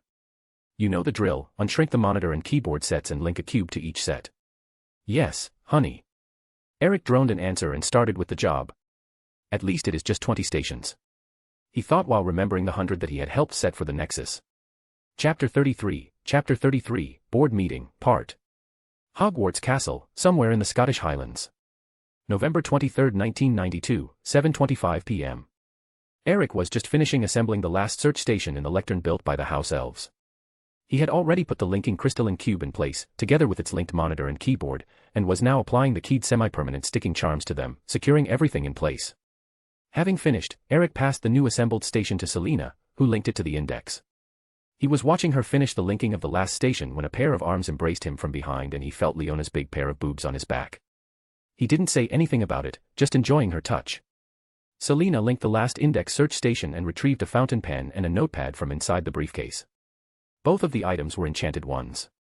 The fountain pen had an internal infinite well of ink, and the pen itself was enchanted to reappear in its designed place if taken more than half a meter from it. The notepad was an enchanted one that provided infinite pages, and they would disappear if the paper was crumpled. The paper on it was not the normal parchment used by wizards, it was normal paper. The notepad was fixated in an indentation by the side of the embedded monitor of the search station with a keyed semi-permanent sticking charm. The fountain pen design place was a carved hole a little above the notepad that was lacquered with metal that let the fountain pen stay in position ready to be used. Both of them were to be used by the students to note down the name and location of the searched books. They, together with their enchantments, were the perfect combo for the search stations. With the last index search station ready, it was moved to its desired position and fixated on the floor. 15 of the index search stations were positioned and fixed near the entrance of the library. And that's done, Selena announced. Madame Pants was inspecting the stations with curiosity. She had learned about them from the index manual. Lady Ravenclaw, could you go through the usage of the stations with me, please? I want to make some written instructions on how to use them for the students and have them fixated on the lecterns. Sure, Selena said to Madame Pants, and walked to the station where the librarian was. The ideal use of the index search stations is as follows: the student will enter the library and approach one station. He will then type the subject to be searched about using the keyboard and press the Enter key. The monitor will then show the results for his search. The student will take the fountain pen and note down the book name and location inside the library in one page of the notebook. After noting it down, he will then tear the page out of the notebook and use it to search for the book. After locating the book, the student can just crumple the paper in his hand and the paper will disappear. You don't have to care about the fountain pen, it is enchanted to reappear back in its resting place if taken too far from it. Selena explained, going through the motions she was talking about, without really doing a search because the system was still not ready. The last step she demonstrated by writing her name on a page using the provided fountain pen and tearing the page of the notepad. Selena then proceeded to crumple the piece of paper she had just torn and showed it to Madame Pants as the crumpled paper disappeared in her hand. She then demonstrated the part about the fountain pen by holding it in her hand and stepping away from the index search station, and as the pen went beyond the half a meter from it, it disappeared from Selena's hand and reappeared in its resting place on the index search station. That's ingenious. The way the paper disappears when crumpled and how the fountain pen reappears on the station. It will null the parchment usage and the need to replace the fountain pen, Madame Pants said after Selena's demonstration. Selena agreed with the librarian, nodding at her comment. Come on, Madame Pants. We have to talk with all the professors if we want to reopen the library tomorrow. Selena spoke to Madame Pants, who then checked the time with a quick Tempest charm. At this time, we can find most of them having dinner in the Great Hall. Those who we can't find there, we can send a message with a house elf, Madame Pants said, waiting to follow Selena out of the library. Selena walked to Eric and took one of his arms. Let's go to the Great Hall. Eric just gave a nod to Selena and felt Leona taking his other arm. Then, with Leona and Selena occupying one arm each and with Joan and Madame Pants following, he exited the library and walked to the Great Hall. 2 minutes later, the group was entering the Great Hall. It was still full of students having dinner. The group walked between the tables and reached the staff's table. Madame Pants, do you want to give them the news? Selena asked Madame Pants, who nodded and walked to the front to give the staff the news. I will enhance the sound coming from your mouth so that the entire Great Hall can listen too. Selena waved her hand and gave a go-ahead nod to Madame Pants. Hogwarts staff and student body. This afternoon, while Lord Ravenclaw was conducting the meeting with the staff, Lady Ravenclaw went to the library and presented to me some of the forgotten functions from the Hogwarts library. Madame Pants spoke and made a dramatic pause. She could see that the staff was enthralled by her words and she had managed to get the attention of almost all students present. Madame Pants then continued. One of these functions is the Book of Records. It automatically records the name of all books being borrowed together with the name of the student that borrowed it and the date. That function alone was already marvelous for the library, but the thing is that the Book of Records itself was missing.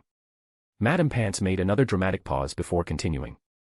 It was then that Lady Ravenclaw presented to me a second function of the Hogwarts library, and it was because of that function that we had to close the library for the rest of the day. The function had the ability to call all books that were part of the library's collection. No matter where they were in the world, if the book had Hogwarts library mark, it would be called back home. Most students from Ravenclaw's table were almost jumping in their seats, just like some students from other tables. They were visibly excited with the result of the announced function. After the students had left the library, we proceeded to call back the books. And after having finished it successfully, we managed to call more than 5,000 books back home. After hearing that enormous number, the Great Hall exploded in cheers. The quiet and proper Ravenclaw's table was the one doing most of the noise. It was so tremendous that it could be compared to when Gryffindor won the House Cup. Let the Ravenclaws party when the subject is more books, because that they could do. Madame Pants had to wait for the noise to subside to continue. With so many books back in the library, we had to expand and resort the books in their bookshelves to their specific sections. Lady Ravenclaw also took the opportunity to install a new system in the library that will facilitate students and staff to search for any desired subject inside the library. She said to me that Muggle-born and Muggle-raised students could recognize the system because it is already being used in a lot of public libraries around the world. Just that while they do it using their technology, we do it using magic. So, tomorrow, when the library reopens, you all will find it different.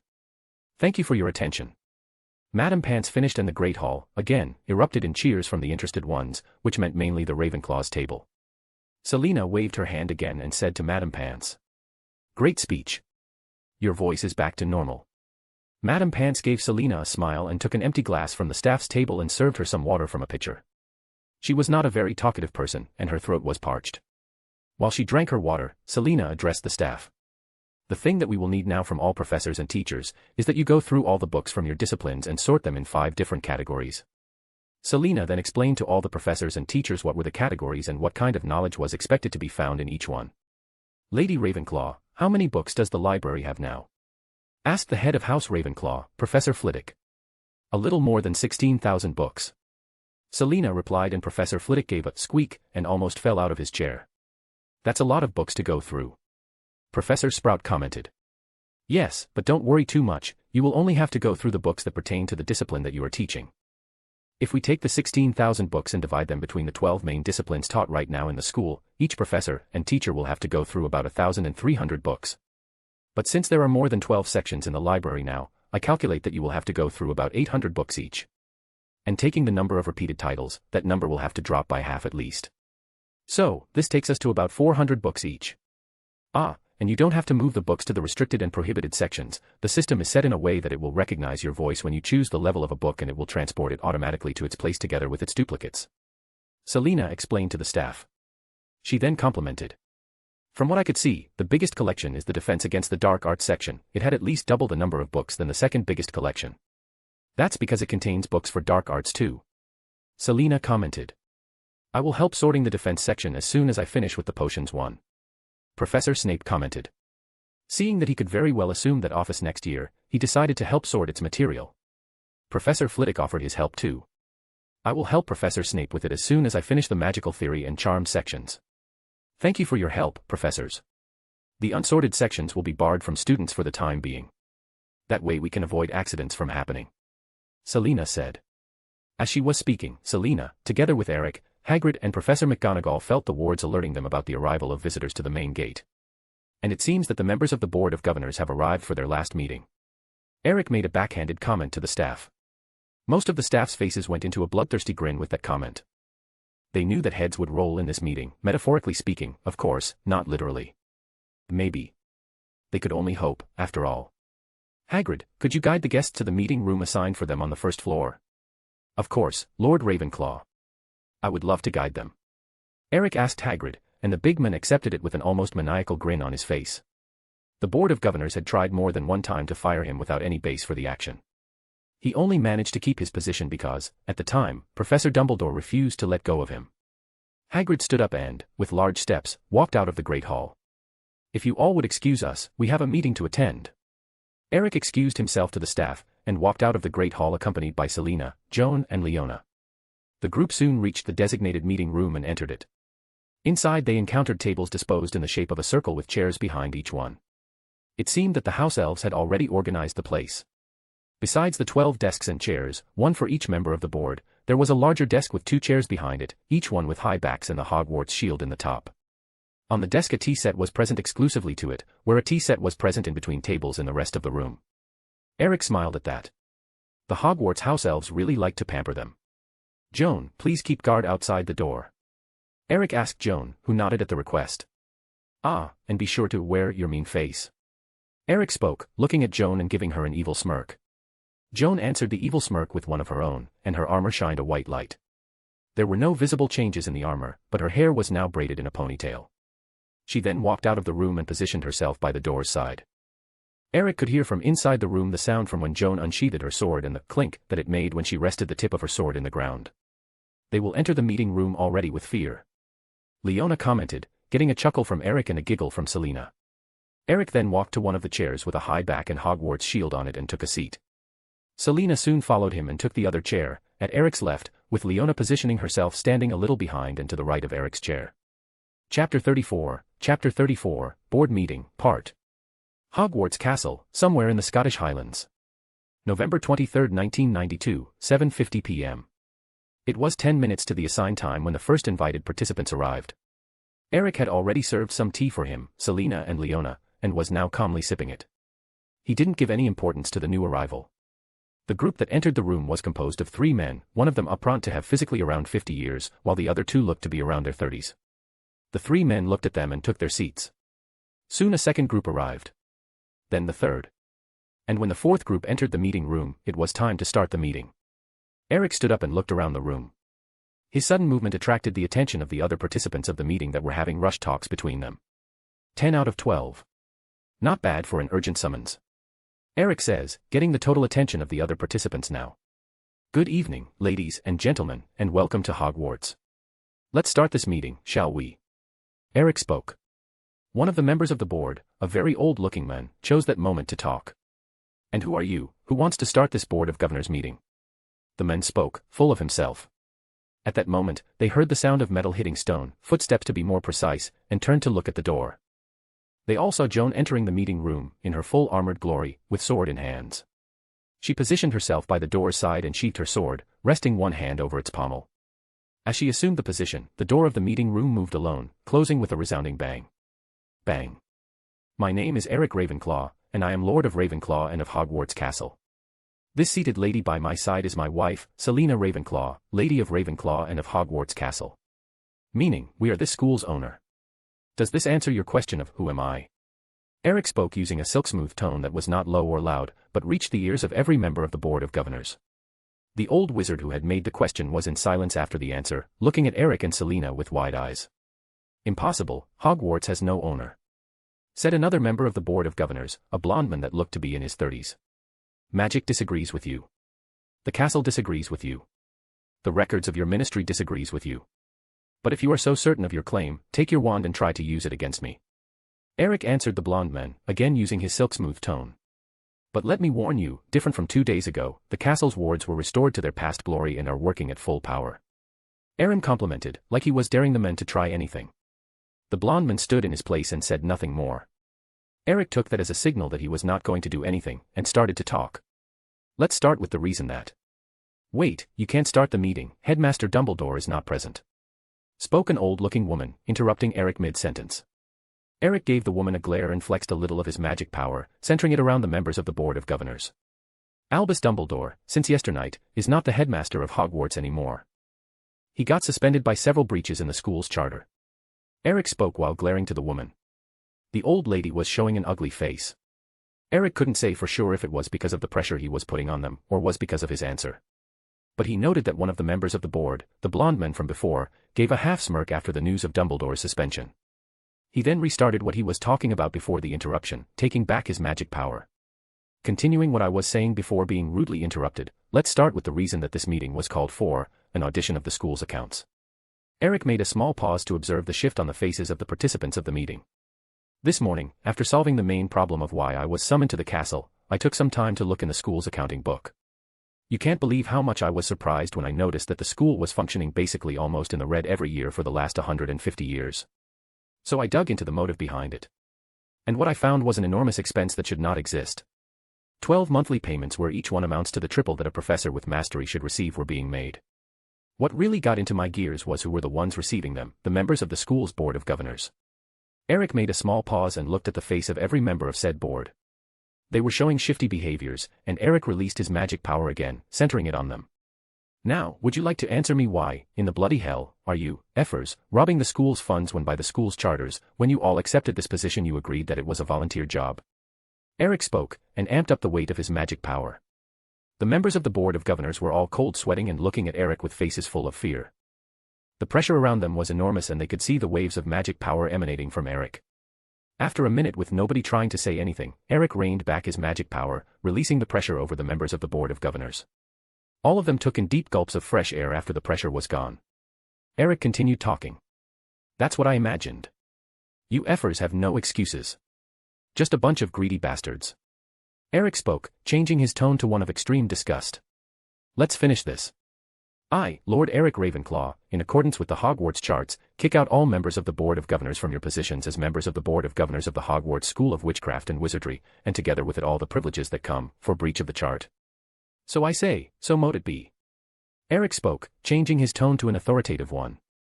The people in the room, with the exception of Eric's wives, were looking at him in horror.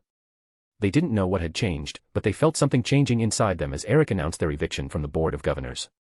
Also, by the same powers granted by me, I, Lord Eric Ravenclaw, hereby disband the body known as the Board of Governors of the Hogwarts School of Witchcraft and Wizardry, so I say, so mote it be. Eric spoke again, hereby disbanding the Board of Governors. He let out a sigh and said, Sigh. The values that you received while being a member of the board will be all calculated and corrected by the goblins and the amount will be returned back to the school. This meeting is finished. You have exactly 10 minutes to remove yourselves from the school's grounds before the wards stop recognizing you all as guests. Eric said and turned to Selena. Anything more that you want to add, my lady? Selena shook her head and said. No, my lord, I think that you already drove the message of how disgusting their actions are. Robbing the funds and harming the education of the entirety of the British Isles for more than a century. Selena made a pause and stood from her seat. She had spoken with a disgusted weight in her voice, but changed it to a mischievous tone for her next phrase. I can just imagine the reaction of the people when they got the knowledge that the body responsible for overseeing the school was robbing it blind of its funds and effing with their children's education. Selena spoke and walked slowly to the doors of the meeting room, which opened on itself for her passage. Leona soon followed Selena, and she looked like she was holding herself from laughing. Eric followed after his two wives and exited the meeting room. Joan stood in her place for a moment more, caressing the pommel of her sheath sword and with a face that the people still inside the room could swear that said, Come on, draw your wands, I want to use my sword. When they did nothing beyond stupidly looking at her in the door, trying to process what had just happened, Joan made a sound by clicking her tongue, and walked out of the meeting room, but letting a piece of word for them. TSK. 9 minutes. Eric waited for Joan to reach them in the corridor, and as she did, the group heard someone cursing loudly, followed by a crack and bang sounds. Crack bang. Joan turned back to look at the door of the meeting room and raised an eyebrow at the sound. Leona and Selena giggled at that and Eric let out a chuckle. It seems that someone couldn't hold back and tried to curse another. Eric looked at his wristwatch and added. 20 minutes of meeting. That must have broken some record. He spoke, and started to walk again, accompanied by his wives. I think I will visit Azazel to take care of our problem with the diadem. Selena, would you please prepare a press release in the name of the school? Eric spoke while they walked and stopped when they arrived in the great staircase. Sure, Eric. I will write one before helping in the library. What kind of information do you want me to release? Enough information to rally the readers to our side and to dig a deep grave to those that targeted the school. You know the drill. Selena asked and Eric replied. He then gave a quick kiss to each of his wives and walked to the great hall. The girls then walked in the direction of the library. As Eric passed by the great hall and exited it by the main entrance that led to the outside of the castle, he met with Hagrid, who was waiting by the big double doors. Hey Hagrid, what are you still doing here? Eric asked, not really in any reproving tone, and more in a curious one. Hagrid, who was looking in the direction of the grounds gates, turned back and answered after seeing that it was Eric who had asked. Good evening, Lord Ravenclaw. I was waiting to see if we had any more visitors, but I have just witnessed the most amazing vision that I could have ever had. I saw Lucius Malfoy being bounced by the school's wards and being dropped on his behind in front of the grounds gates. Hagrid explained, not managing to hide a smile behind his thick beard. I imagine that should have been an amazing vision indeed. Eric spoke, chuckling a little. The meeting is over, Hagrid, the Board of Governors was disbanded. The ex-members of it have less than 8 minutes to leave the grounds of the castle. Mr. Malfoy must have been the one that we heard after we had exited the meeting room. He must have tried to cast some curse and the castle's wards didn't see that with good eyes and forcefully removed him from the castle's premises. Eric explained. Hagrid gave a smile at hearing the news that the Board of Governors was disbanded. Eric walked a little distance from where Hagrid was standing and stopped. He then turned to Hagrid as a blue magic circle with a raven in its center appeared under him. I have to visit a friend now, Hagrid. Have a good night. Eric spoke to Hagrid, who looked at the circle with immense curiosity. Have a good night, Lord Ravenclaw. Hagrid replied and Eric disappeared in a flash of light together with the magic circle. Gregory headquarters, somewhere in the underworld. November 23, 1992, 8:25 p.m., British time. In the front of an enormous building surrounded by desolated lands with very sparse trees and covered by a purple sky, a blue magic circle with a raven in its center appeared brightening the night. The magic circle shined for a few seconds before a man materialized in its center, making it start to fade out. Eric took a deep breath and looked at the building gates that had a big plaque that read, Gregory. Yep. The underworld still smells bad. Chapter 35, Married vs. Single. Gregory headquarters, somewhere in the underworld. November 23, 1992, 8:26 p.m., British time. Eric's sudden appearance immediately alerted the two guards at the gates. Halt. You are in Gregory's territory. Identify yourself. One of the guards yelled to Eric, who just gave an eye roll to the guard's antics. Like he didn't know where he was. My name is Eric Ravenclaw, I have a meeting with Governor General Azazel. Eric spoke, identifying himself and the motive behind his visit. The one guard who had yelled before didn't recognize the name, but the other one had wide eyes after hearing the name. The last one tried to talk, but was interrupted by the loud one first. Like Lord Azazel would meet with a human, you can. Bang. The second guard had given a heel kick into the head of the loud first guard, making his head meet the ground with a loud bang. The second guard bowed profusely to Eric. I ask for forgiveness for my companion's behavior, Lord Eric. He is a new recruit and didn't know who he was talking to. He said in a kinda desperate tone. Don't worry about it too much. I'm certain that you will teach him well to not be disrespectful to visiting guests. Eric said to the bowing fallen guard. I certainly will, Lord Eric. Thank you. The fallen guard replied to Eric. The trio stood in silence for some moments in front of the gate, until Eric decided to remind the guard of why he was there. So. That meeting that I said that I have with Governor General Azazel. The still bowing guard abruptly went back to a standing position. Yes. Sorry again, Lord Eric. You can pass, I will warn Lord Azazel's secretary of your arrival. At the building lobby, take the elevator to the highest floor. Thanks. Have a nice day. The fallen guard said quickly, explaining to Eric how to reach Azazel's office.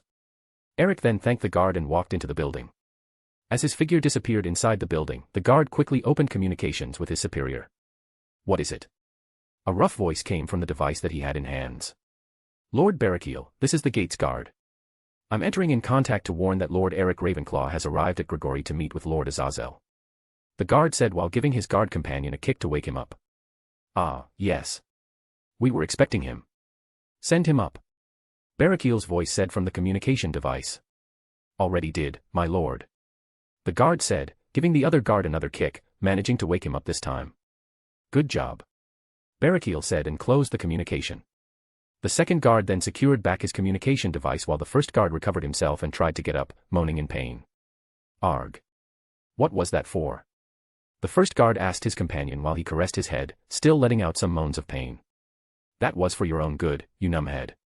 The second guard said while going back to his position and glaring at the first guard. What? How can I get kicked in the head for my own good? The first guard said while glaring at the second one. You were just about to offend Lord Eric Ravenclaw, also known as the good doctor. The second guard said to the first, who immediately took a pale complexion. The second guard had a smug grin on his face. Yeah. Are you still angry about me kicking you in the head? The first guard shook his head quickly. No, no. Thank you, elder brother. The first guard said and thanked the second guard. No problem, newbie. You just have to think more before you try to offend people. No one would be able to save you if you had said that to one of his wives. The second guard said to the first one, and they went back to their duty in guarding the gates of Gregory. While that conversation happened at the gates, Eric was already inside one of the building's elevators. He watched with calm while the display showed the floors changing until it reached his destination. The elevator's doors opened with a soft slide and bell sound. Eric exited it just to meet with a waiting purple long-haired beauty with strong-looking eyes and large breasts. Welcome to Grigory, Lord Eric. The purple long-haired beauty said, welcoming Eric to their organization. He recognized the woman, of course. She was the main reason that Azazel was so unhappy sometimes. Her name was Pettigrew, a cadre-ranked fallen angel that worked as the secretary for the Governor-General office. She was responsible to keep Grigory's paperwork flowing and could be a slave driver sometimes. And that was mainly the reason for Azazel's unhappiness. The men hated the boring paperwork. Thank you, Pettigrew. Is Azazel available? Eric tanked and asked the fallen angel. Yes, he is, Lord Eric. I made sure that his paperwork was in order so he could stop at any given time. Pettigrew replied, giving a small smile while mentioning the paperwork and gesturing to Eric to follow her. She seemed to like making Azazel work with paperwork to the bone. Eric gave a chuckle at Azazel's secretary antics and followed after her. The interior of the building was very modern. It reminded Eric of offices in the human world, just that the floor that he was on right now was for the most important positions in Grigory. Pettigrew guided Eric through the place, passing by an empty desk and arriving at a pair of closed doors. She knocked on it twice, before opening the doors and entering. Eric followed her inside the office and was met with Azazel, seated at his own desk, talking with Barakiel, who was standing by Azazel's side. Eric. Azazel said while getting out of the desk and walking to Eric. He extended his hand to greet Eric, who accepted the given hand and shook it. Azazel, good to see you. After shaking hands, Barakiel extended his hands to Eric. Hey Eric, how are you doing? Barakiel greeted. Eric accepted Barakiel's hand and shook it. I'm good. Just some minor problems to solve, but nothing that grave. And you, how is married life treating you? Eric answered Barakiel's question and asked one himself. The rough fallen angel, Barakiel, the lightning of God, gave Eric a smile at that. His injuries from a battle some time ago had let him meet a shrine maiden, who treated him and helped him heal his wounds. During the period, he fell in love with the shrine maiden and she fell for him too. After a short time, both had married and he now was father to a very cute baby girl. Just remembering his cute little girl waiting for his papa to come home was enough to put a smile into the rough fallen's face. Life is good, Eric. Aquino is growing fast, and Shuri is amazing as ever. Here, look. Barakiel replied to Eric, who was smiling back at the men. Barakiel then took a wallet from inside his blazer and showed Eric a family photo. Eric looked at the photo and saw Barakiel posing in it with a beautiful black long-haired woman by his side and a cute little toddler with a head full of black hair being held by the couple. The woman, even through the photo, transmitted a feeling of noblesse to those who looked at her. Okay, you both. Eric, I believe that you have an artifact for me to look at. Azazel spoke, interrupting the talk between the two married men. Eric gave the men an eye roll and retrieved from a pocket inside his blazer a leather pouch. A mokeskin pouch to be more precise. You are just jealous of us, Azazel. That we have a beautiful wife warming our bed at home. Eric said, teasing Azazel. Barakiel snickered at that. It was rare for him that someone could tease Azazel like this. Eric then retrieved from inside the mokeskin pouch the corrupted diadem, and presented it to Azazel. Why you little. Azazel stopped talking when he saw the artifact. His face went serious when he felt the foul magic emanating from it. I already removed the madness curse from it. It should be safe to touch it if you have good mental shields. Eric said. Azazel nodded. Let's go to my lab. Azazel spoke to Eric, inviting him and walking to a hidden closet inside the office. Azazel opened the closet doors and entered it. Eric kept the diadem back and followed Azazel inside the closet. Barakiel stood behind, he still had some work to do. My offer is still up, Barakiel. Eric spoke as he entered the closet. I will talk with Shuri today about it and give you an answer.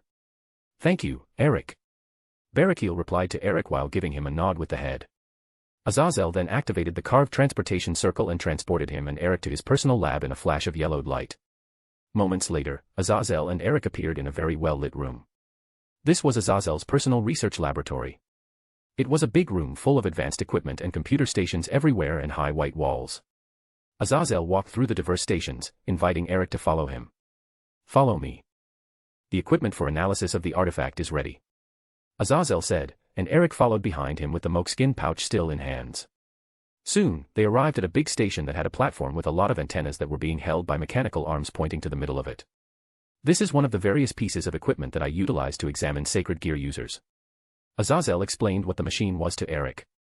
Put the artifact in the middle of the platform. He then asked Eric, who retrieved the diadem from inside the mokeskin pouch and carefully put it in the middle of the platform.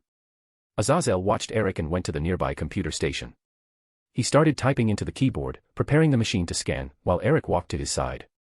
With some final adjustments from Azazel, the mechanical arms holding the antennas moved and adjusted the aim of the antennas to the diadem in the center of the platform. As the movement stopped, Azazel hit the big start button on the screen and the equipment started to buzz and blink with a magic circle-like light appearing and going up and down slowly through the diadem. With the scan initiated, Azazel pulled 2 chairs, offering Ione to Eric and seating in the other. As both sat, Azazel relaxed a little and talked. "Thank you, again, Eric. I mean, for what you are doing for Barrakiel. Don't worry about it, Azazel. I know the value that family has for long-lived beings like us. If I can help a friend to protect his family without any cost, then I will do it gladly," Eric said to Azazel. "Thank you again, anyway." There were already some talks about Barrakiel's new family within the more radical groups within Grigori. Kokabeel being the loudest one. Azazel said. Some fallen angels had this sense that their race was above all the mortal ones and would deem them unworthy of their attention. There were a lot of cases in the past where a fallen angel had fallen in love with a human and as a result a hybrid was born, just for said fallen angel come back to his house and find his entire family, spouse and children, murdered. That, when said fallen angel was not killed together with them. Sigh. It's always Kokabeel. One would imagine that he would have changed his ways after the beating that he received during World War II from that Vasco guy. Eric let out a sigh and spoke. Kokabeel had always been one of the more radical fallen angels. That he had strengthened was war-hungry, wanting to restart the biblical conflict, didn't help too. Azazel nodded at Eric's comment. It doesn't help too that Shuri, Barrakiel's wife, was the female heir of the Heimjima clan. Azazel spoke. Those 5 clans have a very disturbed sense of family. They reject violently anything that does not match their sense of right. I imagine that they will start to hunt her, if they haven't already started. Eric said. Azazel nodded his head, keeping an eye on the monitor. They had. Her uncles are already looking for her. You better warn Barrakiel then. I already did. Just hope that they take your offer. Azazel finished, letting only the noise emitted by the scanning piece of equipment fill the lab. So, how is your school? Azazel asked, changing the subject. Chapter 36, Cleansed. Grigori Headquarters, somewhere in the underworld. November 23, 1992, 8:50 p.m., British time. So, how is your school? Azazel asked, changing the subject. Sigh. Eric let out a sigh after hearing Azazel's question. That bad, huh? Azazel commented. It's a mess. Eric confessed. During some time between my visits the Board of Governors, who were responsible for keeping an eye on the school, decided that it was a good idea to reward themselves with salaries. The big problem is that they kept raising that value, and it reached a value that was 3 times higher than a master professor. Whistle. Eric explained and Azazel let out a long whistle. Yeah. Their pillaging left a big hole into the school's fund. They had to let go of a lot of professors and a lot of equipment used for classes needed upgrades. Eric explained. But that problem is solved now, at least partially. I let go of the said body and I will let the goblins deal with them. Damn. I'm starting to pity them a little. Azazel said. He knew exactly how fierce a goblin could be. And they had focused all this battle fierceness into banking after some rebellions. And that is just the beginning. Eric said and started to relate the problems that he had found at Hogwarts to Azazel. And that was when we discovered 2 Horcruxes inside the school. Eric continued speaking. So, now I have practically a full new docent body to hire, a school to renew, a mad wraith to hunt, and a 1,000-years-old basilisk to kill. And have to do everything while surfing in British wizarding politics. Eric finished saying to Azazel, who started laughing at his friend's predicament. Yeah. Go ahead and laugh. At least my paperwork will end at one point. Eric said to Azazel with a smug face. That made the laughing Azazel stop and let out a groan.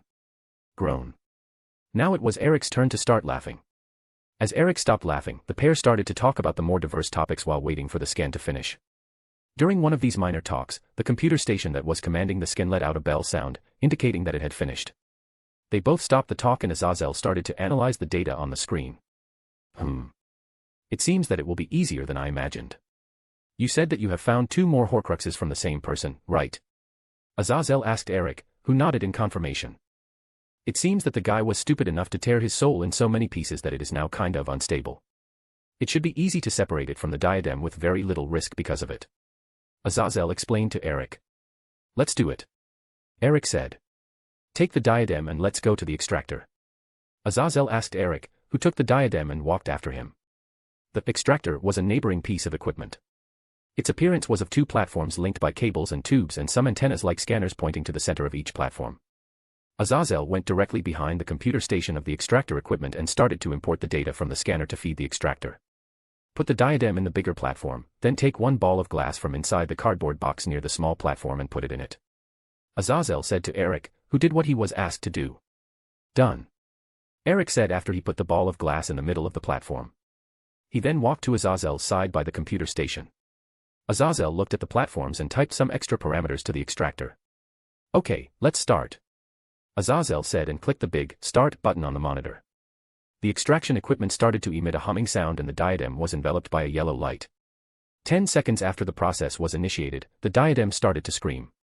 Not really the diadem, but the Horcrux inside it. Ah! Shut up. Eric yelled back to the diadem and erected a sound barrier around him and Azazel with a twitch of a finger. Thanks. One would think that they would not yell being removed since they probably didn't when being put inside the artifact. Azazel thanked Eric for the sound barrier and commented. He was keeping an eye on the status being displayed on the monitor. Eric looked at it and saw that it was displaying an animation of a black soul being slowly moved from the diadem to the ball of glass. 2 minutes later and the process was finished successfully. And done. Azazel said with a smile. Thank you, Azazel. Eric thanked Azazel and went to the platforms. He took the now cleansed diadem in hand and looked at it with a happy smile. Eric then proceeded to put it safely in his inside pocket of his blazer. He then went to the ball of glass. It had lost its transparency and now had a murk black cloud moving inside it. Eric took it in hand and quickly put it inside his moleskin pouch. He then turned to Azazel and said, Thank you, again, Azazel. No problem, Eric. I got some good data on it too. Last time that I saw some of this stuff I didn't have the equipment that I have today, so I won something from it too. Azazel replied with a shrug. Both friends started walking to the exit of the lab, where the transport magic circle was, while talking about some more light stuff. Arriving at the transport magic circle, Eric and Azazel stood on it and the last activated it, transporting both of them back to the office in a flash of yellow light. Arriving back at it, Azazel went to his chair and offered the other to Eric. Take a seat, Eric, I'll ask for some tea for us. Azazel spoke and pressed a button in a box on his desk. Pettigrew, can you arrange some tea for Eric and me, please? Yes, Governor. Right away. Thank you. Azazel spoke to the box, and Pettigrew's voice came back from it with an answer. Both friends started to talk again when, some minutes later, Pettigrew entered the office after a brief knock on the door. She was pushing a trolley cart that had a tea set on top of it. Pettigrew served a teacup for Eric first and then one to Azazel. Thank you, Pettigrew. Eric and Azazel thanked her for the tea and she exited the office after giving them a small bow. The group of friends continued with the small talk. They talked about their business in the magical world and non-magical world, the new stuff being developed, like the industry of games, mangas, animes, and other stuff of varied subjects. It was some minutes past 10 when Eric looked at his wristwatch and took notice of the time. It's better that I get going. Eric said and got up from his seat. Azazel got up too. It's early, Eric. But I understand that the girls are waiting for you back in the school. Azazel said and Eric gave them a nod. They both walked to the office's door and Azazel opened it to Eric. Azazel then accompanied Eric to the elevator, where they stopped for an instant to trade final pleasantries. I will probably be back with more artifacts for you soon. Eric said, imagining that the Unspeakables would find more Horcruxes and important artifacts. No problem, bring them, more data that I can get. Azazel replied to Eric, who nodded. Good night then, Azazel. Eric said and extended a hand to Azazel, who took the offered hand and shook it. Good night, Eric, and give the girls my compliments. Azazel said and let go of Eric's hand. I will. Eric spoke while entering the elevator. He pushed the lobby button and the elevator's doors closed. Seconds after, the elevator's door opened on another floor, not the lobby floor, and a fallen angel entered it without looking who was inside while reading a report in a paper on his hands. The fallen angel had long pointy ears, a pale complexion and long black hair. Eric smirked at him, he recognized the fallen angel, it was Cockabeel. The fallen angel pushed a button selecting a floor and finally looked up from the piece of paper. He looked at Eric's smirking face and looked back at his paper. Then he did a double take and looked at Eric again, his eyes going wide in recognition. Eric Ravenclaw. Cockabeel said. Cockabeel. Eric said back, intensifying his smirk. What are you doing here at Gregory? Cockabeel asked, his eyes going back to normal and his face adopting some disgust on it. Just some minor business with the Lord Governor General, nothing that you should care about. Eric replied nonchalantly to Cockabeel. Why you? Ding. A soft bell chimed, announcing the arrival of the elevator at the lobby and interrupting Kokabeel. The doors opened and Eric walked out of the elevator. You should take better care of yourself, Kokabeel. Have a nice night. Eric said while walking out of the building. The elevator's doors closed and let Kokabeel fuming alone on it. When the doors opened, Kokabeel walked out of the elevator and passed by some other fallen angels who were looking at him with strange eyes. Kokabeel then heard a masculine voice calling to him. Nice haircut, Kokabeel. Kokabeel looked back and saw Tamiel looking at him with an amused face. What are you talking about, Tamiel? Kokabeel asked and took one hand to his hair. And he felt how fluffy and spring it was. Fluffy and springy. He made a face of confusion and pulled one mesh of his hair to his eyes. His hair had changed color. Kokabeel quickly ran to a nearby mirrored surface and looked at his reflection on it. What he saw made his mouth gape in horror. He was sporting an enormous blonde afro. Kokabeel then remembered who he had just encountered in the elevator and his face went from horror to rage. Eric Ravenclaw. Kokabeel yelled in rage. His rage was such that he didn't realize that Tamiel had a camera out and was recording everything. I should send Eric a copy after. Tamiel said with a low voice, still recording Kokabeel's reaction. Meanwhile, the perpetrator was disappearing in motes of light by activating his transportation magic circle with a wide smile on his face. Hogwarts Castle, somewhere in the Scottish Highlands. November 23, 1992, 10:20 p.m.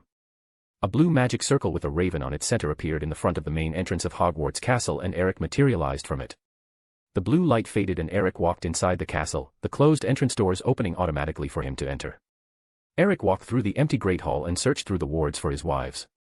Finding them inside the library, he walked to it. Arriving in the library, Eric saw the professors working on cataloging the books of their section.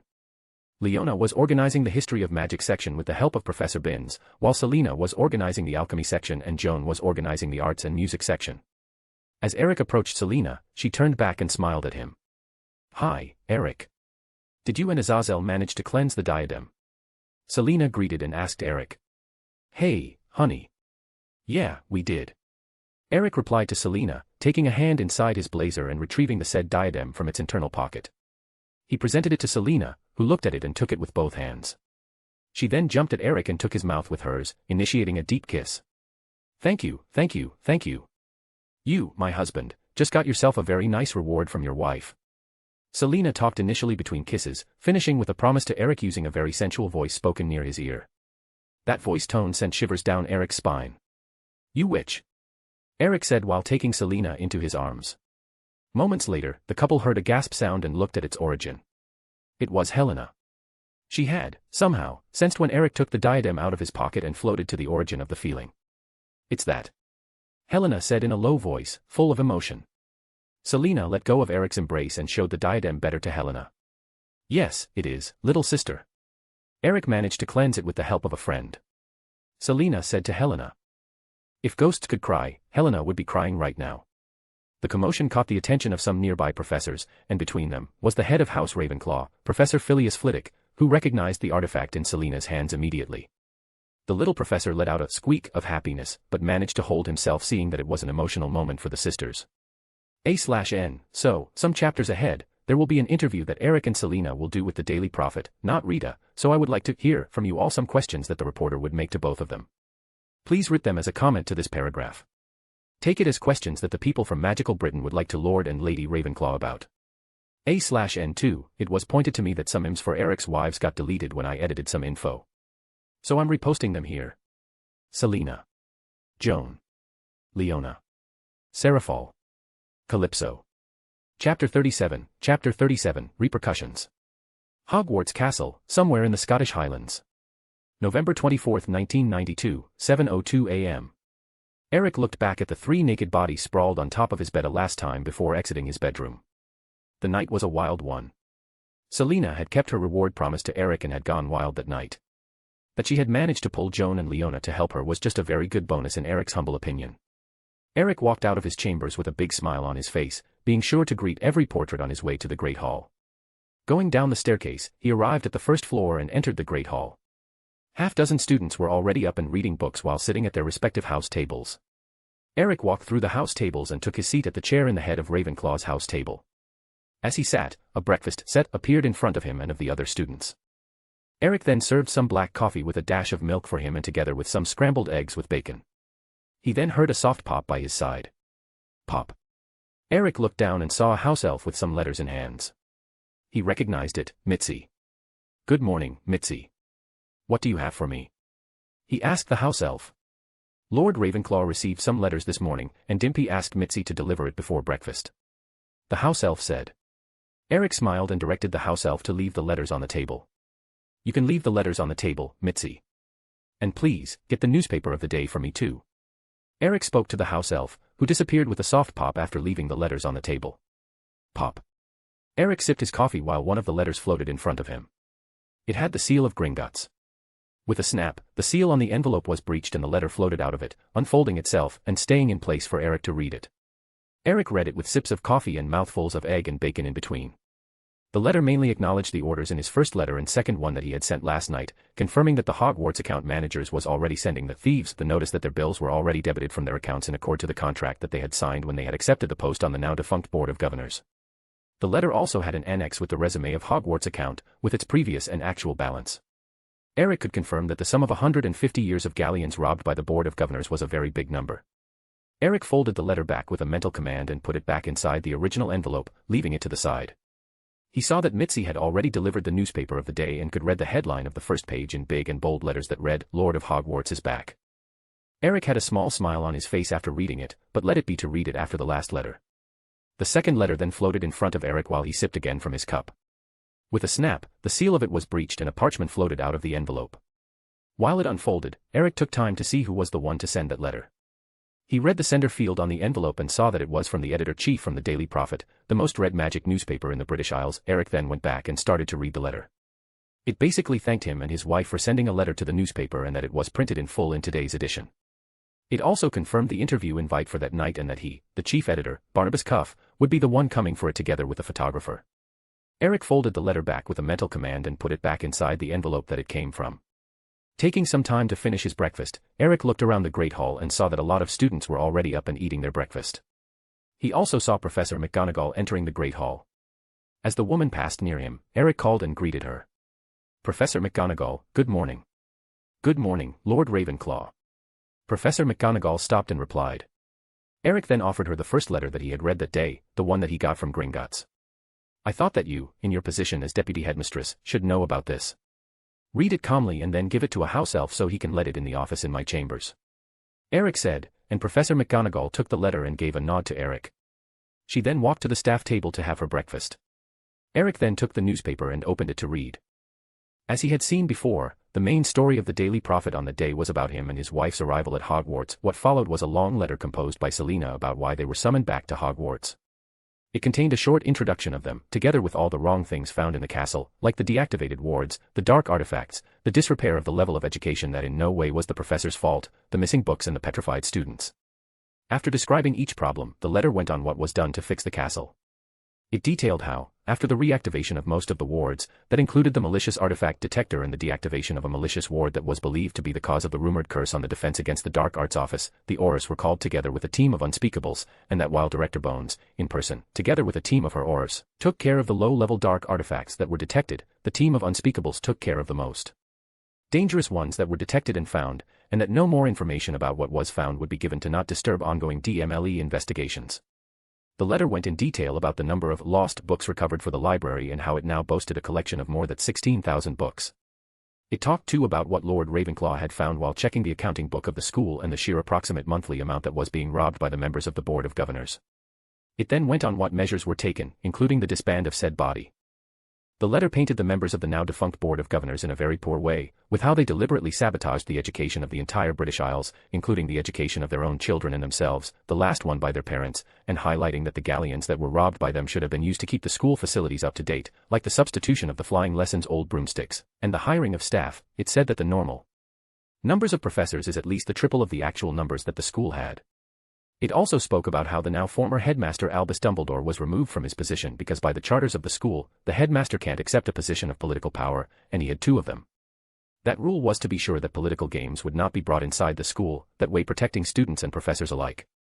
The letter finished with why they were sending this letter, and it too included an invite for a personal interview with Lord and Lady Ravenclaw. The reporter, Barnabas Cuff, then continued his writing after the letter ended. It was a really big article. So big that it took the entire front page and continued through page 2. As Eric finished reading it, he looked around the Great Hall and could see groups of students joined around people who received the newspaper, trying to read it too. He looked to his side and saw the little blonde seated nearby. She looked up from her tower of waffles and gave him a smile, which was replied with a smile of his own. Eric drank his last sip of coffee and got up from his chair. He passed by the little blonde, who was named Luna if he remembered right, and she asked him for the newspaper. "Lord Ravenclaw, can I borrow your newspaper?" "Of course you can, Luna." Eric replied and gave her the newspaper. "Thank you. I will give it back to you during classes," Luna said while taking the newspaper and opening it to read. How she knew that he would be teaching today was a mystery to Eric. By his knowledge, nobody had said anything to the students about it. Well, whatever, maybe she has a gist of vision or something like that. Eric concluded in his thoughts, continuing his walk between the house's tables and exiting the Great Hall. He climbed up the great staircase and stopped by the 3rd floor. On it he located the classroom titled 3C and entered it. He quickly looked around and started to organize the classroom. After all, he was the substitute teacher for the week and he would be damn sure that the students would learn in his class and at the same time have a little fun. At least with the lower years. The first thing that he did was to ask the castle to change the format of the room to that of a Greek auditorium. It took a little time, but the classroom slowly expanded and changed, assuming the asked format, where the students' desks were in C format around a lowered platform for the professor to use for demonstrations. The room now had 3 rows of classes divided in 2 sections by low stairs that went from the entrance doors of the classroom to the lowered platform in the middle. Each row of desks was half a meter higher than the previous row, this way allowing all students to see the professor without obstructions. The first row of desks was already half a meter higher than the central platform and had 4 desks on each side, totaling 8 desks. The second row of desks had 6 desks on each side, totaling 12 desks. The third and last row of desks had 8 desks on each side, totaling 16 desks. In total, the new classroom configuration had a capacity for 36 students. A number that would be more than enough for now if you took in consideration that only 2 houses shared the same classes. The professor's desk was a little behind the central platform, in its own elevated platform and at a height equal to the students' desks of the second row. The entrance to the professor's personal office was through a door located behind said desk. The blackboard was on the wall of the professor's desk in a way that allowed the entire room to perfectly see it. Content with the result of his modifications, Eric climbed the stairs up to Professor's desk and sat, waiting for his first class. Chapter 38, Dada Classes, Part. Hogwarts Castle, somewhere in the Scottish Highlands. November 24, 1992, 9 a.m. As the school's bell signaled the start of the first period of the day, Eric, who was sitting behind the professor's desk, watched as the door to the class opened and students started to enter the classroom. They had some faces that seemed to have lost all hope as they entered the classroom, but then the first students in the group froze in place when they looked up to the classroom. The students behind the frozen students decided to look around to see what happened, and their eyes went wide in shock with what they were seeing. The room was different. They knew that a professor could change the classroom to a shape that better fitted the lesson. But this was ridiculous for them. The room was totally different from anything that they had ever seen. "Come on, take your seats. Don't stay frozen there." Eric talked loudly to the students with an amused look on his face, waking them up from their stupor. The students in the front looked at him with a confused face and then, they seemed to link the face to the name, and hope came back to their eyes. They then quickly scrambled to take their seats the closest possible to the platform. 2 minutes later, all students were in their seats and talking with their neighbors, and Eric deemed it was time to start the class. Eric got up from his seat and walked down to the central platform, making the students stop talking and focus their attention on him. "Good morning, students." Eric spoke as he arrived at the center of the platform. His voice seemed to have been amplified by the magic of the classroom to reach every student with ease, but it was just how the shape of it worked and no magic was involved in it. "Your last professor, Gilderoy Lockhart, abandoned his post as professor for the Defense Against the Dark Arts classes yesterday morning without previous warning. So, until your new professor arrives, next Monday, I will be teaching this class in his or her place. While in class, or even out of it, you all can address me as Professor Ravenclaw." Eric spoke in a calm manner. "Now, I know that, unfortunately, your past experiences with this class professors were not the best ones, but we will try to remedy that until the end of the school year. I managed to strike a deal with the head of the DMLE, Director Amelia Bones, and she lent some of her auras to teach the defense classes from next Monday till the end of the school year." Eric continued talking to the students, managing to capture their full attention. "You all must have already received this talk from your other teachers at the beginning of the year, but I will repeat it here, again. As you all enter your 5th year of education, you have to prepare yourselves for your OWL exams. This exam will have a deciding factor in your future, but that doesn't mean that you can't learn anything new at a later date. Eric spoke and made a small pause before he continued. For example, for those that are not taking care of magical creatures classes, you still can, at a later date, learn the subject by yourselves or through tutors and take a late exam directly at the Department of Magical Education, in the Ministry. But that doesn't mean that you all can be lazy. The moment that you started this school year, you all will have to take the Defense OWL exam and will not have second chances. Eric told and warned the students at the same time. With that in mind, during this week we will be doing a revision of all the material necessary for your OWL that should have been learned during your past years. He spoke, explaining to the students what would be their objective during this week's classes. Before we start, does anyone have any questions? Eric asked the students, and a lot of them raised their hands. He had been very concise in his explanation, so he imagined what was the reason for so many raised hands. Any questions related to this class? Eric asked again, and all the students slowly lowered their raised hands, letting just a solo student with his hand raised. Yes, Mr. Diggory. Eric asked the student by name, remembering him from the round of questions on the first night. Yes, Professor Ravenclaw. My question is about the material for the class, more specifically the books. Will we change books? Mr. Diggory asked Eric. He was concerned about it.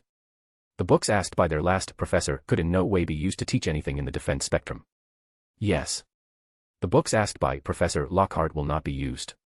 I had the pleasure to read some parts of them last night in the library, and I can tell you that the books authored by Gilderoy Lockhart were moved from the Defense Against the Dark Arts section of the library to the novel section.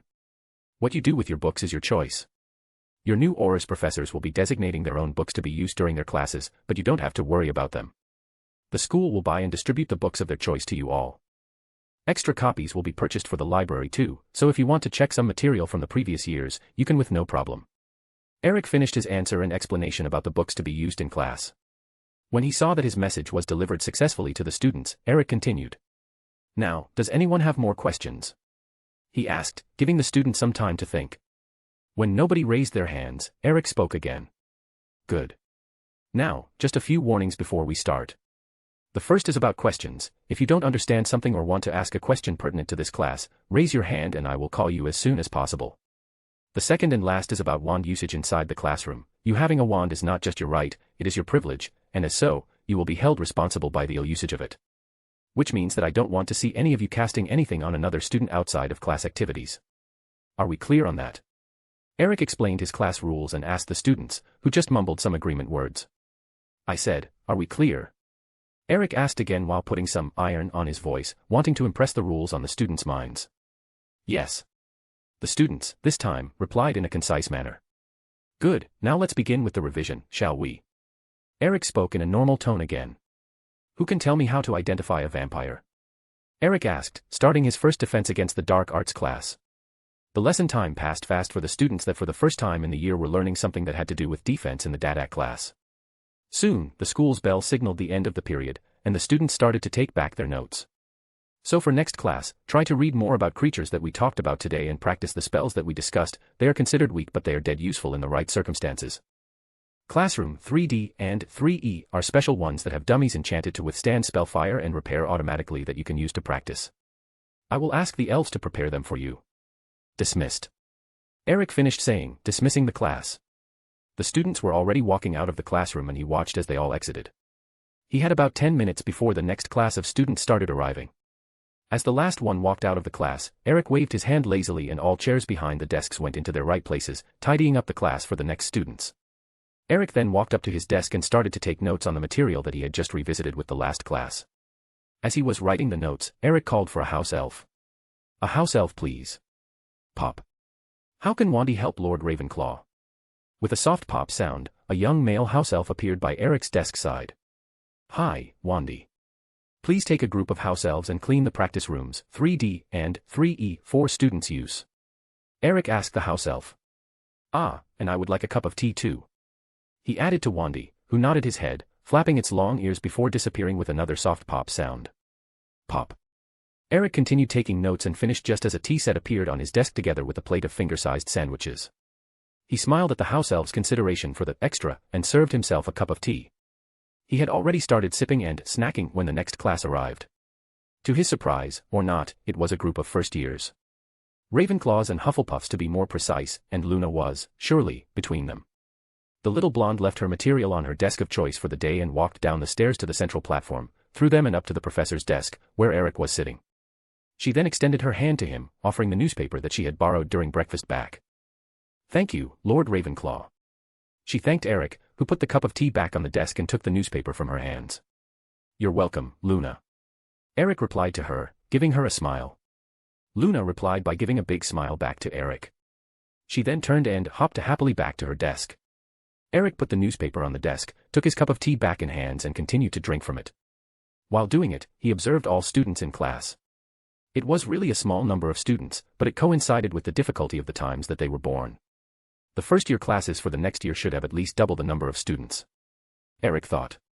He, with all his experience of life, had seen that happen during certain periods in history. Couples tended to choose not to have children during periods of war, just to go wild when it ended. Even governments tended to give incentives to couples to reproduce after war periods with the objective to repopulate all the lost citizens. One for him, one for her, and one for the crown, that was a slogan used by some of the governments just after the end of the Second World War. And the magical community was not different at that point. As the school's bell signaled the start of the class, Eric put down his cup of tea and walked down to the central platform. The students went all quiet watching him.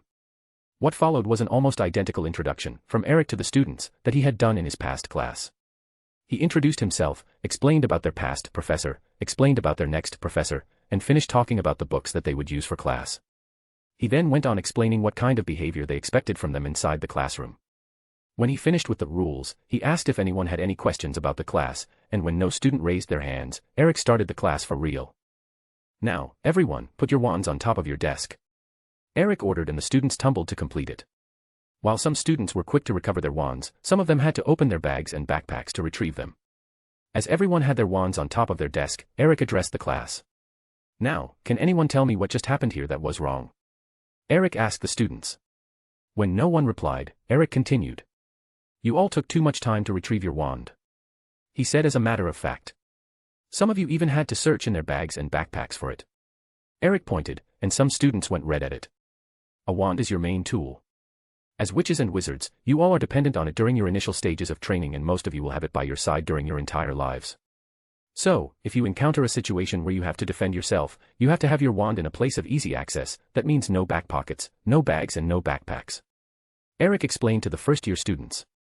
Ideally you have to keep your wand, always, as near as possible to your hand. And for exactly that, we have wand holsters. When not possible, use a side pocket to store it. But never use your back pocket, as too many accidents can occur with your wand there, from your wand snapping to premature spellfire. After all, I'm sure that nobody here wants to hex his own bum. Eric continued explaining to the students with some tone of humor in it. That managed to get some laughter from the students. Now, the most common wand holsters are the ones that are attached to the side of your legs, to the side of your chest, and to the under part of your forearm. The last one, the forearm wand holster, is used only by adults, and it is not because of some law or something like that. If you all take your wands and compare the length of it with the length of your forearm, you will find that, normally, the wand is longer, and that is obvious because you all are still children. Eric explained more, inviting the students to compare their wands with their forearms. As they finished doing that measuring, he continued with the basic lessons on wand keeping, carrying, and handling. After that lesson about wands, Eric started to teach some basic spells to the first years. He had taught and gone through the quick practice of the green and red sparks charms with the students, including their duo and tria variations, and had started the demonstration of the knockback jinx when the school's bell rang, signaling the end of the class. Before you all go for homework, search and read about other spark colors that can be casted. Practice your spark charms, including their variations of duo and tria. If you are feeling adventurous, try the knockback jinx, but not on your classmates. You can use the classrooms 3D and 3E to practice your spells. They have dummies and targets available there. And remember what I said about how to handle your wands. Eric finished and the students started walking out of the classroom, talking happily between them about their first real lesson on defense. Chapter 39, Dada Classes, Part. Hogwarts Castle, somewhere in the Scottish Highlands. November 24, 1992, 1:25 p.m. Eric was now back to his classroom and was sipping from a cup of black coffee that the house elves had prepared. He had just arrived from the Great Hall. He had had lunch with his wives and had spoken to Selena about the 2 letters that they had received. The girls had also asked about how his classes had gone during the morning and he updated them. Eric had just taken a sip from his cup when he heard hasty footsteps. He looked at the door and saw a brown bush-haired girl with Gryffindor colors entering the room and freezing as soon as she entered. She looked around the new classroom with wide and curious eyes, and then she saw Eric sitting behind the professor's desk sipping his coffee. While she was staring at him with wide eyes, two other male students, a black-haired one and a red-haired one, entered the classroom. Eric recognized the black-haired one. It was Harry Potter. Both male students stopped behind the female one and were panting. "Bloody hell, Hermione, we had plenty of time to." The red-haired student started speaking, just to freeze mid-sentence when he saw the classroom. He just stood there looking around with wide eyes and an open mouth. Mr. Potter was not faring better. His reaction was pretty much the same. "If you are finished gawking at the classroom, I suggest that you take your seats." Eric spoke from behind his desk after a sip of his coffee. His voice woke up the female student, who he now identified as Hermione. The male students were woken up too and were soon dragged to the first row of desks by their friend. "What in Merlin's name happened to the classroom?" the red-haired student said, asking no one in particular, while dropping his backpack on the top of the desk. Hermione, who was already organizing her desk for class and at the same time looking around the classroom, gave her friend an eye roll and replied to his question. "Honestly, Ron.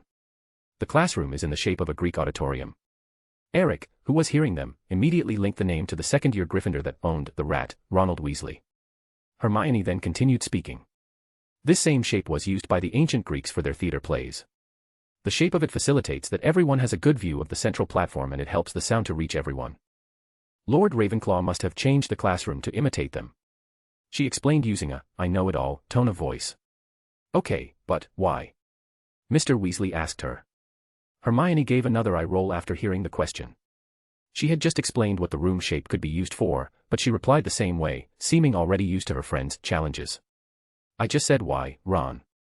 To facilitate that everyone can see the central platform and hear everything from any seat in the classroom." As she was explaining, the other students started arriving for the class. Their reactions were pretty much the same as the first three students, but a lot more silent. Soon, the school's bell rang, signaling the start of the class period. Eric put down his coffee and got up from his chair. He then walked down to the central platform while the students went quiet. "Good afternoon." Eric greeted all the students. What followed was an almost identical introduction, from Eric to the students, that he had done in his past two classes. He introduced himself, explained about their past professor, explained about their next professor, and finished talking about the books that they would use for class. He then went on explaining what kind of behavior they expected from them inside the classroom. When he finished with the rules, he asked if anyone had any questions about the class, and when no student raised their hands, Eric started the class for real.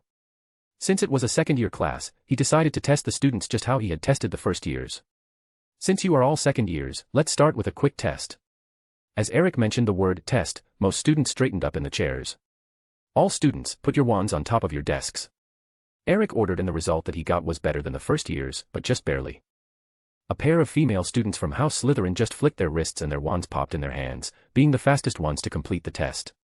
The second ones were those who retrieved their wands from chest wand holsters.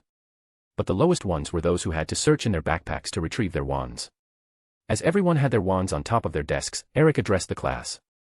"Can anyone tell me what just happened here that was wrong?"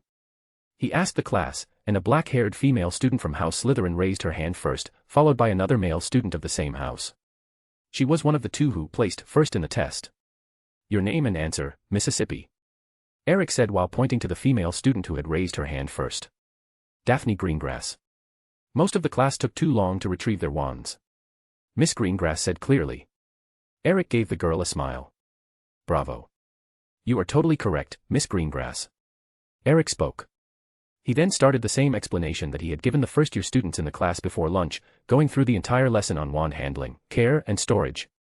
Seeing that his message was heard by the students, Eric waved his hand and created an illusion of a 20 centimeters high electric blue creature that had pointed ears and face, 2 antennae. "Now, who can tell me this creature's name?" Eric asked the class. Some students raised their hands, and Eric pointed to a female one that had a chocolate-brown skin. "Your name and answer." "Parvati Patil." "That is a Cornish pixie." Miss Patil answered clearly. "Correct. And what can you tell me about it?" Eric continued asking Miss Patil. It is a mischief-making creature that likes to steal and lift people up by their ears, depositing them in high places. It also can fly, but has no wings." "Ah, and it is classified as a XXX magical creature." Miss Patil answered to Eric, who nodded. "Good description. It seems easy to handle, right? A simple knockback charm can keep it away from you, and a strong one can even kill it. But if so, why is it considered a XXX creature?" Eric spoke while pointing to the Cornish pixie illusion. "The answer to that classification is in their numbers," Eric said, answering his own question. He then waved his hand again and the illusion of the single Cornish pixie multiplied in 50 of them. Eric waved his hand again and the swarm of 50 Cornish pixies started to fly around the classroom, above the students' heads, and scaring some of them. "Don't worry, they are only illusions," Eric said, reassuring the students' safety. Cornish pixies are classified as XXX magical creatures because they are never alone. They tend to live in colonies of more than 20 individuals. The biggest swarm ever registered had more than 300 pixies. If you want to capture them, a freezing charm is enough. If casted with enough power, it can freeze several individuals at the same time. The incantation for it is. Eric started his explanation about the pixies and how to fight them, speaking about the best ways to capture and get rid of them, the last one in a permanent character. As he talked about it, a piece of chalk was writing by itself on the blackboard the points about the charms explained, like their names, short descriptions, pronunciations, wand movements. After finishing talking about Cornish pixies and answering very few questions that were more about the charms than the creatures, he waved his hand again and created a new illusion of a creature. Eric's class continued in this rhythm. He would create an illusion of a creature, explaining its characteristics and ways of defending against it, going through the various spells that could be used against it and asking suggestions from the students about other effective defenses against it. Each spell would have its characteristics written on the blackboard. Eric managed to talk in depth about other 3 creatures before the school's bell signaled the class end: zombies, ghouls, and gnomes. And when it ended, the students had a repertoire of 15 new spells, with all of its important characteristics having been written on the blackboard. After the school's bell rang, signaling the end of the double period, Eric spoke. "And that's the end of this lesson. Homework," Eric said loudly, claiming the attention of the students who had started to store their things. Some of them had even sighed at his call, not expecting homework. "Practice the spells that we talked about. There are 2 big classrooms dedicated to defense practice on the same floor. They are rooms 3D and 3E. Eric spoke to the students. "Mr. Weasley and Mr. Longbottom, please, stay behind, I need a word with both of you," Eric added, surprising the 2 Gryffindors. Both of the mentioned students stored their stuff and walked down to the central platform where Eric was, while the rest of the students were vacating the classroom. "Mr. Weasley first." He made a signal to the red-haired boy and both moved to the side. Eric waved his hand and erected a privacy ward. "There, now we can talk in private. Mr. Longbottom will not hear us," Eric said to the boy, who nodded his head. "Mr. Weasley, I noted, during class, that your wand is not in the better of conditions. Can you show it to me?" Eric asked the boy, whose face went as red as his hair. But he retrieved his wand from a side pocket and presented it to Eric. The poor thing had seen better days, of that Eric was sure of. It was 29 centimeters long, made of ashwood with a core of unicorn hair. Eric could identify the wand's core because he could see it. The wand's tip was chipped and the point of the unicorn hair could be seen in it. It was broken in the middle too, but it had been stuck together with the use of an adhesive tape. "That wand would not do, Mr. Weasley. Continuing to use it will only damage your magical potential. You will need to get a new one," Eric said to the boy. A damaged wand was a security risk for him and for those around him. The part about damaging his magical potential was in part true, because without a good wand he would not practice magic in a desired amount. Magic is like a muscle, the more you use it, the more it grows. Mr. Weasley went redder, if that was even possible, after hearing Eric's words. He mumbled something in a low voice, but Eric managed to understand. "So your family can't afford a new wand?" Eric asked, and the boy nodded his head in confirmation. Eric nodded his head too and thought a little. "This is what we're going to do. Tomorrow morning, Hagrid will escort you to the Diagon Alley to get a new wand. The wand will be paid by the school," Eric said to Mr. Weasley, who was going to say something but was cut by Eric. "The school has a fund to help students who can't afford the school material. If you are concerned about owing something to someone, don't be. Every student in need is entitled to this help. Even so, if you can't accept it, take it as a no-interest long loan. You can repay the school at any point that you wish the same value that was used to buy your wand. Even after graduating and getting a job." Eric explained and the boy went quiet. "Understood?" he asked and the boy nodded his head weakly. "Good. Talk with Hagrid in the Great Hall tomorrow morning after breakfast. He will escort you, through Flo, to Diagon Alley." "Okay," Eric said and Mr. Weasley nodded his head weakly again. "There's no shame in not having money, Mr. Weasley. The shame is in not accepting help when one clearly needs it. Now go, I believe that your friends are waiting for you outside the classroom," Eric sagely said to the boy, who nodded his head with a little more strength. "Thank you, Professor Ravenclaw," Mr. Weasley said before turning and walking to the classroom's exit. On the way he stopped for a moment to rub his eyes with his uniform. Eric then turned to Mr. Longbottom and signaled him to come near. Mr. Longbottom, please, draw your wand and cast a wand lighting charm for me. Eric spoke to the chubby blonde boy. Mr. Longbottom slowly retrieved his wand from his side pocket and casted the requested charm. Lumos. He intoned and the tip of his wand illuminated with a weak ball of white light. Eric started to observe the wandcaster duo. Keep the spell up, Mr. Longbottom, and channel some more power to it. Eric ordered the boy, who nodded weakly and concentrated, showing a face that looked like he had some stomachache. Chapter 40, DP's Guests. Hogwarts Castle, somewhere in the Scottish Highlands. November 24, 1992, 5:06 p.m. Keep the spell up, Mr. Longbottom, and channel some more power to it. Eric ordered the boy, who nodded weakly and concentrated, showing a face that looked like he had some stomachache. He noticed that the light would quickly flicker in random intervals. Eric expanded his senses and focused it on the boy's magic. His magic seemed strong and normal, he thought. Eric then focused his senses in the wand, and immediately changed the focus to the connection wandcaster. As he reached his conclusions, Eric spoke. You can stop, Mr. Longbottom. Nox. The boy said the counterspell and finished the wand lighting charm.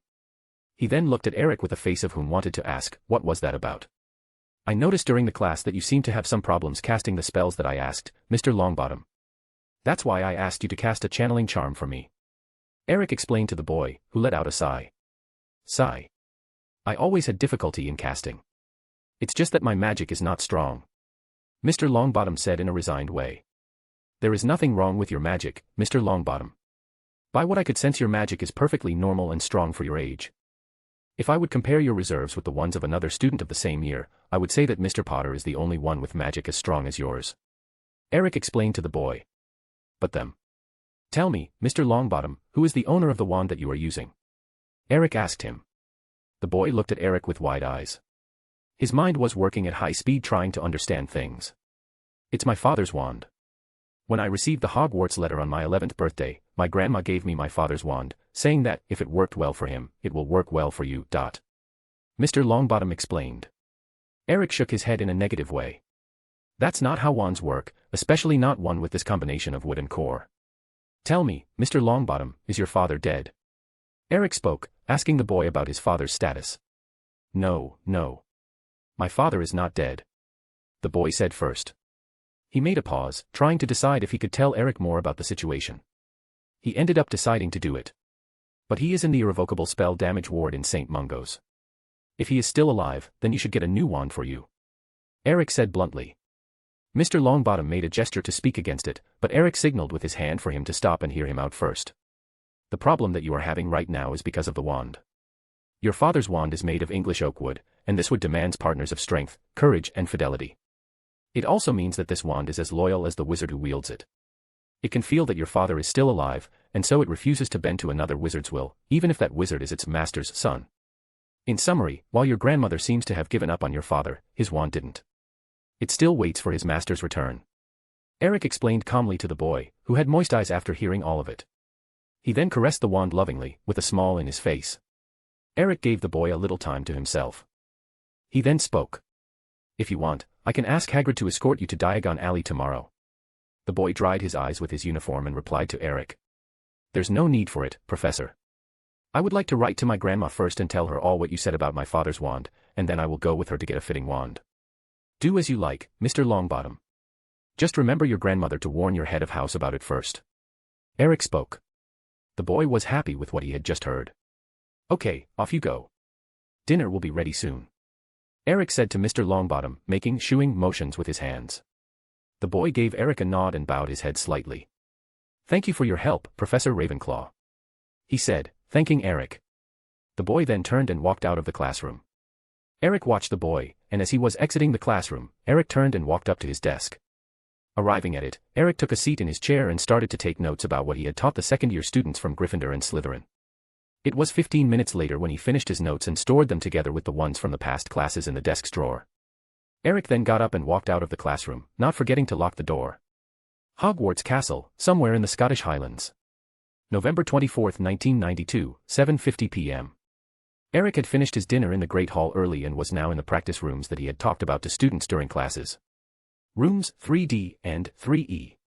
He had spent his time tutoring the few students that had looked for the rooms to practice after dinner and was now waiting for the reporter's arrival for the interview. It was then that the wards alerted him of the 2 new visitors. He scanned the grounds with the wards and saw that Hagrid was already going to open the gates to the visitors. Eric had warned Hagrid earlier, during dinner, about the reporters and had, too, asked him to escort Ronald Weasley to the Diagon Alley for a new wand. Eric excused himself with the few students that were in the practice room and walked out of it. He quickly went down the stairs and arrived in the Great Hall in time to see Hagrid escorting 2 wizards inside the castle. One of them was a relatively young man. He looked to be around 25 years old and had a big photographic camera attached to his neck, though a leather belt. The second one, Eric supposed, was the editor-in-chief of the Daily Prophet. He looked like a seasoned man, around his 50s, and was smartly dressed with a badge pinned in his robes that had the letters D and P, in gold, on it, that showed his allegiance with the publication which he worked for. Looking again, Eric saw that the photographer had, too, the same badge pinned in his chest. Eric then walked to the trio. "Welcome to Hogwarts." Eric welcomed the duo that Hagrid was escorting. "Thank you, Hagrid, for escorting the guests," Eric said, thanking Hagrid. "No problem, Lord Ravenclaw," the big man said, and recognizing the dismissal, he walked out of the castle to complete some tasks before retiring for the night. "Good evening, gentlemen. I am Eric Ravenclaw, Lord of Ravenclaw and the Hogwarts Castle." Eric greeted the duo, introducing himself and extending his hand to them. The older man shook his hand first, and introduced himself. "Good evening, Lord Ravenclaw. I am Barnabas Cuff, editor-in-chief for the Daily Prophet." He then let go of Eric's hands and introduced his photographer, presenting him to Eric with a hand gesture. "And this is Robert Cool, he will be our photographer for the night." Eric extended his hand to the photographer, something that the men seemed to not be expecting, but managed to compose himself in time and shake Eric's hand. "Nice to meet you both. If you will please follow me, my wife, Selina, is waiting for us in our office in the owner's chambers," Eric said, turning and walking out of the Great Hall. The duo nodded to Eric and followed after him. The trio then walked up the staircase in silence until their desired floor, the 4th. Eric then guided them to the entrance to the owner's chambers, which were guarded by a pair of armors crossing their spears. As he approached the pair, the armors pulled back their spears and the wall opened up, showing the chamber's entrance. "Welcome to the owner's chambers," Eric spoke, making a presenting gesture to the entrance of the chambers. Robert, the photographer, didn't waste time and clicked a photo in enough time to show the pair of armors moving their spears and the entrance appearing with Eric presenting it. Mr. Cuff nodded in approval of his employee action. Eric didn't mind it. He knew that it was necessary and it was favorable to them and the school. Eric invited them in and walked inside the chambers.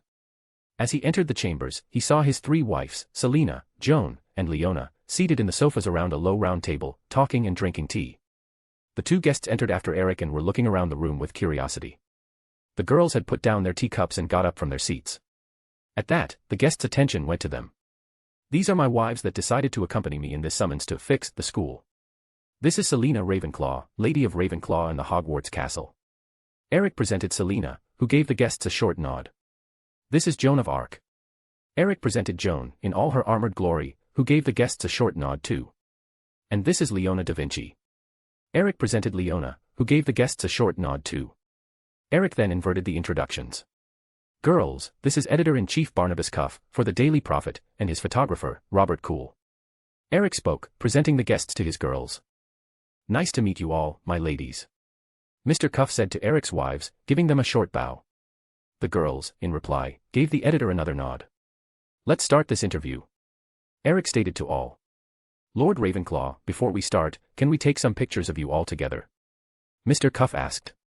He knew that it was better to take pictures before the interview because some questions could get people angry and everyone had more energy before it too. Both were things that he had learned during his years as a reporter. "Sure, how about a photo by the fireplace?" Eric agreed and asked the photographer while pointing to the intricately carved and decorated fireplace. Mr. Cool looked at the fireplace and agreed to the place. "Seems cool to me," he said and started preparing his photographic camera. Eric and the girls walked to the fireplace front and took their positions. Eric was in the middle, with Selina to his right side and Joan and Leona to his left side. As they prepared themselves, they heard the photographer's voice. "Attention," Mr. Cool said, and after 5 seconds he shot his photo with a flash of light from the camera. "Perfect," he said while lowering his camera. Mr. Cuff smiled at it. He could already imagine all the sales for tomorrow's edition. Eric then walked to the office's door, opened it and invited the guests inside. The duo entered the office and were followed in by Eric and Selina. Joan and Leona were dodging out of this event, each going to do their own things while it happened. The office was beautifully decorated. It had a lounge area with a sofa and 2 armchairs around a low center table, where a tea set was already waiting for them with some finger-sized snacks. That would be the perfect spot for the interview. It had a big, heavy, and old-looking desk made of solid wood too, with a high-backed chair behind it that had Hogwarts shield carved on the top of it. In front of the desk, 2 more simple chairs were placed. "Lord Ravenclaw, can we, please, have a photo of you and your lady behind the office desk?" Mr. Cuff asked, recognizing the opportunity for a good photo. "Sure." Eric shrugged and said, walking to behind the desk, followed by Selina. Eric then moved the chair away from the desk and took a seat. Selina positioned herself standing by his side for the photo, but Eric would have none of it.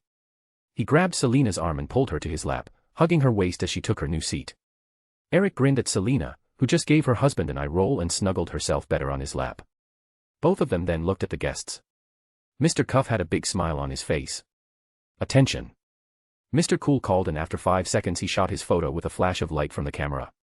"Cool," he said. Selina then got up from Eric's lap, and Eric walked with Selina to the sofa in the lounge area and invited the guest to take a seat. Mr. Cuff took a seat on an armchair and Mr. Cool prepared for another photo. Understanding the photographer's intention, Eric sat on the sofa and Selina took his side. After the sat trio prepared, Mr. Cool took another photo with a flash of light from his camera. This photo had the objective of showing the interview being done.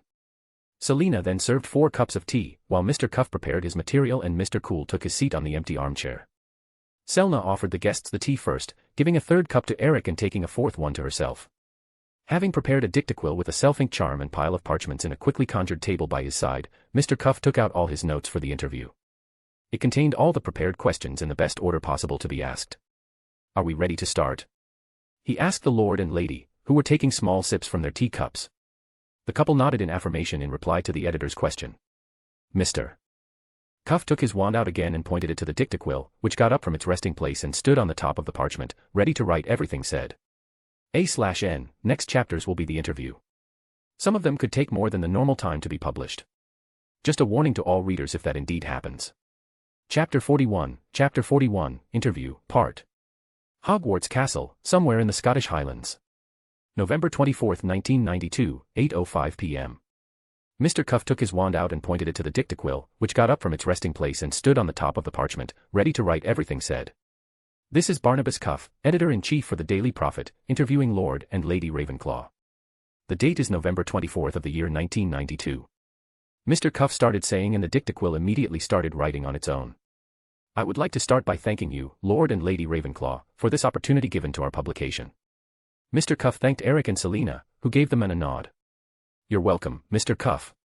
It was no problem at all. We decided to do it because we understand that the magic community of the British Isles would be naturally curious about us." Selina spoke to Mr. Cuff. "Yes, and I thank you too again for the opportunity. Let's start with some basic questions then. What are your full names and ages?" Mr. Cuff asked his first question. "My name is Eric Runes Ravenclaw. I was born on the day of Hallows Eve in the year 982, so I am 1010 years old. My wife's name is Selina Sally Ravenclaw. But don't expect me to answer about her age, you just don't ask about a woman's age." Eric answered for both of them, shocking a little both of the guests. Mr. Cuff tried to speak about something, but froze in place after looking at Selina's sweet smile. That smile had sent some shivers down his back. "I understand completely, Lord Ravenclaw. And I will not pursue the subject," Mr. Cuff said, making, in his opinion, a very wise decision. "So, 1010 years. We can safely say that you are the oldest wizard alive." "Yes, we can say that." Mr. Cuff asks, and Eric confirms. "And what is your secret for it? The Flammels have their Philosopher's Stone, what do the Ravenclaws have?" Mr. Cuff asks out of curiosity. He would have understood completely if Eric refused to answer, after all it could be classified as family's magic. "We have nothing," Eric said honestly, completely shocking Mr. Cuff. He was expecting a denial, or a lie, and even a family magic answer. What he was not expecting was pure blunt honesty. The face that he made was interpreted wrongly by Eric. "No, really, we have nothing. There's no stone, no mythical artifact, no obscure secret, or no obscure magic," Eric said again with honesty. His speech seemed to have woken up Mr. Cuff. "So you wouldn't mind sharing the secret?" Mr. Cuff asked with a lot of curiosity. In his mind, who wouldn't like to live very long lives? "No, I wouldn't. But you have to understand that the process was prohibited by the British Ministry of Magic, somewhere in the last 70 years, so, trying it now would break the law. Eric replied to the curious man, emphasizing that he would break the law if he explained the method completely. Mr. Cuff's attention was drawn to another point of his answer, and he decided to dig it up. You said trying, so it is not a sure way method? He asked Eric, who nodded his head and answered. Exactly. Can you still tell us about what would be involved in the try? Mr. Cuff asked more specifically. His reporter's instinct was screaming at him right at this moment to discover more. I can, but I will not tell the how. It is, basically, a ritual. One where, after a wizard or witch reaches his full potential, obtaining full control over his or her magic, he or she submits his or her body, soul, and magic to be judged through a ritual. If the judges deem you worthy, you are gifted with a new ability and you become ageless. If you are deemed unworthy, then your journey will have reached its end and you will have to pay the price. Eric explained. Mr. Cuff got his curiosity satiated, but he still had some points to dig up about in Eric's answer. You said that you would have to be judged. Who is judging you during the ritual? I don't really know, but if I had to give a guess I would say that you would be judged by two judges, by the world's magic, and by your own magic. Eric answered Mr. Cuff. The man nodded his head and continued. You said ageless, not immortal. Yes, Mr. Cuff, ageless, not immortal. Eric replied. He then made a small pause, taking a sip from his cup of tea, and continued his explanation. There are very few beings in this world that can be considered immortal. Even gods can be killed and history tells this to us. What I have become is ageless. It means that my body went back to its peak and it will not age anymore. Eric finished. So you and your lady became ageless? Yes. Mr. Cuff asked again, and Eric answered shortly. You mentioned a gift too, a new ability. Mr. Cuff said, and Eric confirmed with a nod of his head. If I am not being too curious and you allow me to ask, what did you and your lady get? Mr. Cuff asked. I have gotten the ability to understand and talk to all animals. It does not matter if they are magical or not, I can understand them and they can understand what I say. And I got total immunity to poisons and venoms. Eric and Selena answered respectively. All venoms. Yes, Mr. Cuff, all venoms. Even basilisk's venom. Mr. Cuff asked again in confirmation, and Selena confirmed. She was immune to all poisons and venoms, even the most corrosive venom in existence. That's impressive. Mr. Cuff said with a face that really showed that he was indeed impressed. Lord Ravenclaw, next question. What is your relation with Rowena Ravenclaw? Rowena Ravenclaw was my mother-in-law. Meaning, she was Selena's mother. Eric said to Mr. Cuff. That's amazing. We have all heard about Rowena's amazing mind, but we do not know how she was personally. Can you tell us a little about her? Mr. Cuff asked with a lot of curiosity. A lot was said about the founders of Hogwarts, but they were all third words. But now he had the opportunity to ask about them from someone that really knew the founders. Mother-in-law was a driven woman. But she was a caring mother too. Rowena would not rest until she had answers to her questions. She would enter periods of self-isolation to do her research. In fact, there's one time, after her daughters were already grown-ups, that it was really bad. She isolated herself and we didn't see her for more than a year. It was during this period of self-isolation that we lost Helena, Selena's young twin.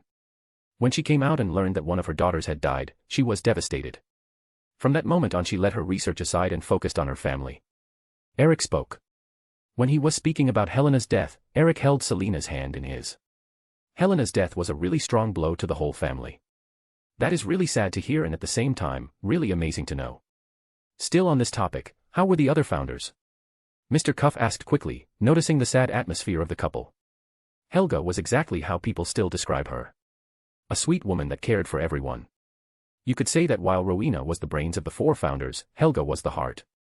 She had a gift when it came to children. Maybe it was because she couldn't have children of her own, but she cared for them like they were her own. She was like a second mother to me. Eric spoke about Helga with some nostalgia and a happy smile on his face.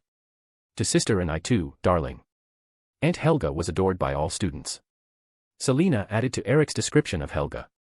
She too had a happy smile on her face as she remembered about her dear aunt. Salazar was a passionate man too. He was an amazing teacher, and the children tended to follow after him everywhere. Salazar loved his wife more than anything in the world, and it was a heavy blow for him when he lost her for the witch hunts of the time. Did he ever catch the witch hunters? Mr. Cuff asked, interrupting Eric. The witch hunts were a very sad part of wizarding history. Oh yes, he did. It was then that he learned that it was all premeditated. An old enemy of his had tipped the hunters about where Esmeralda, his wife, would be and she got ambushed. Salazar asked for Godric's help and, together, they went after the traitor. The man's end was not a pretty one. After having his revenge, he almost lost himself. It was his friend, Godric, that had to punch some sense back into him, literally. He then focused on what he still had in this world, that being his 2 children and Selena.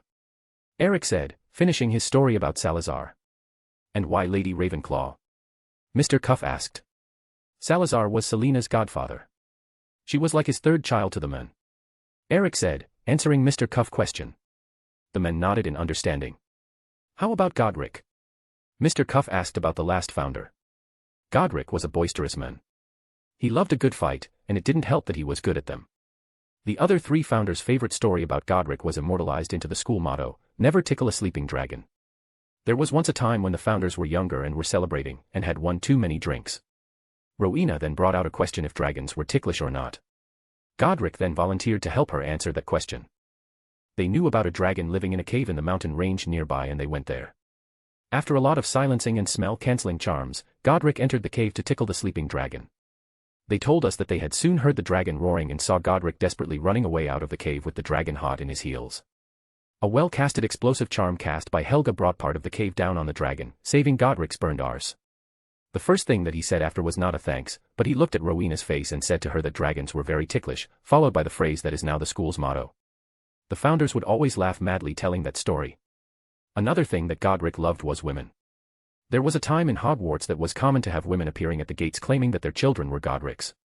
You could say that, today, it would be very hard to find a wizard in Britain that does not have Godric as an ancestor. Eric finished speaking and took a sip of his cup of tea while waiting for Mr. Cuff's next question. Lord Ravenclaw, since, as you said, Salazar had 2 other children and Godric had a lot of them, how come that only you 2 can claim to be Hogwarts owners? Mr. Cuff asked, not disappointing Eric. That's a good question, Mr. Cuff. One that I answered to the students during our first night back in the castle. I will answer this one in the same way that I answered them, dividing Hogwarts in 4 equal parts. First, we have Ravenclaw's part. Selena is Rowena's daughter, and she inherited it from her mother. Second, we have Hufflepuff's part. Since Helga couldn't have children of her own, she passed all her possessions, including Hogwarts, to Rowena's daughters, who she saw as her own. Third, we have Gryffindor's part. Like I and you said before, Godric had a lot of children, but only one was in wedlock, all the others were bastards. His only daughter married the Peveril's family heir, and became the next Lady Peveril. She and her children received almost all of Godric's possessions after his death, but Godric specified in his magic will that only the person who could wield his sword would be worthy of his part in Hogwarts. Eric explained about 2 of the 4's founders, and when he spoke about Godric's sword, he raised his left arm and made a grabbing motion with his hand in the air. When he closed his hand, a silver sword encrusted with rubies appeared on it. Eric then showed the sword to Mr. Cuff, mainly the inscription in Old English in the blade's body. Mr. Cuff was looking at the sword with some degree of reverence in his eyes. As you can see, I found the sword, and until the time that I die, Godric's part of Hogwarts is mine to rule. And when I die, the sword will disappear again, waiting for its next wielder. Godric made it so that his sword can't be passed down as an inherited item. You have to find it to be able to claim it. Eric let go of the sword and it disappeared, much to the 2 guests' disappointment. Mr. Cool wanted to take a picture of it. But Eric continued his tale. Fourth and last, we have Slytherin's part. As you and I said, he had 2 children of his own, but he couldn't leave everything to them. His eldest child, a son, got disowned by Salazar some years after finishing his magic education. In his father's own words, the little bastard is a power-hungry bigot of disappointment. He even prohibited him from ever using the Slytherin surname. His youngest, a daughter, unfortunately was not born with the gift of magic, and could not inherit Hogwarts from him. When he died, Salazar passed his Hogwarts part and his magical possessions to Selena, his goddaughter, knowing that it would be well cared for in her hands. Most of his fortune was gifted to Hogwarts to pay for first-generation student studies, and the rest, together with some land, was divided between Selena and his daughter. Chapter 42, Interview, Part. Hogwarts Castle, somewhere in the Scottish Highlands. November 24, 1992, 8:27 p.m. Most of his fortune was gifted to Hogwarts to pay for first-generation student studies, and the rest, together with some land, was divided between Selena and his daughter. Eric finished his tale. Mr. Cuff was a little shocked by that. To think that the Hogwarts founder that was known to be a blood purist is responsible for funding Muggleborn's magical studies. He needed to know more about that. So, Lord Ravenclaw, you are saying that Salazar Slytherin, the founder that is known to be a blood purist, is the one funding Muggleborn's magical studies? Mr. Cuff asked. Selena let out a giggle and Eric chuckled hearing the question. Mr. Cuff, why would Godfather be a blood purist when he was a second-generation wizard and his wife, the one that my husband already told you that he loved above everything, was a second-generation witch too? Selina answered in Eric's place. Mr. Cuff's face went from a little shocked to shocked a lot. But Eric continued Selina's answer, not letting the reporter ask more. The one that was a bigot was his disowned son. But that was because the boy could not understand the things that happened with his mother's murder, and he blamed the non-magical with passion. Salazar understood it very well, and he could discern that just like there were good and bad wizards, there were good and bad non-magicals. He understood it so well that he and his wife, Esmeralda, were the ones that convinced the other founders to offer Hogwarts as a home between school years to those students that didn't have a good home to go back to. You have to understand too, Mr. Cuff, how was the world at that time? The church was expanding its influence everywhere, and they convinced the masses that everything that was not natural or accepted by their god was the devil's work. Wizards and witches were viewed as the spawn of Satan. I had friends that went back home between school years and did not return. When the teachers looked after the disappearance, they found that the kids' neighbors had denounced the family to the church, and the entire family had been killed. Portkeys were not yet invented, so they could not have an emergency escape plan, and there's so much a kid could do against a mob of people invading his house in the middle of the night. Hogsmeade was a village created by those students who managed to escape with their families, and by the students that didn't have a home to return to anymore after they finished their education in Hogwarts. Harry finished explaining. He served some more tea for him and sipped it while the room stood in silence. The first portkey was invented by a first-generation witch who managed to escape one of these hunts by accidental magic. After that, it was standard procedure to give the student going back home an emergency portkey. Why do you think that the real witch burns became so few after a time and magic became something of a myth to non-magicals? But even so, accidents still happened. The emergency portkey procedure was discontinued after the passing of the International Statute of Secrecy and the creation of the Ministries. Eric added to the past answer. Selina served her more tea, and they stood there, in silence, waiting for Mr. Cuff's next question. The old editor had a thoughtful face while he sipped some of his tea. It took some minutes for him to gather himself and continue. It must have been difficult times. He commented. They were, indeed. Eric said. Some more minutes passed in silence. It was like they were paying their respect to all the lives lost for the simple reason of being magical. Next question. This one comes from a reader. Britain wants to know, Lord Ravenclaw, why have the Ravenclaw family disappeared from the magical community? Mr. Cuff asked after recovering from the last answer. That's very simple, Mr. Cuff, but to answer it better, let me quote for you a phrase from Lord John Acton: power corrupts, absolute power corrupts absolutely. What kind of power, political or not, do you think that a 1,000-year-old wizard would have if he stood in the same place during all this time? I saw, firsthand, what too much power can do to an individual, and that's why we, my wife and I, decided to retire from the public's eye. We put down some rules for Hogwarts' inner workings, put down some precautions, and we retired.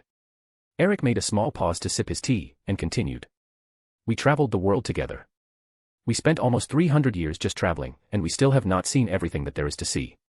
The world that we live in is a very, very large place, Mr. Cuff.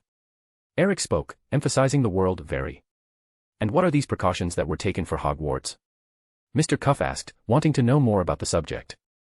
We put in place some watchers. These watchers keep their eyes on the school, and if something happens that puts the students at risk and the actual administration is not managing to resolve the problem, or they are the problem, they can summon us to visit the school.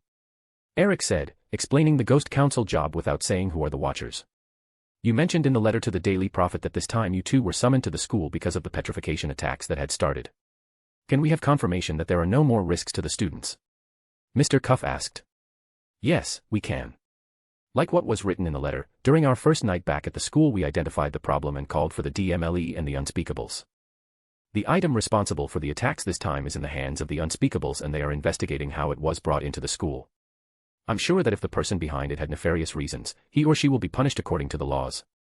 Eric explained, answering Mr. Cuff's question. You said, the item responsible for the attacks this time. It talks about a previous attack of the same nature. Can you tell us more about it? Only what I know about and would not harm the investigation in progress. Almost 50 years ago there was a wave of similar attacks on students. Various students were found petrified through the school year. Investigations were made by the administration of the time, but no culprit was found. It was when a student was found dead that the culprit was apparently found and expelled. It's just that the expelled student was not the real culprit. The real culprit then crafted a malicious artifact with the intuity to one day restart the attacks. When the attacks began and the headmaster decided to do nothing about it, the Watchers summoned us. Eric answered. Is that why Headmaster Dumbledore was removed from his office? Mr. Cuff asked Eric. It is one of the reasons, but not the main one. That would be that as a headmaster of Hogwarts, he shouldn't have other positions of political power, and Dumbledore had 2 of them. That rule was put in place as a means to protect the students and staff from political disputes. A headmaster that was too much active in the political agenda would have little time to manage the school, and he would eventually bring his fights inside the school, dividing the student body and putting their education at risk. Eric spoke and took another sip of his tea. In your letter to us, you wrote that the members of the Board of Governors of the school were robbing the funds destined to the school maintenance. We had some readers wanting to know more about it. Can you tell us about specific values? And what will be done against them besides the disband of the Board of Governors? Mr. Cuff asked for details. It would not be right to reveal numbers, but I can give you an idea. The board had 12 members, and these members met 2 times a year on a schedule. Each member was receiving a monthly stipend that amounts to 3 times the same amount that a professor with mastery was receiving to teach. Of course, that amount was not the same since the beginning. It all started with a very low amount, but they started to increase that amount at each meeting, until it reached a point where they started to lay out staff to raise their salary. About 30 years ago they stopped increasing it, because if they continued they would have no more professors to teach the core subjects. Eric spoke, giving a pause to sip from his teacup, and continued. Action was already taken against them. All the galleons stolen since the beginning of it were already recovered or will be recovered very soon. The galleons will be used to put the school back in its former glory. That means more professors, new teaching material, etc. Eric finished saying, remembering the numbers that Gringotts had sent to him earlier that day. Our next question came from some readers too. You wrote in the letter that more than 5,000 books were recovered, and some of our readers related that books went missing from their private libraries. Can you tell us about it? Mr. Cuff asked, and this time it was Selina that chose to answer the question. Sure, we can. I would say to the readers that wrote about the missing books that all Hogwarts libraries' books are marked by the school magics the moment that the said book is added to the library's collection. That is to allow the library to recall all lost books back to it, no matter where it is. From what I could understand, a recall has not been done in the last 50 years, so that's why the number of recovered books was so big. If these readers want some kind of restitution, I ask them to look for me with the book's name. I will then search our book of records about when it was borrowed and then find the person according to the number of days that the book is due to its devolution. Selina explained. So the only books recalled were books that were owned by the school? Mr. Cuff asked in confirmation. Exactly. The person can try to erase the library stamp from the book, but they would not be successful in it. My mother was relentless in the magic that marks the school's books. I will tell you, I was the one who did this last book recall, and it showed me where some books were being kept, and it was not just from the British Isles that books were recovered. Selina finished. She was not being entirely truthful in her last answer. Her mother had indeed done a very good work with the library stamp, but she had added her own work over it, and that was what made sure that the stamp could not be removed. I understand that some of these volumes would not be seen with very good eyes in today's standards. Mr. Cuff asked, imagining that some of these volumes would be of very sensitive nature. The recovered books were screened by all professors and the subjects were separated into categories specific to the students' ages. For example, a first-year student doesn't have access anymore to a book with new material. Dangerous materials are now kept in a very restricted section, and the books in it can't be removed from there and are only for local research. And finally, outlawed material is only available to professors with mastery in their subjects. Selina explained in more detail, putting Mr. Cuff's doubts at ease. Continuing with the reader's questions, can you go into details with us about the new security measures that were restored to the castle? Mr. Cuff asked, and Eric tackled this one. Sure, the system of wards. Eric started to talk about the wards that were restored in place, together with their functions. The explanation was really a detailed one, and after finishing hearing about it, Mr. Cuff was sure that the students were safer than ever inside the school. He decided to ask the next question. Another question from readers. You wrote that Hogwarts used to have at least triple the staff that it has today. Does that mean that Hogwarts will be hiring more staff? Mr. Cuff asked. Yes. Very soon we will be announcing the hiring of more staff for the school. The positions are not yet decided fully, but we are expecting to triple the number of teachers and to hire more personnel to diverse positions. Those with interest can wait for the announcement that will be made by the start of the new year. The new professors are expected to start their functions fully in the next school year, but the other personnel can be expected to start before Easter. Eric answered. 3 times the number of teachers. What for? Mr. Cuff asked. It was like this before. Each discipline had from 1 to 3 teachers. For example, potions is a core discipline and it should have 3 teachers. 1 teacher teaching the first 3 years, 1 teacher teaching the OWL years, 4th and 5th years, and a professor teaching the Newt years, 6th and 7th years. Study of ancient runes is an elective discipline, and should have at least 2 teachers, 1 for the OWL year, including 3rd year, and a professor for the new years. Some new electives will be again offered at school, like law studies and administration. We intend to search for professors for some advanced disciplines too in character introductory, like alchemy, crafting and enchanting, and magecraft. But for the last ones, like I said, it will depend if we manage to find professors for it. Eric finished his explanation about the new hires. We of the Daily Prophet, for sure, will be waiting to see Hogwarts' new age. Now for our next question. A/N, next chapter will be the last one on the interview. Chapter 43, Interview, Part. Hogwarts Castle, somewhere in the Scottish Highlands. November 24, 1992, 9:03 p.m. We of the Daily Prophet, for sure, will be waiting to see Hogwarts' new age. Now for our next question. Mr. Cuff said and made a small pause to look through his notes. A question from another reader. Seeing as you are fixing up the education in Hogwarts, how would you compare it to the magical education of the rest of the world? Being totally honest with you, Mr. Cuff, right now Hogwarts would barely enter my top 10 list of magical schools worldwide. Eric said seriously, shocking Mr. Cuff. Is it really that low? It is, Mr. Cuff. But I hope that in 3 to 5 years, we could take a spot in the top 3. Eric answered the man. Who are the actual top 3 magical schools in the world in your opinion today? Top 3, I would say, is Mahutokoro, in Japan. Top 2, I would say, is Ilvermorny, in the United States of America. Top 1 is Wagado, in Uganda. The Wagado is very famous for their programs in astronomy, alchemy, potions, and transfiguration. Of 10 students that enter the school, 8 are animagus by the end of their education. Eric replied to Mr. Cuff, listing his top 3 institutions. He hoped that it would be a wake-up call to the English wizards and witches. Next question is more of a curiosity of mine, Lord Ravenclaw. After entering the owner's chamber invited by you, we were introduced to 3 women that you presented as your wives. Mr. Cuff cautiously said while looking at Eric, who nodded his head in confirmation. So, you are married to 3 women? Mr. Cuff asks Eric, who shakes his head. No. I am married to 7 women in total. Eric replies. 7. Mr. Cuff repeats the number in shock. He could barely manage 1 wife, and here in front of him there's a man with 7. Can you speak a little about each one of them? Mr. Cuff manages to ask after recomposing himself. Eric shrugs and replies to the man. Sure. Let's see, in chronological order. My first wife's name is Selena, you already met her, of course, and she is a magical researcher. My second wife's name is Sarah Fall, and she is in charge of foreign affairs in her country of origin.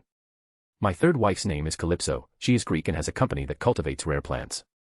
My fourth wife's name is Joan, she is French and takes care of the security of our family business. My fifth wife's name is Leona, she is Italian and is a polymath researcher. My sixth wife's name is Musashi, she is Japanese and helps Joan with the security of our family business. And my seventh wife's name is Ching, she is Chinese and has a transport company. Eric finishes listing his official wives, with the origin for most of them and their area of work. And how many children do you have? Mr. Cuff asks Eric. Right now, none. But one of my wives is pregnant. Eric answered, remembering the moment a week ago that his sweet Musashi broke the news to the family. The girls went crazy and were asking relentlessly to be impregnated too. Mr. Cuff was looking at them with a strange face. He knew that wizards have a low birth rate, but 1,000 years without an heir. I know what you are thinking, Mr. Cuff, but you have to look with our eyes. Most of my wives and I are ageless, and the ones that are not ageless have very long lifespans. So having an heir is not really a necessity. But now that one of them got pregnant, the others are demanding it too. So who knows, in a year or two we could very well have a new heir for Ravenclaw, Slytherin, and Hufflepuff. Eric spoke after noticing Mr. Cuff's face, explaining their vision in having heirs. He really was not worried about it. After reaching the balance breaker with his gear, that kind of stuff was easy to achieve, and he just said 2 years to not alert other more dangerous people.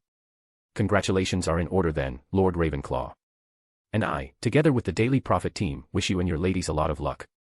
Mr. Cuff said to the couple. Thank you, Mr. Cuff. Eric replied first. Thank you, Mr. Cuff. Selena replied after sipping from her cup of tea. I noticed that you spoke about the heir for Ravenclaw, Slytherin, and Hufflepuff, but didn't speak about the Gryffindor heir. Why is that? Mr. Cuff asked with curiosity. That would be because the lordship of the Gryffindor family was united to the Peverell line that married Godric's daughter.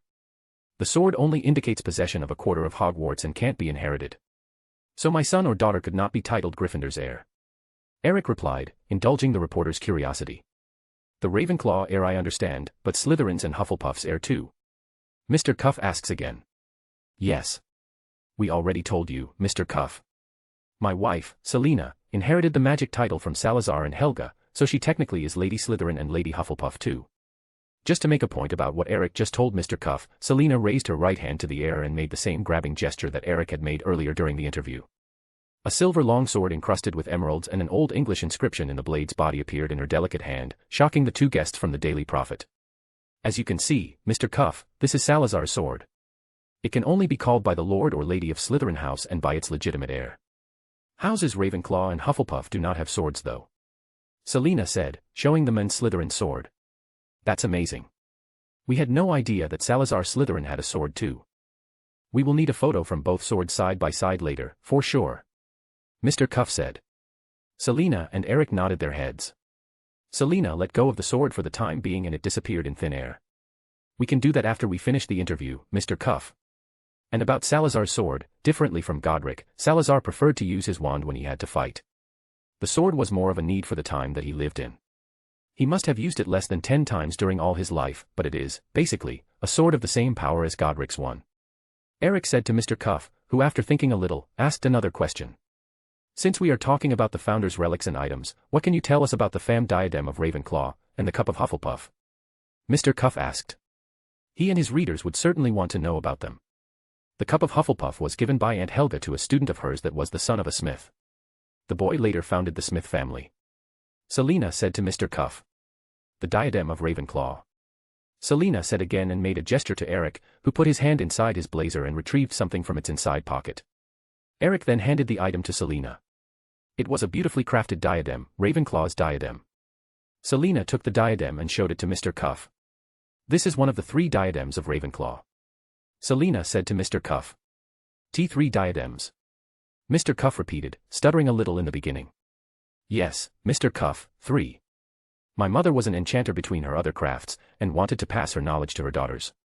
The enchanting of a diadem was her final test to Helena and I. This diadem here is my sister's. My mother's diadem was buried with her, and my diadem is at our home. Selina explained to Mr. Cuff.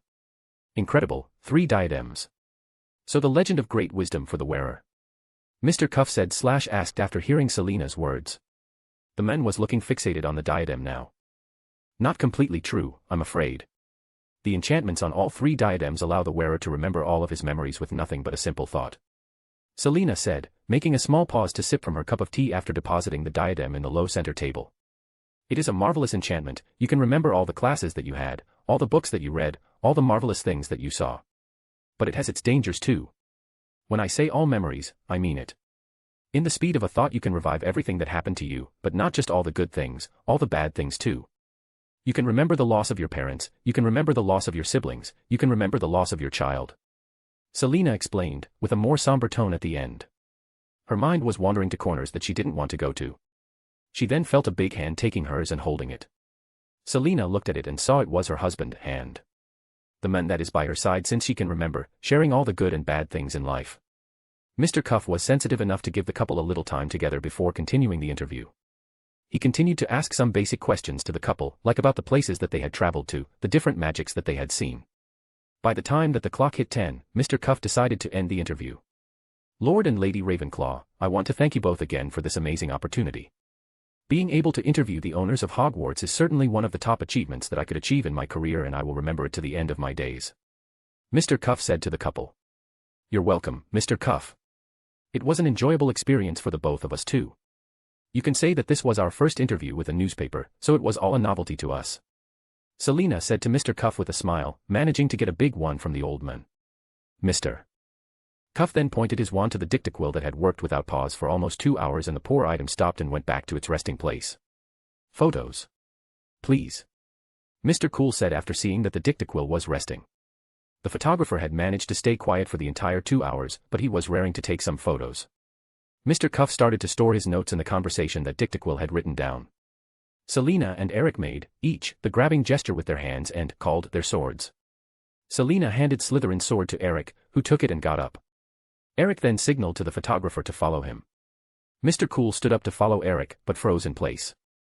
The diadem that Selina had put down on the center table had started floating, and Mr. Cool was looking at it with a shocked face. The photographer just woke up after he saw where the diadem was floating to. It had floated after Eric, who was waiting for it by the office's desk. Eric took it in his hands and put it down by the side of the two swords, on top of the desk. Mr. Cool arrived at the desk and prepared to take the photos, changing his camera mode to static colored photos. After all, there was no reason to take moving photos from non-moving objects. He prepared and took his photo of 3 legendary items. The first ever photo of them, and it was taken by him. Want to take individual ones too? Eric asked the photographer, who jumped at the opportunity. Sure. Mr. Cool replied. Eric then arranged all the items with a good space between them on top the table, and Mr. Cool went nuts taking various photos from different angles of each item. After finishing, Eric noticed that the man's breathing was labored, and raised a single eyebrow to that. With a thought from him, the 2 swords disappeared and Eric picked up the diadem. Thank you for the opportunity, Lord Ravenclaw. Mr. Cool said to Eric, who was storing the diadem back in his pocket inside his blazer. No problem, Mr. Cool. Eric said to the photographer. Eric then felt a pair of arms embracing him. Selena had got up and reunited with Eric. Mr. Cuff was already ready to depart, having stored all the parchments. After a short talk between them and the trade of compliments, the 2 guests left Hogwarts through the fireplace in the lounge of the owner's chambers. A/N and BAM. That name drop of 2 more of his wives. Chapter 44, Trials. Hogwarts Castle, somewhere in the Scottish Highlands. November 25, 1992, 7:29 a.m., Wednesday. Eric was again seated on the head of Ravenclaw's house table in the Great Hall and serving himself some latte when the day's newspaper appeared by his side. He took the time to finish serving his latte and drink a little before getting the newspaper to read. When Eric did it, he read the big headline on the front page of it. Eric read the entire article written by Mr. Cuff. The man wrote about his arrival at the school and his first impressions of Lord Ravenclaw. He continued about being invited to the owner's chambers of the castle and being introduced to Lady Ravenclaw and to Eric's other 2 wives. Mr. Cuff went on to express his impressions on Eric's wives and what he had noticed during all the duration of the interview. Each part had a beautiful photo that accompanied the description. The photo chosen for the first page was the one taken of the couple behind the office's desk, but the photo that would really capture the reader's attention was on the second page, the 2 swords and the diadem together. Eric finished reading the article and he had to admit that Mr. Cuff really knew what he was doing. At the end of the article, there was an announcement that the complete interview could be ready fully on another page. Eric read it without reading it fully, just enough to guarantee that the interview had really been printed fully as advertised. And it was. Eric continued to eat his breakfast as he read the newspaper. The students around him were again huddled together in groups reading the newspaper. The talks were diverse between them too. It varied from Salazar's origin to the 7 wives of Lord Ravenclaw. As the clock approached 8:30, Eric got up from his seat and started to walk out of the Great Hall, giving the newspaper to the little blonde that still was the only student that was seated near the head of the table. His gesture got a big smile from Luna as a reward, and that worked for him. He winked to the little blonde and walked out of the Great Hall. He had classes to teach. Hogwarts Castle, somewhere in the Scottish Highlands. November 27, 1992, 7:20 a.m., Friday. 2 days had passed since their interview to the Daily Prophet. Eric and his wives had entered into a kind of daily routine in the castle.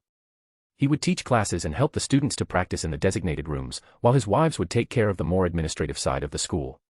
2 days ago, on the same day that the interview was printed, Selena had made a recall for the books of Ravenclaw's common room library too.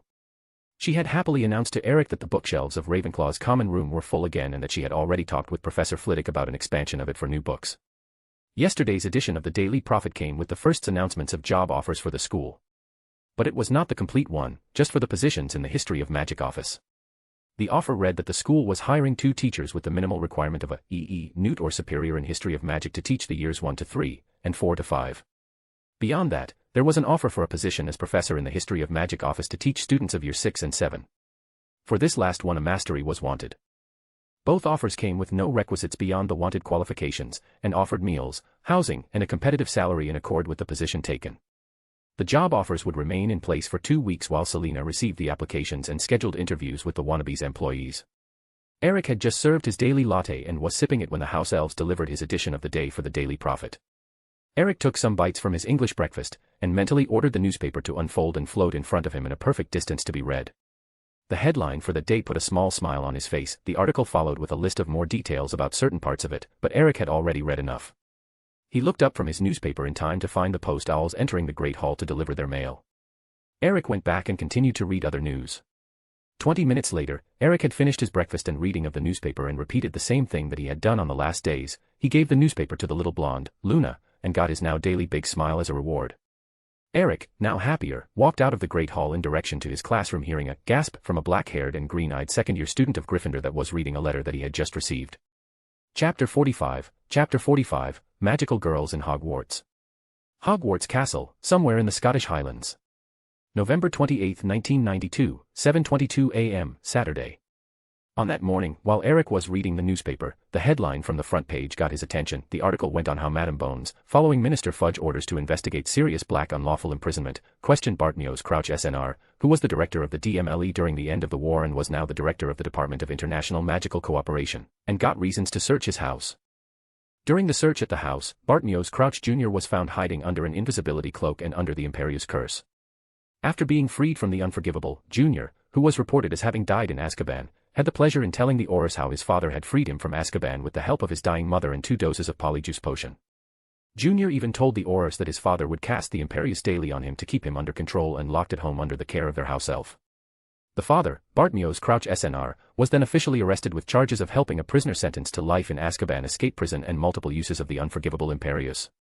Junior was arrested again too. Both now await the next meeting of the Wisengamot to decide their futures. The article commented that Junior could be sentenced to death for his escape since he was already previously sentenced to life. After finishing his reading of the newspaper, Eric did the same that he had done all week. He gave the newspaper to Luna, the little blonde, and got his daily big smile. Eric then went to the practice rooms, 3D and 3E, where he had told his students that he would be helping them practice spells that they were having difficulty with. He would be there until 3 o'clock in the afternoon. After that he would spend some time with his family. Hogwarts Castle, somewhere in the Scottish Highlands. November 29, 1992, 8:32 a.m., Sunday. Different than throughout the week, today Eric was having breakfast with his wives. The girls had managed to follow him out of the bed due to him staying in it for a little long. Eric had no classes today to teach, but they were expecting visitors at the castle. Selena and the girls were trading small talk while he was reading the Sunday edition of the Daily Prophet. When he finished his reading, out of habit, Eric searched for the little blonde at the table and found her seated by Selena's side. The moment that he looked at her, she looked at him and gave him a big smile. Eric smiled back at Luna and asked if she wanted to read the newspaper today. "Hey, Luna, do you want the newspaper today?" "Yes, Professor, please." The little blonde answered, and Eric extended the newspaper to her, who took it from his hands and started to read it. Eric then started to do some small talk with the girls while waiting for the visitors. As Eric's wristwatch showed that it was 9 o'clock, a big blue magic circle appeared by the entrance of the Great Hall, making all students around stop eating and look at it with curiosity. Eric and his wives stood up from their seats and walked to say a little distance from the border of the circle. As the group arrived at it, the circle shone stronger and 3 people appeared in its middle within motes of blue light. The circle started to fade and Eric went on one knee and braced himself for the little bullet that impacted him as soon as the light of the circle faded completely. "Brother!" the little bullet cried while hugging Eric. It was a little girl with big and curious violet eyes and mid-long straight black hair. He then hugged her back and picked her a little stronger, pulling her to his chest. Eric then got up from his kneeling position with the little girl in his arms. "Hey Sona, how is my little sister doing?" Eric asked the little girl in his arms. "I am good, brother." Sona answered cutely to Eric. "Are you behaving at home?" he asked the little girl while looking at her eyes and trying to show a stern face. That, for some random reason, seemed to be funny to Sona, who went into a fit of giggles. And it seems that it was a contagious thing, because his wives and the other 2 visitors started to giggle too.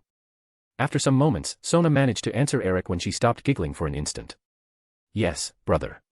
"Good. Now, where is my kiss?" Eric said after hearing his answer and asked the little bundle of joy in his arms, turning his cheek to her to facilitate. Sona gave him a big smile and kissed Eric on the cheek. What a wonderful kiss," Eric said, content with his prize. That got him another round of giggles from the women around. Eric then looked at the visitors. The first one was his wife and elder sister of Sona, Sarah Fall. She had her hair in twin pigtails and chose to wear a costume of magical girl, which consisted of a sailor-like uniform in white with a blue dress, red high boots, a big red ribbon with a yellow jewel in the middle and long white gloves.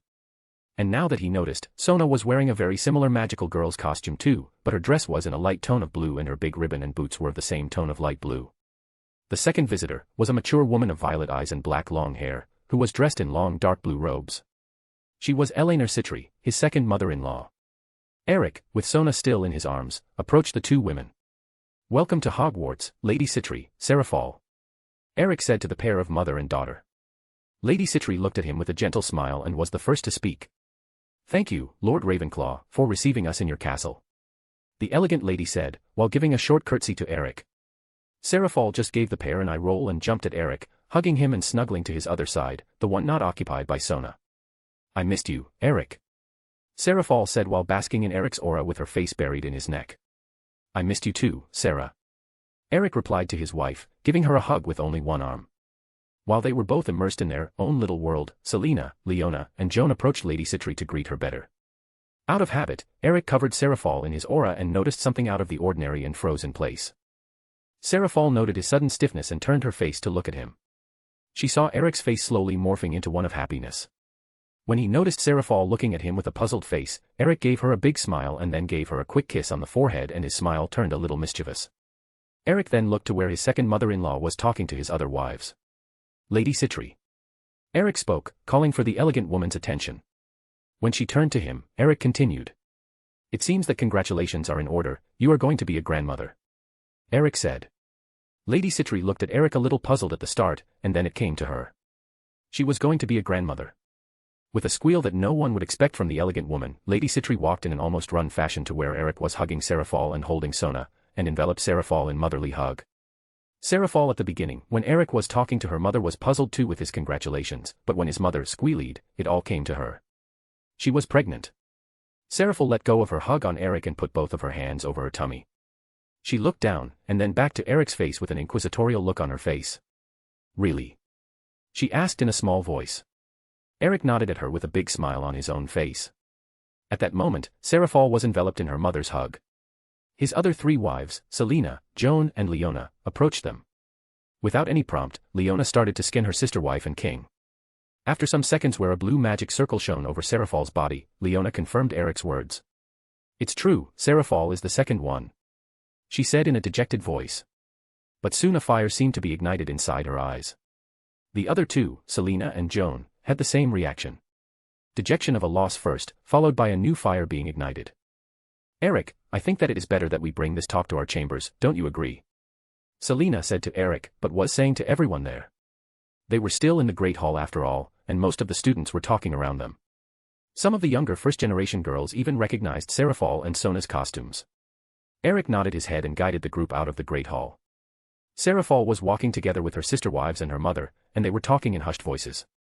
Sona was still in Eric's arms, looking around full of curiosity. The castle was an environment very different from the one that she was used to seeing at home. What really got her attention were the walls full of moving paintings. As Eric walked in front of the group, he stopped in front of some of the paintings for some moments to greet their occupants and introduce them to Sona. As the group approached their chamber's doors, the pair of armors retrieved their spears back, allowing them passage through the door that had just appeared in the wall. The armor's sudden movement got a "eep" from Sona. Entering the chambers, Eric took a seat in an armchair and put Sona on his lap. The little devil looked extra cute in her magical girl costume. Some years ago, during a relaxation time after a trade negotiation with the Shinto pantheon, in Japan, Serafall found and fell in love with a new subgenre of manga that had little girls as the target readers, the magical girls, Meiho Shoujo, subgenre. After that, she traveled almost weekly to Tokyo to search for new stuff on magical girls, coming back home with new mangas, new figurines, and new costumes. Not that Eric was complaining, after all, Serafall did bring her new costumes to their nights in bed for some role play. She even managed to convince almost all of her sister wives to wear one costume too at some point. So, Sona, which magical girl are you? Eric asked Sona while the other grown-ups were taking their seats in the lounge area. Sailor Mercury, said the excited little devil. Her big sister had bought a lot of gifts for her on her trips to the human world, and she had really liked the magical girls too. That's amazing, Sona, and your big sister, who is she? Sailor Moon. Eric asked the little girl again, and got his reply in another animated tone. As soon as everyone was seated, a full tea set appeared in the low center table with a lot of biscuits and cookies prepared for the group. Sona jumped off Eric's lap and started to attack the cookies, and Lady Citri looked at the tea set and snacks with curiosity. Eric, noticing his mother-in-law's face, answered her unasked question. It's the house elves, Eleanor. Hogwarts is attended by a small army of house elves. Eric said to Lady Citri, who nodded her head in understanding but let out a sigh. Sigh. It's a shame that devil's magic is poisonous to them. They are amazing servants. The mature woman said. Selena was serving tea for everyone and passing the cups around. Serafall then took advantage that Sona was distracted and got up from her seat and jumped into Eric's lap, hugging and snuggling her husband. Hey, that's my spot. Sona spoke, who had abandoned the cookies tray when she saw her big sister had sat in her big brother's lap. Seraphol, in a very mature gesture, showed her tongue to Sona, which just got her furious. She was ready to yell with her big sister when her mother called for her. Sona. Let your big sister enjoy your big brother a little, okay?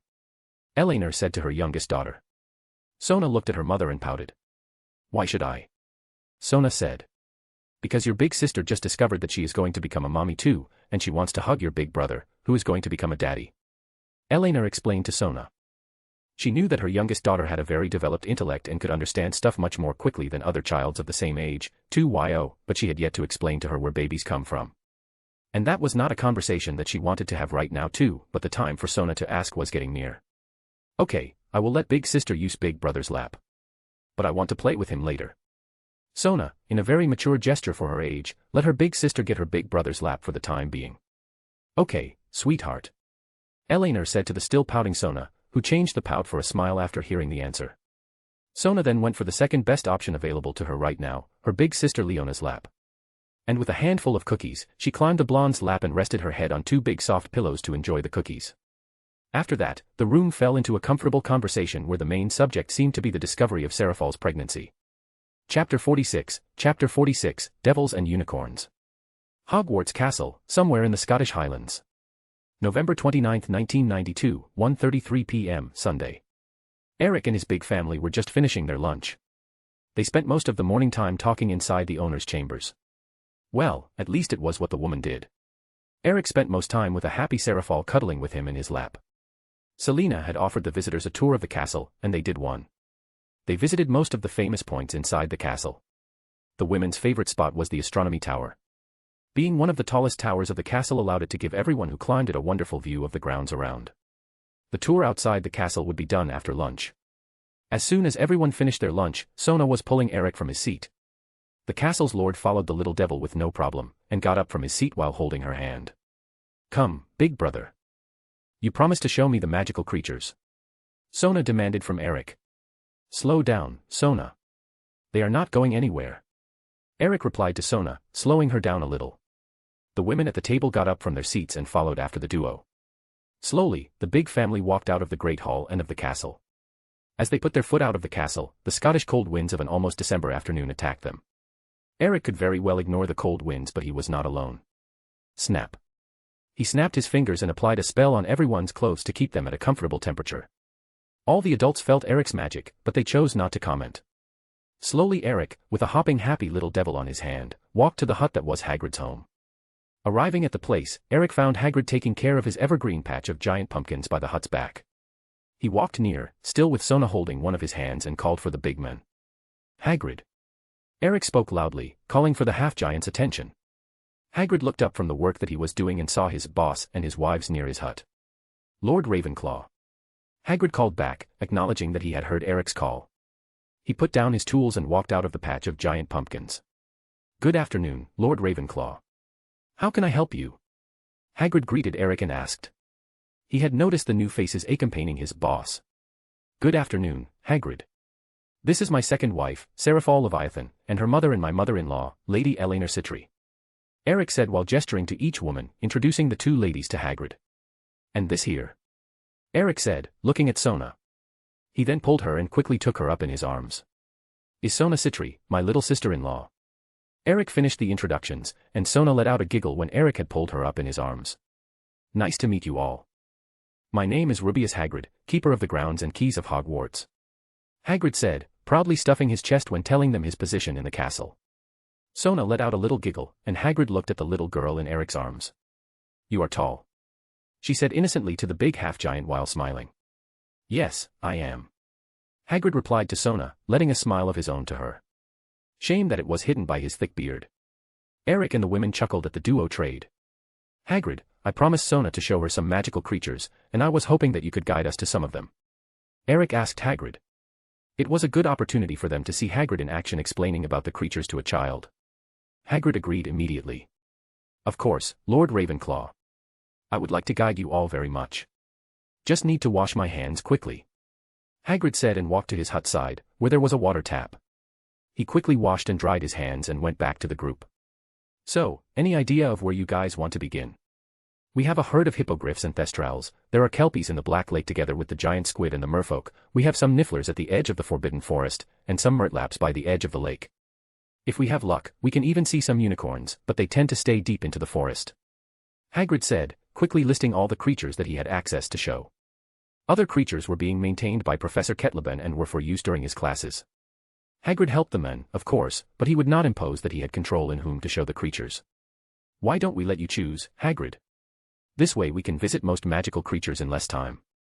Eric said to Hagrid, who agreed and quickly turned to his hut to get some supplies. Let me just get some supplies to attract some of them, Lord Ravenclaw. Hagrid said and disappeared inside his hut. A minute later, he was back with some dead weasels hanging over his shoulder. Let's visit the nifflers first. Hagrid said and started walking in the direction of the Forbidden Forest, guiding the group. The experience was a very nice one to everyone, and some of the women had the opportunity to meet magical creatures they had only read about in person. Hagrid managed to explain very well about each creature, answering all questions made by Sona and some of the women. Eric had parted with some sickles so that Sona could pet a niffler. He had two-flied with Sona on the back of a hippogriff, after Hagrid had explained to Sona about how to approach one under the watchful eyes of Eric and Eleanor.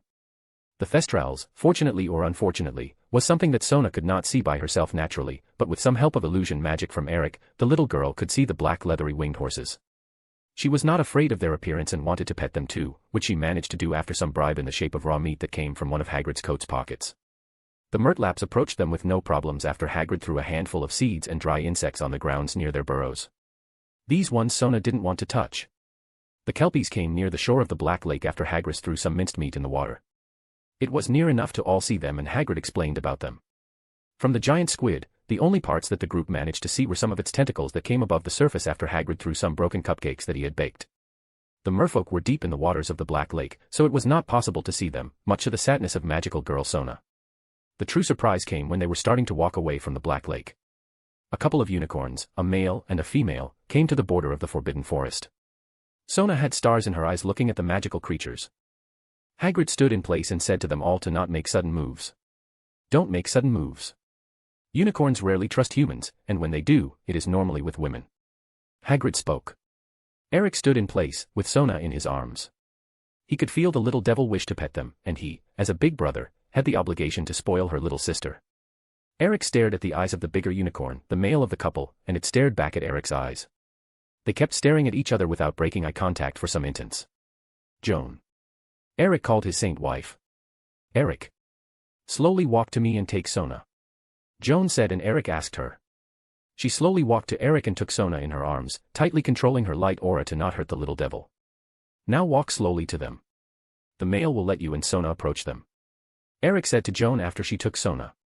She then walked slowly to the unicorn couple. Joan managed to reach the unicorn couple's side and stopped. She stood in place and waited. The next movement was made by the female unicorn. It approached Joan and Sona, and sniffed them a little, like she was searching for some strange smell. Not finding anything strange, it approached both of the girls and let them pet it. Joan extended an arm slowly and petted the unicorn mane. Sona did the same and slowly started to pet it together with Joan. The little girls had stars in place of her eyes. Sona's mother, Eleanor, was smiling happily at that. She just wished to have a camera to take some photos of this historic and sweet moment. The other women were smiling too. The scene was extra beautiful to them. Eric, who was still staring at the male unicorn's eyes, was smiling too. After Joan and Sona had had enough, Eric gave the male unicorn a short bow. The magical creature gave one bow back and broke eye contact with Eric. The female unicorn then walked away from the girls, to the male's side and both walked back into the depths of the Forbidden Forest. When the unicorn couple disappeared from view, Seraphal was the first one to talk, or better, to squeal. Sona petted an unicorn. Sona petted an unicorn. The grown-up magical girl started to repeat herself, until her mother calmed her down. I know, Seraphal. I just wish that I had a camera in my hands to take some photos. Sigh. Eleanor spoke, letting out a sigh after. I can get you a picture of the moment. It would have to be a black and white magical one, but I can get one for you. Selena said to her surrogate mother-in-law. She was thinking about using the Room of Requirements to replicate this scenery and apply some strong illusion magic to revive the encounter and so be able to take some pictures. Soon, she was being hugged by a very happy Seraphal and Eleanor. Thank you. Both said in unison to Selena. Eric was soon taking back in his arms, from Joan, a watery-eyed, but very happy, Sona. Eric embraced the little girl in his chest. He then turned to Hagrid. "Thank you for the tour, Hagrid. You were amazing, and I have no doubt that you would become a very good teacher for the starter years," Eric said. Hagrid initially was shocked with what he had heard, but soon he was beaming with the news. He had apparently passed some sort of test. "Thank you, Lord Ravenclaw," Hagrid said, thanking Eric. "Don't need to thank me, Hagrid. Just take your exams and get the requisites to teach the classes," Eric replied back. "I will. I already managed to schedule the OWL exam. It will be 2 weeks before Christmas," Hagrid happily said. He had gone to the ministry and talked personally to the head of the Wizarding Examinations Authority, Madame Griselda Marchbanks. The very old woman had indeed confirmed that he could take his OWLs and newts that didn't need the use of a wand. It was a rarely remembered rule that said that you didn't necessarily need to use your wand during the practical part of the exams, but it existed. It had allowed some squibs to take OWLs and newts for some very specific subjects. Madame Marchbanks had them scheduled Hagrid's OWL for care of magical creatures after agreeing that a man of his size and abilities would have no problem with the practical part of the exam. "Good," Eric said back to Hagrid, and turned to walk back to the castle with Joan and the other women with him. It was 9 o'clock and the group were saying their goodbyes to Eleanor and Sona in the almost empty Great Hall. The family had had dinner together and Sona had soon after fallen asleep while hugging Eric. The little devil had a busy day and was dead tired. She was now sleeping in her mother's arms. "Thank you, Lord Ravenclaw, for receiving us in your castle," Eleanor said to Eric, going all serious and proper as etiquette demanded. "You are always welcome here, Lady Citri," Eric spoke back, falling into the proper ways again. And with their goodbyes said, the mother and daughter duo disappeared in the middle of motes of blue light produced by a blue magic circle of their clan, leaving Eric and their wives alone again. But Eric was soon hugged from behind by one of his wives, and he heard her speaking close to his ears. "I believe that we have something to celebrate, husband." Eric had instantly recognized Serafal's voice. She had stood back with them using a lame excuse about catching up on some pending issues. Serafal's voice had sent shivers down Eric's spine, and he was already hardening at the thought of what type of celebration this wife of his wanted. And with a slow nod, Eric and his wives retired themselves to their chambers for a night of wild orgies. Chapter 47, A New Pair of Professors. Hogwarts Castle, somewhere in the Scottish Highlands. November 30th, 1992, 6:30 a.m., Monday. Monday started as normally as ever for Eric if not for the extra step of waking one of his wives too. Serafal had work to go back to today, so she had asked him to wake her up, and he did. He got up from a bed full of naked bodies after some work and set himself to wake Serafal. "Sarah. Time to wake up," Eric said near the ear of a sleeping Serafal. She was hugging Leona's naked body from behind and had her face snuggled in her bishop's mass of blonde hair. Don't wanna," Serafal managed to murmur after giving out a moan-like sigh. "Come on, Sarah." Eric called her one more time, but he received another moan-like sigh as answer. "Sarah. I'm calling you early so we can have some fun in the shower. If you don't wake up, I'll have to take a shower alone." That seemed to do the trick. Serafal's eyes shot open inside the mass of blonde hair. "Carry me?" Serafal asked Eric, letting go of Leona's body and turning to her husband. She then extended her arms up while staying on her back and making an adorable pouting mouth and some kind of puppy dog eyes. Eric smiled at that and bent to take her in his arms in a princess carry. Serafal immediately put her arms around Eric's neck after he got her up, and they walked to the bathroom together. It was 7:30 when Eric and Serafal got out of the owner's chambers.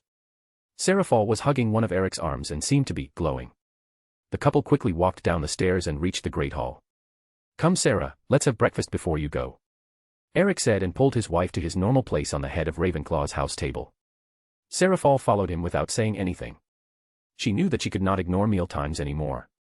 As the couple sat, breakfast was served for both of them, and a letter was delivered together with the newspaper of the day. Eric ignored both of them by the time being and enjoyed breakfast with his wife. Almost half an hour later, when the students started to arrive in the Great Hall, it was time to say their goodbyes. Eric accompanied Serafal to the exit of the Great Hall, where she had arrived yesterday and, after a long goodbye kiss, Serafal disappeared in motes of blue light caused by her blue magic circle. Eric then went back to his seat and took the letter to read first. It was a letter from Unspeakable Croaker. It said that he and another Unspeakable would arrive at Hogwarts at 9:30 to talk about some founder's relics that were found. He knew exactly what he was talking about, and it was not about the 2 swords or the diadem. They must have found more Horcruxes that were residing in other founders' relics. Finishing the reading of the letter, Eric put it aside and took the newspaper and started to read it. It seemed that there was nothing worth today in the newspaper, but he continued to read it. Eric was waiting for the first group of aurors that would teach today's classes. 10 minutes later, the wards warned Eric of the arrival of 2 visitors. Eric got up from his seat and as usual, as he walked through the tables, he gave the newspaper to Luna and got his rewards as a big smile. Eric walked out of the Great Hall and out of the castle, and waited for the aurors at the doors. To his surprise, the aurors were 2 that he already knew about. He had met them during his first night back in the castle, Aurors Alastair Moody and Nymphadora Tonks. The duo walked to him and greetings were traded. "Good morning, Aurors Moody and Tonks, welcome back to Hogwarts." Eric started. "Good morning, Lord Ravenclaw." "Good morning, Lord Ravenclaw." Both aurors said, one after the other, with Moody talking first. "Well, if you would follow me, I will guide you to the classroom that you will be teaching," Eric said to the aurors, who gave back a nod in confirmation. He then turned and walked back inside the castle, the aurors following after him. The trio walked through the Great Hall, who had a good number of students eating their breakfast, and got some looks. The students knew that from today on they would not have more classes with Professor Ravenclaw, and they would be taught by aurors of the DMLE. The trio walked out of the Great Hall and went up the staircase to the 3rd floor. Arriving at the classroom 3C, Eric stopped for a moment. Classroom 3C is the class for this year's Defense Against the Dark Arts lessons. Next year, we intend to have 2 more classrooms, 1 for each teacher of the subject. The classrooms 3D and 3E are special ones that are equipped with dummies and moving targets to help students practice in a secure environment, Eric said to the duo of aurors after turning to them. He had pointed to where the practice classrooms were located. "Good, they will need the space to practice," said Auror Moody. Auror Tonks followed her mentor. "If only I had it available during my time at school, it would have been much better," she said to Eric, who sighed. He knew that the education of a lot of generations of wizards and witches was damaged because of 12 greedy bastards. Sigh. "And that is what we are fixing. I imagine that the next year's batch of students will be much better than the previous one in terms of chances offered to them to better themselves. They will just have to catch them," Eric said and opened the door of classroom 3C, entering it. The aurors entered the room and stopped in place looking around the classroom. The format was a very different one than the one that they had learned in. When they came back, Eric was already at the professor's desk. "Very different layout," Auror Tonks said. Eric, who was taking in a stack of parchments from inside a drawer, answered without looking at her. "Yes, I know. It's not very common here in the British Isles. It's a Greek auditorium shape. It allows for anyone who stays in the central platform to be seen by everyone on the desks. The person's voice up in the platform travels better through the entire classroom too," Eric said. He had taken all his notes in hands, and was now walking back to the duo. Aurors Moody and Tonks were down in the central platform when Eric offered the notes to them. They took the parchments and started to look through them. "These are the notes of what I taught in each class. I had gone at an accelerated pace with most of the classes, focusing on revisiting the lessons that they should have had. The books to be given to the students to use are all in the professor's office. Selena managed to buy all the books on the same day that Madame Bones sent the letter with the list. The entrance to the office is behind the desk," Eric explained to the aurors. When he spoke about the office, he pointed to the professor's desk that was above them, on the 2nd level. "In the office, there's a floor that you, aurors, can use freely. It is adjusted to only accept incoming travels from people who had at least once used it as an origin point to travel. So, if you too want to have another auror taking the job, he will have to enter the castle via the normal way the first time. Flu powder is available in the mantle, and the address for incoming travelers is Data Office, Hogwarts." Eric continued his explanation of what had been prepared for the substitute teachers. He then continued. "I don't know how you two intend to teach your classes, but I had an illusion of the creature that we were talking about up on the central platform while we discussed it," Eric said. He would have continued, but Auror Tonks interrupted him. "You used illusion magic to show the dark creatures to the students?" she asked. Auror Tonks had to admit, it was a very good way to teach lessons on dark creatures without putting the students in danger. "Yes. It's a very nifty piece of magic. If I understand correctly, it was lost to the British Isles sometime between 600 and 500 years ago," Eric said to Auror Tonks and waved his hand to the blackboard. The white chalk started to write by itself on the blackboard with basic instructions for the illusion spell to be casted with the use of wands. It included the incantation, Filera Lugio, the wand motion, and what the user should have in mind when casting it. Very useful in battle to cause a distraction too. Just don't let the students get it. Imagine all the chaos that they would do with it," Eric said to the aurors, who immediately started to record in their minds the useful spell. They understood how useful it would be in battle too. Eric took a look in his wristwatch and saw that another 15 minutes had passed. "Well, I will let you both familiarize yourselves with the classroom. The schedule of classes is in the notes that I just gave you," And you can call for a house elf of the castle if you need anything like tea, coffee, or snacks. Or even if you want to talk with me or my wife, you can ask them. Eric finished saying and walked to the stairs that went to the exit of the classroom. Thank you, Lord Ravenclaw. This all will help a lot.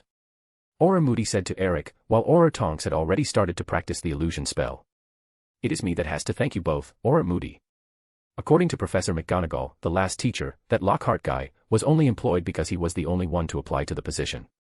So you can see how in need the students were of competent teachers, which was solved thanks to Madame Bone's help. Eric said to the rugged man. He turned again and went for the exit of the classroom. Ah, before I forget again, Aura Moody. You should schedule a visit to any hospital in Japan during the holidays. 2 years ago, they developed a new prosthesis to substitute amputated limbs. By what I saw and read, they managed to give total freedom of movement back to wizards and witches who had lost one leg or two in some cases. Eric said after stopping just short of the door without turning. After being sure that the rugged Aura had heard him, Eric walked out of the classroom and left the Aurors alone to complete their preparations for classes. Eric used the wards to search for Hagrid and found the big man having his breakfast. He quickly walked back to the Great Hall, which was still full of students finishing their breakfasts. Eric walked to the staff table and greeted Hagrid and the few other professors who were finishing their breakfast. Good morning, professors, Hagrid. Eric said, and after a chorus of good mornings, he addressed Hagrid. Hagrid, I am waiting for a team of Unspeakables for a meeting at 9:30. When they arrive, please just allow them entrance and say to them I'm waiting in the headmaster's office. They should have just to ask politely to Gargoyle to move to gain entrance. Eric said to Hagrid, who nodded at him with his head. Will do, Lord Ravenclaw. The big man said back. Thank you, Hagrid. Ah, before I go back, this one is for every teacher too. We have 2 new teachers for Defense Against the Dark Arts. Director Bones enlisted Aurors Moody and Tonks to serve as teachers for Hogwarts for the time being. They are already in their classroom. Eric said to everyone who was still on the staff table. Selena and Amelia had traded letters during the past week and reached the conclusion that it would be better to have 2 Aurors permanently assigned to the school to serve as professors than to have various ones coming and going during all day. She had them asked for volunteers and Aura Moody had volunteered him and his trainee, Aura Tonks, to the position. Having said all that was necessary, Eric left the staff table after a goodbye. Have a nice day you all. Eric said to Hagrid and all the teachers and left the Great Hall, walking to the headmaster's office. Chapter 48, -1. Hogwarts Castle, somewhere in the Scottish Highlands. November 30th, 1992, 9:25 a.m., Monday. Eric was seated in the lounge area of the headmaster's office, looking through the letters from people applying to teach history of magic when he felt the ward's warning of visitors. With a quick look at his wristwatch, Eric saw that it was almost time for the meeting and went back to reading the letters waiting for them to arrive in the office. Selena had already gone through the letter and scheduled the interviews, but she had asked him to go through them too. It was like that, reading letters, that 2 Unspeakables found Eric when they entered the headmaster's office. Eric had let the door open for them to enter. He put the letters back down on the low central table of the lounge area and got up to greet the Unspeakables. Gentlemen, good morning and welcome to Hogwarts. Eric said to the grey duo. Good morning, Lord Ravenclaw. Said one of the 2 Unspeakables, which Eric could deduce was Croaker. The other one just nodded his head at Eric. Please, take a seat. Eric said to them, while pointing to the sofa in front of him. The Unspeakable that Eric thought was Croaker accepted his offer and walked to the sofa and sat on it. The other Unspeakable took a standing position near the lounge area. As Croaker took his seat, Eric took his seat too. So, I suppose that this is not a social visit. Eric said, starting the meeting. Indeed it is not, Lord Ravenclaw. Croaker said and put his hand inside his robe and retrieved a moleskin pouch from some inside pocket. He opened the mouth of the sack and took 3 items from inside it. As you can see, we managed to find all the other Horcruxes that the Dark Lord had hid inside the British Isles. Croaker said to Eric, who was looking at the items that were on top of the low central table. Of the 3 items, he recognized 2 of them. One of them was a golden cup with a badger motif on it, and 2 little golden wings that served as handles to the cup. It was Helga Hufflepuff's cup. The second one was a silver locket with a thick silver chain and a big pendant with a snake on it that formed a big S. It was Salazar's locket. The third of the items was a big golden ring that contained a round black stone encrusted on it. This last one he didn't recognize, but he did recognize the symbol engraved on the stone, a triangle with a line in the middle and circle inside it, the Deathly Hallows symbol. Interesting, I do recognize 2 of 3 items as being items that once belonged to Helga and Salazar, that being the cup and the locket. The third one I don't recognize, but I can deduce its origins. Eric said to Croaker, who nodded with his head at what he said. The cup we had confirmed already as being the one that once was owned by the Smiths. The locket, we didn't manage to find anything about it, but we had our suspicions when nobody managed to open it. The ring, just like you, Lord Ravenclaw, we have our suspicions too. Croker said to Eric. The locket was a gift from Salazar to his wife, Esmeralda. It was lost with her death, and later recovered by his disowned son. He killed an entire family for it. Women, children, elderly. No one was spared. The worst was that all of them presented signs of torture before their deaths, and the children were used in sacrifices. It was one of the things that made Salazar disown him. Salazar found later, from a servant that was not at the place at the time, that a teen son of the family had found it inside a cloth bundle in the forest while hunting for game with his dogs. And it can only be opened by a parselmouth, so that's why you didn't manage to open it. Eric explained what the locket was and its history. The ring. The symbol on the stone I recognize. It's the Deathly Hallows symbol. It was stolen and used by Grindelwald as his personal flag for his war. And I suppose that the stone is the genuine thing, since I can feel the taint of the Horcrux on the entire golden band, but not in the stone. Eric finished the explanation about the two items. So, you are saying that the legends are true? Croker asked Eric with caution. The legends that the three Peveril brothers encountered death and it gifted them 3 items of power, and the one who managed to unite the 3 will be the master of death. Eric answered, resuming the legend to its main points. Yes, that legend. Croker replied to Eric, who let out a chuckle and answered the unspeakable.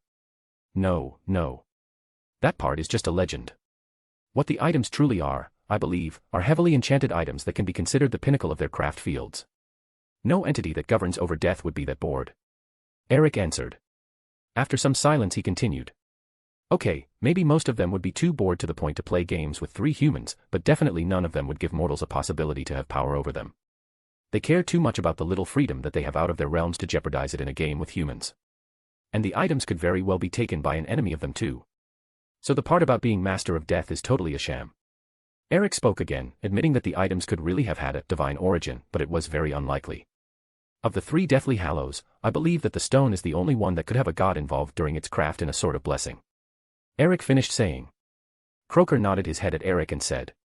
Can you take the items to cleanse? Sure. Eric replied to the unspeakable. Ah, that reminds me. Eric said and put one of his hands inside his blazer and retrieved a moleskin pouch from inside an internal pocket. He opened the mouth of the pouch and retrieved from it a blackened orb of glass, and put it on top of the low central table. Croker looked at the orb and could see a mass of black fog swirling inside it. He could swear that, sometimes, a face could be seen in the fog. This is the piece of soul that was inside the diadem. As you must have read in the Daily Prophet, the extraction was successful. And I imagined that you would want the pieces to match that prophecy. Eric said to Croker. Yes, I saw the pictures in the newspaper, and we received a visit from a very talkative Albus Dumbledore, and I suppose that I have to thank you, Lord Ravenclaw, for that. Croker said to Eric. They had indeed received a visit from Albus Dumbledore. The man was accompanied by Amelia Bones, and he told them everything that he knew about Tom Riddle. It was an enlightening experience. You have nothing to thank me, Croker. I just told the old goat that information was power, but it had no power if it was not used. Eric said to the unspeakable. About the ring, you really want me to cleanse it? It is very probable that it will not survive the extraction. At least not the golden band. The stone would be all right. Eric asked Croker. The golden band had no enchantment whatsoever beyond auto-resizing 1. What do you suggest? We don't have another way to destroy the Horcrux beyond the use of fiend fire, and we don't want to risk losing the stone. Croker said to Eric, who thought for a moment and extended his hand. Croker thought that Eric would summon the sword of Gryffindor, but was surprised that when Eric made his grabbing motion, what appeared was not a sword, but a dagger inside a sheet. Eric was holding the dagger by its sheath, which was made of an unknown material that had a very dark blue color on it. In fact, it was so dark that it was almost black. The handle of the dagger seemed to be made from the same material as the sheath. The guard was in silver and had the shape of 2 raven heads with a dark blue diamond encrusted between them. The pommel was in silver too, and it was round with 2 engraved ravens following each other while circling another encrusted dark blue diamond. Eric held the sheath of the dagger with his right hand and took the dagger's handle with his left hand. Slowly, he pulled the dagger from its sheath to reveal a dangerous-looking silver blade that had Ravenclaw engraved on its body in small Old English format. Eric looked at the blade and gave it a smile. This is Ravenclaw's Lord Dagger. It was crafted by goblins and it has the same properties as the swords of Gryffindor and Slytherin. One of those properties is that the metal takes anything that can't destroy it, and uses it to enhance its power. And one of the things that I fed it was basilisk's venom. Eric explained, while looking to the blade. Amazing. I thought that there were no more relics from the founders. Croker said while looking at the dagger too. Eric let out a chuckle after hearing that. Oh no, Mr. Croker. This is not a founder's relic. The dagger was crafted by the goblins at my request. After all, I'm Lord Ravenclaw, and can name the dagger with Ravenclaw's name on it. It is one of a set of two. The other would be the lady's dagger, and it is Selena's. Eric said to Croker and put the dagger sheath on top of the low central table. With his right hand, he made a gesture with it and the golden ring with the stone started to float from the table. It floated in the air until it reached Eric's eye height while seated and stood in place. It moved a little in place, staying in a position that Eric thought was perfect. Eric then closed his right hand into a fist and the ring froze in place. Shield yourself, Mr. Croker. Eric said to the Unspeakable while preparing the dagger in position to strike the ring. Croker hastily retrieved his wand and silently erected a strong shield in front of him. Eric, seeing that the shield was up, struck the ring with a very quick movement. So quick, that the Unspeakables in the office couldn't see the strike. They only heard the aftermath of it, with the shrieking sound of the piece of soul inside the golden ring being destroyed. And then they saw it. A dark smoke wafted out of the ring and went up, and as the shriek ended, the black smoke disappeared in nothingness. When the Unspeakables looked at the ring, the golden band of it was parted in two parts and the gold of it was blackened as it had been sullied by coal dust. Eric opened his right hand and the ring floated back to the table. And that is -1. Eric said. Want me to destroy the glass orb too? Eric asked Croker, who was looking at the broken ring on the table. That would not be necessary, Lord Ravenclaw. We want to keep at least 2 Horcruxes intact, as a reserve, until we find the disembodied soul of Tom Riddle. And this glass orb, together with the Black Diary, makes 2. Croker said to Eric, who nodded his head. Okay then. Eric simply said and grabbed the dagger sheath from the low central table with his right hand and sheathed the dagger. He then let go of it and the dagger disappeared in thin air, just like it had happened with the swords. Thank you, Lord Ravenclaw. Can we keep the stone? For research purposes, of course. Croker thanked Eric and asked about the stone. He would not assume anything with a person of Eric's power. He could want to keep the stone, and there was nothing that he or the entire Unspeakables Corps could do about it. Sure. I imagine that the Unspeakables would love to hear the history from the person's mouth. Just remember the legend, the dead do not belong to the world of the living. So do not keep them summoned for too much time, and be sure to let them rest between summons. Eric said, warning the Unspeakable. Croker nodded his head and took the moleskin pouch and stored the broken ring with the stone inside it, followed by the glass orb. He then stored the moleskin pouch in an inside pocket of his robes. A/N, early chapter today, so no chapter at the normal time. Chapter 49, Secret Chamber. Hogwarts Castle, somewhere in the Scottish Highlands. November 30th, 1992, 9:51 a.m., Monday. He then stored the moleskin pouch in an inside pocket of his robes. Eric then did the same with the cup and the locket, storing them inside his moleskin pouch and putting it inside an internal pocket inside his blazer. So, Mr. Croker, what do you want to do about the disembodied soul of Tom Riddle? Eric asked Croker. The detector that we crafted showed that it was outside the British Isles, so I will have to take that offer that you made to us to help hunt for it. Croker said to Eric. No problem. Selena will love to hunt it down. Eric said to Croker, letting a big grin appear on his face just imagining what Selena will do to the soul of Tom Riddle. And when can you help us hunt it down? Croker asked Eric. How about this Wednesday? December 2nd. Eric asks Croker, giving him a date. That's good for us. What time? Croker replied and asked Eric. 2 o'clock in the afternoon. Meet us here in the castle. Eric said to Croker. Good. Croker replied, nodding his head in agreement with the chosen time. Eric nodded his head too. Anything else that you want to talk about with me? Eric asked Croker, who shook his head. Not at the moment, Lord Ravenclaw. Croker said to Eric and stood up from his seat. Eric stood too from his seat. Then it is a goodbye. Have a nice day, Mr. Croker. You two can use the flue if you want. Eric said to the Unspeakable and gestured to the fireplace in the office. You too, Lord Ravenclaw. And we will accept your offer. Croker said to Eric, accepting his offer to use the office's flue. He then walked to the fireplace followed by the other Unspeakable, and, after throwing a pinch of flue powder inside the fire and calling for Ministry Atrium, the 2 Unspeakables disappeared in the middle of tall green flames. Looking back at his wristwatch, Eric went back to the sofa and sat on it, continuing to read the application letters. Hogwarts Castle, somewhere in the Scottish Highlands. November 30th, 1992, 10 p.m., Monday. Eric was inside a corridor in the castle accompanied by his 3 wives, Selena, Joan, and Leona. They were looking at a closed door that had a plaque that read, "Closed for renovations." Yes, the group was outside the female bathroom, on the 2nd floor, that was haunted by the ghost of Myrtle Warren. Their objective for the night: investigate the Slytherin's secret chambers. "Are you girls ready?" Eric asked them a last time. The girls nodded with their heads to Eric, confirming that they were ready. They had prepared for this during the last days. Leona had crafted some special goggles to give them an extra layer of protection, and Joan even had a mirror shield strapped to her back. That 2 extras aside, everyone in the group was wearing some kind of armor. "Then put on your goggles," Eric said, and put his own goggles on.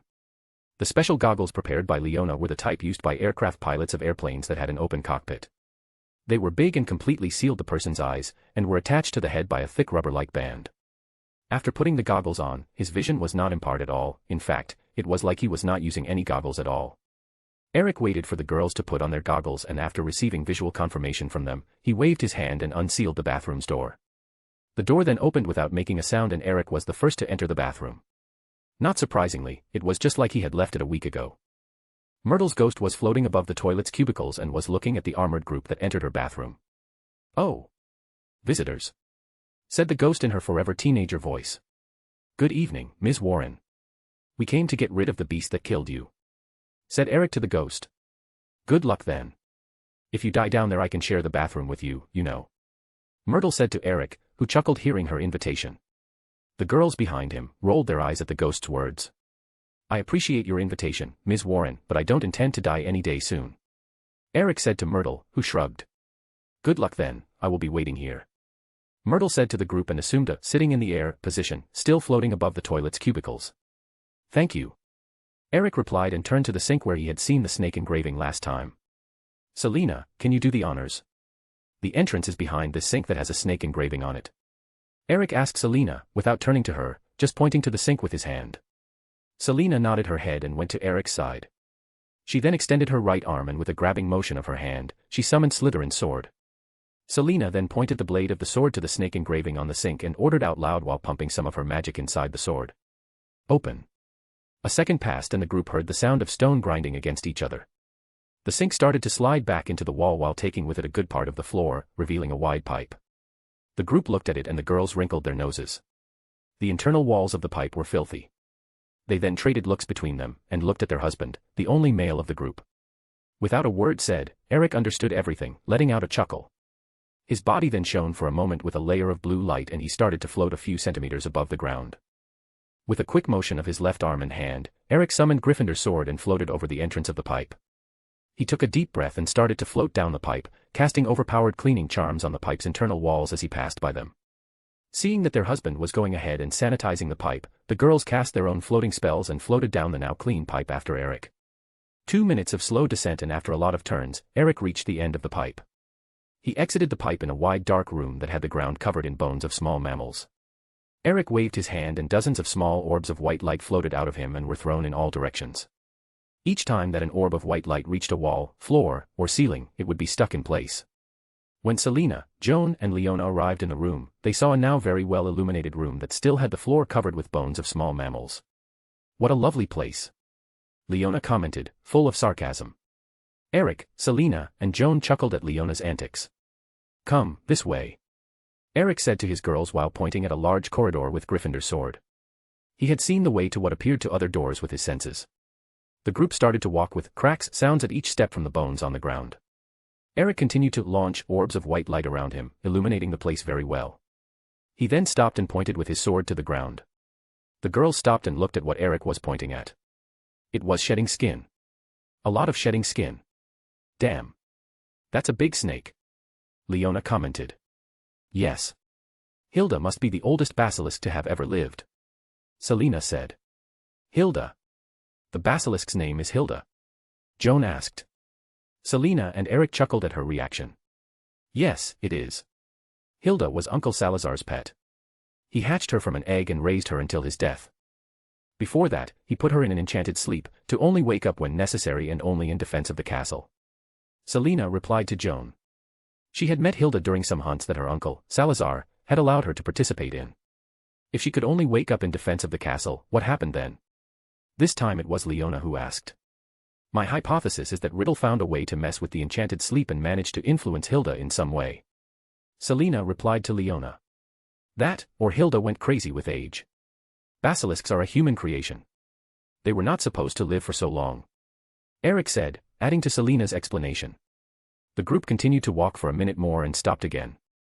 In front of them was a big round door preventing their passage. The door resembled the one that was found in a lot of bank vaults today, and the locks on it had the format of snakes with brilliant emeralds as its eyes. Selina didn't need to be asked again. She walked to Eric's side and pointed Slytherin's sword to the door, and again, after pumping some of her magic she ordered out loud. Open. Half a second later, the group heard the grinding of stones and the snakes from the locks on the door came alive and retracted. With a loud thump, the big round door opened slowly. Eric was the first one to pass by the door and enter the new room. As he stepped inside the new room, torches with green fire started to lit up on the walls, giving the place a gloom look to it. Eric stopped as he walked about 10 steps from the door, and with a gesture of his hand did the same thing that he had done when he came out of the pipe. Dozens of white balls of light appeared around his body and were launched in all directions inside the room. It was then that the group saw the sheer size of the chamber that they were. The roof was about 10 meters high with towering stone pillars entwined with carved serpents around it. At the other side where they were, there was a very big stone bust of an old man with no definite features carved on it. Around the stone bust of feet, there was a pool of black stagnant water that seemed to blend with the dark floor. Yep. This is definitely Salazar's secret chamber. Eric said while looking around, just to receive a playful punch from Selina. Joan and Leona let out some giggles at their playfulness. What? You know I'm telling the truth.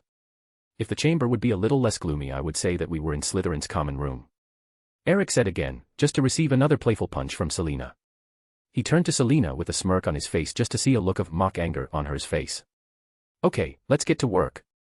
Knowing your uncle, he would have done something with the statue, but just to be sure, let us all check the entire chamber first.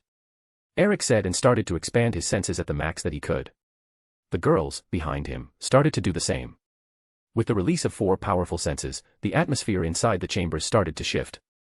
The air started to move like there was wind inside the chamber and ondulations could be seen in the pool of stagnant black water. A minute later, the atmosphere went back to normal with the end or their scans.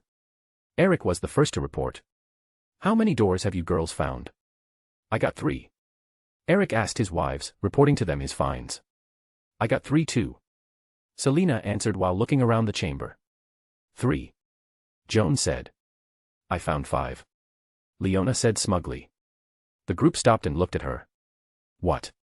She asked her husband and sister wives. How did you find 5 hidden doors? Selina asked Leona. It was the same question that the others were thinking too.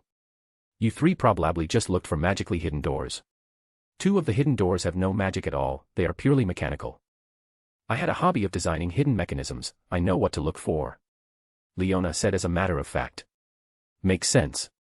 No wizard would think of another wizard hiding something without magic.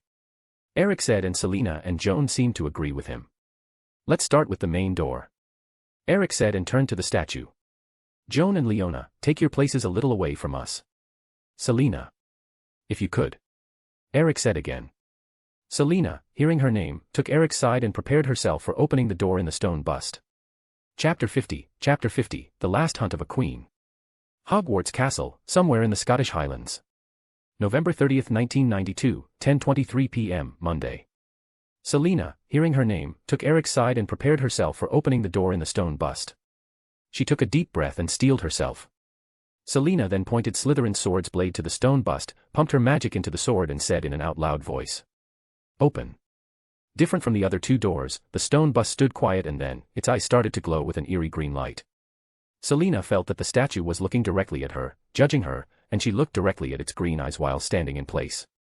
For an instant nothing happened, and then the stone bust's eyes went off and the group heard the now common sound of stone grinding at stone. The stone bust's mouth started opening. It continued to open until its lower lips were just centimeters above the stagnant black water. Eric then heard a loud hissing sound. It's coming. Eric said, and he felt Joan and Leona putting their guards up behind him, with Joan taking out the mirror shield from her back. Eric and Selina, the ones who were the nearest to the stone bust, heard the noise of something heavy moving. Something heavy slithering over the ground and coming in their direction. The sound was getting louder and louder until Selina, who was exactly in front of the stone bust, saw it first. A big head then peeked through the stone bust's mouth and looked around curiously. Its big yellow eyes, the size of basketballs, were covered by a thin layer of opaque film. Its head had a draconic shape with two big fangs, of the size of a short sword each, showing in the front of its big mouth and coming from its upper skull. It was, definitely, a creature that inspired fear. Selina looked at it with a serene smile on her face. "Hello, Hilda," she said to the basilisk, who was looking at the group inside the chamber. Its head then snapped instantly at Selina's direction.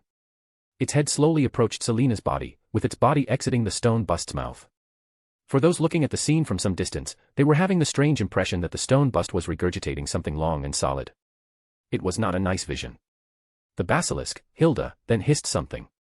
Eric, having the gift to understand all animals, translated to Selina. She said is confused. "You called her by her given name and have a very familiar smell." Eric spoke, and the basilisk head turned to him, letting some more hisses out. "No, Hilda, I am not a speaker, but I can understand you, and you can understand me too." Eric spoke to the basilisk, who gave a louder hiss in response. "Hilda, behave," Selina said in an authoritative tone and pumped some magic in the Slytherin sword, which was resting and pointing down at her side. The basilisk felt the pull of the magic of the sword and the order, and its head snapped back to Selina. Its body now was out of the stone bust's mouth completely, and it was long. 23 meters long, give or take. "Hilda, it's me, Sally," Selina said to the basilisk, who had its head very near Selina. Its tongue was flicking in and out of its mouth, taking in all the smells in the chamber. Hilda then hissed again, and then some more. "She is asking if it's really you." Eric translated to Selina. "Yes, Hilda. It is really me. The same Sally that accompanied you and Uncle Salazar in some hunts," Selina said while still pumping some magic into the Slytherin sword in her hand. The basilisk then did the unthinkable for a creature of its fame. It lowered its mouth near the ground and bent its neck in a manner where space between its eyes bumped softly to Selina's body and gave out a short hiss. Selina then smiled at Hilda's behavior and started to pet the giant snake in the space between its eyes. "I miss him too, Hilda," Selina said to the basilisk, with a nostalgic smile on her face. She didn't need Eric to translate that last hiss.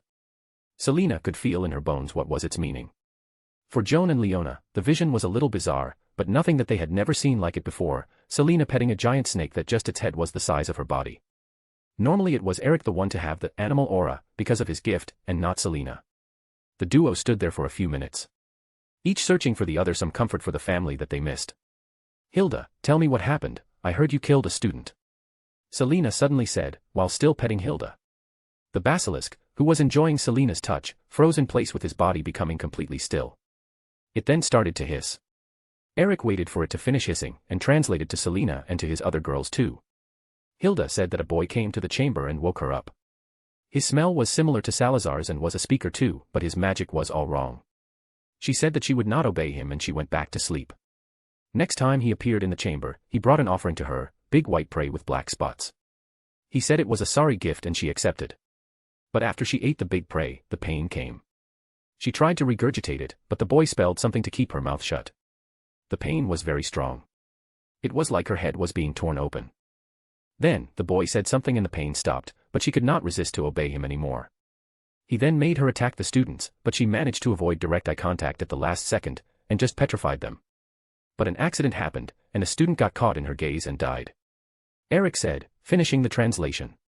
He and the girls stood in their places, thinking about what the basilisk had just hissed. "A potion," Selina said. "Yes, it was what I was thinking too. The big prey must have been dosed with copious amounts of it, and when Hilda ate it, the potion affected her." Eric spoke.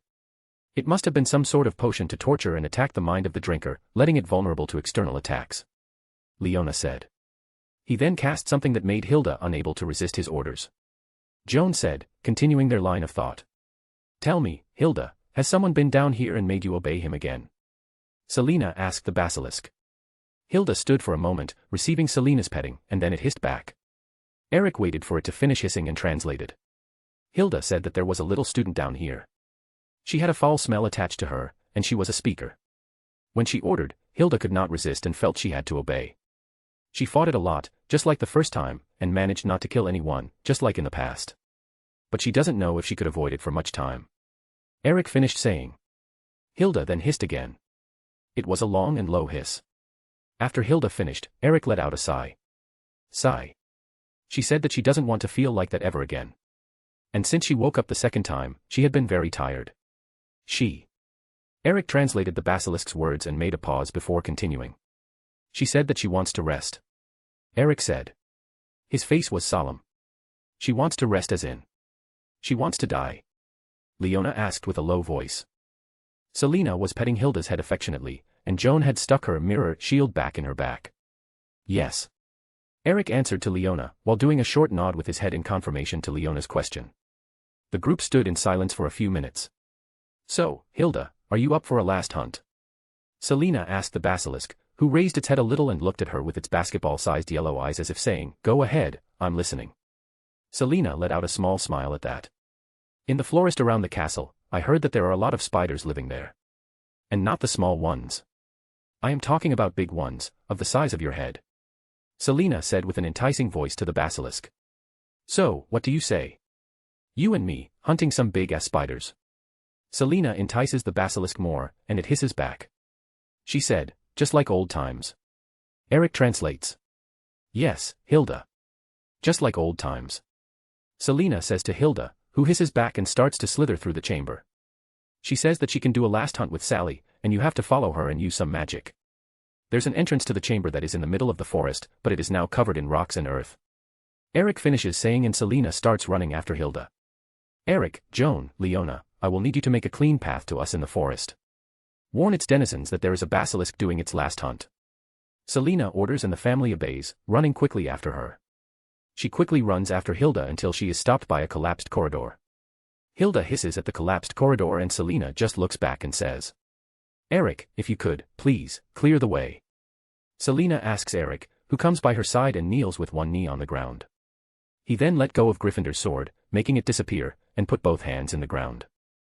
With some magic pumping, Eric transfigures and transmutes the collapsed corridor, cleaning the way of the debris and creating stone supports for the ceiling and walls. As he finishes cleaning the way, fresh air with the smell of forest hits their faces. It seems that the corridor collapse had destroyed Salazar's magic on the exit to the forest and now it will be always open.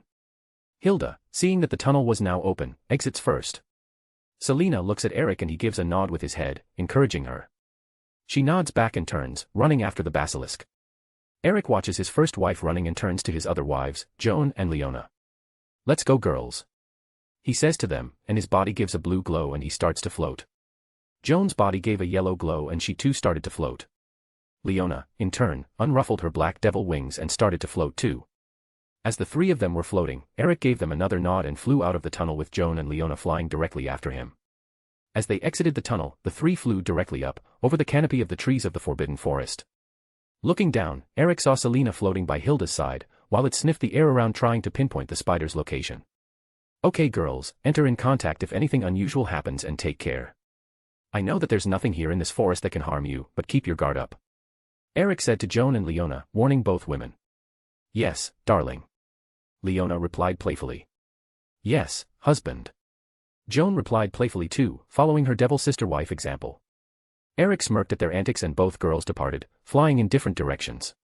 Eric waited a little for Hilda and Selena to choose a direction, and when they did, he flew ahead of the duo to warn any denizen of the forest that was in the way of the Queen of Serpents' last hunt.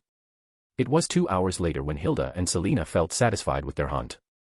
They had hunted and killed 15 adult acromantulas, and by what Eric had seen from above and with his senses, that number would not even make a dent in the colony's numbers. Hilda had eaten 2 of the kills and Selena had transported the other 13 to a warehouse in the Nexus. Their bodies would be harvested at a later time for ingredients. Selena had managed to get a lot of silk too from the acromantula's webs in the forest, but like 15 kills, the amount collected could not make a dent in the quantity of webs around the colony. Aside from the bodies and the silk that Selena got, Eric captured some spider chicks. Not many of them, but enough to start a new business venture in the commercial production of acromantula silk. Eric was now watching as Selena and Hilda made their slow return to the chamber's entrance. With a quick magecraft spell, Eric sent a signal directly to Joan and Leona, signaling the end of the hunt. 20 minutes later, he watched from above, with Joan and Leona by his sides, Selena and Hilda entering the chamber's tunnel. As the duo disappeared inside it, the flying trio flew down and entered the tunnel, landing and slowly walking the way back to the main chamber. Eric stood behind for a moment and kneeled on one knee and put his hands on the ground. Using more magic than before, Eric transmuted and transfigured the rocks and dirt to completely close the entrance of the tunnel and hide it from the outside. Hastening his steps, Eric caught up with Joan and Leona, and the trio continued their slow walk back to the main chamber.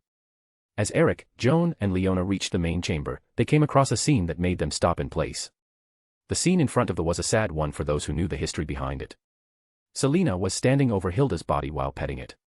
The basilisk body was unmoving, and its basketball-sized yellow eyes were closed. Permanently.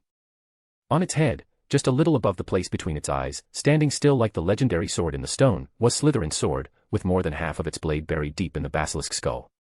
Hilda was finally resting and no one would order her anymore. Chapter 51, Gregory, again. Hogwarts Castle, somewhere in the Scottish Highlands. December 1, 1992, 1:21 a.m., Thursday. I met some centaurs that live in the forest. Joan said to Eric. They had left Selina alone a little with Hilda's body to say her final goodbyes and were now out the main chamber, by the round door. And Eric said, expecting Joan to continue her tale. And she did. I found a group of them galloping in the direction where Selina was with the basilisk and appeared in front of them to stop them. One of the centaurs of the group ordered me to step aside. And I replied that they were welcome to pass by me if they wanted to look a 1,000-year-old basilisk in the eyes. That shut the loud one up and a more gentle one asked me to explain. I said that I was one of the wives of Eric Ravenclaw, Lord of Ravenclaw and Hogwarts Castle, and that I was entrusted to warn the denizens of the forest to stay out of the way of the basilisk. He asked what a basilisk would have been doing in the forest and I told the truth, that it was doing its last hunt before its eternal rest. The gentle one, who later identified himself as Firenze, thanked me and said that they would not need to hunt the spiders that night. The louder one, I think that his name was Bane or something like that, then called me a liar and made a motion to continue his hunt. His peer, Firenze, yelled at him to look at the stars and then said something about the bright blue star guiding the waning green one in its last shiny moment. Bane winned a lot but relented after looking at the stars, but I could see that he was very afraid to get face to face with a basilisk and was just doing a scene as a tough guy. Joan spoke, remembering the antics of the childish centaur. She then continued. I talked a bit with the centaur Firenze and said that Lord Ravenclaw was back in the castle and was restoring the school. He then talked about how the spiders were unbalancing the forest cycle and the centaurs were trying to call their number. I then said that I would talk with you about organizing a hunting party. Joan finished saying to Eric, who nodded at her and patted Leona's head affectionately. Yes. I saw that the spiders' numbers are indeed big and may be causing an imbalance in the forest. We will need to call their numbers. Maybe the goblins would be interested. Eric said and stood thinking about the problem in hands. The goblins had a ritual where their young had to kill a beast to be accepted as adults in their society. And maybe, just maybe, they would be interested in using the acromantulas in the Forbidden Forest as a means to an end. Of course that the goblin to do the kill would have the rights to claim the corpse as theirs, but that was no problem. Eric was brought out of his thinking line by a noise. He looked at the entrance to the main chamber and saw Selina. She was smiling softly at them. Thank you, she said to her husband and sister wives. Eric and the girls smiled back at her and Leona let go of Eric and ran to Selina, hugging her tightly. Joan and Eric followed Leona's example and walked to Selina and hugged the black-haired beauty. Selina now found herself in the center of a group hug. She then remembered all the decisions in her long life that brought her to this moment, with this big and kinda chaotic family, and concluded again that she couldn't have ever done better. After a sweet moment that lasted a minute or so, Selina asked them to release her. Okay, guys. Thank you, but that is enough, Selina said. Yeah. We can continue it later in bed. Leona added her nippet to Selina's comment. That sent the group in a fit of giggles and laughter. Eric, I sent Hilda's body to the warehouse in the Nexus, Selina said after they calmed down. Eric nodded his head in confirmation. Want to check the chamber now or you prefer to check it tomorrow? Eric asked the girls. I think tomorrow would be a better option. We had enough emotions for one night. Joan replied to Eric, and Leona nodded her head in agreement. Eric then looked around in the chamber. Good thing that we can directly teleport from here, Eric said and activated his teleportation magic circle, and soon the group disappeared in motes of blue light, reappearing inside the bathroom haunted by Myrtle's ghost. He looked around the bathroom and found Myrtle's ghost looking at them with an open mouth. Ms. Warren, you will be happy to know that the creature that killed you will not harm anyone anymore, Eric said to the shocked ghost of the girl, who nodded her head at him. He smiled and waved goodbye at her. Eric then walked out of the bathroom with his wives after him. As they all exited the bathroom, Eric waved his hand and the door to the bathroom sealed again with the "Closed for renovations" plaque on it. The sink, where the pipe to the chamber was already closed when they came back up. The group then walked back to the owner's chamber for a night of sleep. Gregory headquarters, somewhere in the underworld. December 1, 1992, 3:08 p.m., Thursday. Eric was walking again inside the Gregory headquarters building accompanied by the purple long-haired beauty that was Pettigrew. He had, earlier that day, called Azazel and asked if he was ready to cleanse another 2 artifacts, and after a confirmation from the Governor-General of the Fallen Angels, they had agreed at that specific time for the procedures. Entering Azazel's office, Eric saw that the fallen angel was waiting for him while standing and talking with another fallen angel, who Eric recognized as being Barakiel. Eric. Azazel, Barakiel. Both men said, greeting each other with handshakes. Azazel first, and then Barakiel. Let's go, no time to lose today, we can talk while waiting. Azazel said quickly, while walking to the closet where the transportation circle for his research laboratory was located. Eric followed the fallen angel and saw that Barakiel was going to go with them today as he was following the 2. As they all stood inside the transportation circle, Azazel activated it and the trio disappeared in motes of yellowed light.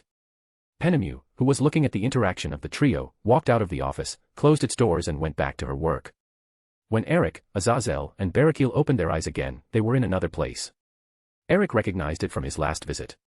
The trio started to walk without talking and with Azazel in the front, guiding them to the machines that they would need for the day. They soon arrived in the first machine, the one that would scan the artifacts. I'm sure you remember the drill. Azazel said to Eric and went directly to the computer station attached to the machine. Eric nodded his head to him and retrieved his moke skin pouch from a pocket inside his coat. He opened its mouth and from inside, Eric retrieved the first artifact, a golden cup with a badger as motif and a pair of little wings as handles. Hufflepuff's cup. Eric said to the 2 fallen angels while putting the artifact on top of the designated space for scanning. Its magic can boost a little the effect of potions that are drunk using it. Eric added to his last comment after having put the artifact in place. Useful. Azazel said while typing commands on the computer station's keyboard. By how much does it boost the potion exactly? Azazel asked without looking from the screen in front of him. About 10% with the more simple potions like Pepper Up or a Wig and Weld. 2% or less to the more complicated ones like the Wit Sharpening or the Draft of Peace. Eric replied while shrugging. It is a small effect but useful nonetheless. And start. Azazel said while finishing typing and then pressing the start button. The machine buzzed in life and started to scan the golden cup. Azazel then looked at Eric again. Now, I understand that congratulations are needed. The Governor-General said, letting a grin appear on his face. 2 kids, huh? He added while still looking at Eric with a grinning face. Apparently, the same day that Lord Citri received the news from his wife, the men had gone partying in his capital, and soon the entire bar knew that Satan Leviathan was pregnant.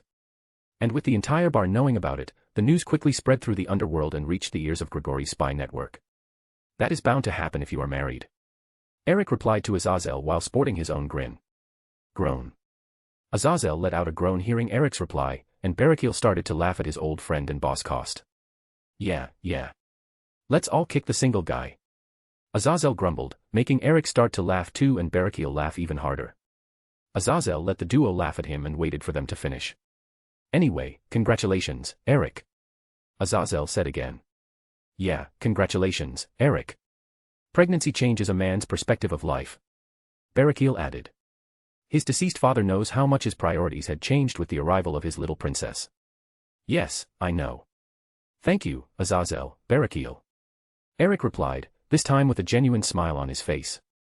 The trio stood in a comfortable silence for a little moment. Azazel then added, his face going all serious again. Be careful, Eric.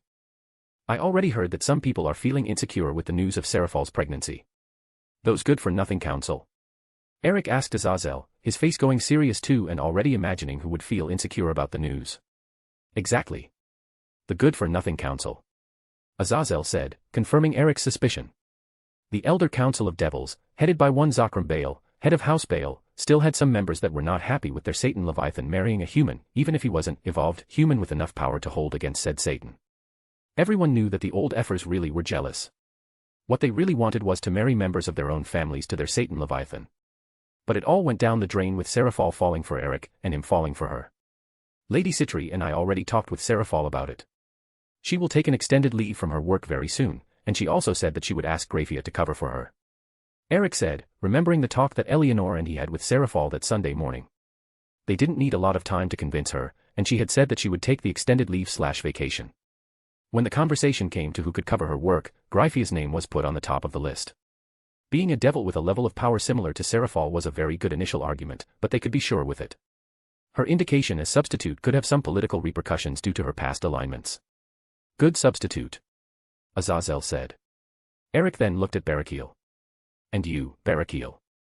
Have you talked with your lady about the invitation? Eric asked the fallen angel.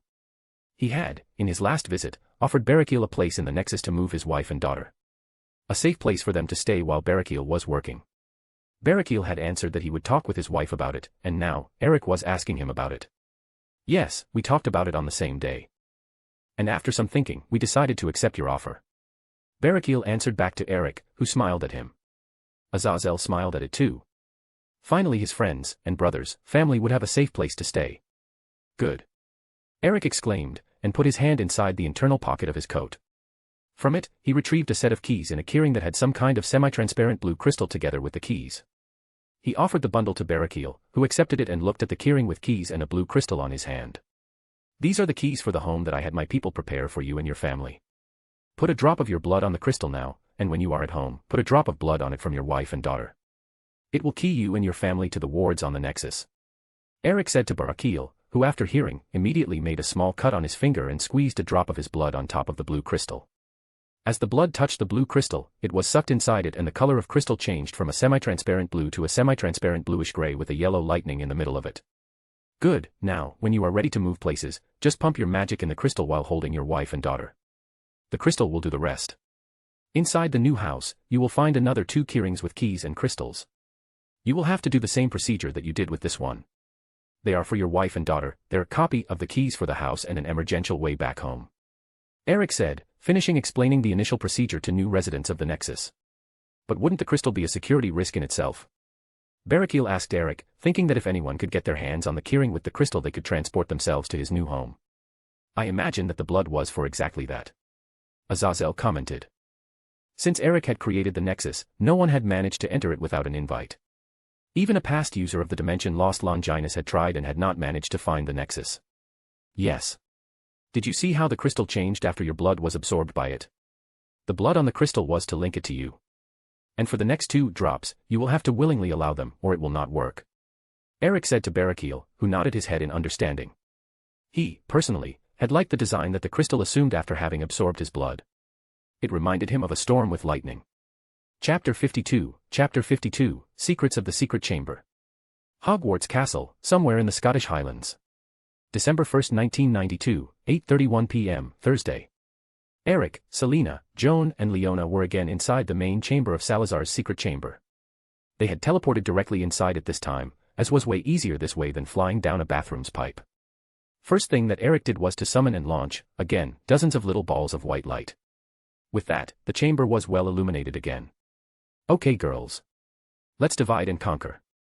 Selena and Joan will tackle the magic doors. Leona and I will see to the mechanical ones. Eric said to his wives and Selena walked to the first magical door, the one in the stone bust's mount, with Joan going after her. Eric then turned to Leona. Okay, Leona, lead the way. Eric said to Leona, who nodded her head and turned to where the first mechanical door was located. He followed Leona to one of the towering pillars and she went for the wall near it. Leona stopped by the wall and put her right hand over the stone in it. She caressed the wall slowly, as if feeling for something. Leona started to walk slowly to one side as she kept her hand on the stone wall. Then, she stopped. Leona caressed the wall carefully in circular motions, and when her hand had drawn the 3rd circle in the same place, it stopped. She then moved her hand to where the center of the circle would be and turned her face to Eric, and giving him a smile, she pressed her hand on the wall. A hidden button. She had found a hidden button on the wall, and as she pressed it, both of them heard a series of click sounds followed by the sound of an old pulley working. Then came the familiar sound of stones sliding against each other, and an indentation the size of double doors by the side of the button appeared on the wall. It slowly got deeper and then it slided downwards, revealing a new room to Leona and Eric. He looked inside the dark room a little and said, "Good job, Leona." Eric said while patting Leona on her head. The blonde had a big smile on her face. "Come, let's explore." Eric said to Leona, who took the invitation and hugged one of his arms. The couple entered the room side by side and Eric looked around. It was a dark and big room for what he could see of it. Don't take it the wrong way. When he evolved, as everyone before and after him, he did get a better vision for places of little light, like most animals had. But just like then, that kind of vision doesn't give all the details that a normal human would have seen in an ambient with good illumination. And so, Eric did what he had done in the main chamber. He waved his free hand and dozens of small balls of white light appeared around him and launched everywhere, stucking in walls, floor, and ceiling alike. And just like that, the duo now could see the entire room in detail. And the room was big. Well, not as big as the main chamber. The ceiling was about 4 or 5 meters high from a stone-tiled floor. The walls, laterally, were separated by a good 30, maybe 35 meters.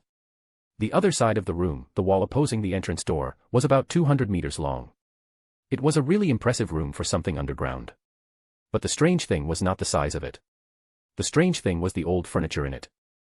Beds, tables, chairs, benches, cabinets, wardrobes, shelves, and more. The room was, too, arranged as if it was waiting for a large contingent of people to live in it. Eric put 2 and 2 together, and got part of the answer for the charade. I think that this was Salazar's contingency plan for an attack or siege on the castle. Eric said to Leona while the two continued walking deeper into the room. Yeah.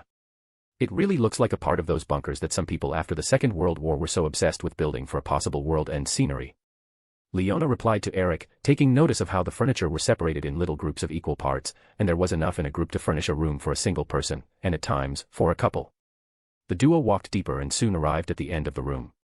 Not finding anything more, the duo walked back to the entrance door. As they exit, Eric looked around the main chamber while walking after Leona and saw that Selena and Joan were already out of the stone bust's mouth and were now checking another magically hidden door. When Eric stopped walking, Leona was already doing her thing again, touching the stone wall as if searching for or feeling something. Soon, she found the mechanism to open the second mechanical hidden door and pressed it. Like what happened with the previous door, clicks were heard, followed by pulleys, and then came the sound of stones sliding against each other. An indentation of the size of double doors slowly appeared in the wall and then, after a piece of the wall sliding down, an entrance was revealed. Eric and Leona walked inside the room and he immediately sent dozens of small balls of white light everywhere inside the room.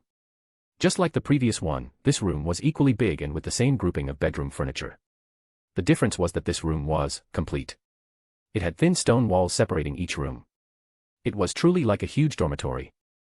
Not wanting to let anything pass, Eric and Leona still walked until the end of the room, and having reached it, and finding nothing different, they turned back and walked out of the second dormitory room. Earlier, with Selena and Joan, both women walked to the stone bust, where the first door that they would investigate in the night was located. Selena extended her arm forward and did the grabbing motion with her hand, summoning Slytherin's sword to it. She then pointed the sword to the stone bust and, while pumping some magic on the sword, ordered it to open. Open. And the door did, with the sound of stones sliding against each other. Selena and Joan waited for it to open completely and both of them entered the stone bust's mouth, with Selena summoning a ball of white light to serve as illumination. The women walked down the tunnel while paying attention to the walls and where they were stepping. A moment later, Selena and Joan reached a large round room. The women walked to the center of the room while looking around. The room was bare if not for the lone old chair by the room's entrance and near the wall. Joan then noticed that the room temperature was superior to the temperature in the main chamber. She then kneeled on one knee on the ground and put her hand on it. The ground is warm. Joan said to Selena, who nodded her head. This was the room where Hilda slept. Basilisks are cold-blooded animals, like most reptiles. Uncle Salazar must have enchanted the room to produce some heat to keep her nest always at a comfortable temperature. Selena said and walked to the wall of Hilda's nest. She looked at the floor, where the floor met the wall, and sure she found what she was looking for. Small symbols, dozens of them, carved in the stone in a repetitive sequence to generate an effect, runes. He runed the entire room. Selena said while looking at the small runes carved on the floor. She then closed her eyes and extended her senses to search for anything unusual inside the room. Selena found nothing. This was just Hilda's nest. The only thing unusual on it was the old chair that was by the room's entrance, near the wall. She could imagine her Uncle Salazar sitting in that chair and talking his mind off with Hilda. Selena took a moment to put her emotions in control again and started to walk to the exit of the room.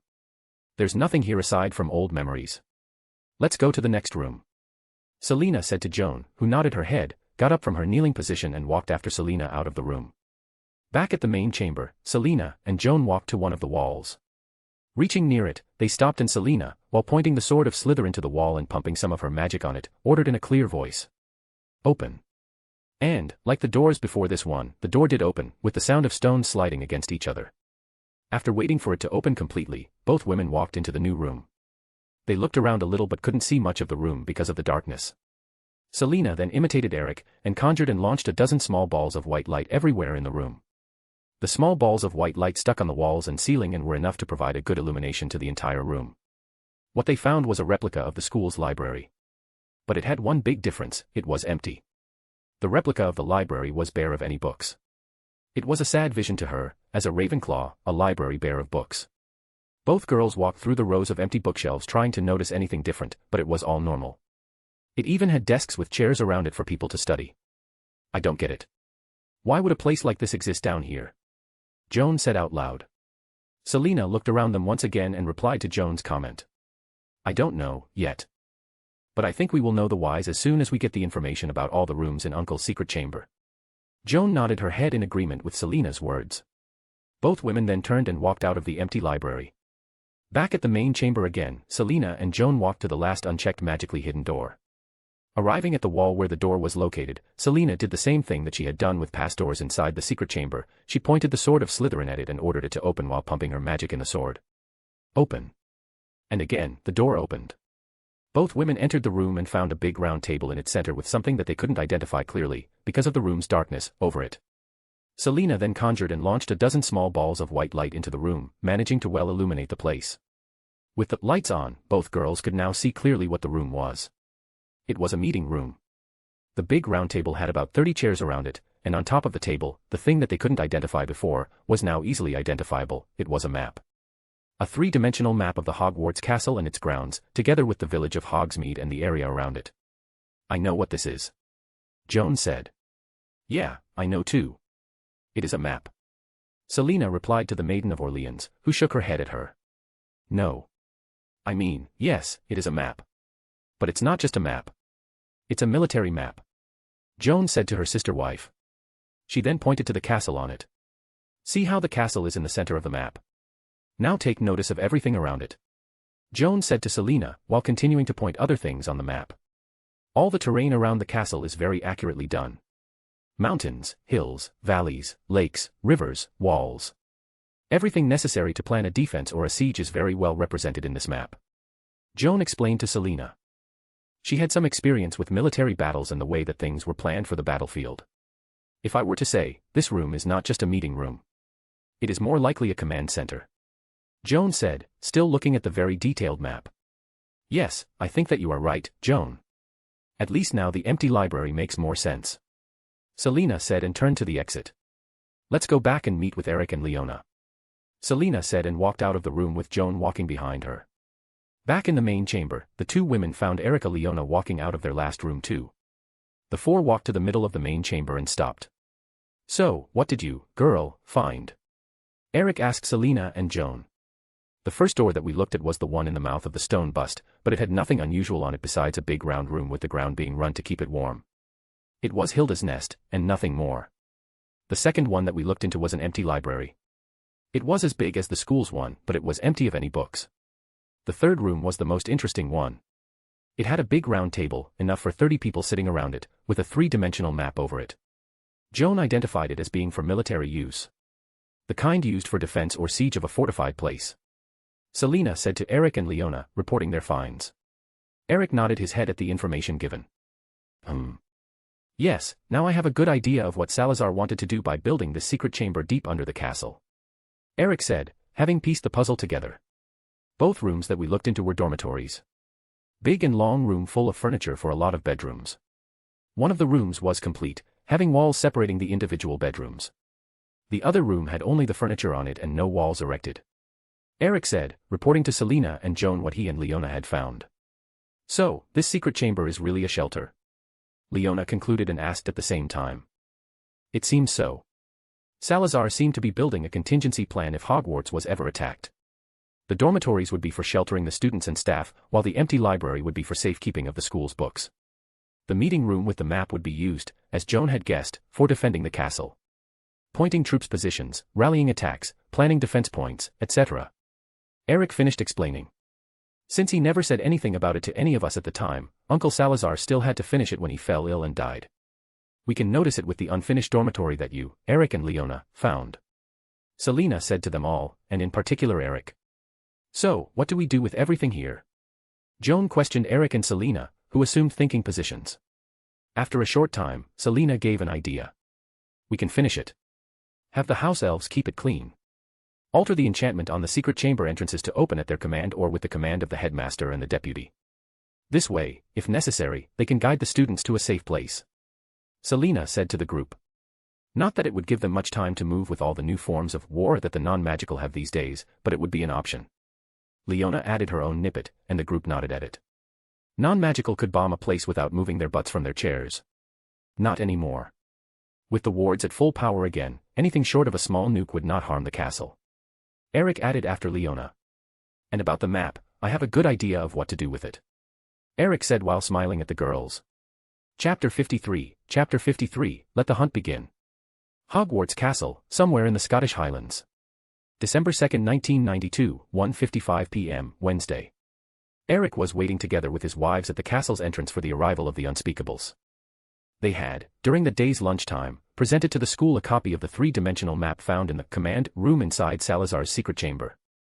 The presentation had as objective to show the students how the castle and the area around it was during the founders' times.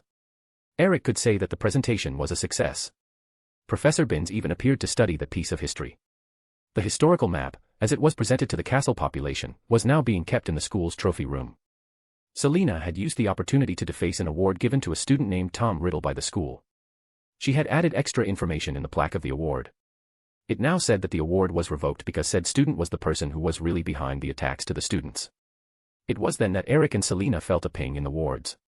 Eric and Selena turned to the gates and saw a group of 3 Unspeakables by the gate. Their guests have arrived. Eric then signaled with his hand for them to enter the gates at the same time that he allowed them entrance through the wards. Mr. Croker, welcome to Hogwarts again. Eric said to the Unspeakable when he and his team was near enough. Thank you, Lord Ravenclaw. Croker replied to Eric. Come, I have asked the house elves to prepare a meeting room so we can discuss the hunting. Eric said to them and started to walk inside the castle with his wives following him. The team of Unspeakables was far behind from them too. They quickly walked through the great hall and into one of the corridors of the ground floor of the castle. The group then entered an inconspicuous room. Inside, they found a round table already prepared in the center of the room with a big and detailed map of Europe open on top of it. Eric and the girls walked to the table and positioned themselves on one side of it. The team of Unspeakables soon followed them and positioned themselves on the other side. As you can see, this is a detailed map of Europe. We will use it, together with a divination spell and the tracker that you, Unspeakables, built to point to the region where the disembodied piece of soul is hiding. Eric said, explaining to the Unspeakables what they were going to do. He then extended his hand to Croker and asked the Unspeakable.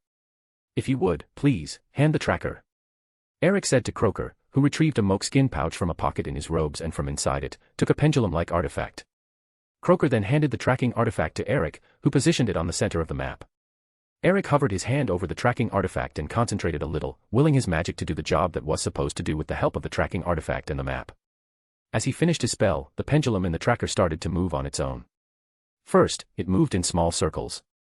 As the pendulum was doing more and more circles, the radius on them was getting bigger and bigger. And then, it stopped. The pendulum went rigid, froze in place. Its line, tense, and its pointed weight was pointing to a specific region on the map. Eric went over it and aligned his eye with the pendulum line and pointed weight. Albania. Eric said, announcing what the tracker had shown them. So, Riddle's main piece of soul is somewhere in Albania. Good. Selena added. Her last word was said with a sinister smile on her face. Eric waved his hand and the tracking artifact started to float about half a meter over the table, cancelling the divination spell at the same time. He then centered the detailed map with the country, Albania, in the center of the table, and with another wave of his hand, the map started to enlarge. It growed until the country of Albania took more than half of the table. While all of this was happening, the Unspeakables were unmoving and silent. Eric put the tracking artifact down on top of the map again, but this time, just outside the borders of Albania. He then casted, for the second time, the divination spell. The pendulum started to move in small circles again, which slowly grew in radius. And then, like before, it stopped. Its line and pointed weight were pointing to a region inside the country. Eric aligned his eye with it and announced to the room. Kafstama National Park. That's where we will find it. Eric said while still looking at the map. Leona, get the coordinates for us for the park. Eric asked Leona, turning his face to look at her and giving the tracking artifact back to Croker. Leona took a pencil and drew a circle in the map where the park was. She then started to take notes on the map itself, calculating the approximate coordinates for the transportation point in accord with the latitude and longitude lines in the map. After 30 seconds or so, Leona finished her math and turned to Eric. Got it. She said shortly. Eric nodded his head to her and replied. Prepare a transportation circle for the coordinates. Standard transportation height for unknown coordinates. Eric said to Leona, who went to the bigger open space in the room and started to concentrate on building a transportation magic circle to the calculated coordinates. Eric then turned to the team of Unspeakables. Gentlemen, I hope that you all brought your broomsticks. Eric said to them. We never go out without one, Lord Ravenclaw. But why would we need one? Croaker replied to Eric and asked him. Standard security measures when transporting to an unknown location. We set the height of the transportation circle to 300 meters above ground, that way we don't transport in the middle of a building or on top of a lake. So, we will be teleporting in the middle of the air. Eric answered to Croaker, who looked back at his colleagues and gave them a nod. They then each started to retrieve a broomstick from inside their robes. Eric walked to where Leona was. Her blue magic circle was already shining, charged and ready to be activated. Eric stood by her side and hugged Leona's waist. Selena and Joan joined them too, followed by the three Unspeakables. Ready yourselves. Leona warned everyone. A layer of light of different colors wrapped around the bodies of Eric, Selena, and Joan, signifying that their fly spells were being activated, while the three Unspeakables mounted their broomsticks and, with a low impulse, started floating some centimeters above the floor. Leona looked at them and saw that they were all ready, with Eric hugging her waist with more strength and casting a subtle notice-me nod over the group. Activating transportation magic circle. Leona said, and the blue magic circle shone with a more strong light and the seven disappeared in motes of blue light. Kafstama National Park, Albania. December 2, 1992, 2:10 p.m., English time. In the middle of the air, 300 meters above the soil, a blue magic circle suddenly appeared. Half a second later, 7 people appeared in the middle of it. As the blue light of the magic circle faded, the 7 people looked down from where they were flying. What they all saw was a big forested area covered in fresh white snow. This is a nice scene. Joan spoke while looking around her floating point. Yes. If not for the disembodied soul wandering here, I would think so too. Leona replied to Joan's comment. Eric, who was holding Leona in the air, looked around them too, and then down. We have a clearing just under us. Eric pointed out to the group. Let's land and prepare to start the hunt. Eric added, and he started to fly down. The rest of the group looked down and started to fly down after Eric too. Soon, Eric landed in the snow-covered clearing and put Leona back down on the ground. The rest of the group followed too, with the Unspeakables hopping off of their broomsticks. Mr. Croaker, the tracking artifact. Eric says to the Unspeakable, who reaches for his mokeskin pouch and retrieves the tracking artifact from inside it. After putting away the mokeskin pouch, Croaker checks the tracking artifact. He looks at it for some seconds and then points away. That way. Croaker says, and Eric nods at it with his head. Keep your eyes open. Eric says and starts to walk in the direction pointed by Croaker. Selena was by Eric's side, Croaker and his Unspeakables were behind them, and Joan and Leona were last, taking the rear of the group. They walked for almost 20 minutes through the forest covered in white snow. Croaker would, at certain moments, make corrections to their directions, guiding the group to the prey. And then, Croaker stopped suddenly, getting the attention of everyone and making them stop too. It should be here. The tracker is pointing to it as being right here. Croaker said while looking around and looking at the tracking artifact again. Eric and Selena looked around and expanded their senses. After some seconds checking, they found nothing. There's nothing here, Mr. Croaker. Eric said to the men. Croaker looked at the tracker again and reaffirmed. The tracker is saying it is here. He said while showing the tracking artifact to Eric, who confirmed. Indeed it seems so. Unless. Eric said, dragging his last word while thinking. Selena caught immediately at what he was thinking about. Unless the bastard is hiding underground. Selena said in realization. Yeah, I think so too. The tracker is pointing down. Eric said. It makes sense. Croaker added. So, let's look for a cave entrance. Selena said to the group who nodded with their head in agreement. More 20 minutes later, Eric called everyone to his place. When the group was together again, Eric showed them his find. It was a tree. A very big and old tree. It had no leaves at the moment because of the winter, and the snow was thick on the ground around its trunk.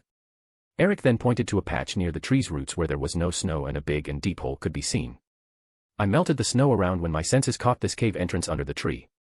Eric said to the group. I tried to get a reading of its insides, but it runs deep.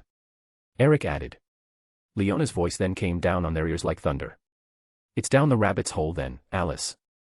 The members of the group that were not wearing cloaks, Eric, Selena and Joan, looked at her for a moment before rolling their eyes. What? I like that book. A/N managed to write the chapter for the day. It's shorter than usual, but it's here. Not really a health issue, but I appreciate the well wishes. Thank you. Chapter 54, Pit of Snakes. Kafstama National Park, Albania. December 2, 1992, 3:02 p.m., English time. Okay, Leona, I have to agree that it was a very appropriate moment for that phrase. Selena said to Leona after letting out a chuckle. Now, how do we go down the cave? I really don't want to eat something to shrink. Joan added to the conversation. She had read the book too, so she thought it wouldn't be an inappropriate remark. We are just going to transfigure the earth around and compact it to avoid the cave collapsing on us. Eric said and waved his hand, enlarging the hole in the middle of the roots of the old tree and compacting the dirt. He then conjured an orb of white light and set it to float above his head. With two of the main problems solved, Eric turned to the hole in the ground and started to go down it. Selena, Joan and Leona shrugged and followed Eric down the cave. Croker looked at the other Unspeakables and took out his wand with a flick of his wrist, and without any word, followed Eric and his wives down the cave. The other two Unspeakables took out their wands and followed after Croker. As Eric and his group walked down the cave, the temperature started to stabilize from the chilling winter to a more warm and constant one. During the walking, the group stumbled upon dozens of skeletons of small animals. Rodents at most, but there were some rabbits in the middle of it too. Regurgitated bones. Eric said after examining some of the skeletons. The bones showed signals of wear by some kind of acid. This last piece of information, together with the constant temperature of the underground and the size that the cave was before his transfigurations, brought him to think of an idea of what they could find down in this cave. Be watchful of snakes. All the signals that we got until here points to this being a snake's den. Eric warned his companions. It didn't take much time for them to find what they were looking for. Croker had to verify the tracking artifact sometimes when they had forks in the path, and the rest had to put down some aggressive snakes that attacked them, but they found what they were looking for. They first heard it as a series of small noises. Hisses mixed with small stones moving about. And after searching the origin of the noises, the group found it. It was a bigger room inside the cave. It had stalactites all over the ceiling dripping droplets of water to the ground, which was a giant snake pit. Literally. Eric stopped at the border of it looking at it. His companions stopped too by his sides. He noticed that the snakes were agitating themselves due to the new light in the cave. Eric then flicked his finger and the orb of white light that was floating above him changed its color to a soft green and started to multiply in numbers. With another flick of his finger, the orbs of soft green light were launched and stuck through the cave room's walls and ceiling, giving the room a soft green lighting that calmed down the snakes. I think that we found what we were looking for. Joan said to her companions. There. She added while pointing at a section of the cave room. The group looked at it and what they saw was an odd scene. In the middle of the pit was a big stalagmite that seemed to have been destroyed. It had its upper portion tore down, creating a kind of pedestal of sorts. One could even say that anything that was put on top of it would be an emphasis inside the room. And it was in this place of emphasis that the group saw a big black snake looking at them with red eyes. One could feel the malice coming from it. Croker brought the tracking device up and aligned it with his eyes, confirming Joan's words. Lady Joan is right. The tracker is pointing directly to the snake on top of the broken stalagmite. Croker said to everyone. The snake's eyes squinted at that and it started to move. When Selena saw that it wanted to flee, she jumped into action. Oh no, you won't escape from us. She said and started to launch spells at the snake, one after the other. The first ones missed its mark, causing the snakes that it touched to be launched in the air. Joan, secure the room. Leona, start casting a soul trap. Eric said and the said women started to do what was asked. Joan unsheathed her sword, a short one because of where they were, and put herself on guard in front of the group, cutting down any snake that approached them with the intention to attack. Leona extended her hand and started to cast a long magecraft spell with a blue magic circle appearing in front of her hand. Eric then started to cast and launch bolts of white light to the cave room's walls, ceiling, and ground. With each bolt of white light that impacted their target, that section of it would start to glow with an ethereal white light. The Unspeakables got into action too without a prompt from Eric. Two of them turned to where they came from and started to blast any snakes approaching them from behind, while the remaining one went to Joan's side and started to help the armored woman. And then, one of Selena's spells hit its mark. The black snake with red eyes was launched in the air with it, and before it could drop back into the ground, another spell cast by Selena hit it in the middle of the air. The snake then stopped its fall and stood in the air trying to slither on it. Gotcha. Selena said loudly with a smirk appearing on her face. She then cast another spell, and a blue bolt of magic hit the snake and made it glow in a blue light. We can't have you escaping us now, can we, Tom? Selena said again, this time with a sickly sweet voice that made the snake stuck in the air stop trying to move. It then turned its head to where Selena was and glared at her. Oh, yes. We know who you are. Selena spoke to the snake. Or better, we know what you are. Selina corrected herself, emphasizing that Tom Riddle couldn't be considered human anymore. And we know what you have done. Selina added mysteriously to the snake, while floating it slowly to where she was. And when it was about 2 meters away from her, she looked it in its red eyes and hammered the final nail on it. And guess what, we found them all. Selina said with a big Cheshire cat smile on her face. Every little one of your trinkets was found. The important artifacts that you used for them were all cleansed of your disgusting piece of soul, and the ones that were not important were already destroyed. Selina said to the snake. She was having some fun saying these things to it. She could not torture a piece of mangled soul physically, but she was sure that she could do it using the right words. And if the snake's reactions were to be taken into consideration, she was being very successful in her endeavor. You must have felt it, didn't you? She asked the snake. During last week, bouts of sudden weakness. Selina added. From what she had read about the Horcruxes, when you destroyed one of them, it would cause sudden weakness to its owner. But it was not like you could feel much within your current host, right? Selina added. The disembodied mangled soul was inside a snake right now after all, and the senses that a snake had were very different from the senses that a human had. Let's make it easier for you. Let me name the trinkets that were found for you. Selina said to the snake. First, we have a black leather-bound diary with the name T.M. Riddle on it. It was used to create a tracking artifact to search for the main piece of you or any other piece that was hidden away. Selina said. Second, we found the diadem inside the room of lost things. And let me tell you, you should have never touched it with your filthy hands. And for what you did to it, you marked yourself with a big target for me and my husband to come after you. Selina said again. The snake squinted its eyes at her and then it came to it. She had the same face as the ghost of Ravenclaw. A descendant, maybe. The thought passed by the snake's head. Third, we destroyed an accidental one that you had made the night that your body was destroyed. Selina said to the snake, who looked at her with confusion, maybe. Harry Potter had a piece of you inside him. But fortunately, the protection casted by his mother, the same one that killed you, protected him from the piece of your filthy soul. The boy is perfectly healthy now and that piece was bathed in fiend fire. Selina added to answer the snake's doubts. Fourth, we have a golden ring with a black stone on top of it, found inside the abandoned Gaunt's home. That one was destroyed too. Fifth, we have Hufflepuff's cup. It was found inside the vault of one Bellatrix Lestrange, in Gringotts. And the sixth and final one, we have Slytherin's locket. Selina said, she then assumed a thinking pose for a little and continued talking. This one was an intriguing one, you know. It was found, with the help of the new Lord Black, inside his family home, in London. When they took it, an old house elf appeared and tried to stop the people retrieving it from taking Master Regulus' locket. Lord Black then ordered it to explain, it told them, while crying, how his good Master Regulus Black had found the Dark Lord's secret after he had almost killed his loyal house elf and stole it from its hidden place with the intention to destroy it. Unfortunately, Regulus Black was dragged into a lake full of Inferius and was killed, but not before ordering his loyal house elf to get out and complete the mission. Selina spoke to the snake, who was thinking, right now, of the house elf that he had asked for one of his Death Eaters for. It had taken the house elf as dead after having it drink the living nightmare potion, but it seems that it had managed to survive. It's amazing how wizards and witches tend to completely ignore how powerful the magic that house elves have is. Selina added to the snake. The snakes from the snake's pit had stopped trying to reach them by now. Selina's companions were guarding her surroundings, and they were just watching Selina's one-sided conversation with the snake. Now, this is what we are going to do. I will destroy each one of your remaining trinkets right in front of your eyes. After all only you is left, we are going to force complete a little prophecy. Okay. Selina said again while using a sickly sweet voice. At the last word, she had another Cheshire cat smile on her face. Selina then put a hand inside a pocket of her robes and retrieved from it a red leather glove. She easily wore it in her left hand, and then extended her right arm to the side and made a grabbing motion with her right hand. On it, an intricate silver dagger appeared. It was her dagger, Ravenclaw's lady's dagger. Eric, dear, could you, please, give me the two that you got from Azazel? Selina asked Eric, who smiled back at her. Sure, honey.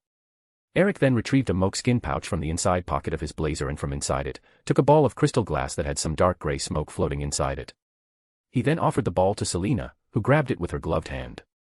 Selina then showed the dagger to the snake. Goblin silver. It was fed basilisk's venom. Watch carefully as it destroys a piece of your soul. Selina said to the snake, who started to try to move again, hissing angrily. She then slowly plunged the dagger into the ball of crystal in her gloved hand. The ball immediately blackened in its interior, and then, it shattered in thousands of small pieces. From it came a wail together with a small cloud of black smoke. It stood there wailing for a few seconds and then it disappeared into oblivion. The snake let out an angry hiss and then slowed its movements, looking balefully to Selena, who just smirked back at it. And that would be number 3. Selena said and extended her gloved hand to her husband again. Eric retrieved from his moleskin pouch another orb and put it in her hands. Selena then repeated the process of slowly plunging her dagger in the ball of crystal. The same happened again. The ball immediately blackened in its interior, and then, it shattered in thousands of small pieces. From it came a wail together with a small cloud of black smoke. It stood there wailing for a few seconds and then it disappeared into oblivion. The snake let out another angry hiss at her, who just smiled back at it. And that would be number 4.